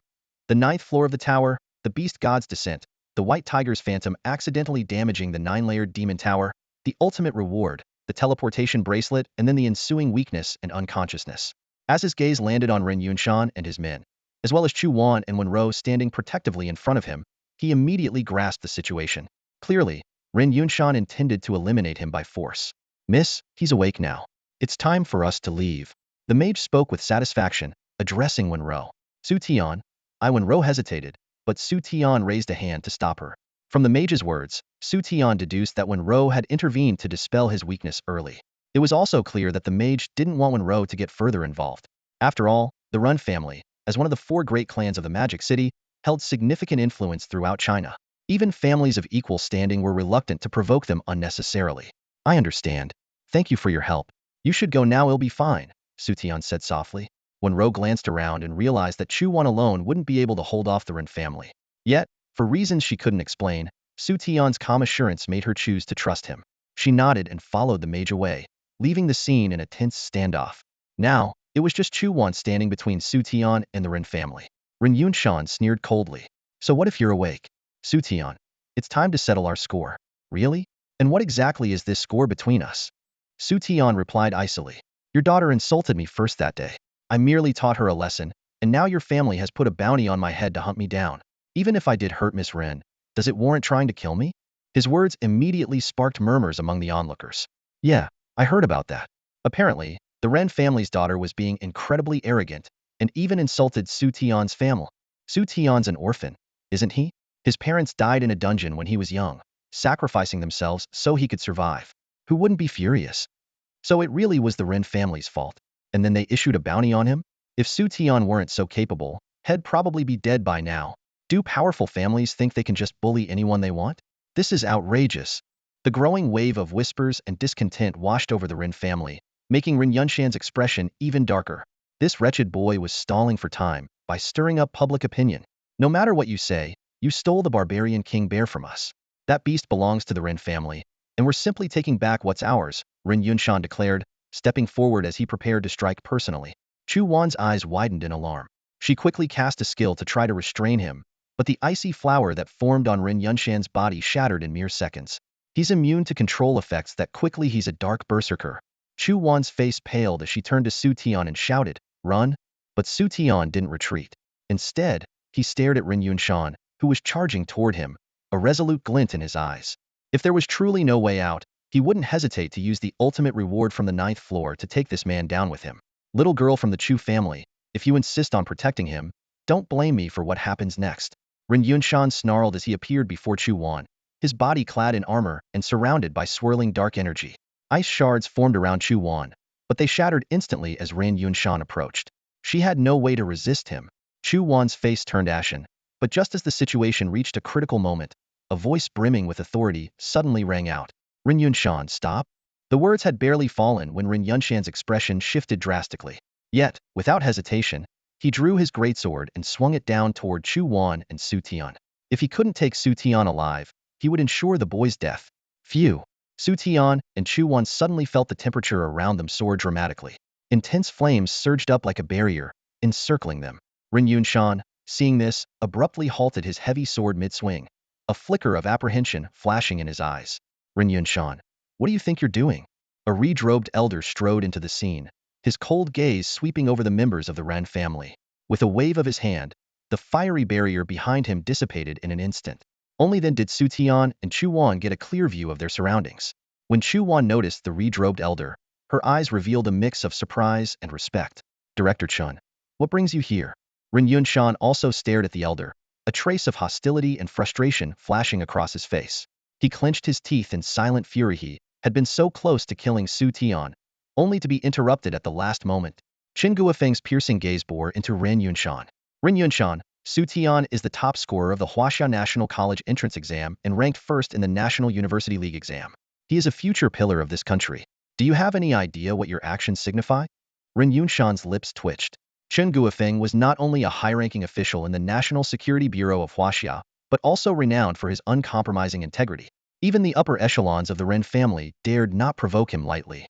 "Director Chan, Ren Yunshan began to explain, but Chen Guofeng cut him off sharply.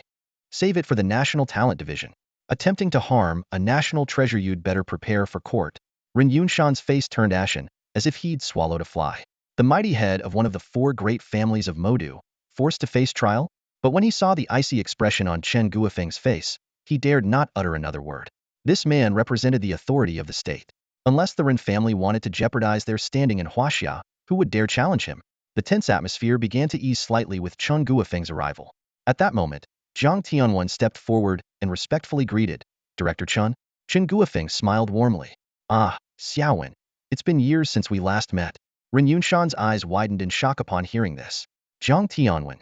He suddenly remembered that Jiang Tianwen's mentor was none other than Chen Guofeng. No wonder Chen Guofeng had shown up here. Right, must have been Jiang Tianwen who called him. Realizing this, Ren Yunshan shot a cold, resentful glare at Jiang Tianwen. He hadn't expected that a mere provincial governor would become such a thorn in his side. Chen Guofeng sighed with emotion. "Xiaowen, I'm glad you informed me. Otherwise, I might never have met such an extraordinary young talent of Huaxia. To think someone could defeat the 9th level boss. I once ventured into the 90-year demon tower myself, but only made it to the 7th level. I can't believe your generation has produced so many geniuses capable of reaching the 8th level, and even someone who defeated the 9th level boss. Truly, the heavens are watching over Huaxia." His beard quivered slightly with excitement. Turning to Xu Tian, Chen Guofeng's eyes sparkled. "Young man, have you heard of the National Security Bureau? If you're interested, I can recommend you after you graduate." Before he could finish, a voice suddenly interjected. "Hey, Chen, aren't you being a bit too hasty? You can't just snatch people like that. Xu Tian is my honor student after graduation. He should be joining our Ministry of Defense." An elderly man with graying hair strode forward, followed by a dignified middle-aged man and 2 younger individuals. Chen Guofeng snorted coldly. "Chu Batian, you're late to the party. If you'd been any slower, the Run family would have whisked this gem away, and you'd be left with nothing to fight over." Chu Batian immediately barked. "What do you know? If that bastard Ren Hongzi hadn't held me up, do you think I'd be this late?" "Ren Hongzi?" Chen Guofeng raised an eyebrow and turned to Ren Yunshan. "Impressive, Master Ren. to deal with one young man.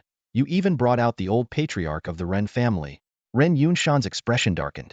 He had called on the old patriarch to block the Chu family, but he hadn't accounted for Chen Guofeng's interference.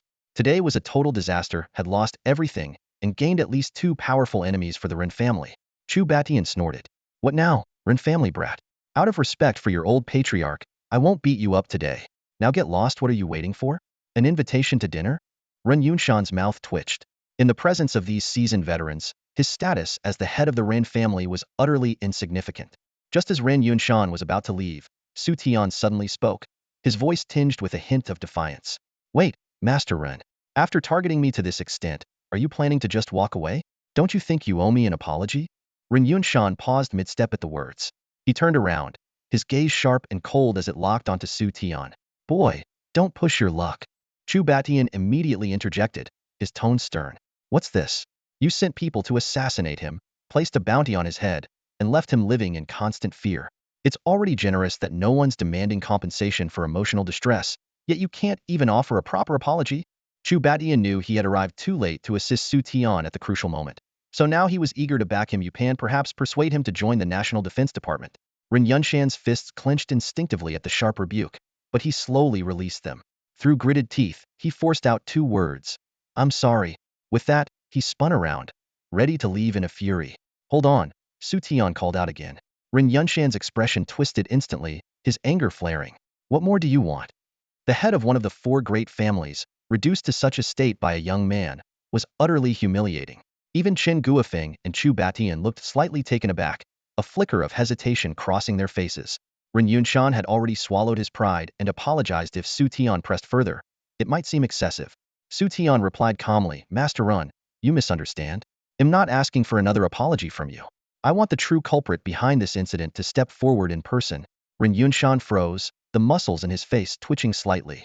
Chu Batian immediately chimed in. Master Ren, Xu Tian's request is hardly unreasonable. As the saying goes, whoever ties the bell must untie it. Asking your daughter to apologize doesn't seem like too much to ask. Chen Guofeng also voiced his agreement. Master Ren, this request is indeed quite fair. The two of them, working in tandem, left Ren Yunshan feeling deeply stifled. He took a deep breath and gave a low, sharp order to his subordinate. Bring Qian here. The subordinate hesitated. Master, the young lady was just defeated by Xu Tian on the 6th floor and witnessed him conquer the 9th floor. She's already devastated by the blow. If we force her to apologize, she might completely break down. I said, bring her here. Ren Yunshan repeated coldly. Not daring to argue further, the subordinate quickly left to summon Ren Qian. Moments later, Ren Qian appeared before the group. She had changed into a new dress, but the humiliation of her earlier defeat by Xu Tian was still etched on her face. When she realized her father intended to make her apologize to Xu Tian, her eyes instantly filled with tears. Father! However, Ren Yunshan's expression remained icy and indifferent. In that moment, Ren Qian understood everything. She glared at Xu Tian with hatred, silently swearing to herself, Xu Tian, one day, I will make you kneel before me, begging for life yet unable to die. Finally, Ren Qian swallowed her pride and said in a low voice, I'm sorry. I was wrong. The Ren family left in disgrace, leaving the scene in utter disarray. Chen Guofeng turned to Xu Tian with a cheerful smile, his eyes gleaming with anticipation.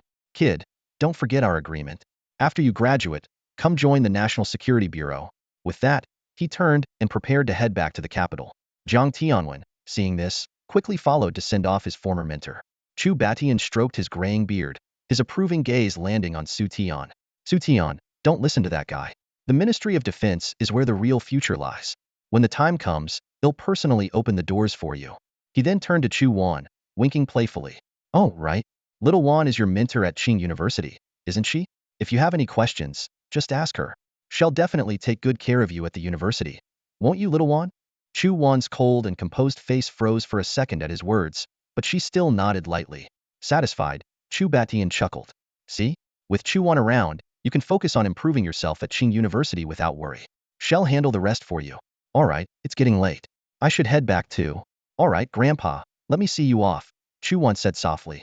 The surrounding crowd gradually began to leave through the special exit. Xu Tian finally breathed a sigh of relief. The test was over. Zhang Xiaoya approached him and said, Come on, Xu Tian. After the new student test, we have a week to prepare before classes officially start. Then we can head to the capital together.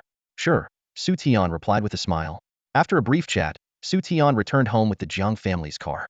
When he opened the door, he saw his sister, Su Yun, pacing nervously as she waited for news of his test results. Sis, I'm back, Xu Tian greeted softly. Su Yun immediately stood up at his words, her eyes full of anticipation. Xiao Tian, you're back. Is the test over? Yeah, it's done. I got first place, Xu Tian said with a smile. That's amazing. I knew you were the best. Su Yun beamed with pride and quickly added, come on, I made all your favorite dishes today. Looking over at the dining table, Xu Tian saw it filled with delicious food, and a warm sense of home washed over him. He looked at his sister and, after a moment of thought, said, Sis, you should come to Ching University with me. 7 days later, on the way to the capital, Xu Tian rode in the Jiang sisters' private car. Chu Wan, as his mentor, had already returned to the capital a few days earlier. Xiao Tian, are you sure I can live on campus with you? Su Yun asked nervously during the ride. Don't worry, sis. Professor Chu has already arranged everything. You can stay on campus under the guise of being a merchant specializing in crafting tools, Xu Tian reassured her. But making tools requires buying a lot of materials, and I don't have any money. Su Yun lowered her head in embarrassment, like a shy child. Xu Tian was momentarily stunned, suddenly remembering how all the money Su Yun had earned over the years had been spent on supporting him. Smiling slightly, he pulled out a bank card. Here, there should be some gold coins in this account. Take it, sis. If it's not enough, just ask me. I have plenty of money. This card was something he had obtained after defeating Lu Guanshi, though he hadn't had the time to check its balance.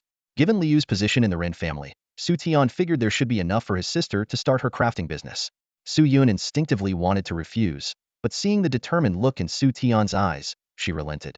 She gently patted his head, her expression softening with pride. Xiao Tian, you've really grown up. If mom and dad could see you now, they'd be so proud. Her words caused a pang in Xu Tian's heart. Mom and Dad, he only knew that they had entered a hidden dungeon to earn money for his tuition. 3 days later, the police reported their deaths. But the truth was, the dungeon had mysteriously disappeared, and not even their bodies or belongings were recovered. No matter what, even if they truly were gone, Xu Tian was determined to uncover the truth once he had the power to do so. Sitting nearby, Zhang Xiaoya also felt a wave of sadness. As Xu Tian's classmate, she had witnessed his journey from being ostracized and bullied in school to becoming the top scorer in the high school exams and standing out among countless prodigies. She couldn't help but feel happy for him. In the front seat, Zhang Xiaoying's expression shifted slightly. Losing both parents at a young age must have been devastating for a family like Xu Tian's.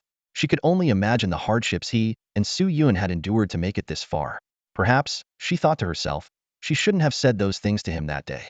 The rest of the journey was quiet. Finally, the convoy arrived at Ching University in the capital. As one of the most prestigious universities in the city, Ching University's grand entrance stretched for hundreds of meters, exuding an air of majesty. Students bustled in and out, and today, the campus was especially lively with new arrivals. Luxury cars lined the entrance as well-dressed students, looking like young lords and ladies, made their way into the university. Wow, look over there. A sudden exclamation drew everyone's attention. Slowly approaching was the young master of the Morong family, his strikingly handsome features causing many to stop and stare. Following closely behind him was Wang Zuxian, whose beauty, as pure and elegant as a freshly bloomed lotus, instantly captivated the crowd. She's definitely a contender for campus queen this year, someone whispered. Just then, a confident and commanding figure entered. Their Viwit was Lan, who was rumored to have ranked second in the freshman entrance exams. Her appearance sparked another wave of admiration. Almost simultaneously, a luxurious car from the Jiang family pulled up in front of Ching University's gates. As the car door opened, the Jiang sisters gracefully stepped out. Zhang Xiaoya was dressed in a simple, knee-length white dress, exuding a fresh and ethereal charm, while Zhang Xiaoying, as always, sported shorts and a fitted top that accentuated her curvy, alluring figure. Their presence was like a bombshell, instantly igniting the atmosphere. Oh my gosh, beauties. And two of them. They look kind of alike. Could they be sisters? Sisters, haha. Shortly after, Xu Tian emerged from the car, scanning the excited onlookers around him with a slight raise of his brow. Not far away, Lan noticed their arrival and gave Xu Tian a small nod of acknowledgement before turning and heading into the campus. However, things weren't as calm for Xu Tian and the Zhang sisters.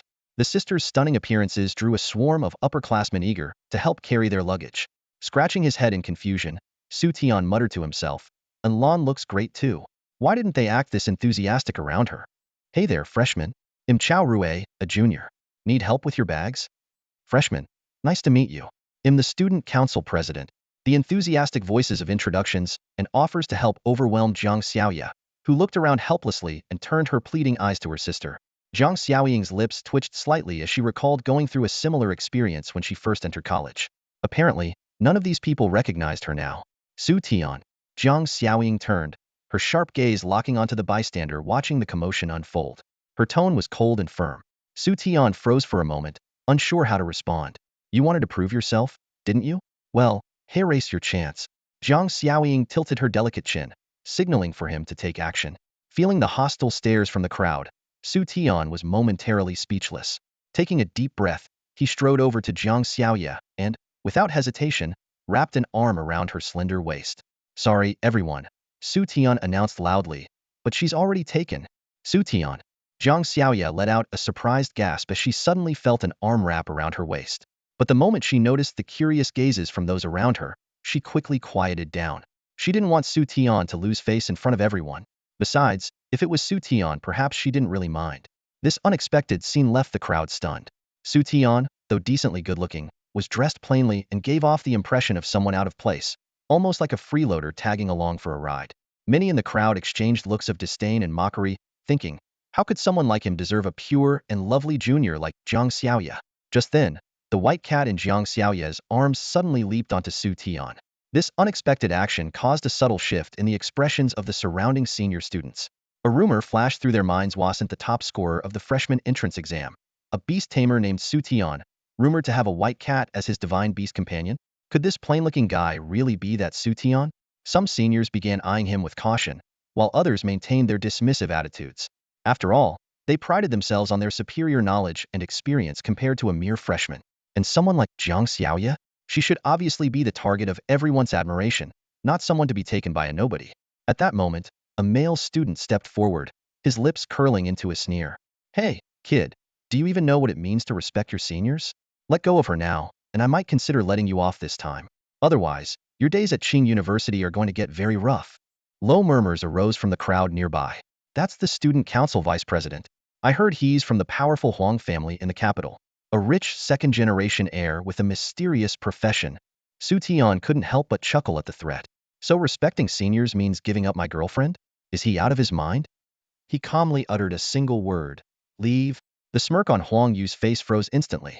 What did you just say, kid? Care to repeat that? His expression grew increasingly menacing. Are you deaf? I said, leave, Xu Tian repeated coldly. The crowd erupted into gasps. Wow, this freshman's got guts. He actually dared to stand up to Huang Yu. Doesn't he know Huang Yu is the campus bully here at Ching University? Yeah, Huang Yu's not just skilled in combat. He's also the young master of the Huang family. This freshman must have a death wish. Zhang Xiaoye tugged on Xu Tian's sleeve, her voice filled with worry. Xu Tian. Xu Tian gently patted her hand to reassure her. Then, he raised his gaze back to Huang Yu. To Huang Yu, however, this gesture felt like a blatant provocation. All right, kid, you've got guts. But it seems I'll have to teach you what it means to respect your seniors, Huang Yu said, his voice dripping with malice. As he spoke, a sharp spear materialized in his hand. Xu Tian raised an eyebrow, then activated his Eye of Insight. Target: Huang Yu. Profession: Spear Wielder. Level: 46. HP: 10,865. Strength: 1,654. Defense: 1,596. Speed: 1,321. Stamina: 1,300. Description: wielding a spear significantly boosts both attack and defense stats, with added penetration abilities. A combat-focused profession with high offensive capabilities. The tension between the two was palpable, and the crowd's excitement only grew. They're really going to fight. The top freshman, Xu Tian, versus last year's student council vice president. This is going to be epic. I heard Xu Tian has a divine beast. I can't wait to see it in action. People say he cleared the 9th level of the Demon Tower and even defeated the legendary boss. Is that true? Huang Yu snorted at the chatter, clearly unimpressed. To him, these stories were nothing but exaggerated rumors. A legendary boss? Its power was said to rival that of deities, definitely not something a mere freshman could defeat. He narrowed his eyes at Xu Tian and taunted. So, I hear you've got a divine beast? Why not summon it and prove it? If you can defeat me, they'll even give you my position as vice president of the student council. Xu Tian smirked, his expression unreadable. Your little title doesn't interest me in the slightest. But since you're so eager, I suppose I can humor you. With that, Xu Tian gently stroked the white cat in his arms. Go ahead. The little white cat leapt forward, letting out an adorable, high-pitched cry. Meow. The crowd burst into laughter. That's it? This tiny kitten is supposed to be a divine beast? If that's a divine beast, then my dog must be a god too. Ha ha ha. So this is the legendary divine beast? What a joke. Honestly, how did this guy even become the top freshman? There's got to be some shady business in the entrance exam. Huang Yu laughed mockingly as well. Xu Tian, I asked for a divine beast, not a pet shop reject. Are you sure you're not confused? They'll give you one last chance step away from Jiang Xiaoya, or it'll make sure you have no place at Ching University. Is that so? Xu Tian's lips curled into a faint smile. He snapped his fingers and said calmly, then tell Muho's confused now? As soon as his words fell, a blinding white light enveloped the little white cat, forcing everyone to shield their eyes. A deafening roar echoed through the air. Roar! The sound sent a shiver down everyone's spine. As the light subsided, a massive beast stood at the campus gates. Its body was covered in striking black stripes against pure white fur, its tiger-like head exuding an aura of majesty, and its limbs as sturdy as pillars. That's the white tiger, someone stammered, trembling in awe. Shock filled the eyes of the crowd. Beast tamers had long been considered a weak profession, as taming high-level beasts was nearly impossible. Yet here stood a freshman who not only became the top scorer but had also tamed a divine beast, a feat unheard of. In the world of Tianqi, divine beasts were the pinnacle of strength, almost synonymous with invincibility. The potential of a beast tamer with a divine beast companion was beyond imagination. Wow, it's truly a divine beast. The moment the white tiger summoned by Xu Tian appeared, it completely captured everyone's attention, standing majestically before the crowd. Huang Yu nearly fell to the ground in shock, his eyes filled with disbelief. A mythical creature, a divine beast, actually being used as someone's pet? Was this really the so-called useless beast tamer profession that everyone mocked? Xu Tian glanced at Huang Yu's stunned expression and smirked slightly. Vice President Huang, don't you enjoy seeing divine beasts? Now that you've seen one, how do you feel about it? These words hit Huang Yu like a slap, snapping him out of his shock. He suddenly remembered his position as the vice president of the student council, a position his family had secured for him. How could he tolerate being mocked by a mere freshman, especially one who was an entire year his junior? Anger clouded Huang Yu's judgment. A divine beast? So what? This was still just a freshman. Could he possibly be stronger than him, an upperclassman? Kid, you don't seriously think having a divine beast makes you invincible, do you? Huang Yu sneered, his eyes filled with hostility. We're all from mysterious professions, and my level is higher than yours. Do you really think you can beat me? Xu Tian merely chuckled at this. Why don't you try and find out? Huang Yu's gaze fell on Baihu the white tiger. The sheer size of the creature made his heart tremble, but the cheers of encouragement from the surrounding upperclassmen bolstered his resolve. They were all urging him to teach this disrespectful freshman a lesson. At this point, there was no turning back. Fine. Today, I'll teach you a lesson you'll never forget. From now on, you'll take a detour whenever you see me. Gritting his teeth, Huang Yu charged forward, wielding his spear, aiming directly at Baihu. Smack! A crisp sound shattered the tense atmosphere.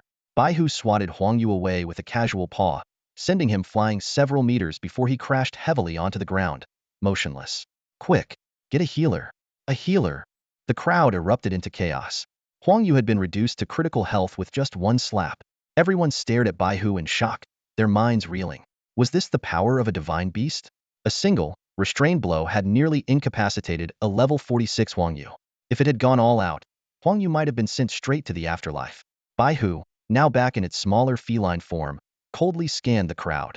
Those male students who had previously harbored inappropriate thoughts about the Jiang sisters quickly lowered their heads, no longer daring to entertain such ideas. This freshman was simply too domineering, taking down a senior in his first days on campus. Who would dare act recklessly now? Just then, a hurried voice called out, Xu Tian. A stunning woman dressed in professional attire approached quickly. It was none other than Chu Wan. She glanced around at the scene and, after hearing snippets of the students' discussions, sighed in exasperation. So this is why you haven't reported to the office yet. Showing off again. Are we? Come with me now. Chu Wan said coldly. Xu Tian spread his hands innocently. How is this my fault? He's the one who insisted on provoking me. Chu Wan paused for a moment, her lips curling into a faintly sarcastic smile.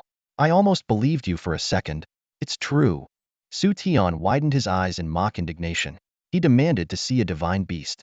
Being the respectful student I am, how could I refuse such a request? Respectful? You? Chu Wan shot him a sidelong glance, her tone dripping with skepticism. Seeing her expression, Xu Tian quickly retracted his gaze from admiring her figure and cleared his throat. He couldn't help but admit that Chu Wan's professional outfit was incredibly eye-catching, perfectly accentuating her flawless figure. Xu Tian marveled silently. How had he not noticed her striking presence before? Enough talk. Come with me to complete your enrollment paperwork, claim your admission rewards, and collect your prizes for the freshman competition, Chu Wan said, turning to lead the way.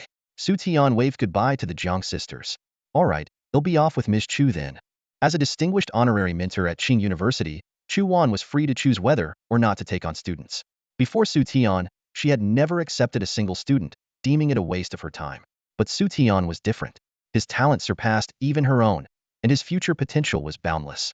In Chu Wan's eyes, only those whose talent exceeded hers were worthy of being her students. At least, that was her current standard. With Chu Wan leading the way, Xu Tian quickly completed his enrollment procedures and received his admission rewards. Next on the agenda was the freshman competition prize. As the top scorer in the freshman competition, you're entitled to select 2 items from the list of prizes donated by the various academies. Hey, erase the list, take your pick, Chu Wan said, handing him a scroll. Xu Tian carefully scanned the contents of the scroll, his eyes soon locking onto a particular skill book, Diamond Tier Beast Tamer skill book. As Chu Wan had mentioned earlier, he had been yearning for this skill book because Beast Tamer skills were exceedingly rare. In dungeons, the drop rate for mysterious profession skills was 10 times lower than for ordinary professions, making them incredibly scarce. While beast tamers were often dismissed as a useless profession, those from affluent backgrounds who pursued it refused to give up entirely. Although they didn't contract high-level beasts from the apocalypse world, they would still learn advanced beast tamer skills, as some of these skills possessed significant combat potential. As a result, beast tamer skill books remained highly coveted in the market. I'll take this one, Xu Tian said decisively, pointing to the diamond tier skill book. Chu Wan wasn't surprised by his choice and simply nodded. And the second one? Xu Tian scanned the list again before suddenly pointing to 2 items. These 2 materials? Chu Wan raised an eyebrow, surprised by his selection. These were high-grade materials used for crafting equipment or items. She looked at Xu Tian curiously. Was he planning to craft his own gear? Sensing her confusion, Xu Tian merely smiled without explaining.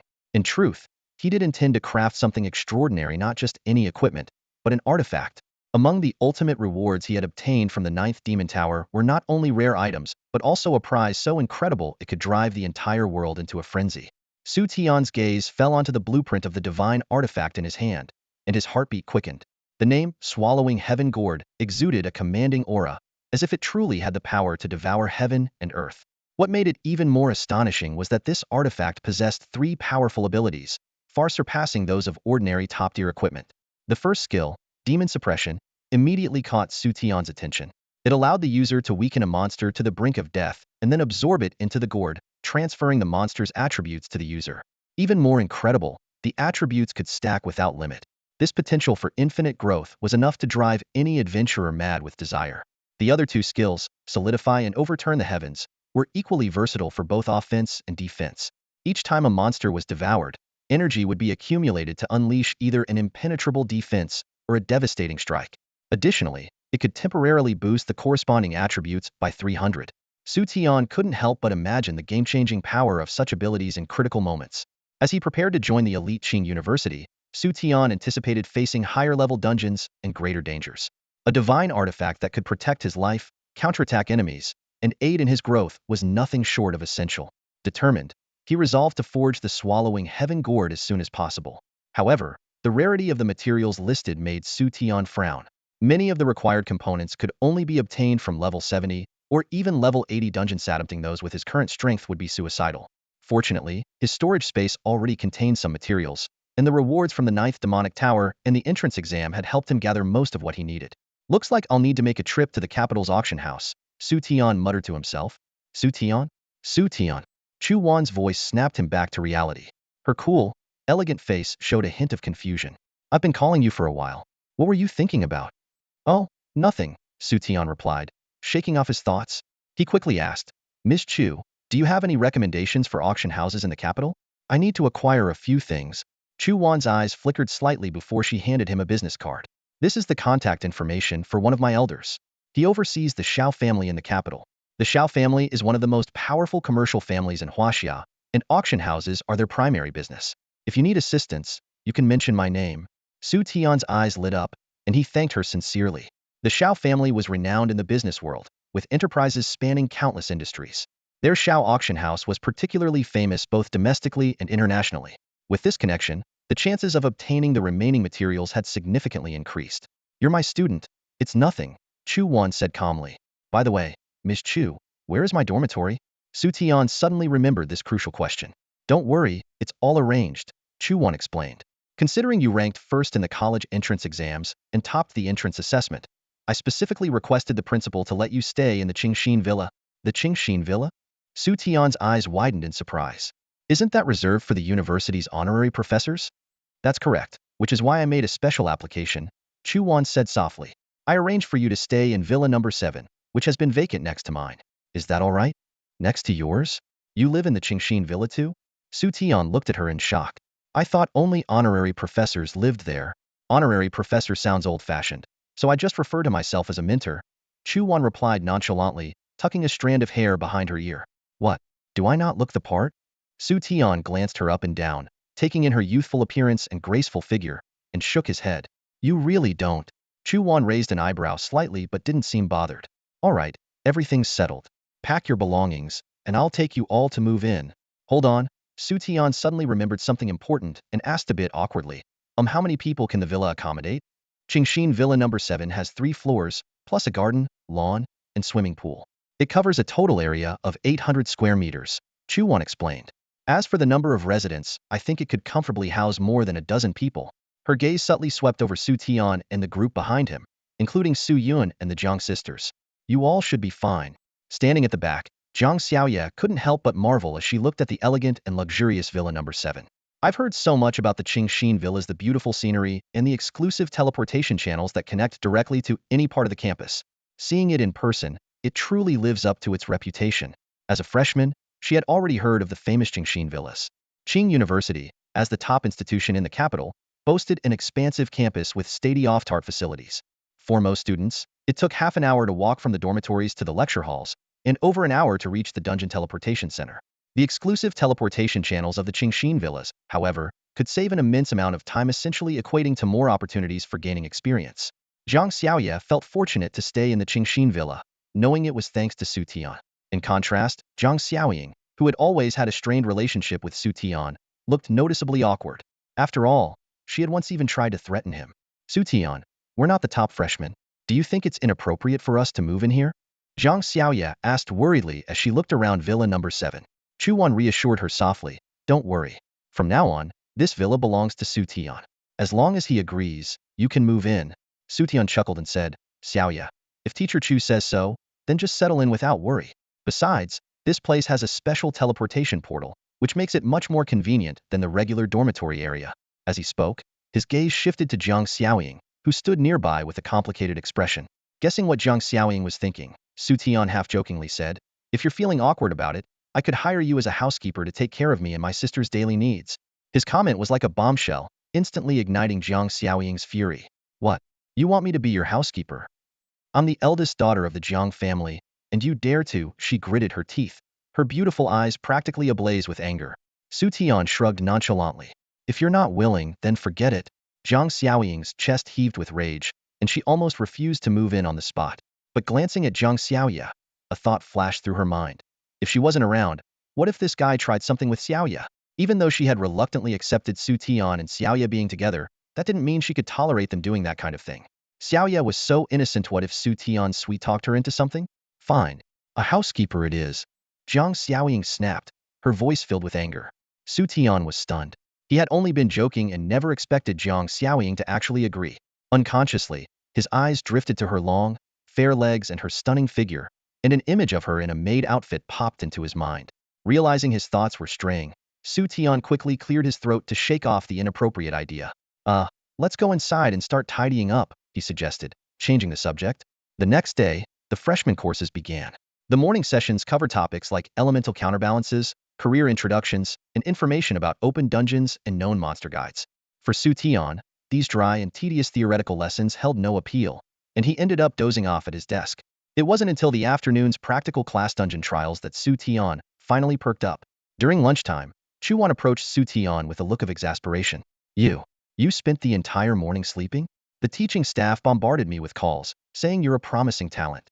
Why are you slacking off? It was the first time Xu Tian had seen the usually composed and aloof teacher looking so frustrated. He sighed and explained, "Teacher Chu, I really don't need to learn this stuff. It's just, well, I just don't need it." The truth was, Xu Tian possessed the godder ability, Eye of Insight, which allowed him to know everything about his opponents before a fight. For him, the foundational knowledge being taught was entirely unnecessary. Chu Wan was silent for a moment before she finally relented. "All right, from now on, you don't have to attend the morning theory classes. You can use that time however you want.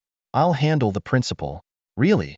Xu Tian's eyes lit up with excitement, and before he knew it, he had thrown his arms around Chu Wan in a jubilant hug, almost planting a kiss on her cheek. Having free time in the mornings meant he could grind so much more experience. "Let go." The icy tone in her voice brought Xu Tian back to reality. He suddenly realized what he was doing and quickly released her.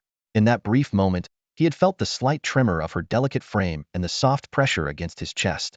Realizing how inappropriate his actions were, he immediately stepped back. Chu Wan's flawless face was now as cold as frost, and the surrounding atmosphere seemed to drop a few degrees. Xu Tian wasn't sure if he was imagining it, but he thought he caught a fleeting blush on her crystal-clear earlobes, though it disappeared almost instantly. Teacher Chu, I didn't mean Toy was just too happy," Xu Tian hurriedly explained. After all, Chu Wan was the top-ranked frost mage on the leaderboard, and one spell from her could turn him into an ice sculpture. Seeing Xu Tian's sincere apology, Chu Wan's anger seemed to dissipate slightly. Perhaps he really didn't mean any harm? Strictly speaking, he was still her student, so maybe it wasn't such a big deal after all. "Don't do that again," Chu Wan said sternly, her expression still frosty. Xu Tian was taken aback. That was it? Given her usual aloof demeanor, he had expected a far harsher reaction, maybe even to be blasted with a spell. He never imagined he would get off so easily. Xu Tian felt a sudden jolt in his heart, realizing he had developed thoughts he shouldn't have about Ms. Chu. He harshly chastised himself internally. This is your teacher. Even though Ms. Chu was incredibly kind to him, stunningly beautiful, and had an amazing figure, the boundaries of a teacher-student relationship could not be crossed. This mistake must never happen again. Xu Tian straightened up and said firmly, "It won't happen again." Ms. Chu Wan asked softly, "Are you full? If you're done eating, I'll take you to the Ching Dungeon Teleportation Center to get familiar with it." "I'm full," Xu Tian replied immediately, standing up to follow Chu Wan out of the cafeteria. The teleportation center wasn't far, so they decided to walk. Along the way, many students caught sight of Chu Wan and couldn't help but show expressions of amazement. Some recognized her as Ms. Chu and cast envious glances at Xu Tian, thinking how lucky he was to be walking side by side with the goddess-like teacher. Walking next to Chu Wan, Xu Tian caught a faint, refreshing scent from her and couldn't help but ask, "Miss Chu, why are you always around me? Don't you have other students?" Chu Wan furrowed her brows slightly and shook her head. "No, I don't. This is my first year as an honor mentor, and since I'm usually busy leveling up myself, I requested to take on only one student. You're the only one. Why? Are you unhappy with how often I've been around?" Her voice suddenly carried a hint of sadness. "No, not at all." Xu Tian quickly waved his hands. "How could I be? I'd be thrilled if you could show up even more often. I just don't want to delay your own progress." "You don't need to worry about me," Chu Wan explained. "I'm only doing this because my grandfather asked me to look after you. Besides, you're my very first student, so of course, I'll pay extra attention to you." Hearing Xu Tian's response seemed to lift Chu Wan's mood, and a faint smile appeared at the corner of her lips. Xu Tian couldn't help but stare at her in a daze. "We're here," Chu Wan suddenly announced. "This is the Dungeon Teleportation Center." In front of them stood an enormous structure, far more impressive than the teleportation center back in the southern province. While it covered slightly less ground, its interior equipment and services were clearly more refined and advanced. "Hello, Professor Chu." Inside the teleportation hub of Ching University, a group of students enthusiastically greeted Chu Wan, their gazes flickering curiously to the young man beside her, Xu Tian. It was well known that Professor Chu had never been seen with a male companion, let alone a student. "This is Ching University's teleportation hub," Chu Wan explained. Compared to the one in the southern province, this hub offers a more extensive map and grants access to dungeons ranging from level 50 to 70. The southern province's hub only goes up to level 40. Xu Tian's eyes lit up. "By the way, since I'm ranked first among the freshmen, does that mean I can enter for free?" Chu Wan nodded. "That's correct. However, ordinary students have to spend gold coins." Xu Tian grinned from ear to ear. Although he wasn't particularly concerned about the entry fees, saving any amount, no matter how small, felt like a win. "Don't get too excited just yet." Chu Wan poured cold water on his enthusiasm. "While you don't need gold coins, there's a credit requirement. Without sufficient academic credits, you won't be able to access higher-level dungeons." "Credits?" Xu Tian's face fell. You mean? Exactly what you're thinking. Chu Wan clarified. Credits can only be earned by completing courses or campus tasks. The more credits you accumulate, the higher level dungeons you can unlock. Don't even think about sneaking into an intermediate teleportation hub off campus. They can detect your student status and deny you entry. Xu Tian groaned in frustration. This is torture. Academic credits are the bane of every college student's existence. He sighed. Looks like I need to start doing tasks to earn credits quickly. Otherwise, he'll be stuck grinding low-level dungeons for minimal experience. Before he could walk away, Chu Wan grabbed his arm. Wait, can you tell me what level of dungeon you can handle right now? Xu Tian thought for a moment before giving a conservative estimate. Anything below level 60 should be no problem. Chu Wan's pupils contracted slightly. Xu Tian was only level 39, yet he could dominate below level 60? His potential was astonishing. Professor Chu, what are you doing here? A surprised voice called out from behind them. Turning around, they saw a male professor approaching, accompanied by a smug-looking young man. Li Xiongtian, what are you doing here? Chu Wan's brows furrowed. Li Xiongtian laughed heartily. This is the university's teleportation hub. Isn't it natural for me to be here? His eyes roamed over Chu Wan with unabashed greed. It's been a while, Professor Chu. You're looking more beautiful than ever. Chu Wan responded coldly. Do you need something? If not, I'm taking my student elsewhere. Student? Li Xiongtian finally noticed Xu Tian. Seeing the proximity between the two, a flicker of malice crossed his eyes. So, Professor Chu has taken on a student? This must be the famous top-ranked freshman Beastmaster. Perfect timing. I've taken on a freshman as well. How about we have them spar? Not interested. Chu Wan replied curtly and moved to leave. Don't be so hasty.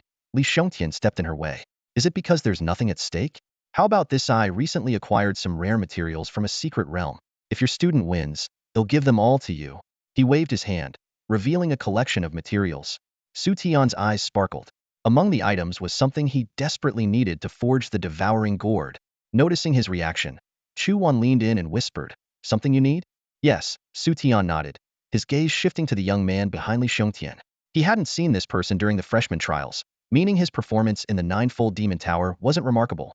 Yet, Li Xiongtian still dared to propose a duel, which suggested there was more to the story. Chu Wan stood on her tiptoes and whispered in Xu Tian's ear, He's the heir of the Li family from the capital, and like me, he's an honorary mentor at Ching University. The young man with him is a hidden prodigy from the Li family. I don't know much else about him, but his profession is said to be highly unique. This close interaction made Li Xiangshan's expression darken further. Hidden prodigy? What does that mean? Xu Tian asked, surprised. Chu Wan explained in detail. Hidden prodigies are individuals whose talents are deliberately concealed by their families during their awakening. They keep a low profile during national exams and entrance trials, quietly developing their strength within the university. The goal is to make a dramatic debut later and secure a spot on the national rankings. Many families employ this strategy every year. Xu Tian nodded in understanding. So, the people I met before, like He Lushan, might not actually be the strongest in this cohort? Exactly, Chu Wan affirmed. The rewards for ranking on the national leaderboard are far more enticing than being at the top of the initial trials. Some families would rather forego early recognition to aim for those rewards. So, Professor Chu, have you made up your mind? Li Xiongtian interrupted impatiently. Your student is the top freshman. Are you really afraid to accept the challenge? Chu Wan glanced at Xu Tian, who was scrutinizing the young man. The latter returned his gaze with a provocative smirk, his confidence evident. Xu Tian chuckled softly. All right, I'll take him on. The young man stepped forward, his tone dripping with arrogance. Xu Tian, is it? I heard you ranked first in the freshman trials and even cleared the 9th floor of the tower. Let me tell you something, if I had participated, you wouldn't have even made it to the top. You'd have been knocked out long before. Seeing the confident look on the guy across from him, Xu Tian couldn't help but wonder if this guy had lost his mind. This was the 9-layer demon tower they were talking about. The boss on the 9th floor was a legendary existence, not something that could be taken lightly. Still, Xu Tian thought to himself, bragging wasn't illegal, so he might as well let him be. So, how do you want to compete? A unknown duel? Xu Tian asked nonchalantly. As soon as he finished speaking, 3 contract sigils appeared behind him. Moments later, 3 enormous beasts emerged from the glowing formations. Roar, howl, growl. As the 3 beasts Xiaobai's trio landed, the ground trembled beneath their massive weight. The impressive display made the guy on the other side turn pale as a sheet. Wait, is this what you mean by a unknown duel? He stammered. Desperately trying to change the subject, he pointed toward a corner of the teleportation hall. Let's compete over there instead. Xu Tian followed his finger and saw a number of floating mirrors, each showing different battle scenes. What's this? Xu Tian asked, puzzled. Chuan, standing to the side, explained, this is Ching University's simulated boss battle system. It generates bosses matched to the challenger's level, designed to enhance students' combat experience. If you make it to the higher floors, you can even earn rewards from the school. Sounds like a hassle, Xu Tian grumbled, frowning.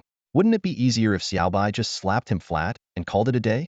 As if understanding his master's words, Xiaobai immediately raised a paw, ready to strike. Chu Wan's lips twitched slightly at the sight. While she agreed with Xu Tian in principle, she still explained, the school prohibits students from harming one another. However, if you reach the top, the school will reward you with a set of diamond-tier equipment. I can help you exchange it for high-grade materials if you'd like. Hearing this, Xu Tian's eyes lit up. He quickly signaled Xiaobai to lower its paw. High-grade materials another step closer to crafting the heaven-swallowing gourd. Alright, let's do it your way. You go first, Xu Tian said casually. Heh, are you sure about that? I'm warning you, once I start, you won't get a chance to catch up. The guy sneered. Xu Tian's mouth twitched slightly, wondering where this kid got his overwhelming confidence. The guy wasted no time stepping into the simulation system. His name flashed on the large screen, Li Feihong. The system generated a golden tier boss to match his level. A golden glow shimmered in Li Feihong's hand, revealing a longbow. Xu Tian's eyes narrowed slightly at the sight. So, he was an archer. But no ordinary archer would exude this level of confidence. There had to be more to him. In the simulated battle, Li Feihong quickly widened the gap between himself and the boss. Drawing his bow, he aimed carefully before releasing the arrow. It shot out like lightning, piercing straight through the boss' skull. With a low hum, the simulated boss dissolved into a wisp of light and vanished. Li Feihong smirked smugly. Xu Tian, you let me go first? By the time I clear all the levels, you'll have no chance of winning. Let's see how you'll keep calling yourself the top freshman then. Time ticked by, but Xu Tian still hadn't entered the simulation. His expression, however, slowly shifted to one of clarity. Had finally figured out Li Feihong's secret was a Hawkeye archer. This rare archer subclass was known for its ability to pinpoint an opponent's weaknesses with ease, delivering devastatingly precise attacks. Striking these weak points not only dealt massive damage, but also significantly increased crit rates. No wonder Li Feihong could effortlessly one-shot bosses. Within the same level, a Hawkeye archer's single-target damage was practically unrivaled. As a rare variant of the archer class, its awakening rate was extremely low, categorizing it as a mysterious profession. So that's why he's so confident, Xu Tian chuckled softly. He hadn't entered the simulation earlier because he wanted to see what Li Feihong was capable of. Now that he'd figured it out, there was no need to wait any longer. Xu Tian stepped into the simulation portal and was instantly transported to the battle arena. A boss had already been generated, waiting for him. Xiaobai. 30 minutes later. After an exhausting series of Hitandran tactics, Li Feihong finally brought his boss health to 0. He glanced at the monitoring mirrors with a smug expression, confident in his strategy. With his profession's natural advantage and his mastery of speed-based archer skills, he could kite bosses indefinitely. Even against a platinum-tier boss, he was sure he could win. It would just take more time. But he was certain of one thing. In a same-level challenge, no one could beat his speed. His single-target damage was unmatched. That Xu Tian actually let me go first. Clearly, he has no idea how strong I am, Li Feihong thought, grinning as he prepared to face the next boss. Meanwhile, outside the system, Xu Tian glanced at the mirror showing Li Feihong's progress. Shaking his head, he muttered, still stuck on the 47th floor? I've already cleared the entire thing. Hearing this, Li Tian, who was standing nearby, froze. He recalled Xu Tian's earlier simulation replay. It was unreal.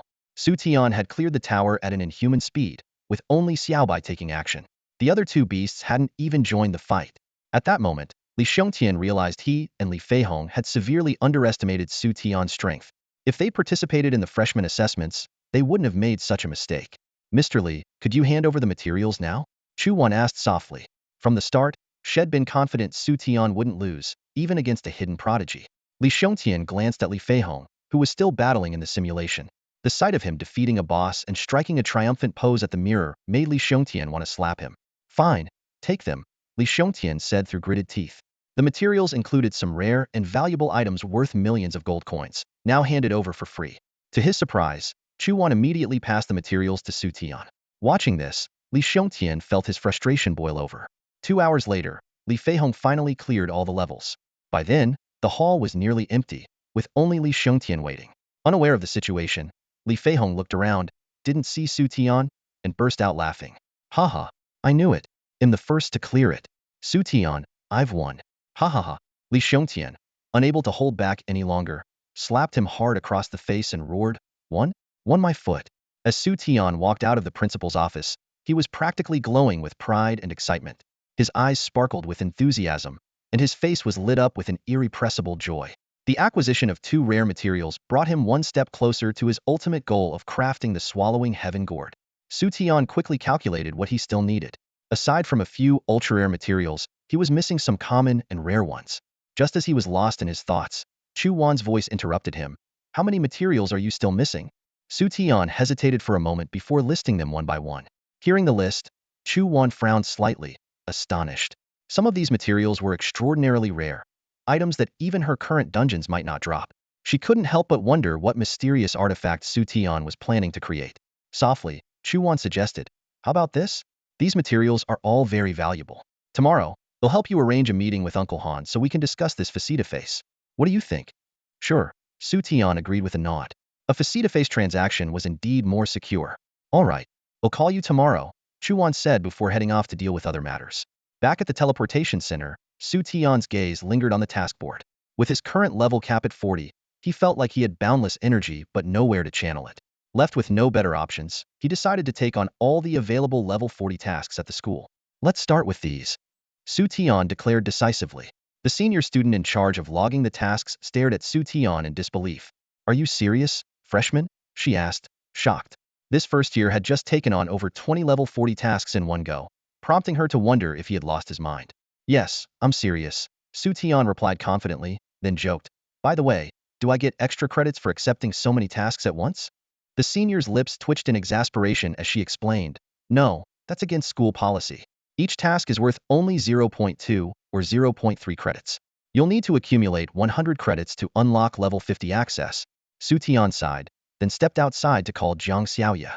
On the other end, her soft voice answered, "Hello, Xu Tian? What's up? I just got out of the shower." "Oh, I just picked up a few credit tasks at the teleportation center and thought you might want to team up," Xu Tian said. "Really? They'll be right there."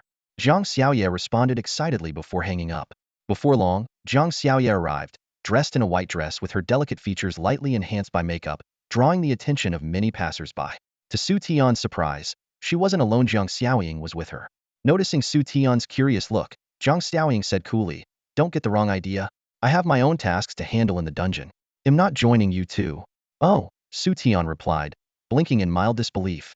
Jiang Xiaoya cheerfully said, "Xu Tian, I also picked up some credit tasks. Let's see if we have any in common and start with those." "Sounds good," Xu Tian agreed, pulling up his task interface. When Jiang Xiaoya saw the screen full of tasks, she was momentarily speechless. This is what you call a few tasks?" Xu Tian shrugged. "Yeah, the task board can only hold this many at once. How much more could I take?" Jiang Xiaoying couldn't help but chime in, "Hey, these tasks all have time limits. If you don't finish them in time, you'll lose credits." "How much time do I have?" Xu Tian asked. 24 hours, Jiang Xiaoying replied. "Plenty of time," Xu Tian said nonchalantly, spreading his hands. Seeing his carefree attitude, Jiang Xiaoying suddenly remembered just how absurd Xu Tian's abilities were. Completing over 20 tasks in 24 hours was probably a walk in the park for him. "All right, let's head out," Xu Tian said, waving goodbye to Jiang Xiaoying and leading Jiang Xiaoya into a level 40 dungeon. This was an open dungeon, and the task required them to hunt down 100 elite monsters. Along the way, they encountered a group from Ching University. The senior students in the group, noticing Jiang Xiaoya's beauty, eagerly offered to help. But when they saw Xu Tian summon creatures, their expressions quickly changed to shock. "What kind of class is this? A summoner? Wait, isn't that Xu Tian, the top freshman?" Realizing who he was, the group wisely backed off. Jiang Xiaoya laughed. "Xu Tian, I didn't expect you to be so famous." "Maybe," Xu Tian replied with a shrug. Just then, the system's voice rang out. "Congratulations, host, for defeating a monster. You've unlocked an exploration opportunity. Ding. Congratulations, host, on discovering the location of a top-tier red resource. Please proceed to explore." The system notification made Xu Tian's heart race. A top-tier red resource. It had been a long time since Head encountered one. Excited, he opened his universal map, only to find that the location didn't match the current dungeon. "It's not here." Xu Tian frowned, puzzled. If it wasn't in this dungeon, then where could it be? Eager to find out, Xu Tian quickly completed the task of defeating 100 elite monsters with Jiang Xiaoya and returned to the teleportation center. He meticulously combed through all the level 40 dungeon maps, but found no match for the location displayed on the universal map. This only deepened his curiosity. Could it be a level 50 dungeon? Or maybe a secret realm? Xu Tian speculated. Unable to locate the red resource for now, Xu Tian felt a pang of frustration. Top-tier red resources always yielded incredible rewards. His 2 divine beasts and the platinum-tier skill beast god's descent had saved him countless times. With his growing strength, this new red resource would undoubtedly be even more valuable. The thought of knowing a treasure existed, but not being able to find it gnawed at him. But Xu Tian quickly composed himself, resolving to figure out the location later. He'd have to ask around about the place. Xu Tian, are you okay? Zhang Xiaoya asked, noticing his distracted expression. I'm fine, Xu Tian said, shaking his head. For now, he decided to focus on completing his tasks. Meanwhile, back at the teleportation center, the senior logging tasks was utterly dumbfounded as she watched Xu Tian come and go at lightning speed. She murmured to herself in disbelief. Is he really completing tasks? Isn't this pace a little too much? Can freshmen even work this fast? In just one afternoon, Xu Tian worked like a whirlwind, efficiently completing over 20 tasks. His level skyrocketed to 40, and he earned 7 academic credits in the process. Although he was still far from the goal of 100 credits, the progress was promising. Reaching level 40 meant Xu Tian was now eligible for his 3rd class advancement. However, remembering his scheduled meeting with Chu on the next day to see the head of the Shao family, he decided to postpone the advancement. His 2nd class advancement had taken 2 full days, and he suspected the 3rd would be even more time-consuming. Missing the meeting with the Shao family head would not be a wise choice. The next morning, Chu Wan's call came right on time, pulling Xu Tian from his sleep. As a special student exempt from attending classes, Xu Tian quickly got ready. When he arrived at the school gate, Chu Wan's sleek white sports car was already waiting. Nearby students cast envious glances, amazed that their goddess-like teacher, Chu Wan, had come to personally pick him up. Climbing into the luxury car, Xu Tian couldn't help but feel grateful for fate's favor. As they drove, Chu Wan suddenly spoke up. By the way, Uncle Shao said he's bringing his daughter along. You don't mind, do you? Xu Tian was momentarily taken aback, but quickly shook his head. I don't mind. Good, Chu Wan continued. By the way, I compiled the list of items you mentioned and gave it to Uncle Shao yesterday. We should hear something about it today. That's great. Xu Tian praised sincerely, impressed by her efficiency. Before long, they arrived at a cafe where the head of the Shao family was waiting in a private room. He was a middle-aged man with graying temples and an air of refined authority behind his gold-rimmed glasses. Uncle Shao, Chu Wan greeted politely, then gestured towards Xu Tian. Xu Tian hesitated, unsure how to address him. The middle-aged man broke the silence with a warm smile. You must be Xu Tian, the top scorer in the college entrance exams. I've heard a lot about you. He stepped aside, revealing a figure behind him. Let me introduce you to my daughter, Xiaoya. She just returned from working at the grassroots level. Xiaowan, it's been a while since you last saw her, hasn't it? A tall, poised woman stepped into view. Her elegant demeanor, perfectly styled hair, and delicate features exuded maturity and grace. Sister Xiaoya. Chuan greeted warmly, then corrected. Uncle Xiao. I actually saw Sister Xiaoya not long ago in the southern province. The moment Xu Tian saw Xiaoya, he was utterly stunned. It was her? Xiaoya, on the other hand, smiled brightly and waved at him. Xu Tian, long time no see. Her greeting left both Xiao Jingyu and Chu Wan momentarily speechless. They knew each other? Xiaoya offered an explanation. Father, Xiao Wan, Xu Tian was one of my key clients in the southern province. Do you remember that fire control masterclass advancement scroll? He's the one who entrusted us to auction it. If it weren't for him, I wouldn't have been able to complete your task and return to the capital so quickly. Xiao Jingyu chuckled wryly. No wonder you insisted on coming along. Turning to Xu Tian, his gaze became more serious. Someone capable of producing such a rare scroll was clearly no ordinary person. It seemed he had underestimated this young man. Xu Tian, since you are Xiao Wan's student and a friend of Xiao Yas, feel free to call me uncle, Xiao Jingyu said, his tone noticeably more welcoming. As for the items you need, Xiao Wan has already informed me. Most of them are in our inventory, but a few are extremely rare materials worth over 5 million gold coins. We only have 2 of those. Don't worry, though we'll do everything I can to acquire the rest for you. You'll have an update within a week at the latest. Xu Tian noticed the change in Xiao Jingyu's attitude and couldn't help but glance at Xiaoya. She happened to be looking at him too and playfully winked. Thank you, Uncle Xiao, Xu Tian said, handing over a prepared bank card. This contains the gold coins for the materials. Let me know if it's not enough, and I'll cover the rest. Xiao Jingyu accepted it readily before leaving to attend to other matters, leaving Xiaoya and Xu Tian alone. The atmosphere immediately felt more relaxed.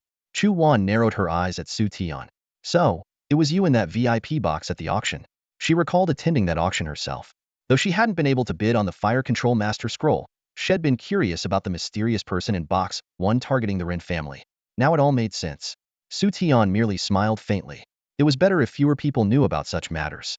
Rare class advancement scrolls were too valuable, and if the wrong people found out, he might end up as a tool for farming scrolls. Xiaoya sighed. I heard that during the new student assessment, the head of the Rin family personally apologized to you. Life is full of surprises. I remember when you were being hunted by their assassins in the southern province. Xu Tian's lips curled into a faint smirk. I have to thank Sister Xiaoya for standing up for me back then. He was well aware that Xiaoya, despite being incognito during her training, had risked herself to protect him. Her kindness was something he would never forget. Let's not dwell on the past, Xiaoya said with a smile.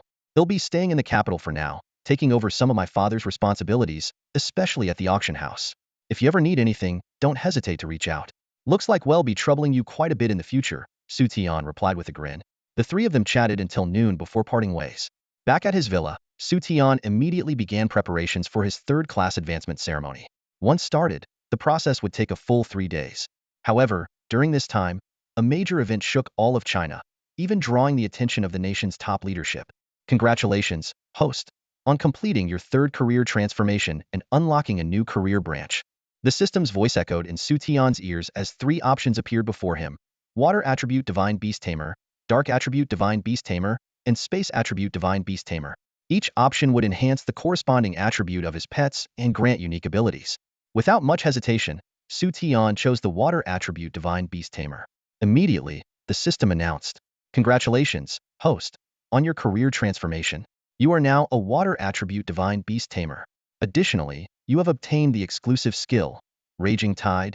The system detailed the effects of the Raging Tide skill. For a short duration, it allows the user to harness water attribute power to create powerful waves and water tornadoes in an area, dealing 70 water attribute damage per second to enemies for 10 seconds. The cooldown time is 60 seconds. Xu Tian smiled faintly. This long-range offensive skill was the perfect complement to his previous lack of attack options. He quickly checked his attribute panel. At level 40, his stats were far superior to those of other professionals at the same level and even surpassed prodigies like Wei Hang and Wenrou. As Xu Tian reveled in his newfound strength, his phone suddenly rang. It was a call from teacher Chu Wan, her voice urgent. Xu Tian, have you finished your transformation? Something has happened. Come to the teleportation center immediately. Ending the call, Xu Tian rushed to the teleportation center. Upon arrival, he saw a large gathering of students and teachers, all fixated on a mirrored projection. The projection displayed a 4-person team engaged in a fierce battle with an unfamiliar boss. Despite their efforts, the team was clearly outmatched in both damage output and survivability. Soon, one member was reduced to critical health. Just as a teammate moved to assist, a sinister black light engulfed them, and their status in the team interface turned gray, indicating their death. Witnessing this, everyone present was overwhelmed with fear. Chu Wan approached Xu Tian, accompanied by the Jiang sisters. Her expression was grim as she explained, This is a newly discovered level 40 dungeon in the Apocalypse world, which appeared just a day ago. However, the boss inside is unlike anything we've encountered before. What you're seeing in the projection is a team led by a 6th transformation expert, with all members at least in their 4th transformation. Even with the suppression imposed by the dungeon's rules, their strength far exceeds that of an average level 40 exploration team. Yet, you can see how things have turned out. Xu Tian stared at the projection in shock, unable to comprehend how a level 40 dungeon boss could so easily annihilate a team led by a 6th transformation powerhouse. Even more unsettling was the fact that exploration dungeons lacked teleportation bracelets. Death inside them was permanent. The portal to this dungeon was discovered 2 days ago in the eastern province, which means it's been 50 hours since then. During this time, multiple adventure teams have entered but failed to return, raising significant concern from the local government. In response, they dispatched an elite pioneering team, accompanied by a mirror, to document the mission. Chu Wan explained in detail to Xu Tian. Xu Tian nodded in understanding and carefully rewatched the combat footage of the team. Suddenly, a crucial detail caught his attention. Where is the mirror? Xu Tian asked, puzzled. Chu Wan froze for a moment, her expression turning odd as she looked at him. This footage. It's the most valuable record left by the mirrorer before their demise. Xu Tian's mouth twitched slightly. All right, so you're asking me to go into this dungeon, aren't you? Exactly, Chu Wan confirmed with a nod. This matter has garnered nationwide attention. The principal received orders from above to form a temporary pioneering team to represent Ching University. Voluntary sign-ups? Xu Tian raised an eyebrow. Of course not, Chu Wan clarified. Based on this footage, we can determine that the boss in this dungeon has high health, explosive damage, and a finishing move. Therefore, The university decided to selectively recruit individuals with abilities that can counter these traits, prioritizing balanced and recovery-capable professions. Most importantly, the team needs a core member. As she finished, Chu Wan's gaze meaningfully landed on Xu Tian. Xu Tian smiled knowingly. So, I'm the core, huh? Chu Wan replied softly, I've already discussed it with Grandpa Tang. You're the perfect choice to lead this team. Additionally, you can personally select the other 3 members. All right, Xu Tian said with a grin. If I remember correctly, successfully pioneering a dungeon comes with national rewards, right? Chu Wan rolled her eyes. There's less than 22 hours left until the pioneering countdown ends. If this dungeon isn't cleared in time, the monsters from the apocalypse world could invade the real world, potentially plunging Huaxia into chaos. At such a critical moment, do you think the country would withhold your reward? Xu Tian chuckled awkwardly before turning his gaze to the Jiang sisters, finally resting on Jiang Xiaoya. You two should come with me. A saint healer's recovery and buff abilities are quite strong. As for your sister, I don't know what her profession is yet, but she seems like a high-damage assassin, right? Jiang Xiaoying spoke calmly. I'm a mysterious profession.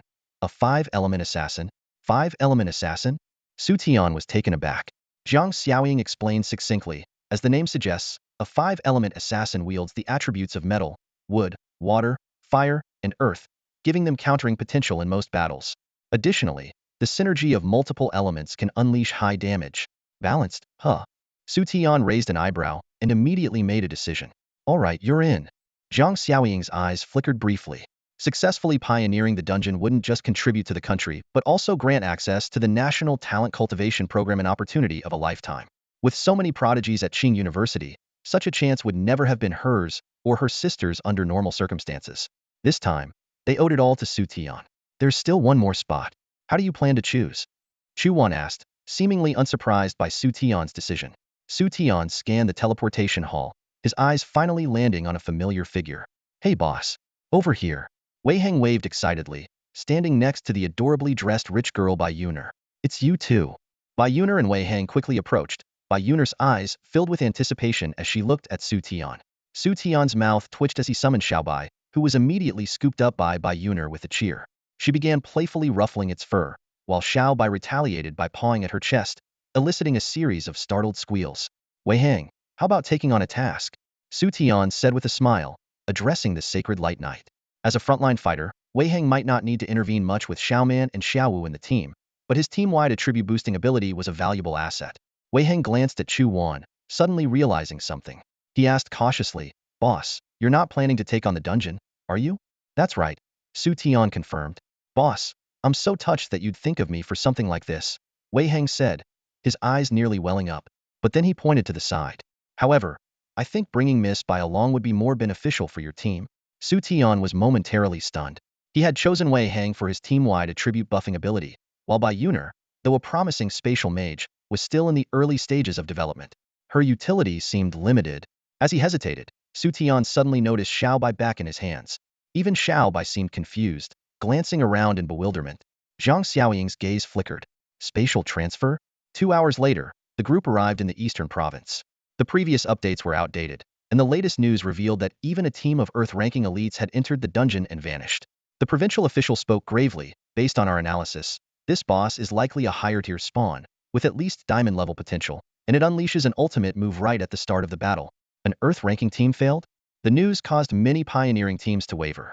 If even Earth-ranking elites couldn't succeed, how could they stand a chance? Xu Tian. Chu Wan's face grew slightly pale. Earth-ranking individuals were at least level 70. If they failed, could Xu Tian really succeed? Don't worry, Xu Tian said with a smile. If it were a high-level dungeon, I might lack confidence, but this is just a level 40 dungeon. Even with a higher-tier boss, its level can't be that high. Against enemies of the same level, I dominate. Hearing this, Chu Wan and the others exchanged peculiar glances. Wow, only you would dare make such a claim. What nonsense. You dominate at the same level? Earth-ranking elites failed, and you think you can dominate? Right. Where did this guy come from, acting so cocky? If you can't do it, move aside and let me contribute to the nation. Other adventurer teams nearby sneered at Xu Tian's words. Xu Tian, however, simply shook his head and walked to the portal. Several officials stood guard nearby. Seeing Xu Tian's team preparing to enter, one asked, Name, origin, profession? Xu Tian, from Ching University, profession, Beast Tamer. Xu Tian replied calmly. Beast Tamer? The official's pen paused mid-record. a hint of surprise flashing in their eyes. Beast Tamer, notoriously underwhelming profession, except for one exception. Xu Tian, the Ching University student and national exam top scorer. Wait, that person is Xu Tian? He's the Beast Tamer who owns a divine beast. Xu Tian's heart sank as he realized this, regretting his earlier sarcastic remarks. He became cautious. Beast Tamers with divine beasts were not to be trifled with. It was said that Xu Tian had even defeated the legendary potential boss of the 90-year demon tower. Just as he was about to apologize, a blinding white light suddenly enveloped them. A mechanical voice echoed in Xu Tian's mind. Beep. Unrecorded map data detected. System is expanding the resource package. Ding. Resource package expansion complete. You have entered the level 40 dungeon, Silent Ridge. Congratulations on your first-time exploration opportunity. You've discovered black gold resources. Please proceed to collect them. The moment Xu Tian and his team landed, he froze momentarily. Black gold resources?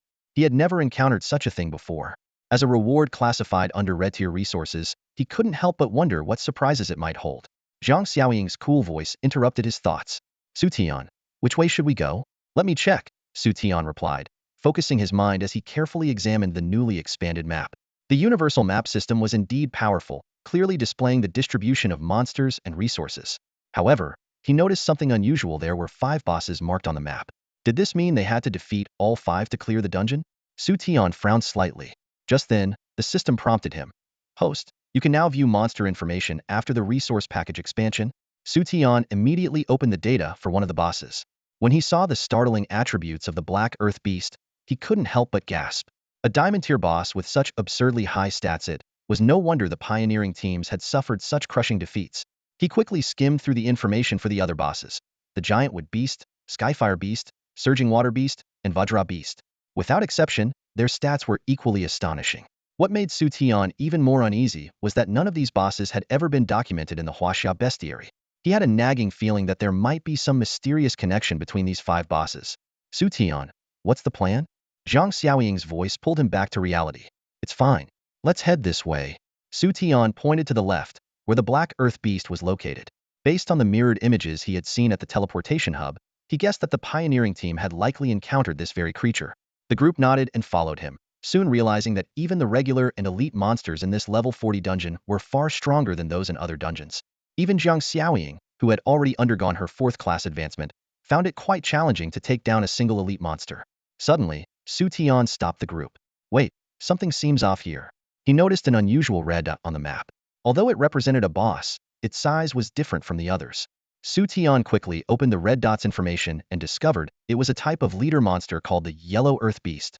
This discovery confirmed his suspicion this level 40 dungeon was far from ordinary. Zhang Xiaoying and the others also noticed the Yellow Earth Beast. While its stats were high, they didn't seem overwhelming enough to wipe out a top-ranked team. Xu Tian explained, this is a leader monster, something between an elite monster and a boss. They can command surrounding regular and elite monsters, forming organized defenses. No sooner had he finished speaking than a large number of regular and elite monsters began gathering around them.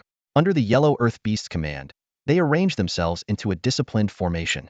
The sight left Zhang Xiaoying and the other stunned. Monsters in the apocalypse world were displaying intelligence.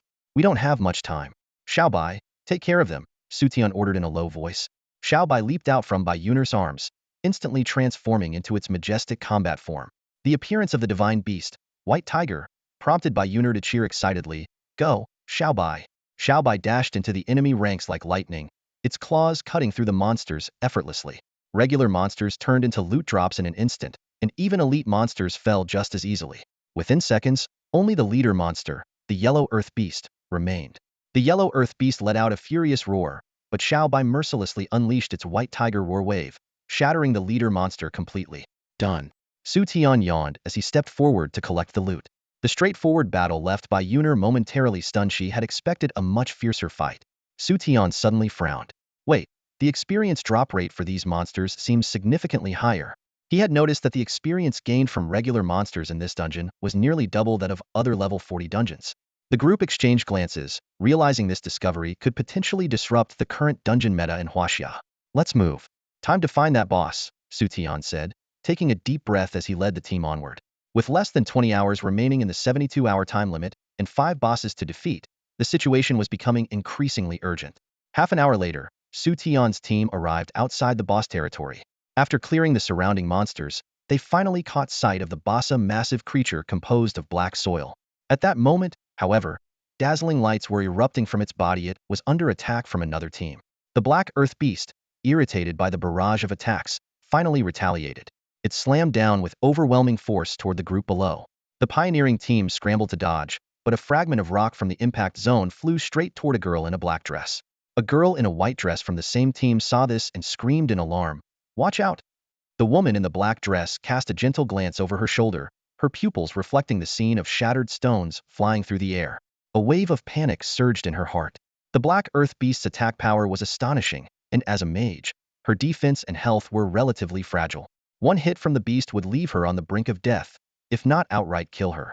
To make matters worse, this boss possessed a bizarre finishing move. Behind her, the rest of the pioneering team looked as pale as sheets.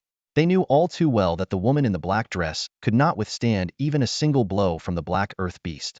This left no room for error in the entire battle. Even more troublesome was the fact that she bore the majority of the team's damage output. If she were to fall, all hope of defeating the boss would be lost.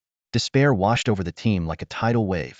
They were now locked onto by the Black Earth Beast's ultimate skill, and retreat was no longer an option.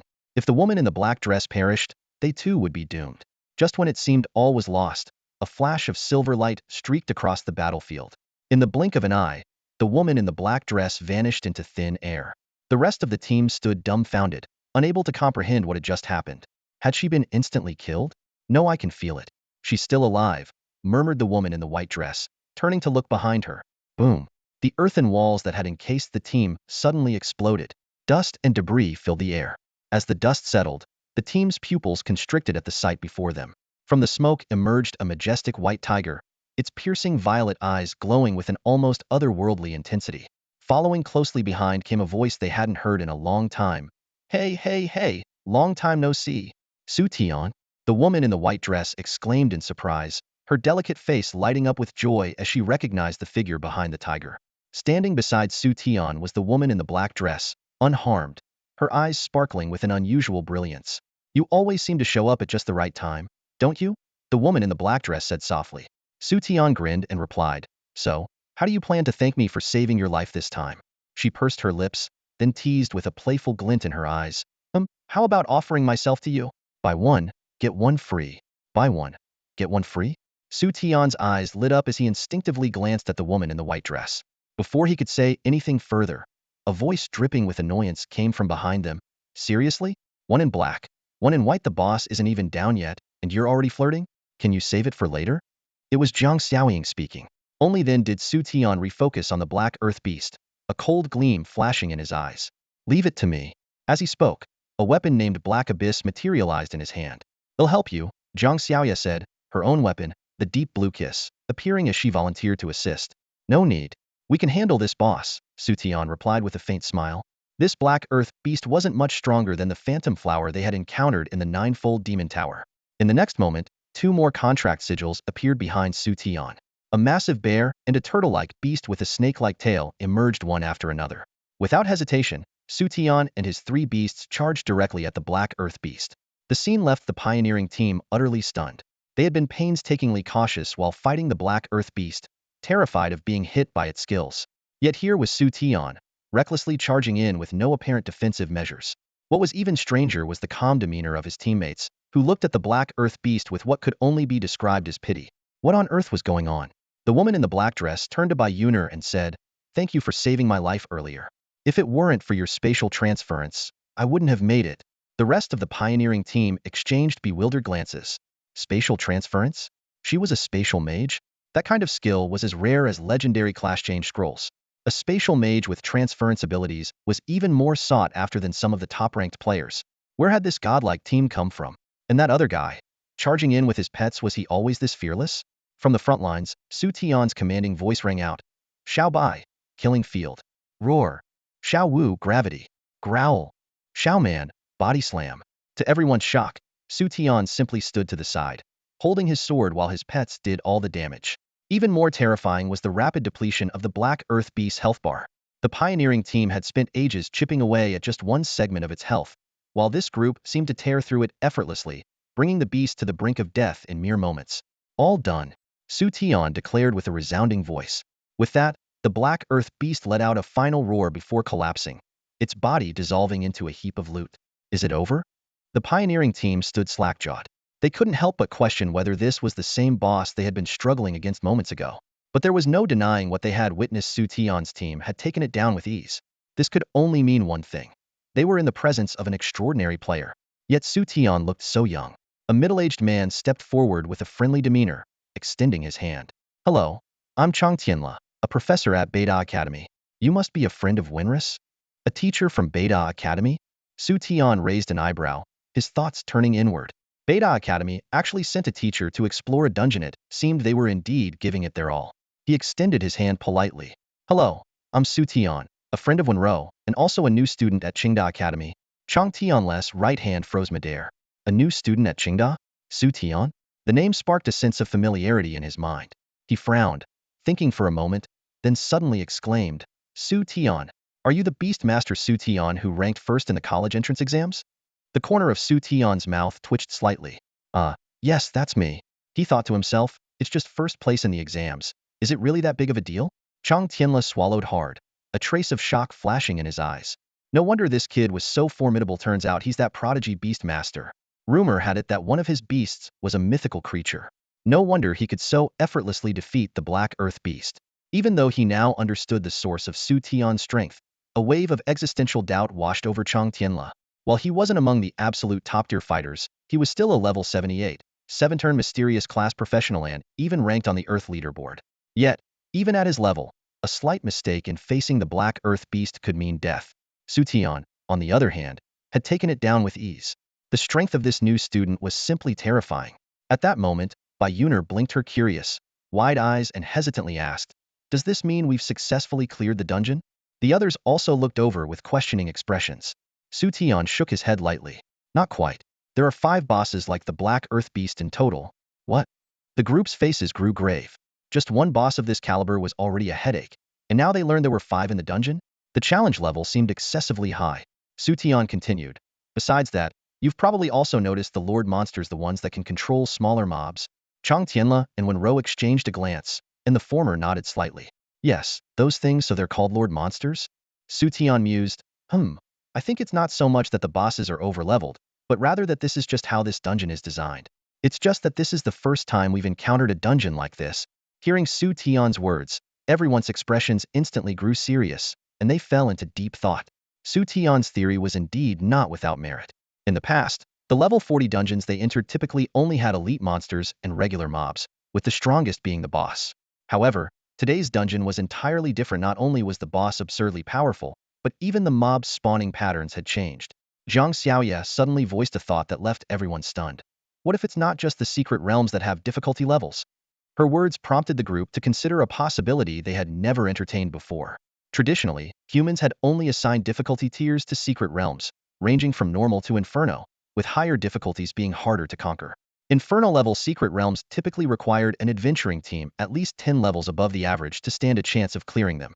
But what if dungeons also had difficulty levels? For instance, a level 40 normal dungeon, level 40 hard dungeon, level 40 nightmare dungeon, level 40 inferno dungeon, and possibly even higher difficulty tiers. The more they thought about it, the more disturbed they became. Chang Tian's expression grew especially grim. This is no small matter. I need to leave the dungeon immediately to report this to the higher-ups. The rest of this I'll leave to your team, Chang Tianla said solemnly, looking at Xu Tian. Got it. Xu Tian nodded in agreement. Without hesitation, Chang Tianla departed with 2 other teammates. Wenro decided to stay and join Xu Tian's group. Bayuner then suggested, why not let Wenro join our team? After all, my role is limited to spatial transfer, so it doesn't really matter whether I'm in the team or not. Wenro hesitated and said shyly, that doesn't seem right. I can just form a solo team. Seeing the 2 of them being so polite, Xu Tian felt a little exasperated. If it weren't for the rule against creating temporary teams during exploration, he would have just formed a 5-person team. Alright, how about this? The 4 of you form one team, and I'll go solo, Xu Tian said with a wave of his hand, making the final decision. The girls exchanged glances and agreed. Following Xu Tian's instructions, the group began heading toward the next boss location. Along the way, they encountered some tough elite monsters, which were handled by Xiaobai. Meanwhile, Wenro and her team focused on clearing mobs, earning a decent amount of experience in the process. After about an hour, they finally encountered the second boss, a giant wood beast. However, a new problem arose. The giant wood beast stats were completely different from the ones Xu Tian had seen before. They had increased by an entire tier. Target, giant wood beast. Potential, diamond. Level, 49. HP, 57,964. Strength, 7,562. Defense, 8,283. Speed, 6,044. Energy, 7,352. Its average stats were more than 1,000 points higher than the Black Earth Beast they had previously defeated.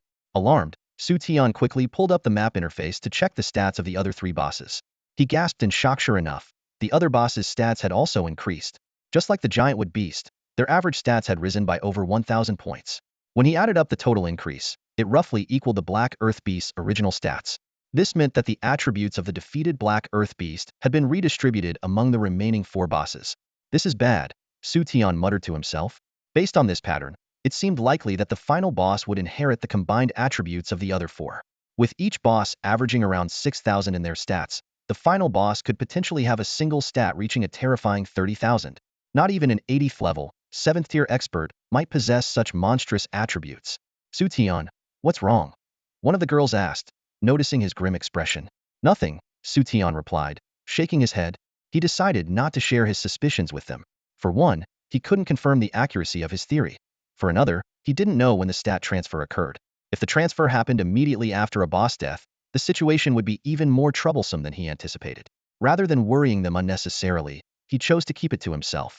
Oh, so, what should we do about this boss? The girls asked. You focus on controlling the surrounding mobs. I'll take it down myself, Xu Tian said calmly. His nonchalant tone made Wenro, dressed in her black dress, blush slightly as she thought to herself, he's so cool. Without further ado, the group got to work. Among the girls, Zhang Xiaoying had the highest damage output. As a single target assassin with an elemental advantage, she could take down a mob in mere seconds. The others struggled a bit more in comparison, but were still able to handle the surrounding waves of monsters. Satisfied with their performance, Xu Tian turned his attention toward the giant wood beast. Although its stats had increased by over 1,000 points on average, it wasn't much different from the Black Earth Beast in the eyes of Xiao Bai and the others. After all, in its transformed state, Xiao Bai's average stats had already reached 8,000. Xiao Bai, attack! Xu Tian commanded in a low voice. Xiao Bai's swift figure became a blur as it charged forward. At the same time, the giant wood beast noticed Xu Tian's presence. The leaves around it rapidly extended, forming a cage that encircled Xu Tian and Xiao Bai, cutting them off from the outside world.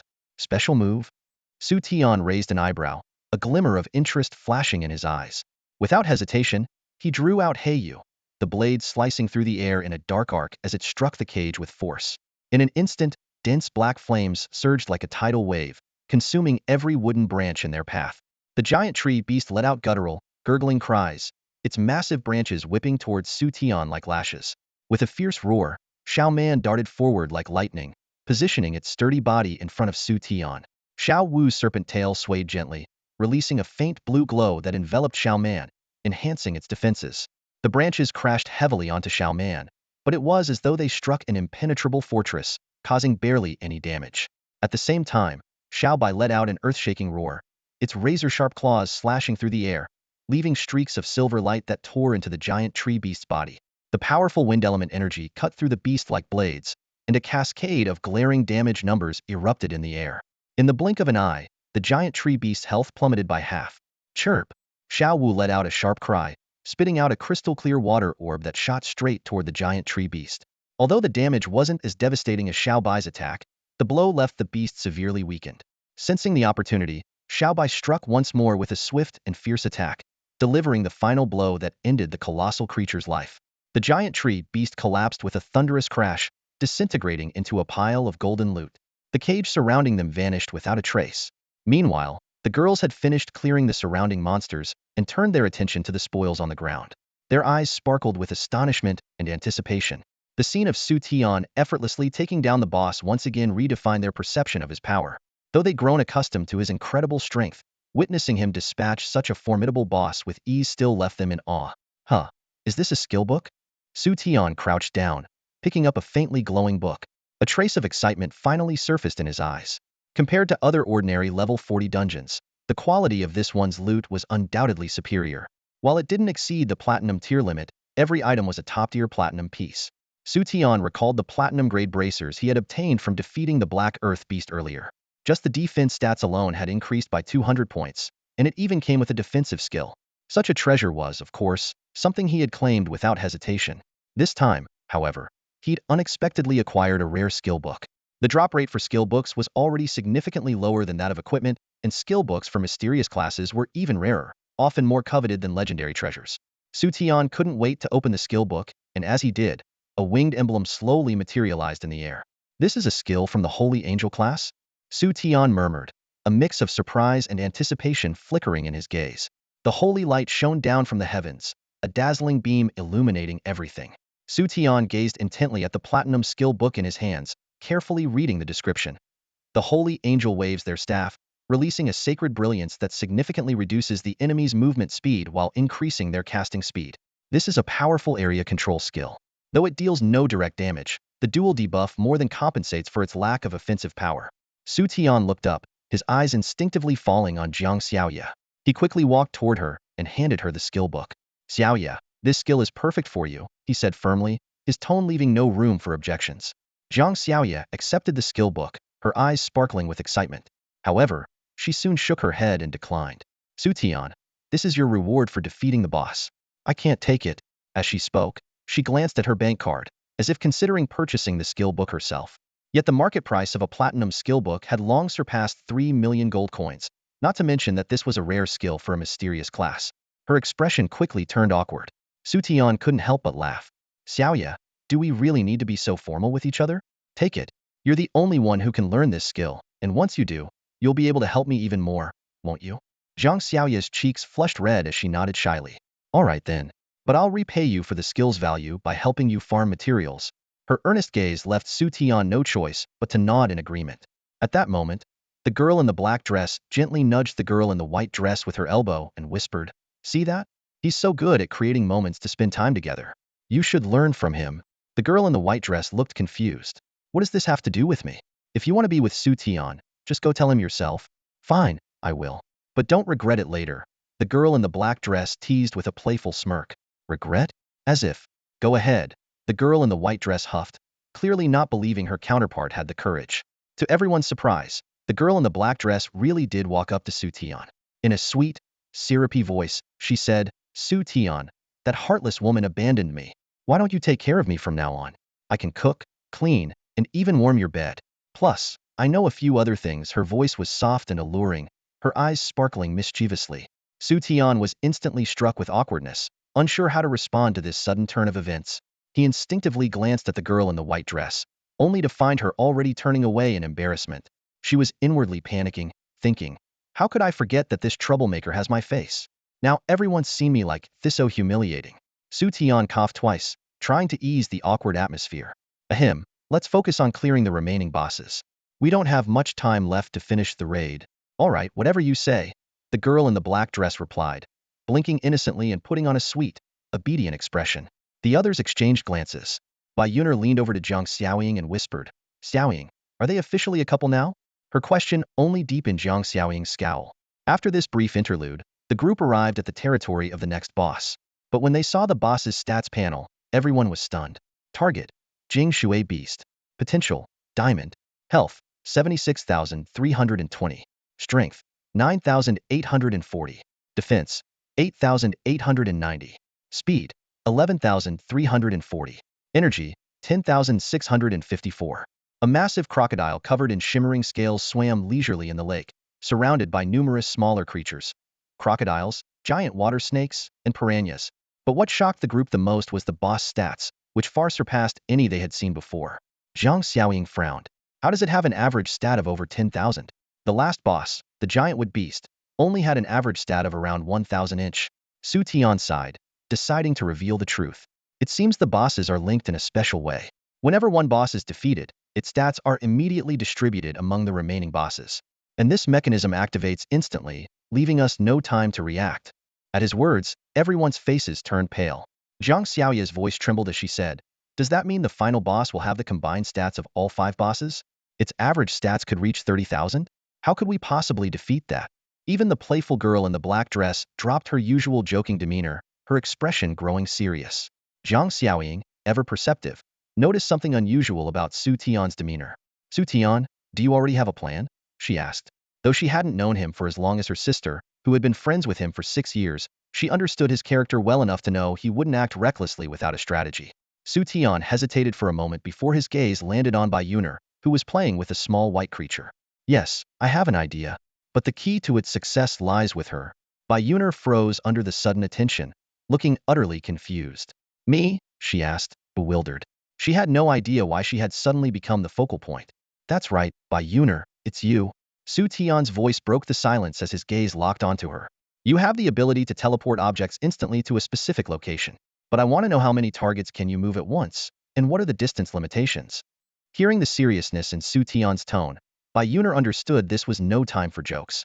She frowned slightly, her eyes flickering as she quickly calculated. After a brief moment, she looked up and responded. The number of targets and the distance are inversely proportional. The more targets, the shorter the distance I can teleport them. What about 50 kilometers? Xu Tian asked without hesitation. 50 kilometers? Bai Yuner's eyes widened in shock, her voice almost a shriek. She took a deep breath, trying to calm herself, and recalculated in her mind. If it's 50 kilometers, I can only take 2 targets. 2 targets? That's enough. Xu Tian exhaled in relief, a faint smile appearing on his face. The women exchanged glances, puzzled, their eyes filled with questions as they looked at Xu Tian. Without offering an explanation, Xu Tian shifted his attention to the nearby Jing Shui beast. Let's deal with this boss first, he said, scanning the surroundings. Its territory isn't a lake, so Xiaobai can only attack from the shore. Fortunately, I have a water element pet. With a light wave of his hand, Xu Tian summoned Xuanwu. He patted the little creature's head. Xiao Wu, it's your time to shine. With a deep rumble, Xuanwu instantly transformed into its battle form, its massive body plunging into the water with a resounding splash, sending waves rippling across the surface. The nearby smaller creatures sensed the intruder and began swimming toward Xuanwu. Seeing this, Xu Tian leaped gracefully onto Xuanwu's back. Forming a series of hand seals, he chanted an incantation. Instantly, the surrounding water began to churn violently, and countless streams converged into a massive waterspout, spinning furiously. The smaller creatures didn't even get close before the powerful suction pulled them into the vortex. Their health bars plummeted at an alarming rate, and in moments, they were reduced to a pile of dropped materials. The women watching from a distance were stunned, their mouths agape. They couldn't believe what they were seeing. A single skill wiped out all the nearby creatures? That's insane. Xu Tian didn't pause. He immediately commanded Xiao Wu to advance. Taking advantage of the remaining duration of the Raging Wave skill, they launched a ferocious attack on the crocodile boss. Xiao Wu unleashed water element energy blasts from its mouth, while Xiao Bai attacked relentlessly from afar. Under the relentless assault, the boss fell within minutes, collapsing into a pool of blood. However, before the victory could be celebrated, a more pressing concern arose. With the fall of this boss, the remaining 2 bosses instantly absorbed the attributes of the defeated one. This meant their average stats would now skyrocket to over 15,000. Xu Tian and the others' expressions turned grim. Those numbers were far beyond what they could handle. The crowd's gaze was fixed intently on Xu Tian, the tension in the air palpable. Everyone was waiting for him to reveal a solution, as the success of the expedition depended on it.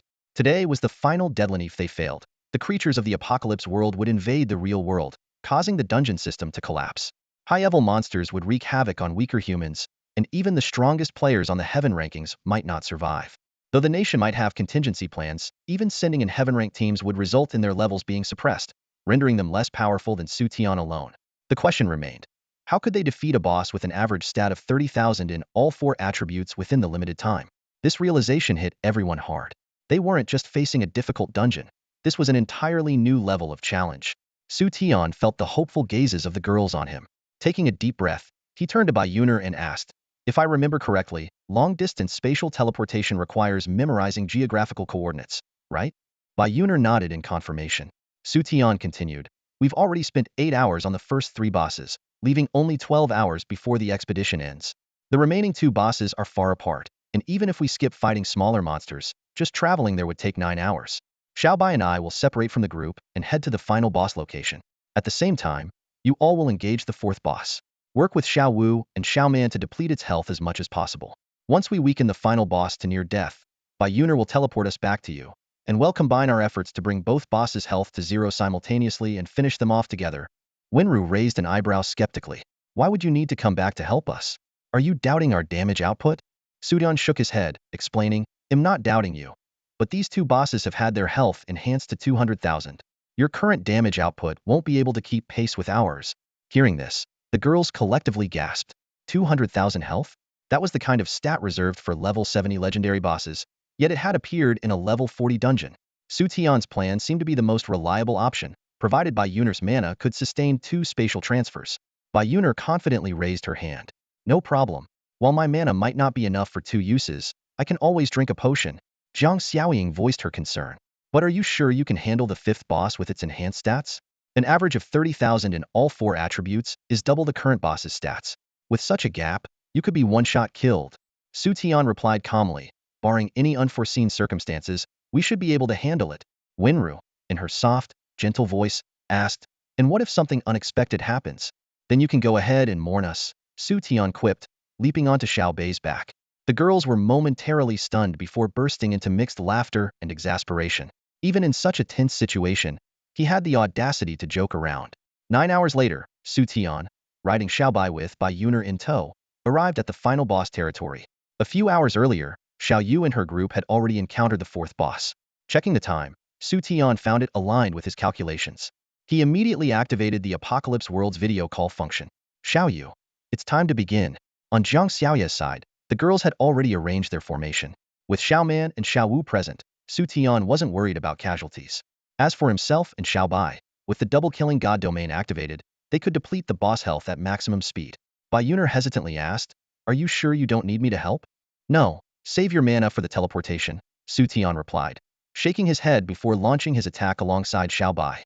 Red light shimmered on Xiao Bei's body as the killing god domain was unleashed. Xu Tian also chanted a spell, stacking the double-killing god domain. Xiao Bei's strength attribute surged by 100, reaching a staggering 16,000 instantly. Witnessing this, Bayuner was utterly shocked. No wonder Xu Tian chose to bring Xiao Bai along. This combination was overwhelmingly powerful. Xu Tian, wielding his Black Abyss blade, charged at the boss, activating both his Wind's Grace and Tidal Fury abilities. The former enhanced his mobility, while the latter was one of his few high-damage skills. Xiao Bai, on the other hand, was more direct, its tiger claws slashing with wind blades that relentlessly battered the boss, causing its health to drop visibly. Even so, depleting 200,000 health was no small feat. It took a full 40 minutes of relentless output to finally bring the boss to its last sliver of health. Xu Tian's expression turned serious as he shouted, Bayuner, get ready to teleport. The monster's aggro reset window is only 20 minutes, and we need to kill the other boss within that time. Without hesitation, Bayuner raised her staff and cast her spatial magic. Teleportation. In an instant, the trio appeared in front of the 4th boss. Zhang Xiaoye and the others were already locked in battle, their attacks focused on whittling down its health. Seeing Xu Tian and the others materialize out of thin air, the girls were stunned.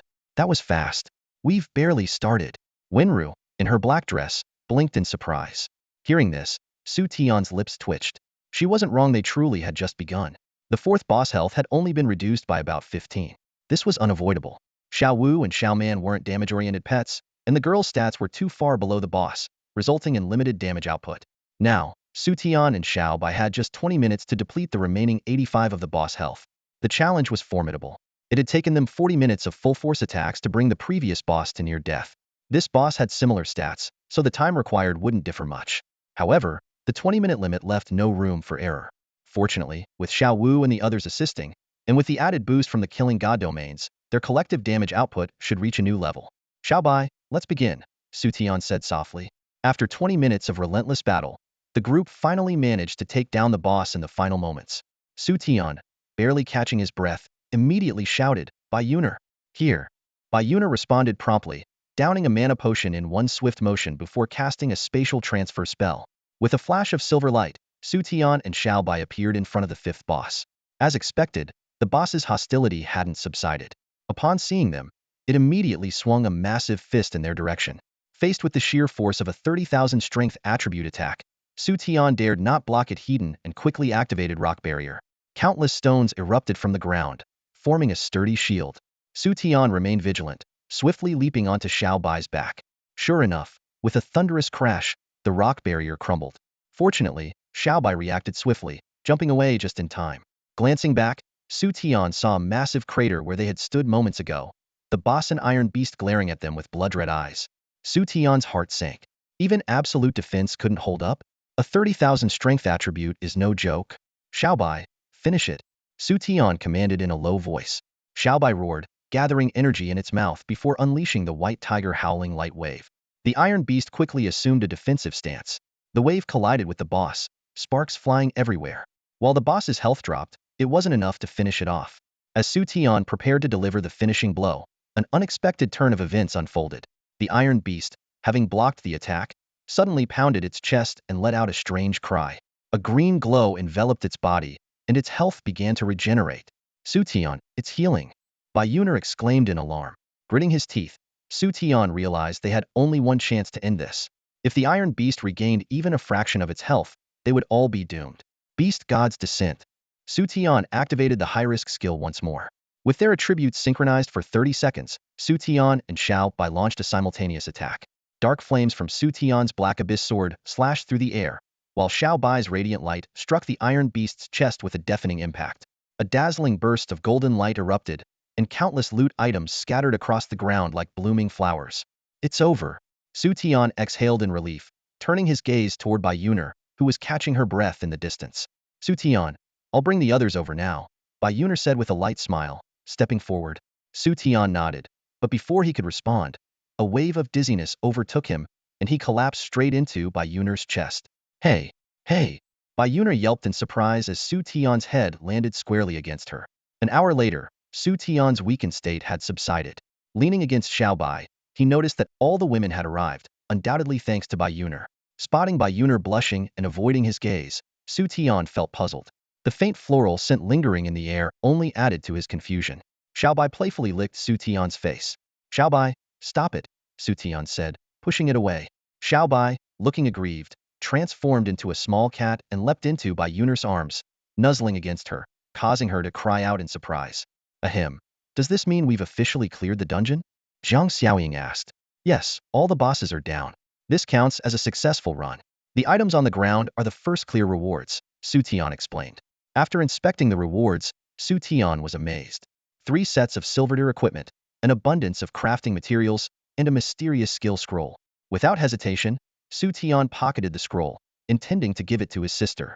He didn't keep everything for himself, though.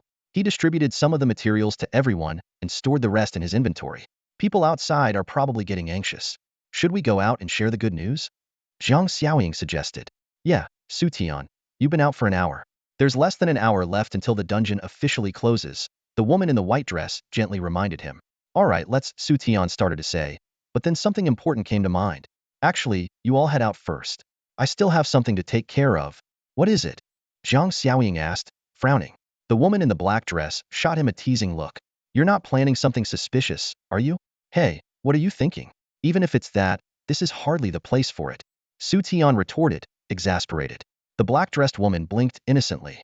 Oh, so you're just picky about the setting? Well, we've booked a presidential suite at a hotel in Shangjing. How about trying it out there? The atmosphere will be top-notch. The others immediately gave him strange looks, while the woman in the white dress blushed furiously. Ahem, the room, Xu Tian began, but stopped short when he noticed Xiao Yu glaring daggers at him. He quickly changed his tune.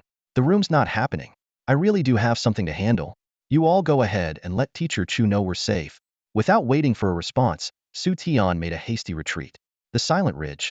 Riding on Xiaobai, Xu Tian finally arrived at the location of the black gold resources. The 5 bosses had already been defeated, and the dungeon no longer posed a threat to him. He explored leisurely, his gaze suddenly caught by something unusual. Reaching into the water, Xu Tian groped around for a while and pulled out a yellowed sheet of paper. Upon closer inspection, it turned out to be a fragment of a treasure map. His brows furrowed as he recalled the fragment he had recently acquired at the auction in the southern province. It had been snatched from the Ren family, followed by another piece obtained from Steward Liu. His heartbeat quickened as Xu Tian eagerly pulled out the other 2 fragments to compare. A perfect match. 3 out of 4 pieces were now in his possession, leaving only one to complete the set. He couldn't help but fantasize about the treasure the map might lead to. A divine artifact? A legendary skill scroll? Or perhaps an egg of the next mythical beast? If he could acquire a blueprint for another divine artifact, that would be even better. Unfortunately, the clue to the final fragment remained elusive. Xu Tian resolved to ask Xiaoya for help in gathering information once he returned. Even so, finding the 3rd fragment was already satisfying. It brought him just 1 step away from completing the map. Humming a cheerful tune, Little Conk, toot toot toot toot, Seagulls scatter aimlessly. Xu Tian strolled out of the dungeon. With a flash of light, Xu Tian returned to the real world. The surrounding crowd erupted in excitement. Xu Tian is out, someone shouted first. Xu Tian, you're my idol. No, you're our idol. You cleared a dungeon that even the Earth-ranking team couldn't crack. Truly deserving of being the top freshman. Amazing. Xu Tian, I want to have your babies. Amid the crowd, Xu Manshan, the head of the Eastern Province, personally held up a banner as he approached enthusiastically. Xu Tian, I heard you solo cleared the dungeon? This dungeon appeared in my province, and yet we lacked the strength to resolve it. If it weren't for you, I might have lost my position. You're a true benefactor to me. Xu Tian raised an eyebrow and replied humbly, Governor Xu, you're too kind. I was just doing my part for the country. Xu Manshan waved his hands dismissively. Oh no, you've done a great service to the Eastern Province. If you ever need anything in the future, the Eastern Province will be at your disposal. Xu Tian knew this was likely just polite talk and would probably be forgotten by the next day. With a meaningful smile, he seized the moment and said, in that case, I happen to have a list of materials I need. Governor Xu, could you help me gather them? As he spoke, he handed over the list of materials required to craft the devouring gourd. Xu Manshan took the list, his expression instantly turning complicated. Are you sure about these? Yes, absolutely, Xu Tian replied with a straight face. Xu Manshan took a deep breath and gritted his teeth. All right, I'll help you gather them, but I can't guarantee I'll get everything on this list. Hearing the hesitation in his tone, Xu Tian smiled and said, do your best, Governor Xu. It's just some minor materials. Besides, I have something even more important to share with you. What is it? Xu Manshan's eyes lit up with interest. Xu Tian leaned in slightly and said mysteriously, there's an issue with this dungeon's difficulty. It's possible that from now on, the highest dungeon difficulty will no longer be purgatory. Governor Xu, you might want to start preparing for what's to come. Xu Manshan's eyes widened at the revelation, instantly grasping the significance of this information. An increase in dungeon difficulty would undoubtedly cause public unrest. If he could release the news in advance, the people of the Eastern Province could be better prepared. More successful dungeon raids would also boost his political achievements. Realizing this, Xu Manshan suddenly felt that the materials were a small price to pay. Rest assured, Xu Tian, the materials are as good as done. Reliable, Xu Tian praised with a thumbs up. Although he had already asked the Xiao family to work on this, an extra source of free materials was always welcome. Who knows? They might come in handy for crafting the next divine artifact. After some casual conversation, Xu Manshan arranged for someone to escort Xu Tian and his companions back, even extending a warm invitation for Xu Tian to visit the Eastern Province again. On the way back, Xu Tian recounted his experiences in the dungeon to Chu Wan in detail. After listening, Chu Wan's beautiful eyes sparkled as she softly remarked, the world is about to change. 3 days later, a groundbreaking announcement shocked the globe. China had introduced a new difficulty level chaos. Furthermore, a difficulty system was implemented for standard dungeons, and entry requirements were recalibrated. Chaos level dungeons required players to be at least 20 levels higher than the dungeon itself. Additionally, any discovery of new difficulty dungeons had to be reported to the state immediately. At the same time, major nations like the United States and the United Kingdom issued similar updates, while Japan went as far as to declare a national-level emergency. The world order was quietly but profoundly shifting. The Great Australia Chaos Dungeon, Level 70. 3 days of exploration ended in failure. Great Australia has fallen. Xu Tian stared at his phone screen, his brows furrowed tightly. The news headline hit him like a hammer, leaving him momentarily stunned. Although he had anticipated the Chaos Dungeon's difficulty would spike, the fall of Great Australia was still beyond his imagination. At this moment, he seemed to glimpse a harsh reality. The weak were being mercilessly eliminated. Yes, the fall of Great Australia serves as a wake-up call to the real world, said Chu Wan, seated across from Xu Tian, setting down her coffee cup with a grave expression. The balance between us and the apocalypse world has been broken. Xu Tian frowned and asked, so has anyone been sent to check on Great Australia? Chu Wan nodded, her tone somber. Yes, Great Australia has been completely overrun by monsters from the apocalypse world. Only a handful of high-level elites managed to escape. Xu Tian drew in a sharp breath, his face betraying his shock. Chu Wan continued, the monsters from the apocalypse world are far more savage than we imagined. Once they enter the real world, they go into a berserk state, and their destructive power increases exponentially. The defensive measures of the Australian government collapsed in less than 3 days. Hearing this, Su Yun, sitting nearby, gasped in horror. As someone in a non-combat profession, she felt utterly powerless in the face of such a disaster. Noticing his sister's fear, Xu Tian smiled gently. Sis, don't worry. Even if that day ever comes, I won't let anything happen to you. His words brought Xu Yun a small measure of comfort. Oh, by the way, sis, I have something for you, Xu Tian said, suddenly remembering a certain item. He retrieved a comprehension scroll from his backpack and handed it to Xu Yun. Chu Wan's eyes lit up. A comprehension scroll? Is this a reward from the dungeon? Not bad. Xu Yun accepted the scroll, a glimmer of anticipation in her eyes. She whispered softly, a comprehension scroll. Closing her eyes, she began to focus, sensing its power. Moments later, the scroll emitted a dazzling glow before disintegrating into a dull scrap of paper. When Xu Yun opened her eyes again, they sparkled with astonishment, and her breathing grew rapid. She turned to Xu Tian, her voice trembling with excitement.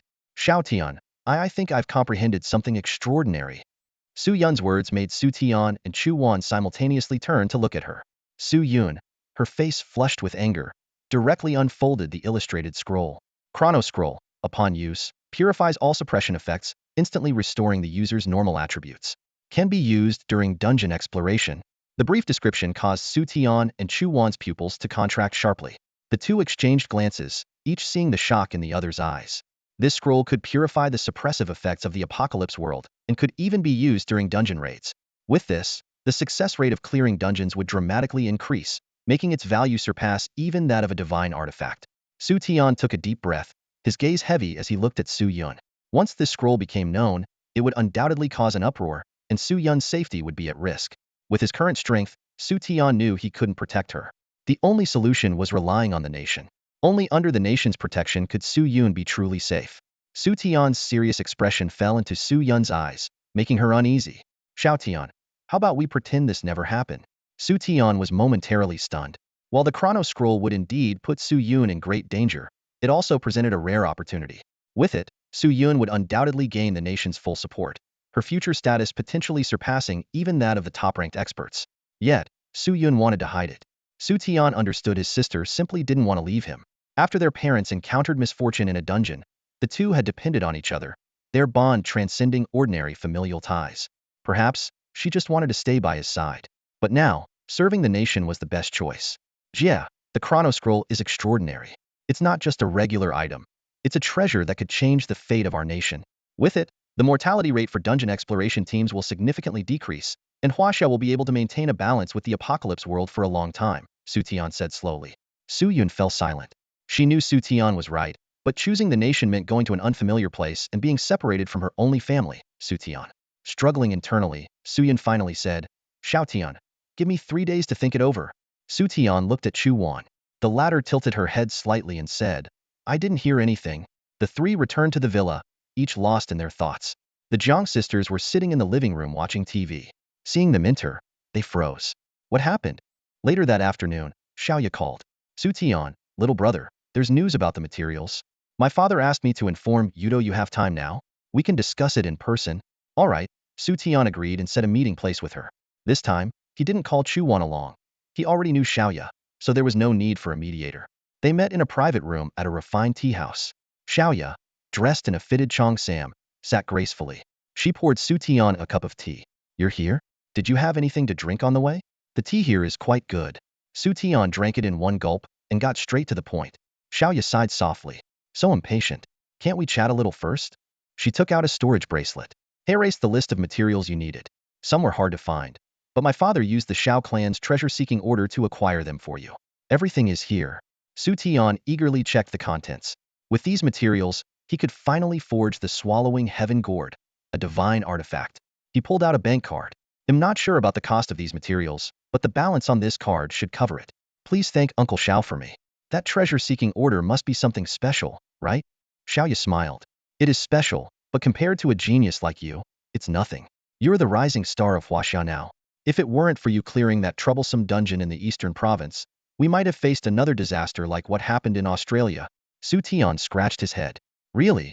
He found it hard to believe that, with so many experts in Huaxia, there wouldn't have been other preparations in place. After processing the payment, Xiaoya handed him the remaining balance. Erase what's left. Xu Tian glanced at it, surprised. There's still so much? The card still had 400 million left, out of the original 700 million. Xiaoya explained, don't think we're giving you a discount. Those sellers were willing to sell at a lower price to earn my father's favor. Xu Tian nodded, deciding not to dwell on it. Xiaoya then asked, I heard from Xiao Wan that Qing University gave you a ticket to the Xinzhou conquest? Yeah, Xu Tian replied, suddenly recalling that the Xinzhou conquest was approaching. That dungeon, with its double drop rates, offered the chance to obtain divine artifacts and legendary skill scrolls. Most importantly, the experience multiplier was high. He needed to level up quickly, not just for himself but also for Xiaobai and the others. Now that he could handle epic bosses, further strengthening himself would enable him to face legendary bosses, putting him on par with top-tier experts and giving him a shot at entering the Earth rankings. Our Xiao clan also secured a ticket to the Shunzhou conquest. They'll join you when the time comes, Xiaoya said calmly. Oh, all right, Xu Tian nodded, then suddenly realized what she had said. Wait, what did you just say? The invitation to Xinzhou's battle for supremacy sparked a glimmer of anticipation in Xiaoya's eyes. She blinked her large, watery eyes and looked pitifully at Xu Tian. You'll take me with you, won't you? She asked softly. Xu Tian scratched his head in confusion. But, aren't you in a support class profession? Can support class professions even participate in battle for supremacy? Xiaoya smiled faintly and replied in a gentle tone. I knew you'd say that. But, let me tell you, I'm no longer the support class player I used to be. As she spoke, she raised her delicate hand and snapped her fingers. A small flame flickered to life in her palm. A flame controller? Xu Tian froze in surprise, staring at Xiaoya. You bought the flame controller profession scroll? But, isn't it impossible for support class professions to transition to a mystical profession? Xiaoya gave him a mysterious look and asked, Have you ever heard of a wishing master? A wishing master? Xu Tian echoed, stunned. Xiaoya explained, it's an incredibly unique existence within the mystical professions. It doesn't have any offensive, defensive, or survival capabilities. In terms of combat power, it's even weaker than life professions. But it has one extraordinary ability granting wishes. No matter how impossible something seems, if the wish succeeds, it can become a reality. She continued, for example, I used the flame controller profession scroll to transition. Normally, that's against the rules. But with the intervention of a wishing master, if they wished for me to successfully transition and the wish was granted, it could override the rules of the apocalypse world. Xu Tian suddenly understood, though a wry smile crept onto his face. From what I know, there's only one wishing master in Huaxia, and they're under strict protection by the upper echelons. Getting them to act must come at an astronomical price. But the Xiao family probably has the resources to afford it. And they actually went through with it. Xiaoya blinked playfully and teased. So, Xu Tian, do you have any wishes you'd like to come true? How about I help you secure a wish in one condition? You take me with you to Shenzhou's battle for supremacy? Xu Tian's eyes lit up immediately. Deal. Put it on my tab. Xiaoya was momentarily stunned, not expecting Xu Tian to take her offer seriously. She had only been joking, but as someone of her stature, it wasn't in her nature to go back on her word. She silently reminded herself to be more cautious when joking around with Xu Tian in the future. All right, if there's nothing else, I'll get going, Xiaoya said as she stood up, grabbing her bag and preparing to leave. Okay, Xu Tian nodded, already eager to return home and start crafting the devouring gourd. Suddenly, he remembered something. Oh, by the way, Xiaoya, I don't have a car. Can you give me a ride? Xiaoya hesitated for a moment, but eventually agreed. She drove him to the school gate in her understated Ferrari. As she sped away, she left behind a crowd of students staring in envy. Their attention quickly turned to Xu Tian, whispering amongst themselves and speculating whether he was living off a wealthy girlfriend.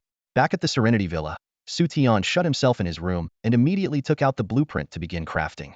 Creating the artifact would take 3 hours, and Xu Tian waited patiently, not eating or drinking.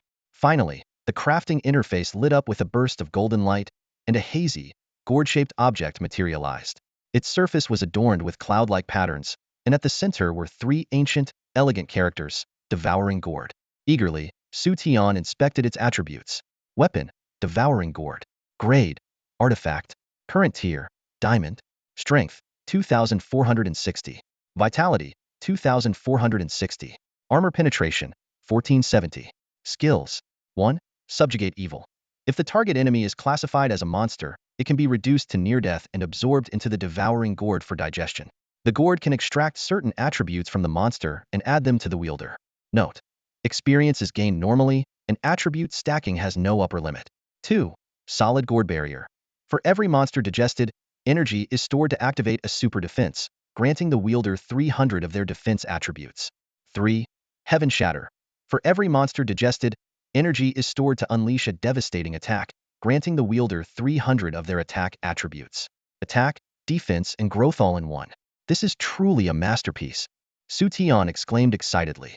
He marveled at the additional strength and vitality stats, which were over 2,400, nearly triple that of standard diamond tier equipment. Even more thrilling was the fact that the devouring gourd was still in its diamond tier, with room to grow further. Xu Tian couldn't wait to test its power. He ventured into a level 40 infernal dungeon called Boulder Town, one of the recently added dungeons in Apocalypse World, with a difficulty level lower than the 5 Elemental Beast dungeon. Heading straight to the boss's location, Xu Tian soon encountered his target. Boss, Boulder Beast. Potential, Diamond. Level, 47. HP, 87,615. Strength, 5,480. Defense, 6,029. Speed, 4,822. Vitality, 4,966.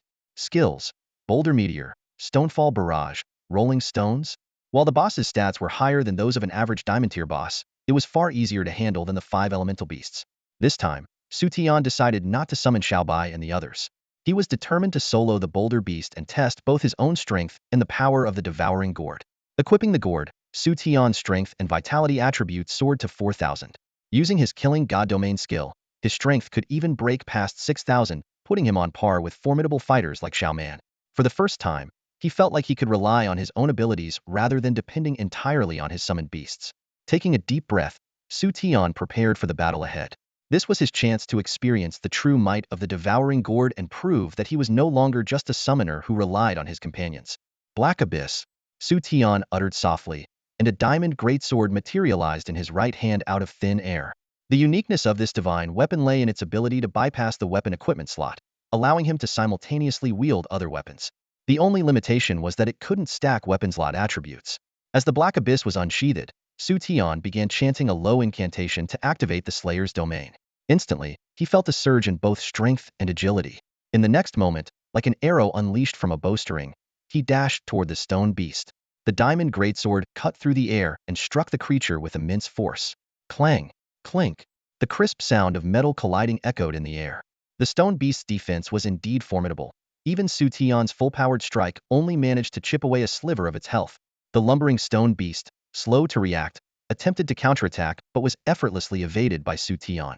At this moment, he finally grasped the true essence of the Slayer's domain, the incredible speed boost. A 100 increase in speed had pushed his stats to over 9,000, far surpassing the stone beast's reaction capabilities. What followed was a prolonged battle of attrition. Leveraging his extraordinary speed, Xu Tian weaved around the stone beast, delivering precise strikes. Even when he was occasionally hit, Xiaowu would immediately heal him. As the fight wore on, Xu Tian's combat skills noticeably improved. His movements became increasingly agile, making it nearly impossible for the stone beast to land a single blow. Finally, with a powerful, decisive slash, the stone beast collapsed to the ground. A bounty of loot spilled from its lifeless body, marking the victorious conclusion of this boss battle. Woof! Xiaobai was the first to rush over, excitedly licking Xu Tian's hand as if celebrating the hard-earned victory. Xiao Man also bounded over joyfully, attempting to pin Xu Tian between its massive front paws. Seeing this, Xu Tian quickly dodged, though a smile unconsciously spread across his face. In the time that followed, Xu Tian led his team of pets to defeat several more bosses, clearing out some minor mobs along the way, before deciding to leave the dungeon. To his surprise, as he stepped out of the dungeon, he found Chu Wan waiting for him. "Miss Chu, what are you doing here?" Xu Tian asked in astonishment. "Of course, I'm here to find you."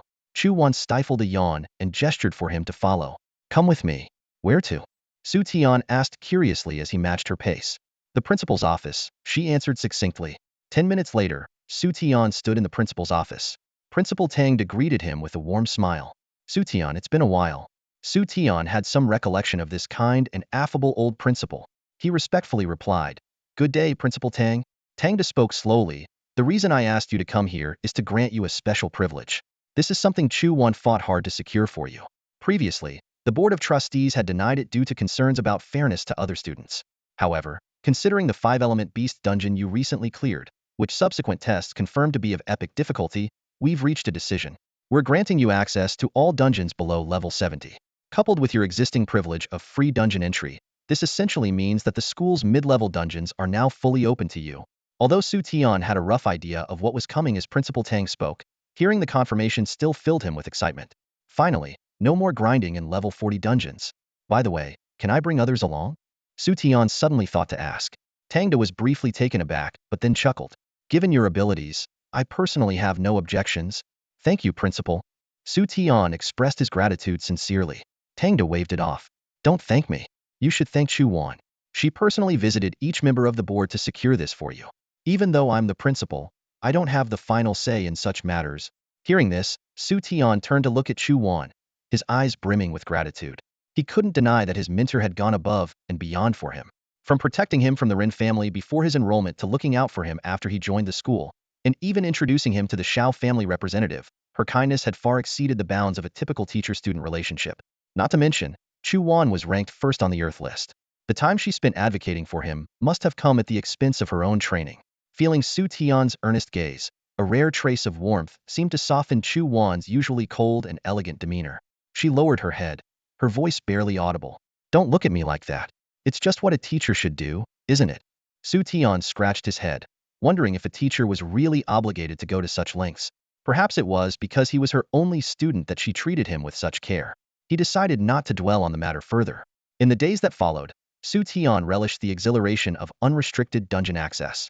Level 60 dungeons were a breeze for him and his 3 pets. With such high-efficiency dungeon runs, Xu Tian and his pets experienced a rapid surge in levels. Xu Tian's level soared like a rocket, climbing from level 40 all the way to 47. His companions were not far behind Xiao by reached level 34, and Xiao Man leapt directly to level 40, nearly catching up with Xu Tian. Even Xiao Wu closed the gap, advancing to level 28. During this intense period of leveling up, Xu Tian also began gathering unrestricted epic gear in preparation for the upcoming Xianzhou duel for supremacy. However, a phone call from Su Yun interrupted Xu Tian's rhythm. The tone of her voice on the other end made his heart tighten. His instincts told him that his sister might be about to part ways with him. Without hesitation, he exited the dungeon and rushed back to Qingxin Villa. Su Yun was sitting in the living room, her expression a mix of emotions. Xiao Tian, I've already contacted the relevant authorities. They'll send someone to pick me up soon, she said softly. You're right. The temporal scroll has a significant impact on both the nation and the world. I can't be selfish. But after this, I won't have many chances to see you. Her gaze was filled with both affection and a trace of reluctance. She continued with heartfelt advice. While I'm gone, take good care of yourself. Study hard and work on leveling up as much as you can. The stronger you are, the less danger you'll face. Hearing her words, Xu Tian felt a lump in his throat. Ever since their parents passed away, Su Yun had taken on the burden of the family, being both a sister and a mother figure to him. Though he hated the thought of her leaving, he understood that this was the safest option. The existence of the temporal scroll would inevitably be exposed, and when that happened, Su Yun would face unimaginable risks. It was better for her to be under the protection of the state. Xu Tian silently vowed that one day, he would grow strong enough that no one could challenge him. When that time came, he would bring his sister back. I'll come visit you whenever I can, Xu Tian promised in a low voice. Su Yun nodded and handed him a storage bracelet. Here are some temporal scrolls I made over the past few days. Take them and use them wisely. As Xu Tian accepted the bracelet, the sound of footsteps came from outside. The state's protection team had arrived. Watching Su Yun being escorted away, Xu Tian felt an emptiness settle in his heart. In the days that followed, Xu Tian threw himself entirely into the dungeons, relentlessly pushing his level higher, as if trying to fill the void within. He knew he had to become strong enough to protect the people he cared about in the future. And so, time passed day by day. Finally, the moment for the Xianzhou duel for supremacy arrived. Ding. Congratulations, host. A golden resource has been detected. Please proceed to locate it. Xu Tian was sweeping through a level 60 dungeon with his 3 pets, effortlessly clearing out mobs. The system notification made him pause for a moment. He glanced at the time and realized that the Xinzhou struggle event was about to begin. It's time, Xu Tian murmured softly. Without hesitation, he mounted Xiaobai and dashed toward the golden resources location. Xiaobai's hooves thundered like a storm, kicking up clouds of dust. The adventuring parties nearby quickly made way, their eyes filled with wariness. Recently, the name of a beast master capable of dominating level 60 dungeons had spread widely. Rumor had it that this individual, barely over level 50, could instantly kill epic level bosses, leaving everyone in awe. Ding. Congratulations, host. You have located the golden resource and obtained 3 legendary attack scrolls. The system notification sounded again. Xu Tian nodded in satisfaction. These 3 legendary attack scrolls, each comparable to Xiao Bai's full force strike, were indeed a valuable find. Time to head out, Xu Tian said, gazing into the distance and taking a deep breath. His relentless training had paid off. His level had reached 53. His 3 pets had also made significant progress. Xiao Man was now level 45, Xiao Bai level 40, and Xiao Wu close behind at level 38. Among them, Xiao Bai's stats were the most astounding. Even in its normal form, it boasted an average of 7,000 in its 4 main attributes, which surged to 14,000 in battle form. Xiao Wu followed with an average of 6,500, while Xiao Man, despite being the highest level, had the lowest potential, with an average of only 4,000. As for Xu Tian himself, the experience gained from slaying nearly 1,000 monsters had granted him an average increase of 250 attribute points through the feedback of his devouring gourd. Combined with the attribute bonuses linked to his 3 beasts, Xu Tian's average 4-dimensional stats had now surpassed the 6,000 mark, rivaling even Xiao Wu. These stats were rare for combat classes at level 60. Moreover, with the devouring gourd, a divine artifact, in his possession, Xu Tian's combat output was already formidable. His only weakness was the lack of diverse offensive skills. Looks like I'll need to hunt for some Beastmaster skill books once I leave, Xu Tian thought to himself as he exited the dungeon. Meanwhile, at Ching University, tensions were brewing. The Shenzhou struggle is an opportunity everyone dreams of. If Ching University has an entry ticket, it should be awarded through fair competition among all students. Why should the ticket go to a freshman? We senior students have contributed so much to the university, and yet the administration gives something so valuable to a newcomer. Unfair. We demand a fair selection process. Outside the principal's office, a crowd of students, mostly seniors, held protest signs, their discontent directed at the coveted entry ticket to the Shenzhou struggle. Inside the office, Principal Tang wore a troubled expression. The value of the Shenzhou struggle entry ticket was immeasurable. Rumor had it that anyone who returned alive from the event would gain the strength to enter the Huaxiao leaderboard. Once the news broke, the strong senior students naturally took the lead in protesting, and the uproar was now beyond control. Grandpa Tang, a soft voice called as Chu Wan, dressed in a light blue gown, stepped into the office. Xiao Wan, you're here? Has Xu Tian come out yet? Tang asked urgently. Chu Wan shook her head. Not yet, she replied, her brows furrowed. Is the situation really that serious now? Tang let out a bitter laugh. Yes. A few students have even reported this to the Board of Trustees. The board members are pressuring me to resolve this matter. But weren't they the ones who decided to give the ticket to Xu Tian in the first place? Chu Wan frowned. Tang remained silent. Chu Wan quickly pieced together the situation and bit her lip in frustration. Changing their minds like this? Do they even deserve to be trustees anymore? Some of those students are young masters from prominent families in the capital. The trustees don't want to offend them, Tang decided. Is that so? If they can't be offended, does that mean the Chu family can? Chu Wan's eyes glinted with cold determination. Xiao Wan, you're not thinking of involving the Chu family, are you? Tang asked with a frown. Chu Wan nodded calmly. Tang hesitated. If the Chu family steps in, this issue could indeed be resolved. But having a prominent family from the capital interfere with university matters is unprecedented. It might give other influential families an excuse to cause trouble. So what? Chu Wan's tone was icy. Xu Tian is my student, and the ticket was promised to him by those very trustees. Now they want to backtrack? Do they think I'm so easily bullied? It seems those old fools have gotten too comfortable. Perhaps it's time for Ching University to get a new board. Her composed yet threatening words sent a chill through Tang Da. He suddenly remembered that Chu Wan wasn't just an honorary mentor at Ching University, she was also the future head of the Chu family. Those trustees likely never imagined they'd provoke someone like her over this matter. Just then, Chu Wan's phone rang. Seeing the caller ID, her face lit up with joy. Xu Tian, have you made it out? Yes, Teacher Chu. I heard there are students protesting, and it seems to be about the Shenzhou struggle ticket. What's going on? Xu Tian asked. Chu Wan's expression stiffened, and she bit her lip. You don't need to worry about this. The Shenzhou struggle starts in 2 days. Focus on your preparations and leave the rest to me. There was a brief silence on the other end before Xu Tian said, Teacher, let me handle this. With that, he hung up. Chu Wan was momentarily stunned before realizing that Xu Tian was already outside the principal's office. She and Tang quickly stepped out to meet him. Outside the office, a group of senior students confronted Xu Tian. Xu Tian, hand over the Shenzhou struggle ticket. You don't deserve to represent Ching University, one of them sneered. Xu Tian responded calmly. If I'm not qualified, are you? Besides, this ticket was promised to me when I was admitted. Why should I give it to you? Huh, what a joke. I didn't hear anything about tickets being handed out when I enrolled. Another senior mocked. The Shenzhou struggle isn't some ordinary event. It's a battlefield for the best talents from around the world. If a freshman like you goes in and gets crushed by foreign geniuses, wouldn't that disgrace Huaxia? As the confrontation escalated, more senior students gathered, their stance growing increasingly aggressive. Xu Tian smirked coldly. What's this? Bullying a freshman now? A group of senior students froze upon hearing the words, a glint of coldness flashing in their eyes. One of them sneered and said, So what if we're bullying you? Hand over the admission ticket, and we'll still be your seniors, and you'll still be our junior. How about it? The Shenzhou contest entry ticket is for the capable. Hand it over, and we'll let you leave. Xu Tian's gaze grew colder as he listened to the voices around him. He replied calmly, fine. If it's for the capable, then come and take it. Before his words even faded, 3 radiant contract arrays appeared behind him. In the next moment, 3 majestic beasts materialized out of thin air, their breaths roaring like a fierce gale. Their massive forms, gleaming fur, and overwhelming presence were awe-inspiring. The sudden appearance of these beasts startled the senior students, but they quickly narrowed their eyes and adopted a disdainful expression. Xu Tian, don't think you can do whatever you want just because you have divine beasts, one senior sneered. In this world, rank is king. Divine beasts that haven't matured yet, do you really think they can overthrow us? A faint smirk appeared on Xu Tian's lips. Maybe not the heavens, but bringing you down? That's easy.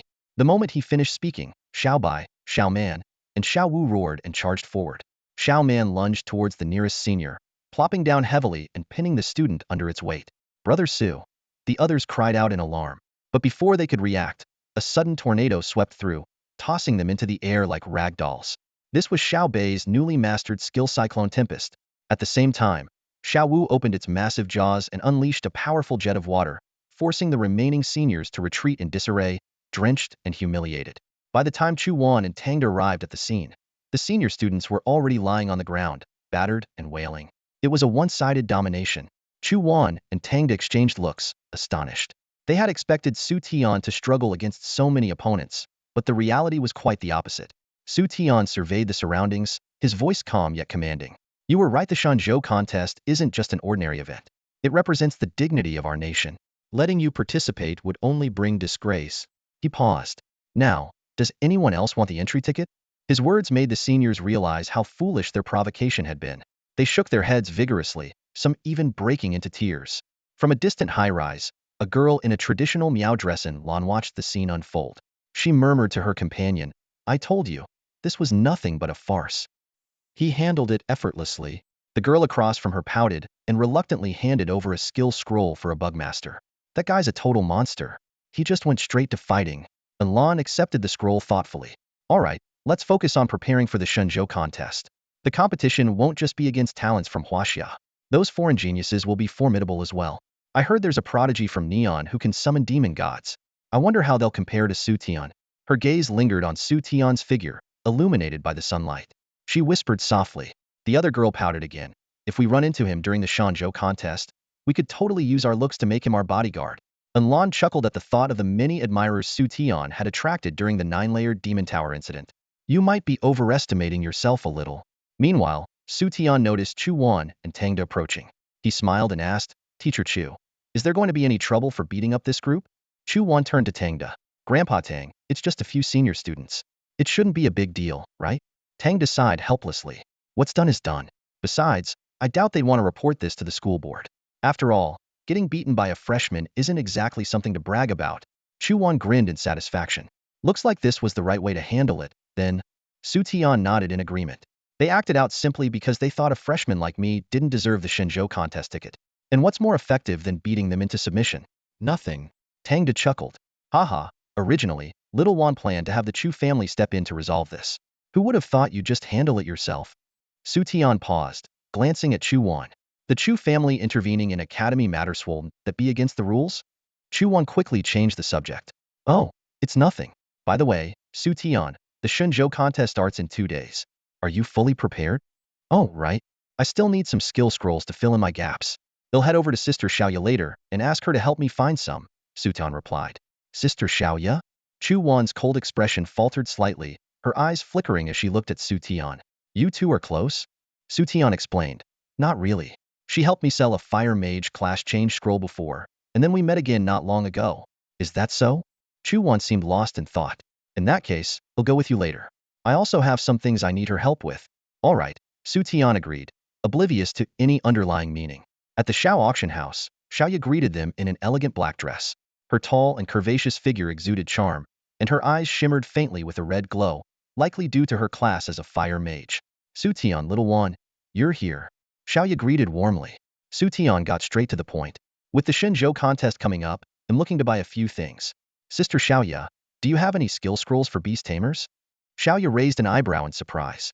Beast Tamer skill scrolls? Those are quite rare. For one, Beast Tamers are a mysterious class.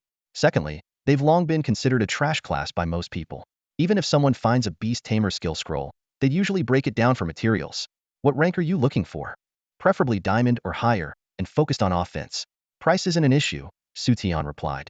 All right, they'll have someone check the inventory for you, Xiaoya said, making a quick call. After arranging it, she reached into her pocket and took out a small, exquisite jade pendant. By the way, this is for you. What's this? Xu Tian asked, puzzled. Xiaoya explained. It's an unrestricted legendary accessory. These pendants are connected. They function as a legendary item when together and can locate each other when apart. In battle, they activate a shield equivalent to 30 of the owner's HP and can cleanse negative effects. Xu Tian's eyes widened in shock. Together, they were equivalent to a legendary item? The value of such an accessory would easily be in the billions. And yet, Xiaoya was giving it to him. Even Chu Wan was stunned. She recognized these as the famed Mandarin duck pendants from a previous auction. When separated, they provided shields, but when combined, they could unleash a devastating attack capable of killing legendary bosses and heavily injuring mythic bosses. However, the cooldown for this attack was significant 1 month. There were rumors of ways to shorten the cooldown, but Xiaoya didn't seem to know the details. Back then, this piece of equipment was indeed acquired by the Xiao family during an auction, but it had never been revealed to the public. Today, Xiaoya not only brought it out, but also gave it to Xu Tian. These two pieces of equipment carried extraordinary significance. Xiaoya smiled and said, take it. Once you enter the sacred continent, you'll need it to find me. Consider it your reward for protecting me in the sacred continent. Hearing this, Xu Tian immediately felt at ease and unceremoniously pocketed the equipment. Chu Wan, standing nearby, was momentarily stunned and asked, Xiaoya, are you going to the sacred continent too? Yes, my father bought me an entry ticket so I can participate, Xiaoya replied. Upon hearing this, Chu Wan's eyes flickered. The sacred continent had entry restrictions. Players above level 70 were not allowed in, and she was already level 87, making her ineligible. However, she still said, Xiaoya, help me get a level 70 binding scroll. A level 70 binding scroll? Xiaoya was taken aback, but then looked concerned. Xiao Wan, think carefully. Once you use the binding scroll, your level won't return to normal for 6 months, and your 7 rebirths will drop back to 6. If you encounter enemies of the Chu family in the sacred continent, it could be dangerous. Xu Tian also expressed his concern. Ms. Chu, maybe it's better not to take the risk. Chu Wan replied calmly, it's fine. I've been to the sacred continent before and know the terrain well. It's hard for anyone to kill me there. Xu Tian scratched his head, puzzled by Chu Wan's sudden desire to enter the sacred continent. Seeing this, Xiaoya reluctantly agreed. All right, I'll get it for you. The next morning, as Xu Tian had just woken up, he received a call from Xiaoya. She informed him that the skills he wanted were available. One was the Diamond Tier Beastmaster skill, Heavenly Fire Meteor, and the other was the Epic Melee Output skill, Thunder Battle Body. Xu Tian was surprised by the low price of the skills, to which Xiaoya explained, Beastmaster skills aren't typically valuable. The scarcity in the market is just because no one thought of selling them. The seller gave our Xiao family some face, so they only asked for 300,000. Xiaoya personally delivered the skill scrolls, and Xu Tian immediately learned and tested them. As expected, the two skills significantly boosted his damage output, especially Thunder Battle Body, which could even stack with other abilities. When the Sacred Continent officially launched, Xu Tian was abruptly transported inside in the middle of the night while he was asleep. Before he could react, a greeny demon leopard, resembling a mix of tiger and leopard, lunged at him. Xu Tian responded swiftly, drawing his black inferno blade and using the Eye of Insight to analyze the demon leopard's stats. Equipping the devouring gourd, he activated the God of Slaughter domain and slashed, instantly depleting nearly a quarter of the leopard's health. The demon leopard entered a berserk state, but was quickly defeated under Xu Tian's relentless and powerful attacks. The system then notified Xu Tian of gaining an exploration opportunity, revealing a red resource and guiding him to the next red resource location. Hearing the system prompt about another red resource, Xu Tian was momentarily stunned. He then remembered the elusive red resource he had previously discovered during his explorations. A sudden realization dawned on him. So it's in Shenzhouzhulu? No wonder it can't be located on a normal map. This discovery instantly cleared his mind. Determined, he embraced the role of a nocturnal warrior, ready to venture out to uncover this treasure. He suddenly recalled the transformation of the potential column of the greeny demon panther into a description and asked in confusion, System, do you know what's going on here? The system remained silent. Xu Tian sighed. Looks like even the system doesn't have an answer. This Shenzhouzhulu is far stranger than the other instances. Even the potential of the monsters can't be displayed.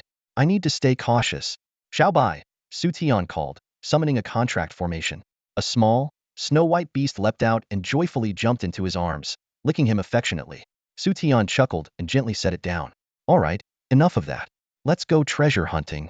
Xiaobai immediately switched to battle mode, its snowy white fur emitting a faint glow under the night sky. Xu Tian mounted Xiaobai and dashed toward the first red resource point. They arrived at a dark and desolate mountain ridge, where a thick mist lingered and skeletal remains littered the ground. The eerie atmosphere made Xu Tian's lips twitch involuntarily. What kind of red resource would be in a place like this? Despite his unease, the allure of rare resources drove him to press on. However, as he ventured deeper, Xu Tian noticed something unusual. The red resource was moving. He rubbed his eyes in disbelief, only to confirm that it was indeed shifting, and worse, it was heading straight for him. As he stood puzzled, a cacophony of clanging and screeching noises suddenly erupted from all directions. Swish! Dark, towering figures began to emerge one by one, their heavy footsteps shaking the ground as they dragged massive weapons behind them. Xu Tian's eyes widened in shock, and he muttered under his breath, "What the heck are these things?" He quickly activated his insight eye to analyze the situation. Target: Dark Knight Legion.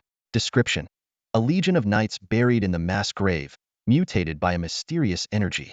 Resurrected from death, they possess a strong counter to healing abilities. Health: 276,934. Strength: 7,963. Defense: 8,054. Speed: 9,432. Stamina: 4,328. Skills: Dark Corrosion, Heavy Slash, Nether Flame. Seeing this information, Xu Tian's pupils contracted sharply. The Dark Knight Legion? Those stats seem manageable, but what's with that 276,000 health? Are you kidding me? Just then, a muffled thud echoed behind him. A shadowy figure wielding a massive sword had somehow crept up at his back. This Dark Knight was clad in rusted, battered armor, and beneath its helmet, its withered face bore eyes like swirling black voids. Huh. With a guttural roar seemingly coming from nowhere, the knight raised its colossal sword and swung it down towards Xu Tian's head in a deadly arc. Thankfully, Xiaobai reacted swiftly, dodging the lethal strike just in time. Crash! The Dark Knight's sword smashed into a nearby giant tree, slicing it cleanly in half with terrifying ease. What the? Xu Tian's heart raced as he surveyed the encroaching circle of Dark Knights. His expression grew grave. So we're doing this for real, huh? Xiaoman, Xiaowu. As his words rang out, two more contract formations appeared behind him. Two massive beasts emerged with earth-shaking roars, charging into the fray. Xiaoman, like an impenetrable wall, positioned itself in front of Xu Tian and Xiaobai, engaging the sword-wielding Knight Hedon. Leaping off Xiaobai's back, Xu Tian shouted commands. Healing's useless here. Xiaoman, Xiaobai, focus on pure damage output. He thought to himself, as was often the case, the stronger the enemies, the rarer the treasure they guarded. The previous encounter with the spider nest while searching for Xiao Wu came to mind. Compared to that, this Dark Knight Legion was clearly on another level. Xiaobai charged ahead, its body glowing faintly red. It unleashed a blast of wind energy, tearing one of the Dark Knights to pieces in an instant. Yet, to Xu Tian's dismay, the fallen knight rose again shortly after. Undying? Xu Tian frowned but noticed that the massive 276,000 health bar had taken a significant hit. Ah, I see now. They're sharing a single health pool. They won't truly die until that bar is completely drained. Xu Tian's eyes gleamed with understanding. With the strategy clear, he cast aside any hesitation and launched a full assault alongside his companions. Thunder Battle Form. Without hesitation, Xu Tian activated his newly learned epic skill. In an instant, arcs of lightning danced around his body, crackling with energy. He could even feel it surging through his veins. The overwhelming sensation of power sent a surge of excitement through him. All right then, Xu Tian said, his gaze firm. Let's do this. And with that, he braced himself for the intense battle ahead. Xu Tian lightly clenched his right fist, and in an instant, the black prison appeared in his hand. At the same time, the sky-swallowing gourd behind him hovered midair, emitting a mysterious glow. Suddenly, with a resounding bang, Xu Tian shot forward like a bolt of lightning. The spot where he had been standing still crackled with traces of flickering lightning arcs. After activating the Thunder Battle Body, Xu Tian felt his speed elevate to an entirely new level. He moved effortlessly through the ranks of the Dark Knight Legion, weaving seamlessly like a fish in water. With each swing of the black prison, black flames intertwined with electric sparks, dancing vividly in the air. One strike, two strikes, three strikes, each blow was impeccably precise. The health of the Dark Knights plummeted visibly with each attack. Meanwhile, Xu Tian's companions refused to be outdone. One by one, they unleashed their most powerful skills, creating a dazzling display of light and energy. In this fierce battle, Xu Tian and his team worked in perfect harmony, their relentless onslaught crashing down like an unending tidal wave. Finally, with Xu Tian's last decisive strike, the health of the Dark Knight Legion was completely depleted. With a thunderous crash, the knights collapsed to the ground, disintegrating into dust and scattered loot. Amid the chaos, an egg rolled out from the arms of a fallen warrior. Its surface bore patterns that resembled flickering flames, so lifelike that it stirred an undeniable sense of wonder. Xu Tian immediately recognized the value of this extraordinary egg, and a wave of joy surged through him. This was the third divine beast egg. He could hardly wait to discover what miraculous creature lay within. With anticipation brimming in his heart, Xu Tian and his companions, including Xiaobai, gathered around the fiery red egg. They held their breath, their eyes fixed intently on it. Suddenly, the egg gave a faint tremble, emitting a soft, gurgled sound. "It's hatching! It's hatching!" Xu Tian exclaimed excitedly. "Come on, little one. You can do it." Under their watchful and eager gazes, a tiny crack appeared on the eggshell. The crack gradually widened until, at last, the shell broke apart completely.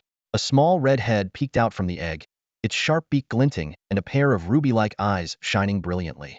Tiny wings fluttered as the creature emerged. Suddenly, the small creature spread its wings wide, and a radiant burst of crimson light filled the sky, dazzling everyone present. When Xu Tian opened his eyes again, he was greeted by the sight of a majestic bird. Its body was adorned with resplendent feathers that shimmered with an almost divine brilliance, exuding an aura of treasure-like beauty. Its delicate claws gently pushed aside the remnants of the eggshell, and its form resembled a masterpiece of art. A vibrant, multicolored crest stood proudly atop its head, giving it the air of a regal little princess. Xu Tian held his breath, his heart filled with awe and joy. The third divine beast, the vermilion bird, had finally arrived. Xu Tian carefully read through the introduction of Zhuke and couldn't help but swallow hard.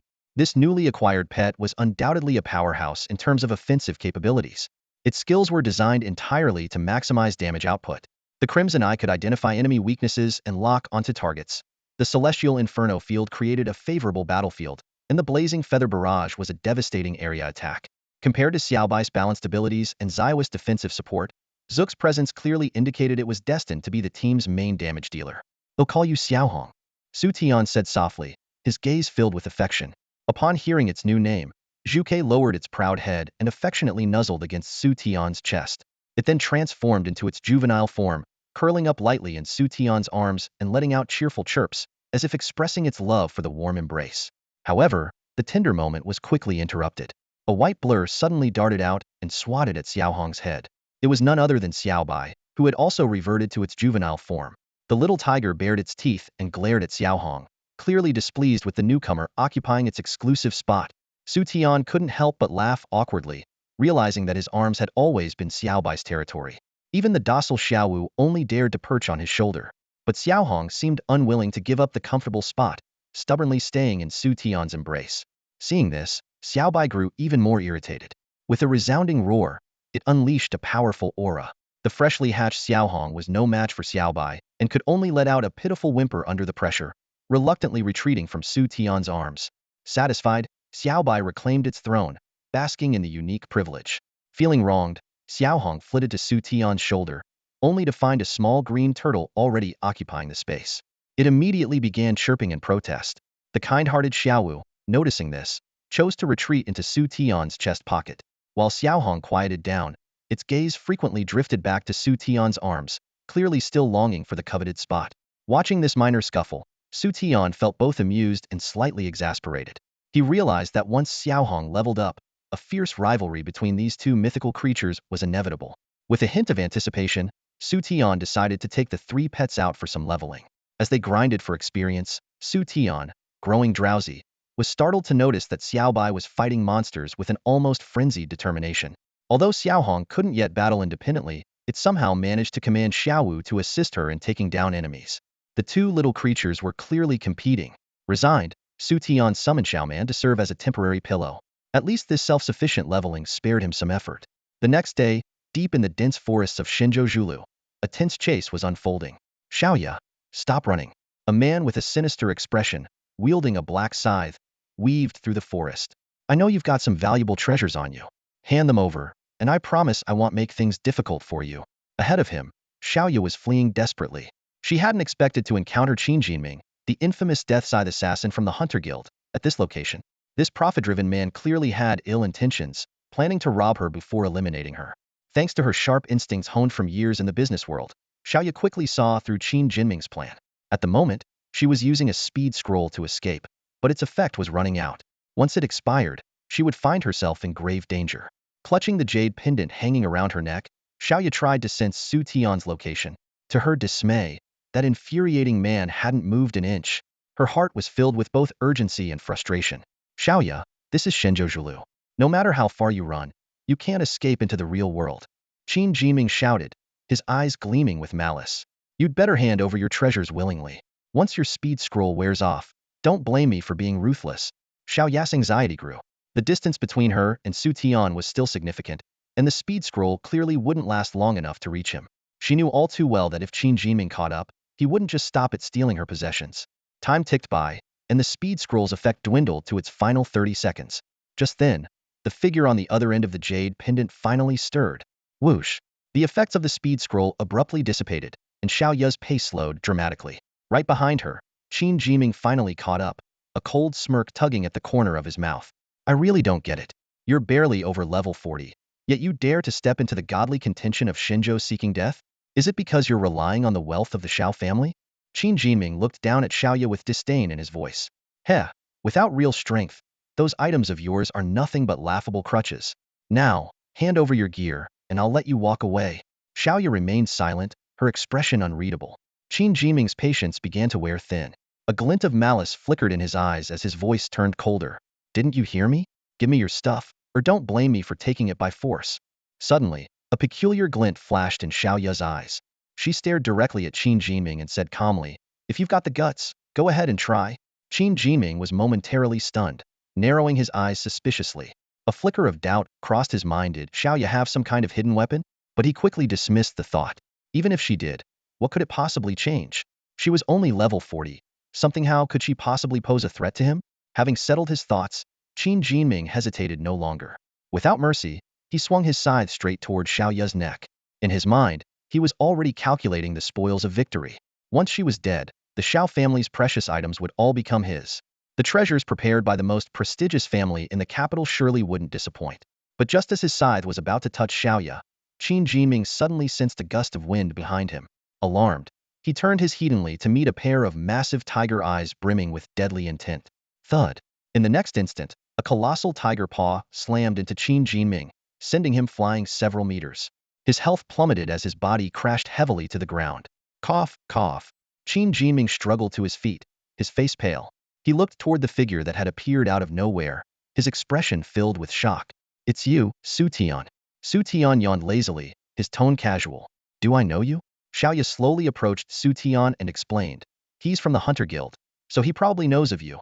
Oh, the Hunter Guild, Xu Tian remarked nonchalantly, waving his hand dismissively. Then you can die now. The moment he finished speaking, the white tiger lunged forward with lightning speed. With a single powerful swipe, Qin Jinming was struck down before he could even utter a final word. Xu Tian frowned slightly, his voice tinged with disdain. Is this the kind of trash the Hunter Guild sends to embarrass themselves? Xiaoya's expression turned a little odd as she forced a bitter smile. Trash? This guy is actually considered one of the more talented members of the Hunter Guild. Otherwise, they wouldn't have sent him here. That said, the Hunter Guild sent 10 of their talents into the godly contention of Shenzhou this time. Qin Jinming was just the lowest ranked among them. 10 people? Xu Tian was uninterested in Qin Jinming but seemed surprised by the number Xiaoya mentioned. How does the Hunter Guild have so many entry passes? Xiaoya raised an eyebrow. Did you forget? The Hunter Guild is backed by the 4 great families of the Magic City. Getting a few passes for the godly contention of Shenzhou is hardly surprising. Fair point. Xu Tian scratched his head, looking a little embarrassed. Xiaoya continued, still, in previous years, the most the Hunter Guild ever sent was 5 people. Sending 10 this time is unusual. I wonder if they have some ulterior motive. Xu Tian wasn't particularly interested in this topic and instead asked, what about you? How did you run into this guy? Xiaoya recounted the events leading up to their encounter. After hearing her explanation, Xu Tian blinked and asked, so if I hadn't shown up, were you just planning to sit there and wait for death? Xiaoya smiled faintly and countered. What do you think? So, what should we do next? Xu Tian asked. As a newcomer to the godly contention of Shenzhou, he genuinely had no idea what to do. Xu Tian had promised to explain things to him, but ever since he accepted the legendary equipment from Xiaoya, Shed been ignoring him. He still wasn't sure why. Xiaoya explained, well, according to my intel, there are many resource points in the godly contention of Shenzhou, including artifact inheritances and other treasures. If you pass the trials at these points, you can earn rewards. That's what most people come here for. Hearing this, Xu Tian suddenly remembered the place with the Dark Knight Legion he had stumbled upon earlier. Could that have been a resource point? A thought struck him, and he opened his universal map. To his astonishment, the map clearly marked the locations of various resource points. Confused, Xu Tian asked, wait, how are these resource points usually found? Are they just marked on the map? Xiaoya glanced at him oddly. Marked on the map? What are you talking about? To find a resource point, you have to hunt down small monsters. They occasionally drop fragments of resource point maps. Only by piecing those together can you locate a resource point. Taking a deep breath, Xu Tian said slowly, you might not believe me, but my map really does show the resource points. Xiaoya blinked at him, utterly perplexed. What? Several minutes later, Xu Tian and Xiaoya arrived at one of the resource points marked on his map. The monsters here were noticeably different from the smaller ones. Outside, they were much stronger.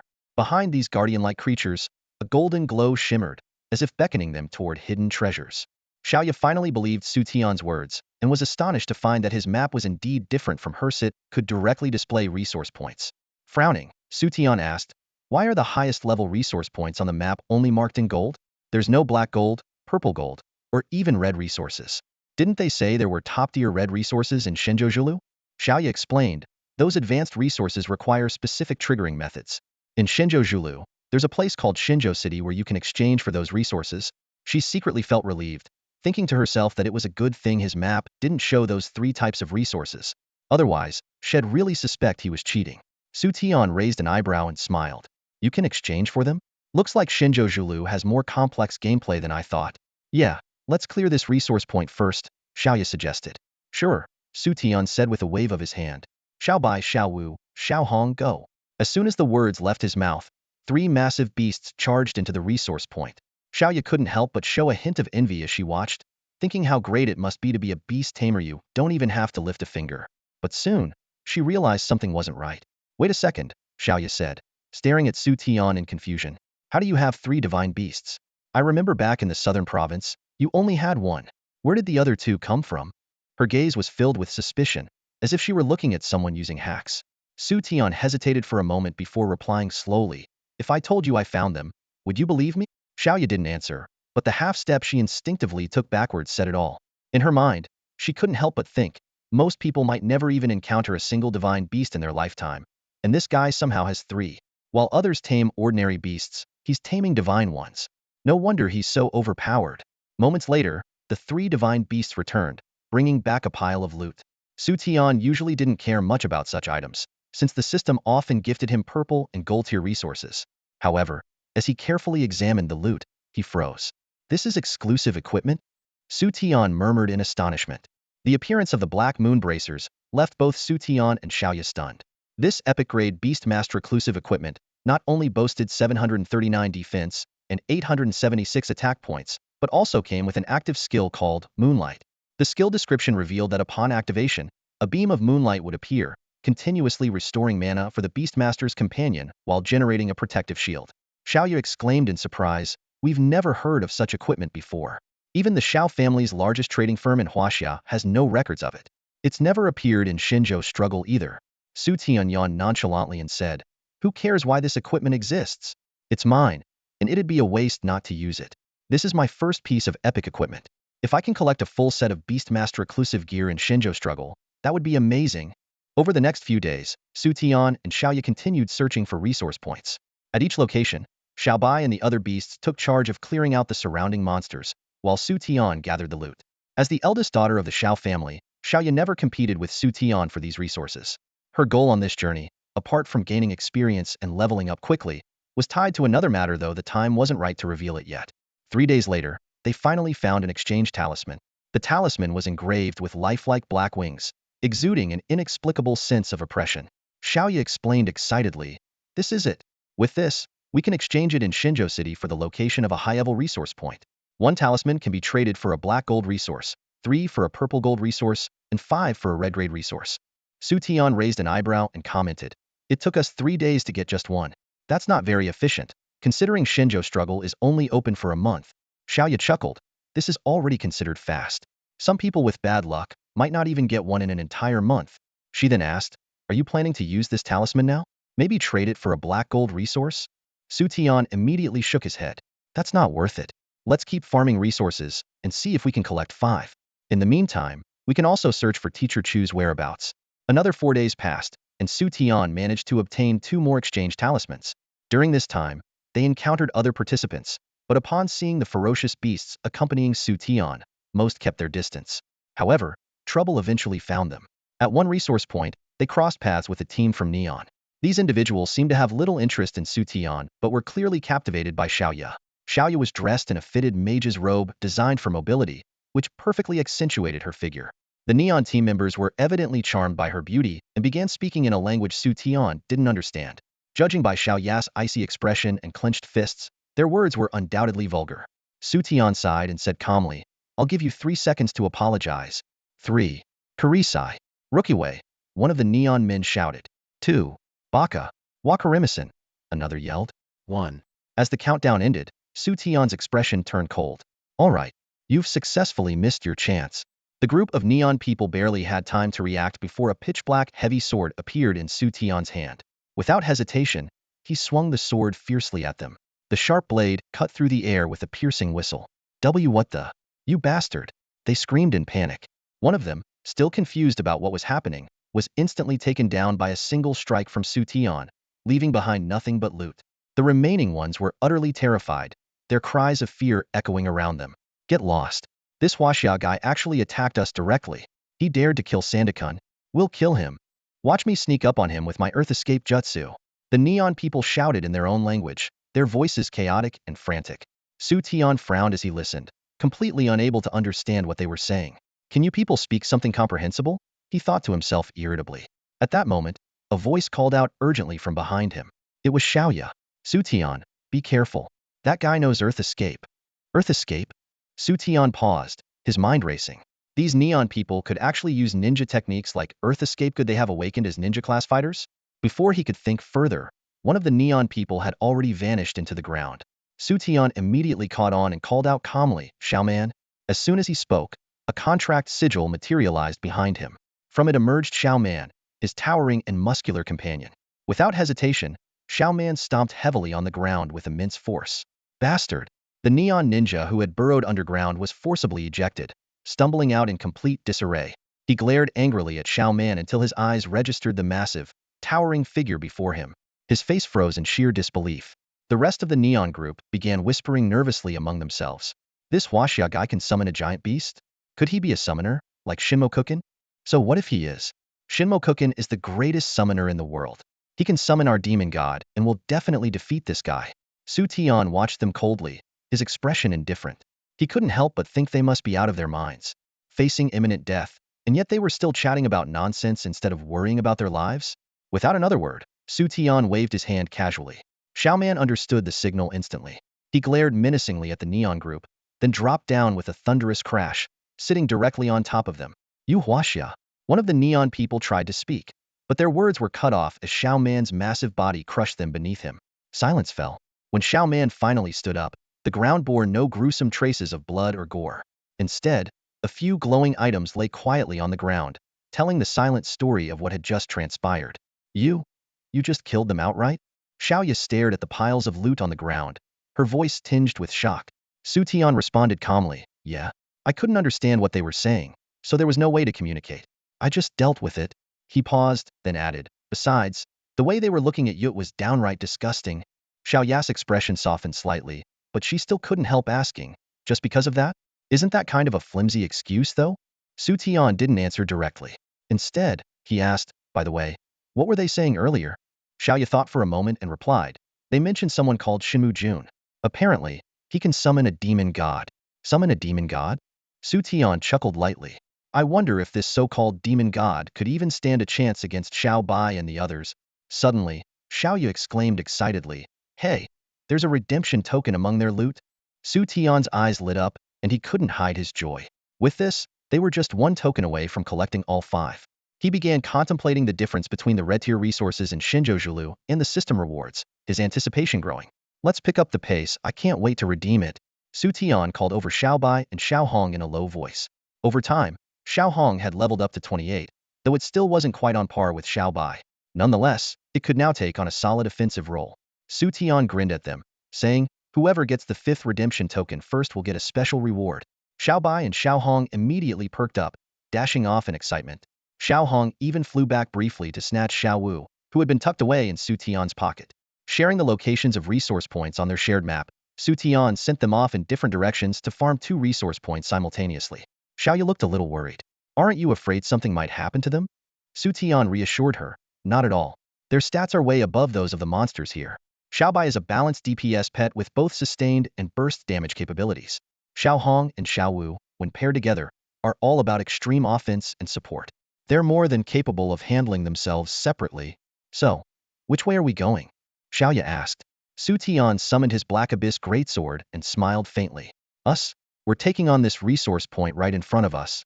Xiaoya froze. In her impression, Xu Tian always relied on his pets for combat. Now he was going to fight himself? She knew he wasn't weak, but the monsters guarding resource points were no pushovers either. However, Xiaoya quickly realized her concerns were completely unnecessary.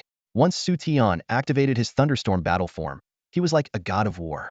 Wielding the Black Abyss Greatsword, he tore through the monster hordes, casting spells of various elements to clear the surrounding area. Xiaoya couldn't help but marvel inwardly. Isn't this guy supposed to be a Beast Tamer? How does he have such insane spell damage? For 3 days, their multi-pronged farming operation continued, but luck didn't seem to be on their side. The final redemption token remained elusive. The frustration of being just one step away from completion was like the agony of missing the last card in a gacha game. Xu Tian was desperate to redeem the red tier resources in Shenzhou Julu, convinced that the double drop rate here would yield rewards even better than the system's offerings. But Shenzhou Julu seemed intent on testing his patience. After 3 days, Xiaobai and Xiao Hong were utterly exhausted, looking like they could collapse at any moment. Still, motivated by Xu Tian's promise of a reward, the little creatures kept pushing themselves to farm resource points. Finally, Xu Tian waved his hand decisively. Enough. We're done farming. The mythical beasts looked at him in confusion, unsure if he was truly giving up. Xiaoyu also gave him a puzzled look. In her eyes, Xu Tian wasn't someone who gave up easily. Xu Tian explained, there's more than one way to get redemption tokens. We don't have to keep grinding resource points. Xiaoyu frowned. But isn't farming resource points the only way to get them? As soon as she said it, she realized her mistake. After all, their 4th token hadn't come from farming. Xu Tian, you're not thinking of... Xiao Ya's eyes widened, her face full of disbelief. That's right, stealing, Xu Tian said nonchalantly. If we can't farm a token, we'll just take one from someone who already has one. I'm sure anyone who's survived this long must have at least one. Xiaoya hesitated, saying, isn't that a bit wrong? But the glint of excitement in her eyes betrayed her true feelings. Robbing someone? As the eldest daughter of the Xiao family, she had never done anything like this before. It sounded thrilling. All right then, let's get started. Xiao Bai, Xiao Hong, Xiao Wu, Xiao Man, any objections? Xu Tian asked. Roar. Squeak. Gore. Howl. The 4 creatures eagerly nodded, clearly fed up with the monotony of farming and itching for something more exciting. Xiaoya laughed. You're all just like your master. But I must admit, it's rare to see you so united. Hearing this, the 4 creatures exchanged glances. Xiaobai and Xiao Hong's eyes immediately filled with competitive sparks. Xiaobai leapt into Xu Tian's arms, shooting a provocative look at Xiao Hong. Xiao Hong, feeling slighted, glanced wistfully at Xiaobai but knew it wasn't a match for it just yet. Resigned, it turned to seek comfort elsewhere, flapping its wings and flying straight into Xiao Ya's embrace. After spending the past few days together, the pets had grown quite close to Xiao Ya, even becoming affectionate with her. Xiao Hong nestled into her arms, rubbing its head against her soft chest with a contented expression. Seeing this, Xiao Bei's eyes widened in disbelief, then filled with envy. It looked up at Xu Tian, its gaze suddenly tinged with disdain, as if questioning its life choices. For the first time, it found its usual perch in Xu Tian's arms distinctly unappealing. Xu Tian noticed Xiao Bei's shifting expression and couldn't help but sigh. Seriously? Have some self-respect. Once Xiaoya had calmed the playful Xiao Hong, she looked up at Xu Tian and asked, so, who exactly are we going to rob? As soon as Xiaoya finished speaking, a glint of light flashed in Xu Tian's eyes. He swiftly retrieved the watch-like device from his storage space and began examining it carefully. However, apart from a button for recording audio, he couldn't find any other operational features. Xu Tian pressed the button and shouted into the device, Baka Yuru. Then, he turned to Xiaoya with a questioning look in his eyes. Shemukin, how do you curse in Japanese again? Xiaoya's cheeks flushed slightly, and she softly replied, Kuso Jaiwa. Xu Tian pressed the button again and yelled, Kuso Jaiwa, into the device. Although Xiaoya felt his actions were a bit crude, for some inexplicable reason, she didn't feel the slightest aversion to it. Meanwhile, at a resource point in the Shenzhou battlefield, a group of people wearing traditional Japanese hunting outfits had gathered. Suddenly, their communication watches emitted Xu Tian's voice, causing an uproar among them. At the forefront, Shinmu Xing's face turned ashen, while the others wore expressions of confusion and anger. One of them shouted furiously, that despicable Gongsheng! How dare he insult Shinmu-sama? Shinmu Xing remained calm and analyzed the situation. That's not Gongsheng's voice. Someone must have taken his communication device. His gaze grew icy. They'll find out who has the audacity to steal from us neon people. A man with a sinister, sharp face stepped forward and volunteered, Shinmu-sama, let me capture this insolent fool. They'll make him kneel and beg for forgiveness. Shinmu Xing nodded in agreement, instructing, remember, bring him back alive. The sinister man immediately began tracking Xu Tian's location through the communication device and set off with two subordinates in tow. Back to Xu Tian and Xiaoya. Seeing that the device elicited no response, Xu Tian casually tossed it back into his storage space. He turned to Xiaoya with a grin and said, if we can't find the neon people, we'll just target someone else. After all, in this Shenzhou battlefield, everyone's an enemy. The two mounted their steed, Xiao Bai, and headed toward a resource point. There, a group of people from Bangzi Nation were clearing monsters. The team consisted of 3 men and 1 woman, led by a sweet-looking girl named Park Misson. The 3 men doted on her, refusing to let her lift a finger, not even against minor monsters. Although Park Misson maintained a cold demeanor, she was somewhat moved by their flattery. She urged, hurry up and finish here so we can move to the next resource point. We've only collected 1 exchange token so far, and it's not even enough to trade for a single purple gold resource point. Motivated by her words, the 3 men worked even harder and quickly cleared the area, unexpectedly obtaining another exchange token. Just as they were celebrating, they realized the exit was blocked by Xu Tian's mount, Xiaoman. One of the Bangzi men shouted, this is bad. It's an ambush. Protect the princess. Xu Tian and Xiaoya strolled out leisurely from behind, with Xu Tian yawning as he sized up the group. If I'm not mistaken, you just got an exchange token, didn't you? After hearing the translation, Park Misson surprisingly suggested that Xu Tian and Xiaoya could join their group and promised to protect them. This caught Xu Tian off guard. Glancing at the towering Xiaoman, he couldn't help but wonder if he really looked like someone seeking protection. Without hesitation, Xu Tian drew out his black prison blade and shouted, enough talk. This is a robbery. Hand over everything valuable you've got. The Bangzi men's faces turned pale as they translated Xu Tian's words to Park Misson. She looked at Xu Tian in shock before saying something in response. One of the Bangzi men glared at Xu Tian and said, hey, our princess is giving you a chance. Leave now, and we'll pretend this never happened. Also, she said robbing people is a bad habit, and you should quit it in the future. Xu Tian twitched his lips, thinking to himself that this Bangzi princess might be a bit too naive. His eyes glinted, and Xiao Man roared as it charged forward, pinning one of the Bangzi men to the ground in an instant. The pinned man struggled in terror, shouting, Princess, save me! Please, don't hurt him. Park Mijuan pleaded anxiously, her beautiful eyes filled with worry. The moment she finished speaking, 2 other Korean boys immediately seized the opportunity to show off. How dare you, Chinese scum! You dare lay a hand on us? Prepare to die! They shouted angrily, charging towards Xu Tian with an aggressive demeanor. However, these 2 were merely ordinary knights, not even qualified as mysterious class professions. They relied solely on slightly higher level attributes to bully others at common resource points. To Xu Tian, they were no threat at all. Slash. Xu Tian smirked faintly, his body barely moving. He simply raised his black abyss sword and swung it horizontally. In an instant, the 2 Korean boys were sent flying like broken kites. With a single strike, their sword and shield were left with visible cracks, black flames flickering faintly through the gaps. The Korean boys stared at their weapons in shock, unable to believe their eyes. How is this possible? They were horrified.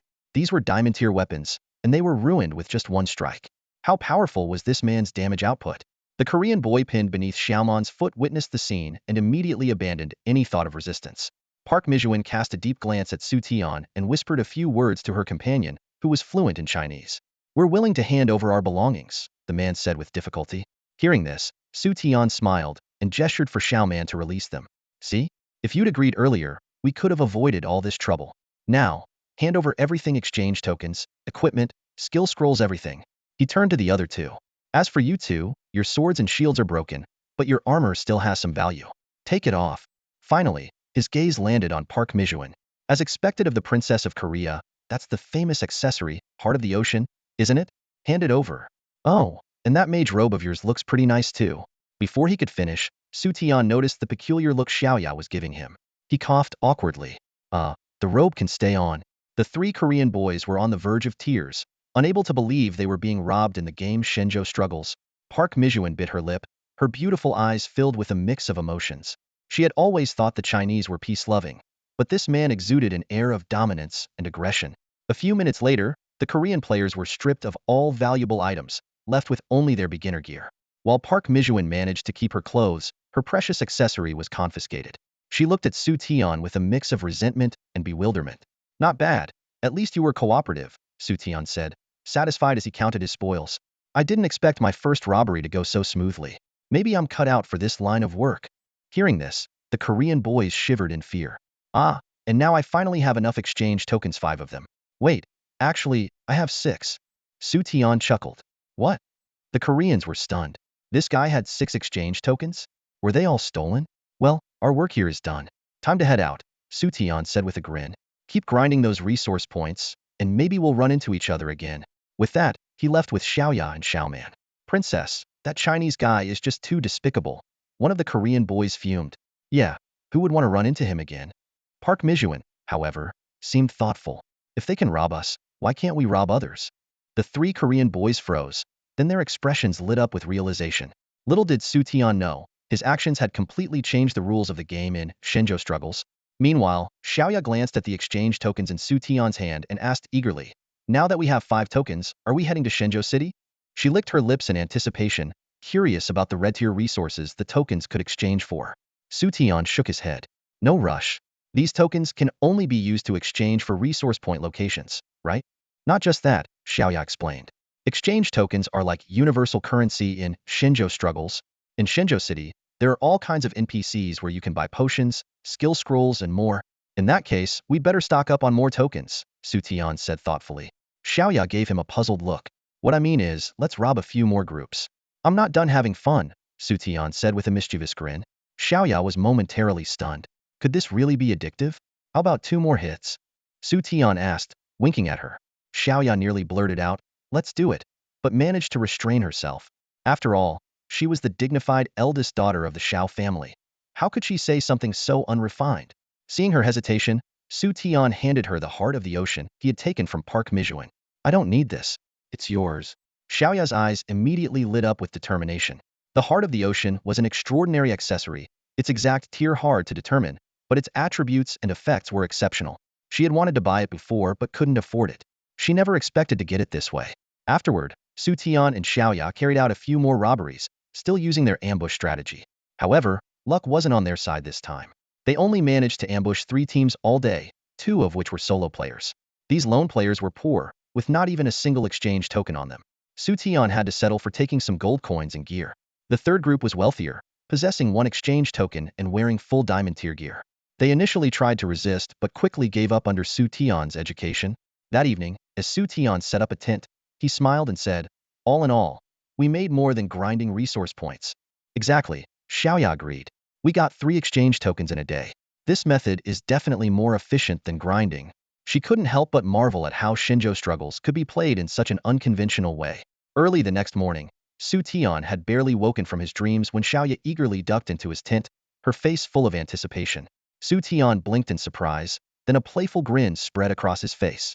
When did I ever say we'd be snatching anyone again today? Xiaoji, seems like you're getting addicted to this. Xiaoya's cheeks instantly flushed red at his teasing. Nonsense. I would never get addicted to something like that.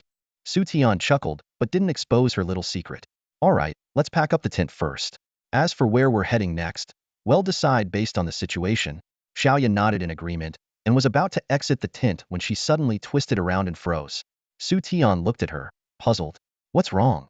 I think I'm stuck, Xiaoyu admitted, her face turning crimson as her voice dropped to a whisper. Xu Tian stared at her blankly for a moment before the realization struck him. His expression grew a bit peculiar. The entrance to the tent isn't that narrow. I've been going in and out just fine. Could it be that, don't you dare say it. Xiaoya cut him off, her face burning as she glared at him. Xu Tian wisely kept his mouth shut and watched as Xiaoya tried a few more times to free herself, all to no avail. Finally, she turned to him with a pleading look. Be a good little brother and help me out, will you? Xu Tian scratched his head. How exactly should I help? Try pushing me, Xiaoya suggested hesitantly. He nodded and placed his hands on her shoulders, giving a firm push. No, no, that hurts. Xiaoya yelped, her voice sharp with pain.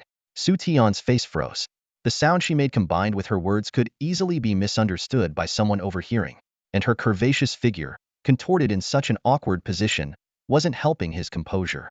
He felt himself struggling to stay focused. You know what? You figure it out yourself. Xu Tian quickly turned away, deciding not to get further involved. Xiaoya was dumbfounded. How am I supposed to do this on my own? Please, little brother, help me, she pleaded, her voice soft and tinged with a hint of coquettishness. With a resigned sigh, Xu Tian turned back, realizing there wasn't much choice. This time, with a bit more effort, he managed to free her from her predicament. Xiaoya trembled slightly, likely from the discomfort, but she stayed quiet. To avoid further awkwardness, Xu Tian shut his eyes until the task was done. "I'm out," Xiaoya finally exclaimed with relief, collapsing to the ground as Xu Tian also slumped down, exhausted. Despite his extraordinary capabilities, this small ordeal had drained him. The reason wasn't physical, it was mental. Even with his eyes closed, he couldn't stop the vivid image of Xiao Ya's awkward position from replaying in his mind.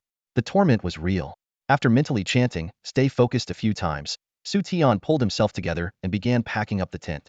Xiaoya, meanwhile, was still adjusting her slightly disheveled clothing, her appearance now carrying a subtle allure.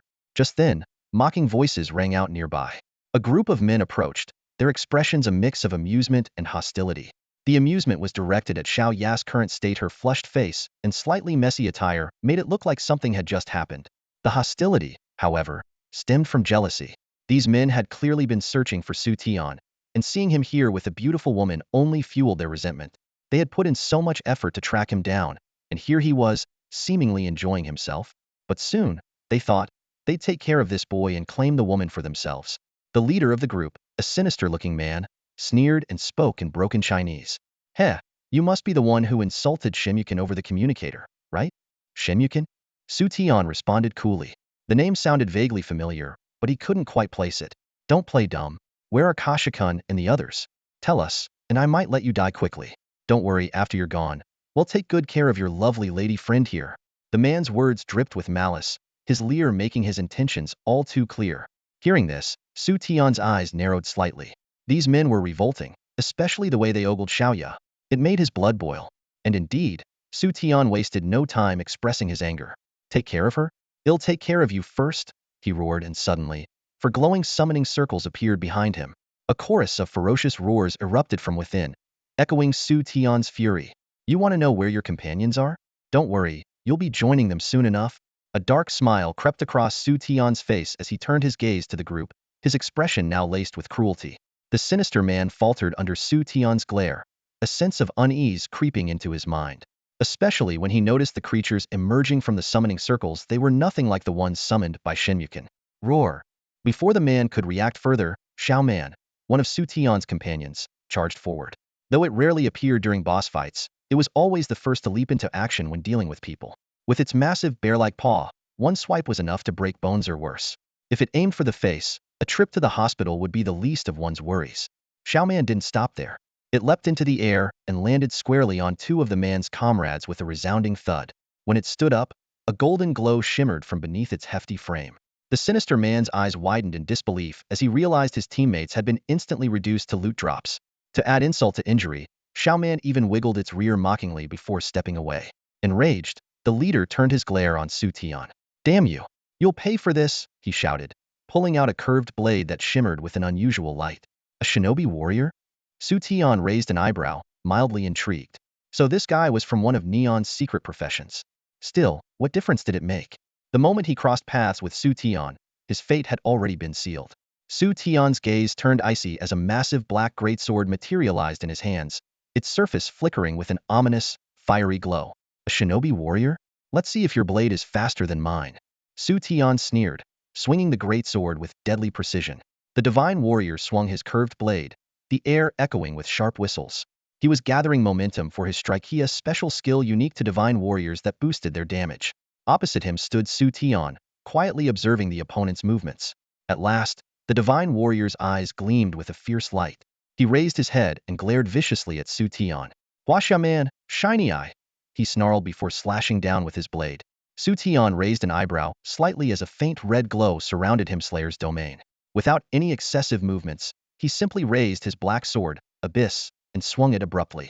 The tip of the blade, wreathed in black flames, pierced straight through the divine warrior's chest. A critical hit. The divine warrior's health dropped to 0 in an instant. He collapsed with a thunderous crash, disintegrating into a pile of loot. Xiaoya approached, her expression puzzled. "Who are these people?" Xu Tian shrugged. "You're the translator here. If you don't know, how would I? But judging from that shiny eye, they're probably from Neon. Could they be companions of those other Neon people?" Xiaoya speculated. "Most likely," Xu Tian nodded. "But how did they find us?" Reaching into his storage space, Xu Tian retrieved an object. Maybe because of this, the communication device? Xiaoya was surprised. She had assumed Xu Tian had discarded it. "Yeah.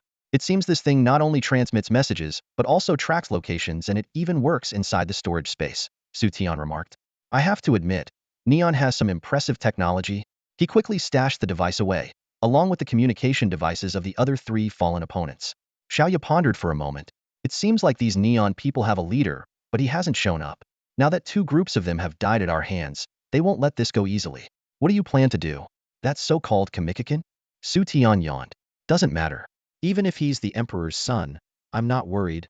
Xiaoya said nothing, simply staring at Xu Tian. "What? Is there something on my face?" Xu Tian asked, confused. "Nothing," Xiaoya sighed. "I just remembered how you weren't this confident back in the southern province." "Really?" Xu Tian scratched his head. Maybe people just change over time. He thought back to the despair he had felt when he first awakened as a beast master, and how things had turned around with the help of the system. Without the system, where would he be now? Shaking off those thoughts, Xu Tian said, "Let's head to Shenzhou City. I want to see what the red ear reward for the Shenzhou Battle Royale is." "Do you even know the way?" Xiaoya asked. "No idea. But since it's a city, it should be pretty noticeable," Xu Tian replied as Zhuke transformed into its battle form, spreading its massive wings. Scarlet, now grown large enough to carry 2 passengers, looked magnificent, its feathers like exquisite works of art. "We'll fly. It'll be easier to spot Shenzhou City that way." Xu Tian climbed onto Zhuke and extended a hand to Xiaoya. Scarlet turned its head to look at Xiaoya, as if urging her to climb aboard. Xiaoya's heart raced with excitement. She had never imagined she would have the chance to ride such a breathtaking divine beast. Even as the eldest daughter of the Xiao family, such an opportunity was beyond her reach. After all, Xu Tian was the only one in the world with a divine beast, and riding Zhuke was a privilege reserved only for those by his side. Taking Xu Tian's hand, she climbed onto Scarlet's soft, broad back. With a piercing cry, Scarlet soared into the sky. The scenery below shrank rapidly as the wind roared past them. Xiaoya instinctively covered her eyes, afraid to look down. Xu Tian chuckled. "Sister Xiaoya, if you keep your eyes covered, you might miss a once-in-a-lifetime view." Slowly lowering her hands, Xiaoya turned her gaze outward. The clouds glowed with hues of gold and crimson, the setting sun casting its light across the sky in a stunning display of color. "So even the apocalypse world has sunsets," Xiaoya murmured softly. The 2 of them silently admired the breathtaking view, lost in the moment until the twilight faded. "Uho, it's dark now, and we still haven't found Shenzhou City.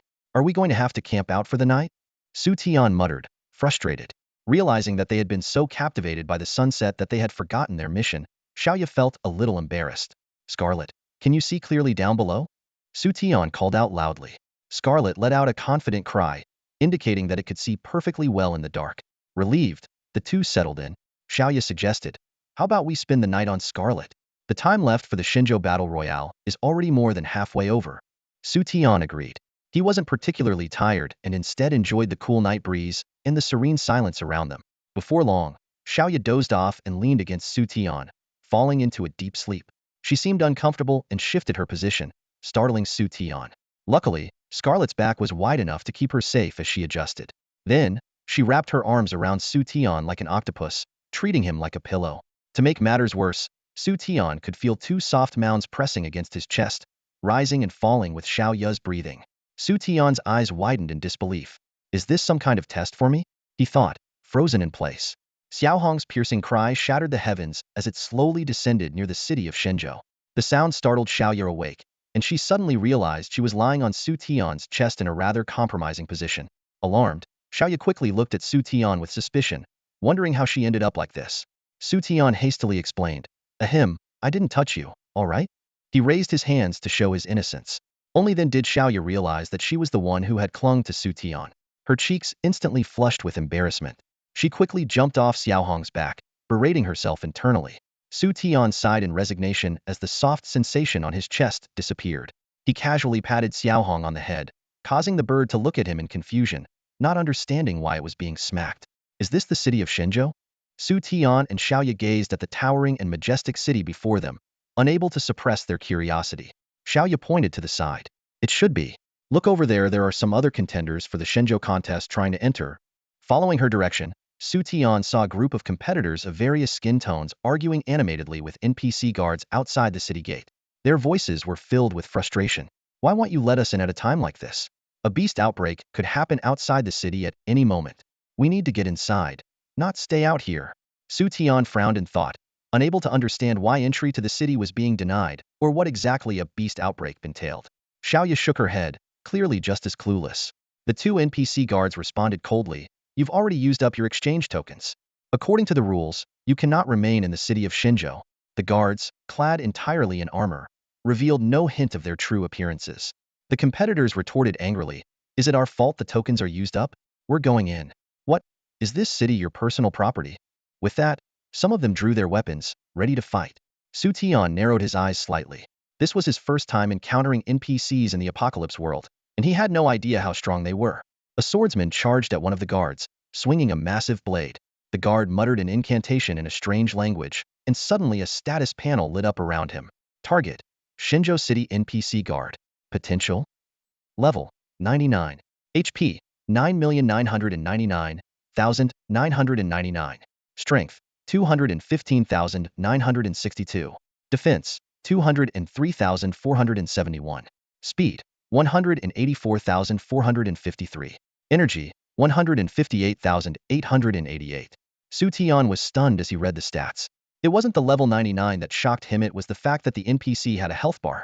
Even though its health was an astronomical 9,999,999, the presence of a health bar meant it could theoretically be killed. Xu Tian's eyes flickered with intrigue as he pondered this revelation. However, the competitors clearly weren't up to the challenge. The moment they saw the guard's stats, regret flashed across their faces. Within seconds, screams filled the air as they were swiftly defeated, leaving behind only their dropped items. The gruesome scene struck fear into the hearts of the other troublemakers. They dared not cause any more commotion but continued to eye the city gates with a mix of desperation and unease, as though something even more terrifying awaited them. Xiaoya clutched Xu Tian's sleeve nervously. "Maybe we should leave too?" Xu Tian chuckled. "Leave? They said those without exchange tokens can't enter. But we have 6 tokens. Follow me." He grabbed Xiaoya's hand and confidently stepped forward. "Entry is forbidden for those without exchange tokens," one of the guards warned. Xu Tian smiled and retrieved 6 exchange tokens from his inventory. The guard's tone immediately softened. "Honored guests, welcome to the city of Shenzhou. Since this is your first visit, we will conduct a rating for you. Based on your 6 exchange tokens, you qualify as top-tier VIPs and are entitled to premium services. Please, follow me." One of the guards stepped forward, speaking in a muffled voice. Xu Tian raised an eyebrow, thinking that this top-tier VIP treatment felt suspiciously like something reserved for wealthy players in pay-to-win games. As they entered the city, Xu Tian glanced back. The competitors outside watched them with envy, jealousy, and even madness in their eyes. However, deterred by the NPC guards, they dared not act on their emotions. Xu Tian took note of this before turning to follow the guard deeper into the city. The two were led to a lavish and grand hotel. The hotel's entrance was flanked by NPC attendants, all strikingly beautiful women dressed in low-cut, flowing gowns. From Xu Tian's vantage point, the plunging necklines offered a clear view of their curves. He couldn't help but think it was the first time he'd seen such attire in a hotel setting. The NPC guard introduced the place. "Esteemed top-tier VIPs, this is your accommodation for the night, the Shenzhou Grand Hotel. Here, you will enjoy the finest services and most comfortable rest. The hotel's bathtubs have the ability to restore energy and health while eliminating fatigue. For additional services, feel free to consult the hotel staff. They'll leave you to it." With that, the guard departed. A sweet-looking female attendant immediately approached them. "Welcome, honored guests. What kind of room would you like to book?" Xu Tian met her gaze and was startled. The woman was undeniably beautiful by human standards, but her eyes were unnerving. They lacked the warmth or emotion typical of humans, instead exuding a cunning and sly aura, much like a predator sizing up its prey. A fox. Xu Tian thought to himself. She's just like a fox, calculating and dangerous. Something about this place feels off. Swallowing hard, Xu Tian activated his insight skill to scan her stats. Like the guards, her potential was unknown, but her level was slightly lower, 94. Even so, she was far beyond what Xu Tian could handle. Honored guest? The woman tilted her head and spoke again. This time, her gaze seemed colder, devoid of any warmth, sending a chill down Xu Tian's spine. What kind of room would you prefer, sir? She asked once more. What types do you have? Xu Tian wiped the sweat from his brow and replied cautiously. His mind raced. If this hotel's NPCs were suspicious, then the entire city's NPCs might pose a threat. But without the strength to uncover the truth, Xu Tian resolved to play by the game's rules for now. The rooms are divided into single and double rooms, with two options, standard and deluxe. The NPC girl explained. Xu Tian nodded and said, all right, we'll take 2 standard single rooms. How many gold coins? The NPC girl was momentarily surprised but quickly flashed a sweet smile. Gold coins? Esteemed guests, it will cost you 4 exchange tokens in total. What? Xu Tian and Xiaoyu exclaimed in unison. They had worked hard to collect 6 exchange tokens, and now 4 of them would be used just for 2 standard rooms? Noticing their shock, the NPC girl explained, esteemed guests, once you check into a room, it's yours to use permanently, as long as you remain in Shenzhou Lu. Xu Tian frowned and confirmed. So, as long as I don't leave Shenzhou Lu, the room is mine indefinitely? It's not charged per day? Correct, the NPC girl replied with a nod. Xu Tian's expression softened slightly, but he still looked displeased. For exchange tokens, if they gave them to the hotel, how would they afford to exchange for readier resources? The NPC girl smiled and gently reminded them, esteemed guests, this is the game rule. Once you enter Shenzhou City, you are required to check into a hotel. Xu Tian couldn't shake the strange feeling he had. Was it his imagination? Or did the girl's skin seem to darken slightly, giving her an eerie and unsettling aura? Suddenly, Xiaoya asked, what if we get a double room instead? The NPC girl's smile remained unchanged. That would be 2 exchange tokens, esteemed guests. All right, we'll take a double room. Xiaoya decisively grabbed 2 exchange tokens from Xu Tian's hand and handed them over to the NPC. Then, she quickly pulled Xu Tian toward their room. Once inside, Xiaoya immediately locked the door. Her face had turned pale. Xu Tian, did you notice that NPC just now? She can change her face. Xu Tian nodded, his expression grave. I saw it. There's definitely something wrong with this Shenzhou city. I remember Xiao Wan mentioning before that this place is very strange. Xu Tian thought for a moment, then sighed. In any case, we've already checked in. I think I understand now why those people were stuck outside. Xiaoyu was taken aback. Why? Xu Tian explained. The hotels here require exchange tokens to check in. Those people might have only had 1 or 2 tokens on them. They gave their only token to the hotel, but if they wanted to exchange for higher tier resources, they had to go back out to farm for more. What they didn't know was that they'd need another token to get back into the city. If they couldn't earn one within a day, they'd be stuck outside. Xiaoya suddenly understood. This place is such a scam. Xu Tian sighed. It's definitely a bit of a trap, but the guards can't exactly write the rules on their faces. So what do we do tomorrow? Xiaoya asked, looking a bit helpless. They didn't have enough tokens left to exchange for the 5 required for red tier resources. Xu Tian thought for a moment. We'll see tomorrow. There should be ways to earn exchange tokens inside Shenzhou City. If all else fails, we can always go back out to farm. We've got extra tokens, so we don't have to worry about not being able to return. Xiaoya nodded, but then bit her lip hesitantly. I want to take a shower. Xu Tian froze for a moment and glanced at the bathroom, which was surrounded by frosted glass. While it wasn't completely transparent, you could still make out vague outlines. Well, go ahead. I promise I won't peek, Xu Tian said firmly. Xiaoya rolled her eyes at him before heading straight into the bathroom. Soon after, the sound of running water filled the room. Xu Tian forced himself to stare at the wall, determined to maintain his integrity. Xu Tian, I forgot to bring my slippers, Xiaoya's voice called out. Coming.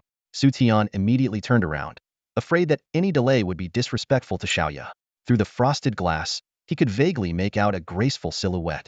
He placed the slippers by the door and resisted the urge to look any further. A moment later, the water stopped. Xiaoya emerged wrapped in a towel, her damp hair hanging loosely around her shoulders. Even without makeup, she looked breathtakingly beautiful. Xu Tian was momentarily stunned. Noticing his gaze, Xiaoya's cheeks flushed. She quickly climbed into bed, pulling the blanket over herself. Xu Tian cleared his throat awkwardly and turned to look out the window. The view is nice tonight, he said, trying to change the subject. Xiaoya glanced at the pitch-black window and raised an eyebrow. Oh, is it the view that's nice? Or is it the figure that's nice? Xu Tian froze, clearly caught off guard. Peeking out from under the blanket, Xiaoya softly asked, So, tell Muho, do you think has a better figure, me or Xiaowan? Xu Tian looked at her, and his mind involuntarily conjured up an image of what might be under the blanket. He sighed inwardly, realizing that choosing a double room might have been a mistake. He recalled Xiaowan in her office attire and subconsciously compared them. Xiaoya had a fuller figure, but Xiaowan had more perfectly shaped legs. Both had their own unique charms, but he dared not voice such thoughts. Of course, Xiaoya, your figure is better, Xu Tian said with a smile. Really? Are you sure? Xiaoya's lips curved into a sly smile, and Xu Tian suddenly had a bad feeling. You're in trouble now. How dare you say Xiaowan doesn't have a good figure? Just wait until I tell on you. Xiaoya teased with a mischievous grin. Xu Tian was dumbfounded. He hadn't expected her to turn his words against him like this. And maybe he'll add another charge having improper thoughts about her best friend, Xiaoya continued, clearly enjoying herself. Okay, I was wrong. Xu Tian finally gave in, lying back on the bed. The soft mattress was a welcome relief, and before long, he fell into a deep sleep. On the other bed, Xiaoya lay awake, her bright eyes filled with a mix of emotions. The next morning, sunlight streamed through the hotel window and into the room. Xu Tian opened his eyes, his gaze falling onto the street below. On the wide streets, vendors wearing straw raincoats and conical hats were selling breakfast, their faces completely concealed. At that moment, a soft hum came from behind him. Xiaoya sat up, rubbing her eyes lazily. Xu Tian, you're awake? She murmured. Yeah, Xu Tian nodded. Sister Xiaoya, time to get up. We've got things to do today. All right, Xiaoya mumbled groggily as she got out of bed and instinctively walked toward the wardrobe. But when she opened it and saw it was completely empty, she snapped awake. Looking down at herself, she let out an ear-piercing scream. Ah! Later, on the bustling streets of Shenzhou City, Xiaoya wore an ink-green qipao that accentuated her fair skin and tall, slender figure. Her cheeks were flushed as she angrily confronted Xu Tian. Tell me, what exactly did you see earlier? Xu Tian's gaze involuntarily drifted to the curve of her neckline. After a moment of thought, he replied, a little white bunny, so white and fluffy, with its ears standing up. Xiaoya froze, her expression stiffening. Then, without a word, she turned around, her face so red it seemed like it could drip blood. Sensing her impending eruption, Xu Tian quickly changed the subject. Ahem, looks like something's happening over there. We'll go check it out. He briskly made his way toward a crowd cheering loudly. At the center of the commotion was a platform resembling a martial stage, where 4 people stood. 2 of them were the Luo brothers, whom Xu Tian recognized, while the other 2 were foreigners with blonde hair and blue eyes, a man and a woman with haughty expressions. The audience below roared, Victory to the Lighthouse Nation! Victory to the Lighthouse Nation! Arrogant Huaxia people are no match for us. Ha ha ha. The blonde-haired man sneered in fluent Chinese. So these are the so-called geniuses of Huaxia? I expected more, but it turns out you're nothing but weaklings. His female companion chimed in. You still have one last exchange token left. If you lose, you'll have to leave Shenzhou City. Do you even dare to continue fighting us? The Luo brothers' eyes burned with anger. The elder brother clenched his fists, ready to charge forward, but was stopped by his younger brother, who shook his head in silent warning.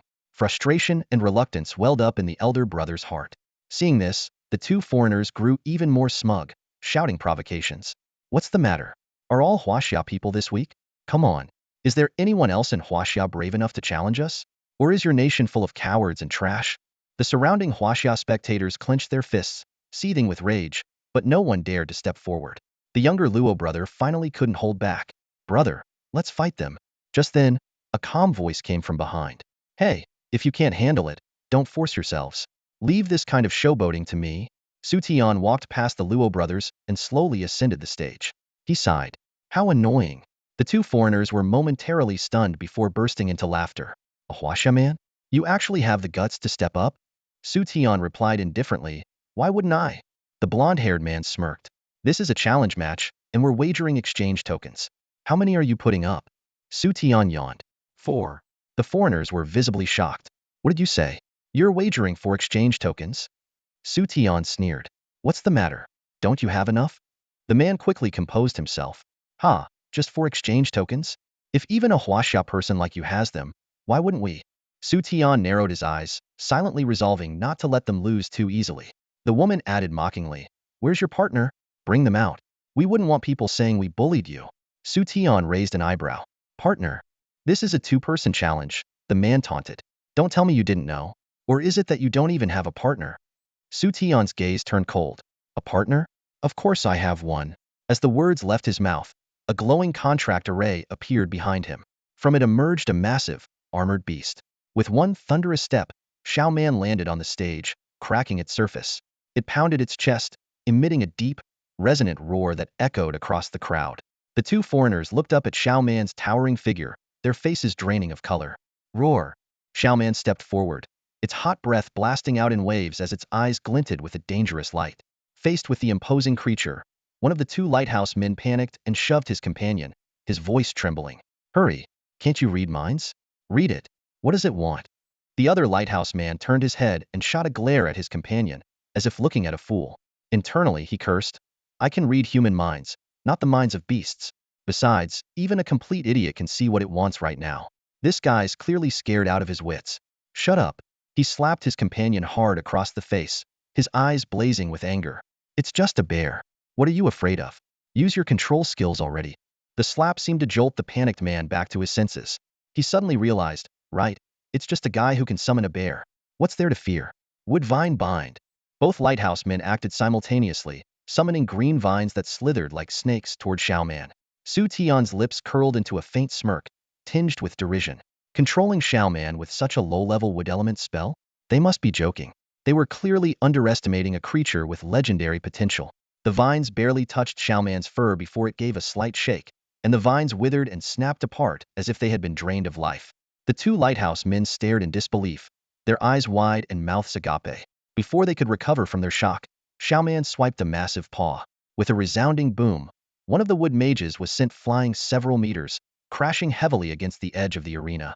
The man struggled to his feet, his face bruised and swollen. Stumbling and crawling toward the edge of the stage, he shouted repeatedly, I surrender. I give up. The spectators from other nations exchanged odd glances. Just moments ago, this man had been arrogant and domineering, yet now he was utterly humiliated. Wasn't he the one who had been mocking the Huaxia people, calling them weaklings and cowards? But this was a two-person battle. One man's surrender didn't end the match. The other lighthouse man, though clearly terrified, stubbornly refused to yield. They had wagered all 4 of their exchange tokens. Losing meant expulsion, left to face the ongoing beast chaos with no end in sight. Xu Tian raised an eyebrow at the remaining lighthouse man, a hint of amusement in his tone. Oh, so we've got ourselves a tough guy? To the lighthouse man, those words were the ultimate taunt. He smiled bitterly to himself. Tough guy? Hardly. He was just cornered with no way out. Xiao Man turned its attention to the unyielding man, its menacing aura intensifying. It seemed puzzled after it had already dealt with the other guy so decisively. Why wasn't this one afraid? Was it doing something wrong? Would its master think it was incompetent? With that thought, Xiao Man delivered another heavy blow. Boom! The lighthouse man was sent flying once more. Though his eyes burned with hatred, he clenched his teeth and refused to admit defeat. Xu Tian saw through the man's thoughts and shook his head. What's more important, your life or those tokens? Do you really think this will lead to victory? He gestured casually. Xiao Man. Understanding its master's command, Xiao Man leapt into the air. The lighthouse man, already gravely injured, watched in horror as the massive creature descended toward him like a mountain. For the first time, he felt the suffocating presence of death. He tried desperately to flee, but Xiao Man's range of attack left him no escape. With a loud thud, Xiao Man landed heavily. A faint golden light shimmered from the impact, and the spectators felt a chill run down their spines. Their gazes toward Xu Tian were now filled with shock and fear. This Huaxia man was ruthless. You dare kill one of us lighthouse men? The injured man's companion roared, his voice filled with fury and disbelief. Xu Tian's tone was cold as ice. And if I did? Is there a rule here that says no killing? The lighthouse man's face darkened. Indeed, there were no such rules here. If you killed one of us, the man snarled, his expression twisted with malice, then you'll pay with your life. Behind him, a towering, sinister black tree materialized. Its thick trunk and grotesquely twisted branches exuded an eerie, malevolent aura. Xu Tian narrowed his eyes. A skill, huh? He hadn't expected the man to have such a trump card. So the earlier surrender and retreat had been a ruse, a setup for this moment. The black tree extended its branches, wrapping tightly around Xiao Man. The bear roared in anger, thrashing furiously, but it couldn't break free. The tree's strength was clearly beyond its expectations. Xu Tian's gaze sharpened. He had to admit, the effort the lighthouse man had put into this skill made it quite formidable. The man cackled wildly. Ha ha ha, You're finished this time.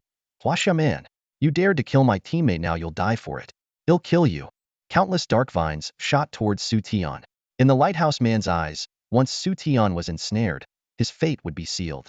But just as the attack neared, Xu Tian calmly raised a hand and beckoned. Xiao Bai. A contract magic circle suddenly appeared behind Xu Tian, and moments later, a majestic snow-white tiger stepped out. The tiger crouched slightly, its piercing eyes exuding an intimidating brilliance, while its entire body radiated a suffocating aura of menace. Just as the creeping vines were about to ensnare Xiao Man, countless razor-sharp wind blades materialized out of thin air in front of Xiao Bai, slicing the approaching vines into fragments in an instant, rescuing Xiao Man from near entanglement. The expression of arrogant confidence on the lighthouse man's face froze as he witnessed this scene. He stared at Xu Tian in disbelief, his mind racing. How is this possible? This guy can summon another creature? Isn't it said that a summoner can only maintain one summoned creature at a time? Suddenly, a horrifying thought flashed through his mind. No, this man isn't a summoner at all. The realization hit him like a thunderbolt. His eyes widened in terror as he comprehended the truth. This man was a beast master, the so-called most useless profession in legend.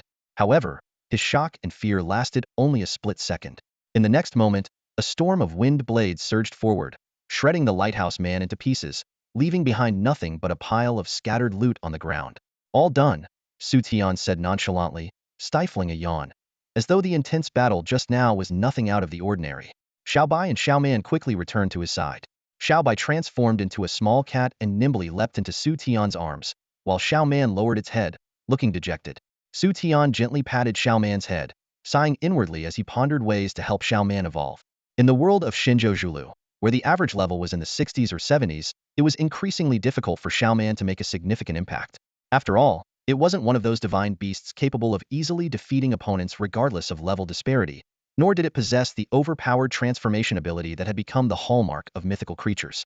After recalling Xiao Bai and Xiao Man, Xu Tian stepped off the arena. The surrounding contestants quickly moved aside as if avoiding a plague. They were well aware that someone capable of effortlessly defeating two lighthouse men in a row was not someone they could afford to provoke. Xu Tian walked straight toward the Luo brothers. The two exchanged complex looks as they watched him approach, their thoughts drifting back to the last time they had parted ways at the Ninefold Demon Tower. The significant leap in Xu Tian's strength was undeniable. Against the two lighthouse men, the brothers had been completely suppressed, unable to even use their ultimate moves. Yet Xu Tian had dispatched them with ease, relying solely on his pets. They understood perfectly well Xu Tian wasn't just backed by powerful pets, his own strength must be extraordinary as well. Xu Tian strode toward the Luo brothers, his expression devoid of any disdain. The Luo brothers, seeing Xu Tian approach, gave a bitter smile. Your timing today was impeccable. If not for you, the two of us would have been branded as traitors to Huaxia. Xu Tian gave a slight nod. They weren't wrong. If no one had been able to defeat those two men from the Lighthouse Nation today, the Luo brothers who had lost the first duel would undoubtedly become scapegoats. After all, it was their initial loss that emboldened those two to relentlessly target Huaxia's players. Haha, it was no trouble at all, Xu Tian said with a calm smile. Honestly, I just found those two guys annoying. The Luo brothers' expressions turned serious, and they offered a word of caution. By the way, you need to be careful. There are still plenty of strong players from the Lighthouse Nation in this city, and news of what happened will likely reach them soon. Watch out, they might try to retaliate. Xu Tian paused, surprised. Retaliate? Are players allowed to fight freely in the city? Of course not, the Luo brothers explained. But the Beast Frenzy is about to begin. Beast Frenzy? Xu Tian frowned. He had heard the term before, but still didn't fully understand what it meant. The Luo brothers elaborated. Think of it as one of the major events in Shenzhou. It takes place right here in Shenzhou City. During the event, all the monsters in the surrounding areas go into a berserk state and attack the city. Players can take advantage of the chaos to hunt these monsters outside the city walls. The drop rate for exchange tokens from these monsters is 10 times higher than that of regular resource point monsters. 10 times? Xu Tian couldn't help but be astonished by the incredible drop rate. The Luo brothers nodded and continued, but it's also extremely dangerous. The monsters are all in a berserk state, and one wrong move could get you killed. The safest approach is to fight the beasts that manage to climb onto the city walls. If you venture outside and get surrounded, most people wouldn't last a minute. I see. Thank you, Xu Tian said with a grateful nod. Without their explanation, he might have missed this crucial piece of information. The Luo brothers waved it off. We should be the ones thanking you. What you did for us today was far more than we could repay with a few words. If you ever need help in the future, don't hesitate to reach out. Here is our contact info. With that, They handed Xu Tian a business card. Xu Tian accepted the card with a smile. Inwardly, he mused that the Luo brothers had only lost to those two lighthouse players because they hadn't activated their Arhat Vajra state. Otherwise, the outcome might have been very different. The Vajra Fistmaster seemed like a class with great potential, and their promise of support was a valuable asset. After parting ways with the Luo brothers, Xu Tian turned to look for Xiaoya, but she was nowhere to be seen. He frowned and muttered to himself, "Where did she go?" Suddenly, a piercing alarm rang out across the city, accompanied by a faint tremor in the ground. Players strolling through the streets immediately perked up, their faces lighting up with excitement as they rushed toward the city walls. Just then, the Luo brothers, who had only just left, hurried back with excitement written all over their faces. "Xu Tian, the beast frenzy has started. Let's head to the city walls together." Xu Tian hesitated briefly before nodding. Searching for Xiaoya in the city was like looking for a needle in a haystack. With all the players flocking to the city walls for the beast frenzy, she was likely there as well. And so, the three of them set off for the walls together. Meanwhile, back at the hotel where Xu Tian was staying, Xiaoya stepped into the lobby with her long legs, her eyes scanning the room before she pulled out a badge. The moment the staff saw it, they immediately bowed. "My lady." Xiaoya's expression was cold, a stark contrast to the demeanor she displayed around Xu Tian. "I need to speak with your manager." "Yes, right away." The staff quickly retreated, and moments later, a figure cloaked entirely in black robes approached, stopping before Xiaoya. Xiaoya narrowed her eyes slightly. "Let me see what race you are." "Yes, my lady." A deep voice came from the black-robed figure as it pulled back its hood, revealing a beast man with the head of a bull. Its back was covered in whip scars, and its bullish face twisted into a grimace. "So, a member of the bull clan," Xiaoya remarked indifferently. "Tell me, why did Greater Australia fall so quickly?" The bull-headed beast man answered respectfully, "My lady, it was under orders from above. The testing phase has nearly concluded, and it's time to close the net." "Close the net?" A flicker of anger flashed in Xiaoya's eyes. This world hasn't yet adapted to the apocalypse. Forcing integration so soon will only backfire and accomplish nothing. "My apologies, my lady. We are merely following orders," the beast man replied in a low voice. Xiaoya stared at it for a moment before letting out a cold snort. "Fine. Relay this message to them. I am currently working on something, and I don't want to see another incident like Greater Australia happening before it's ready. Is that clear?" The beast man hesitated briefly before nodding. "Understood." Satisfied, Xiaoya turned and left. Back on the city walls, waves of monstrous creatures with glowing red eyes howled furiously as they attacked the fortifications. Some of the more agile beasts managed to climb onto the walls, only to be swiftly taken down by the defending players. Xu Tian roamed the wall, scanning the crowd for any sign of Xiaoya. Suddenly, he noticed a commotion ahead. "Look, it's the contestants, our companions." A few Huaxia people urgently pointed outside the city, their voices filled with anxiety. "They're surrounded by monsters. If we don't save them now, it'll be too late." Xu Tian followed their gaze and saw a group of humans below the city walls, desperately fighting off a relentless wave of monsters. Despite their numbers, their formation was on the verge of collapse, ready to crumble at any moment. Among the group, a familiar figure caught Xu Tian's attention. "Why is it her? She entered Shenzhou as well?" Xu Tian was startled, his brows furrowing deeply. The Huaxia people rushed to the city guards, demanding the gates be opened to rescue their comrades. However, the guards' response was unexpectedly cold. "Open the gates? Once the beast tide begins, it cannot be stopped." "I won't open them. Bastard! Do you have no humanity?" someone shouted furiously from the crowd. "Exactly. Those are our own people," another echoed angrily. Faced with the crowd's outrage, the guard revealed a sinister smile. "Your own people? Ha! There's only one way to save them: defeat me, or wait until the afternoon to bring them up." As he spoke, he displayed his level, 99. At the sight of his level, the crowd fell silent, their anger replaced by dread. Challenging a level 99 guard? That was nothing short of suicide. As for charging into the beast horde to rescue them, that was pure fantasy. Xu Tian witnessed everything, his heart burning with urgency. Taking on the guard alone was clearly impossible, but perhaps there was another way. Meanwhile, outside the city walls, Wenro gripped her staff tightly, casting shields over her teammates one after another. Her face was pale, her eyes filled with exhaustion and despair. She had never imagined her luck would be this bad, encountering a beast tide the moment she arrived outside Shenzhou City. Worse still, the gates were firmly shut, leaving them trapped between the monsters and the city walls. As more monsters surged from behind, their defenses began to falter. Wenro gritted her teeth and activated the twin pact array. A dark-clad version of herself, Black Skirt Wenro, appeared out of thin air. But as soon as she took in the dire situation around her, fury erupted from her. You and I have no quarrel. Why are you dragging me into this? Cut the nonsense. If I die, so do you. When Ro snapped back, black skirt when Ro froze for a moment before swinging her staff, unleashing dark magic to push back the oncoming monsters. This gave the group a brief moment of respite, but soon, a new wave of creatures came charging forward. One particularly ferocious monster lunged directly at black skirt when Ro. Her face turned ashen. Her skills were all on cooldown, leaving her defenseless. Everyone around her was too occupied with their own battles to offer any help. Is this it for me? She thought in despair, watching as the monster's claws descended toward her. That's all for today. Thank you so much for watching. I hope you guys enjoyed. If you wish to have another part of this recap, please give us at least 1,000 likes. Please don't forget to comment and subscribe to our channel for more content like this. Until next time.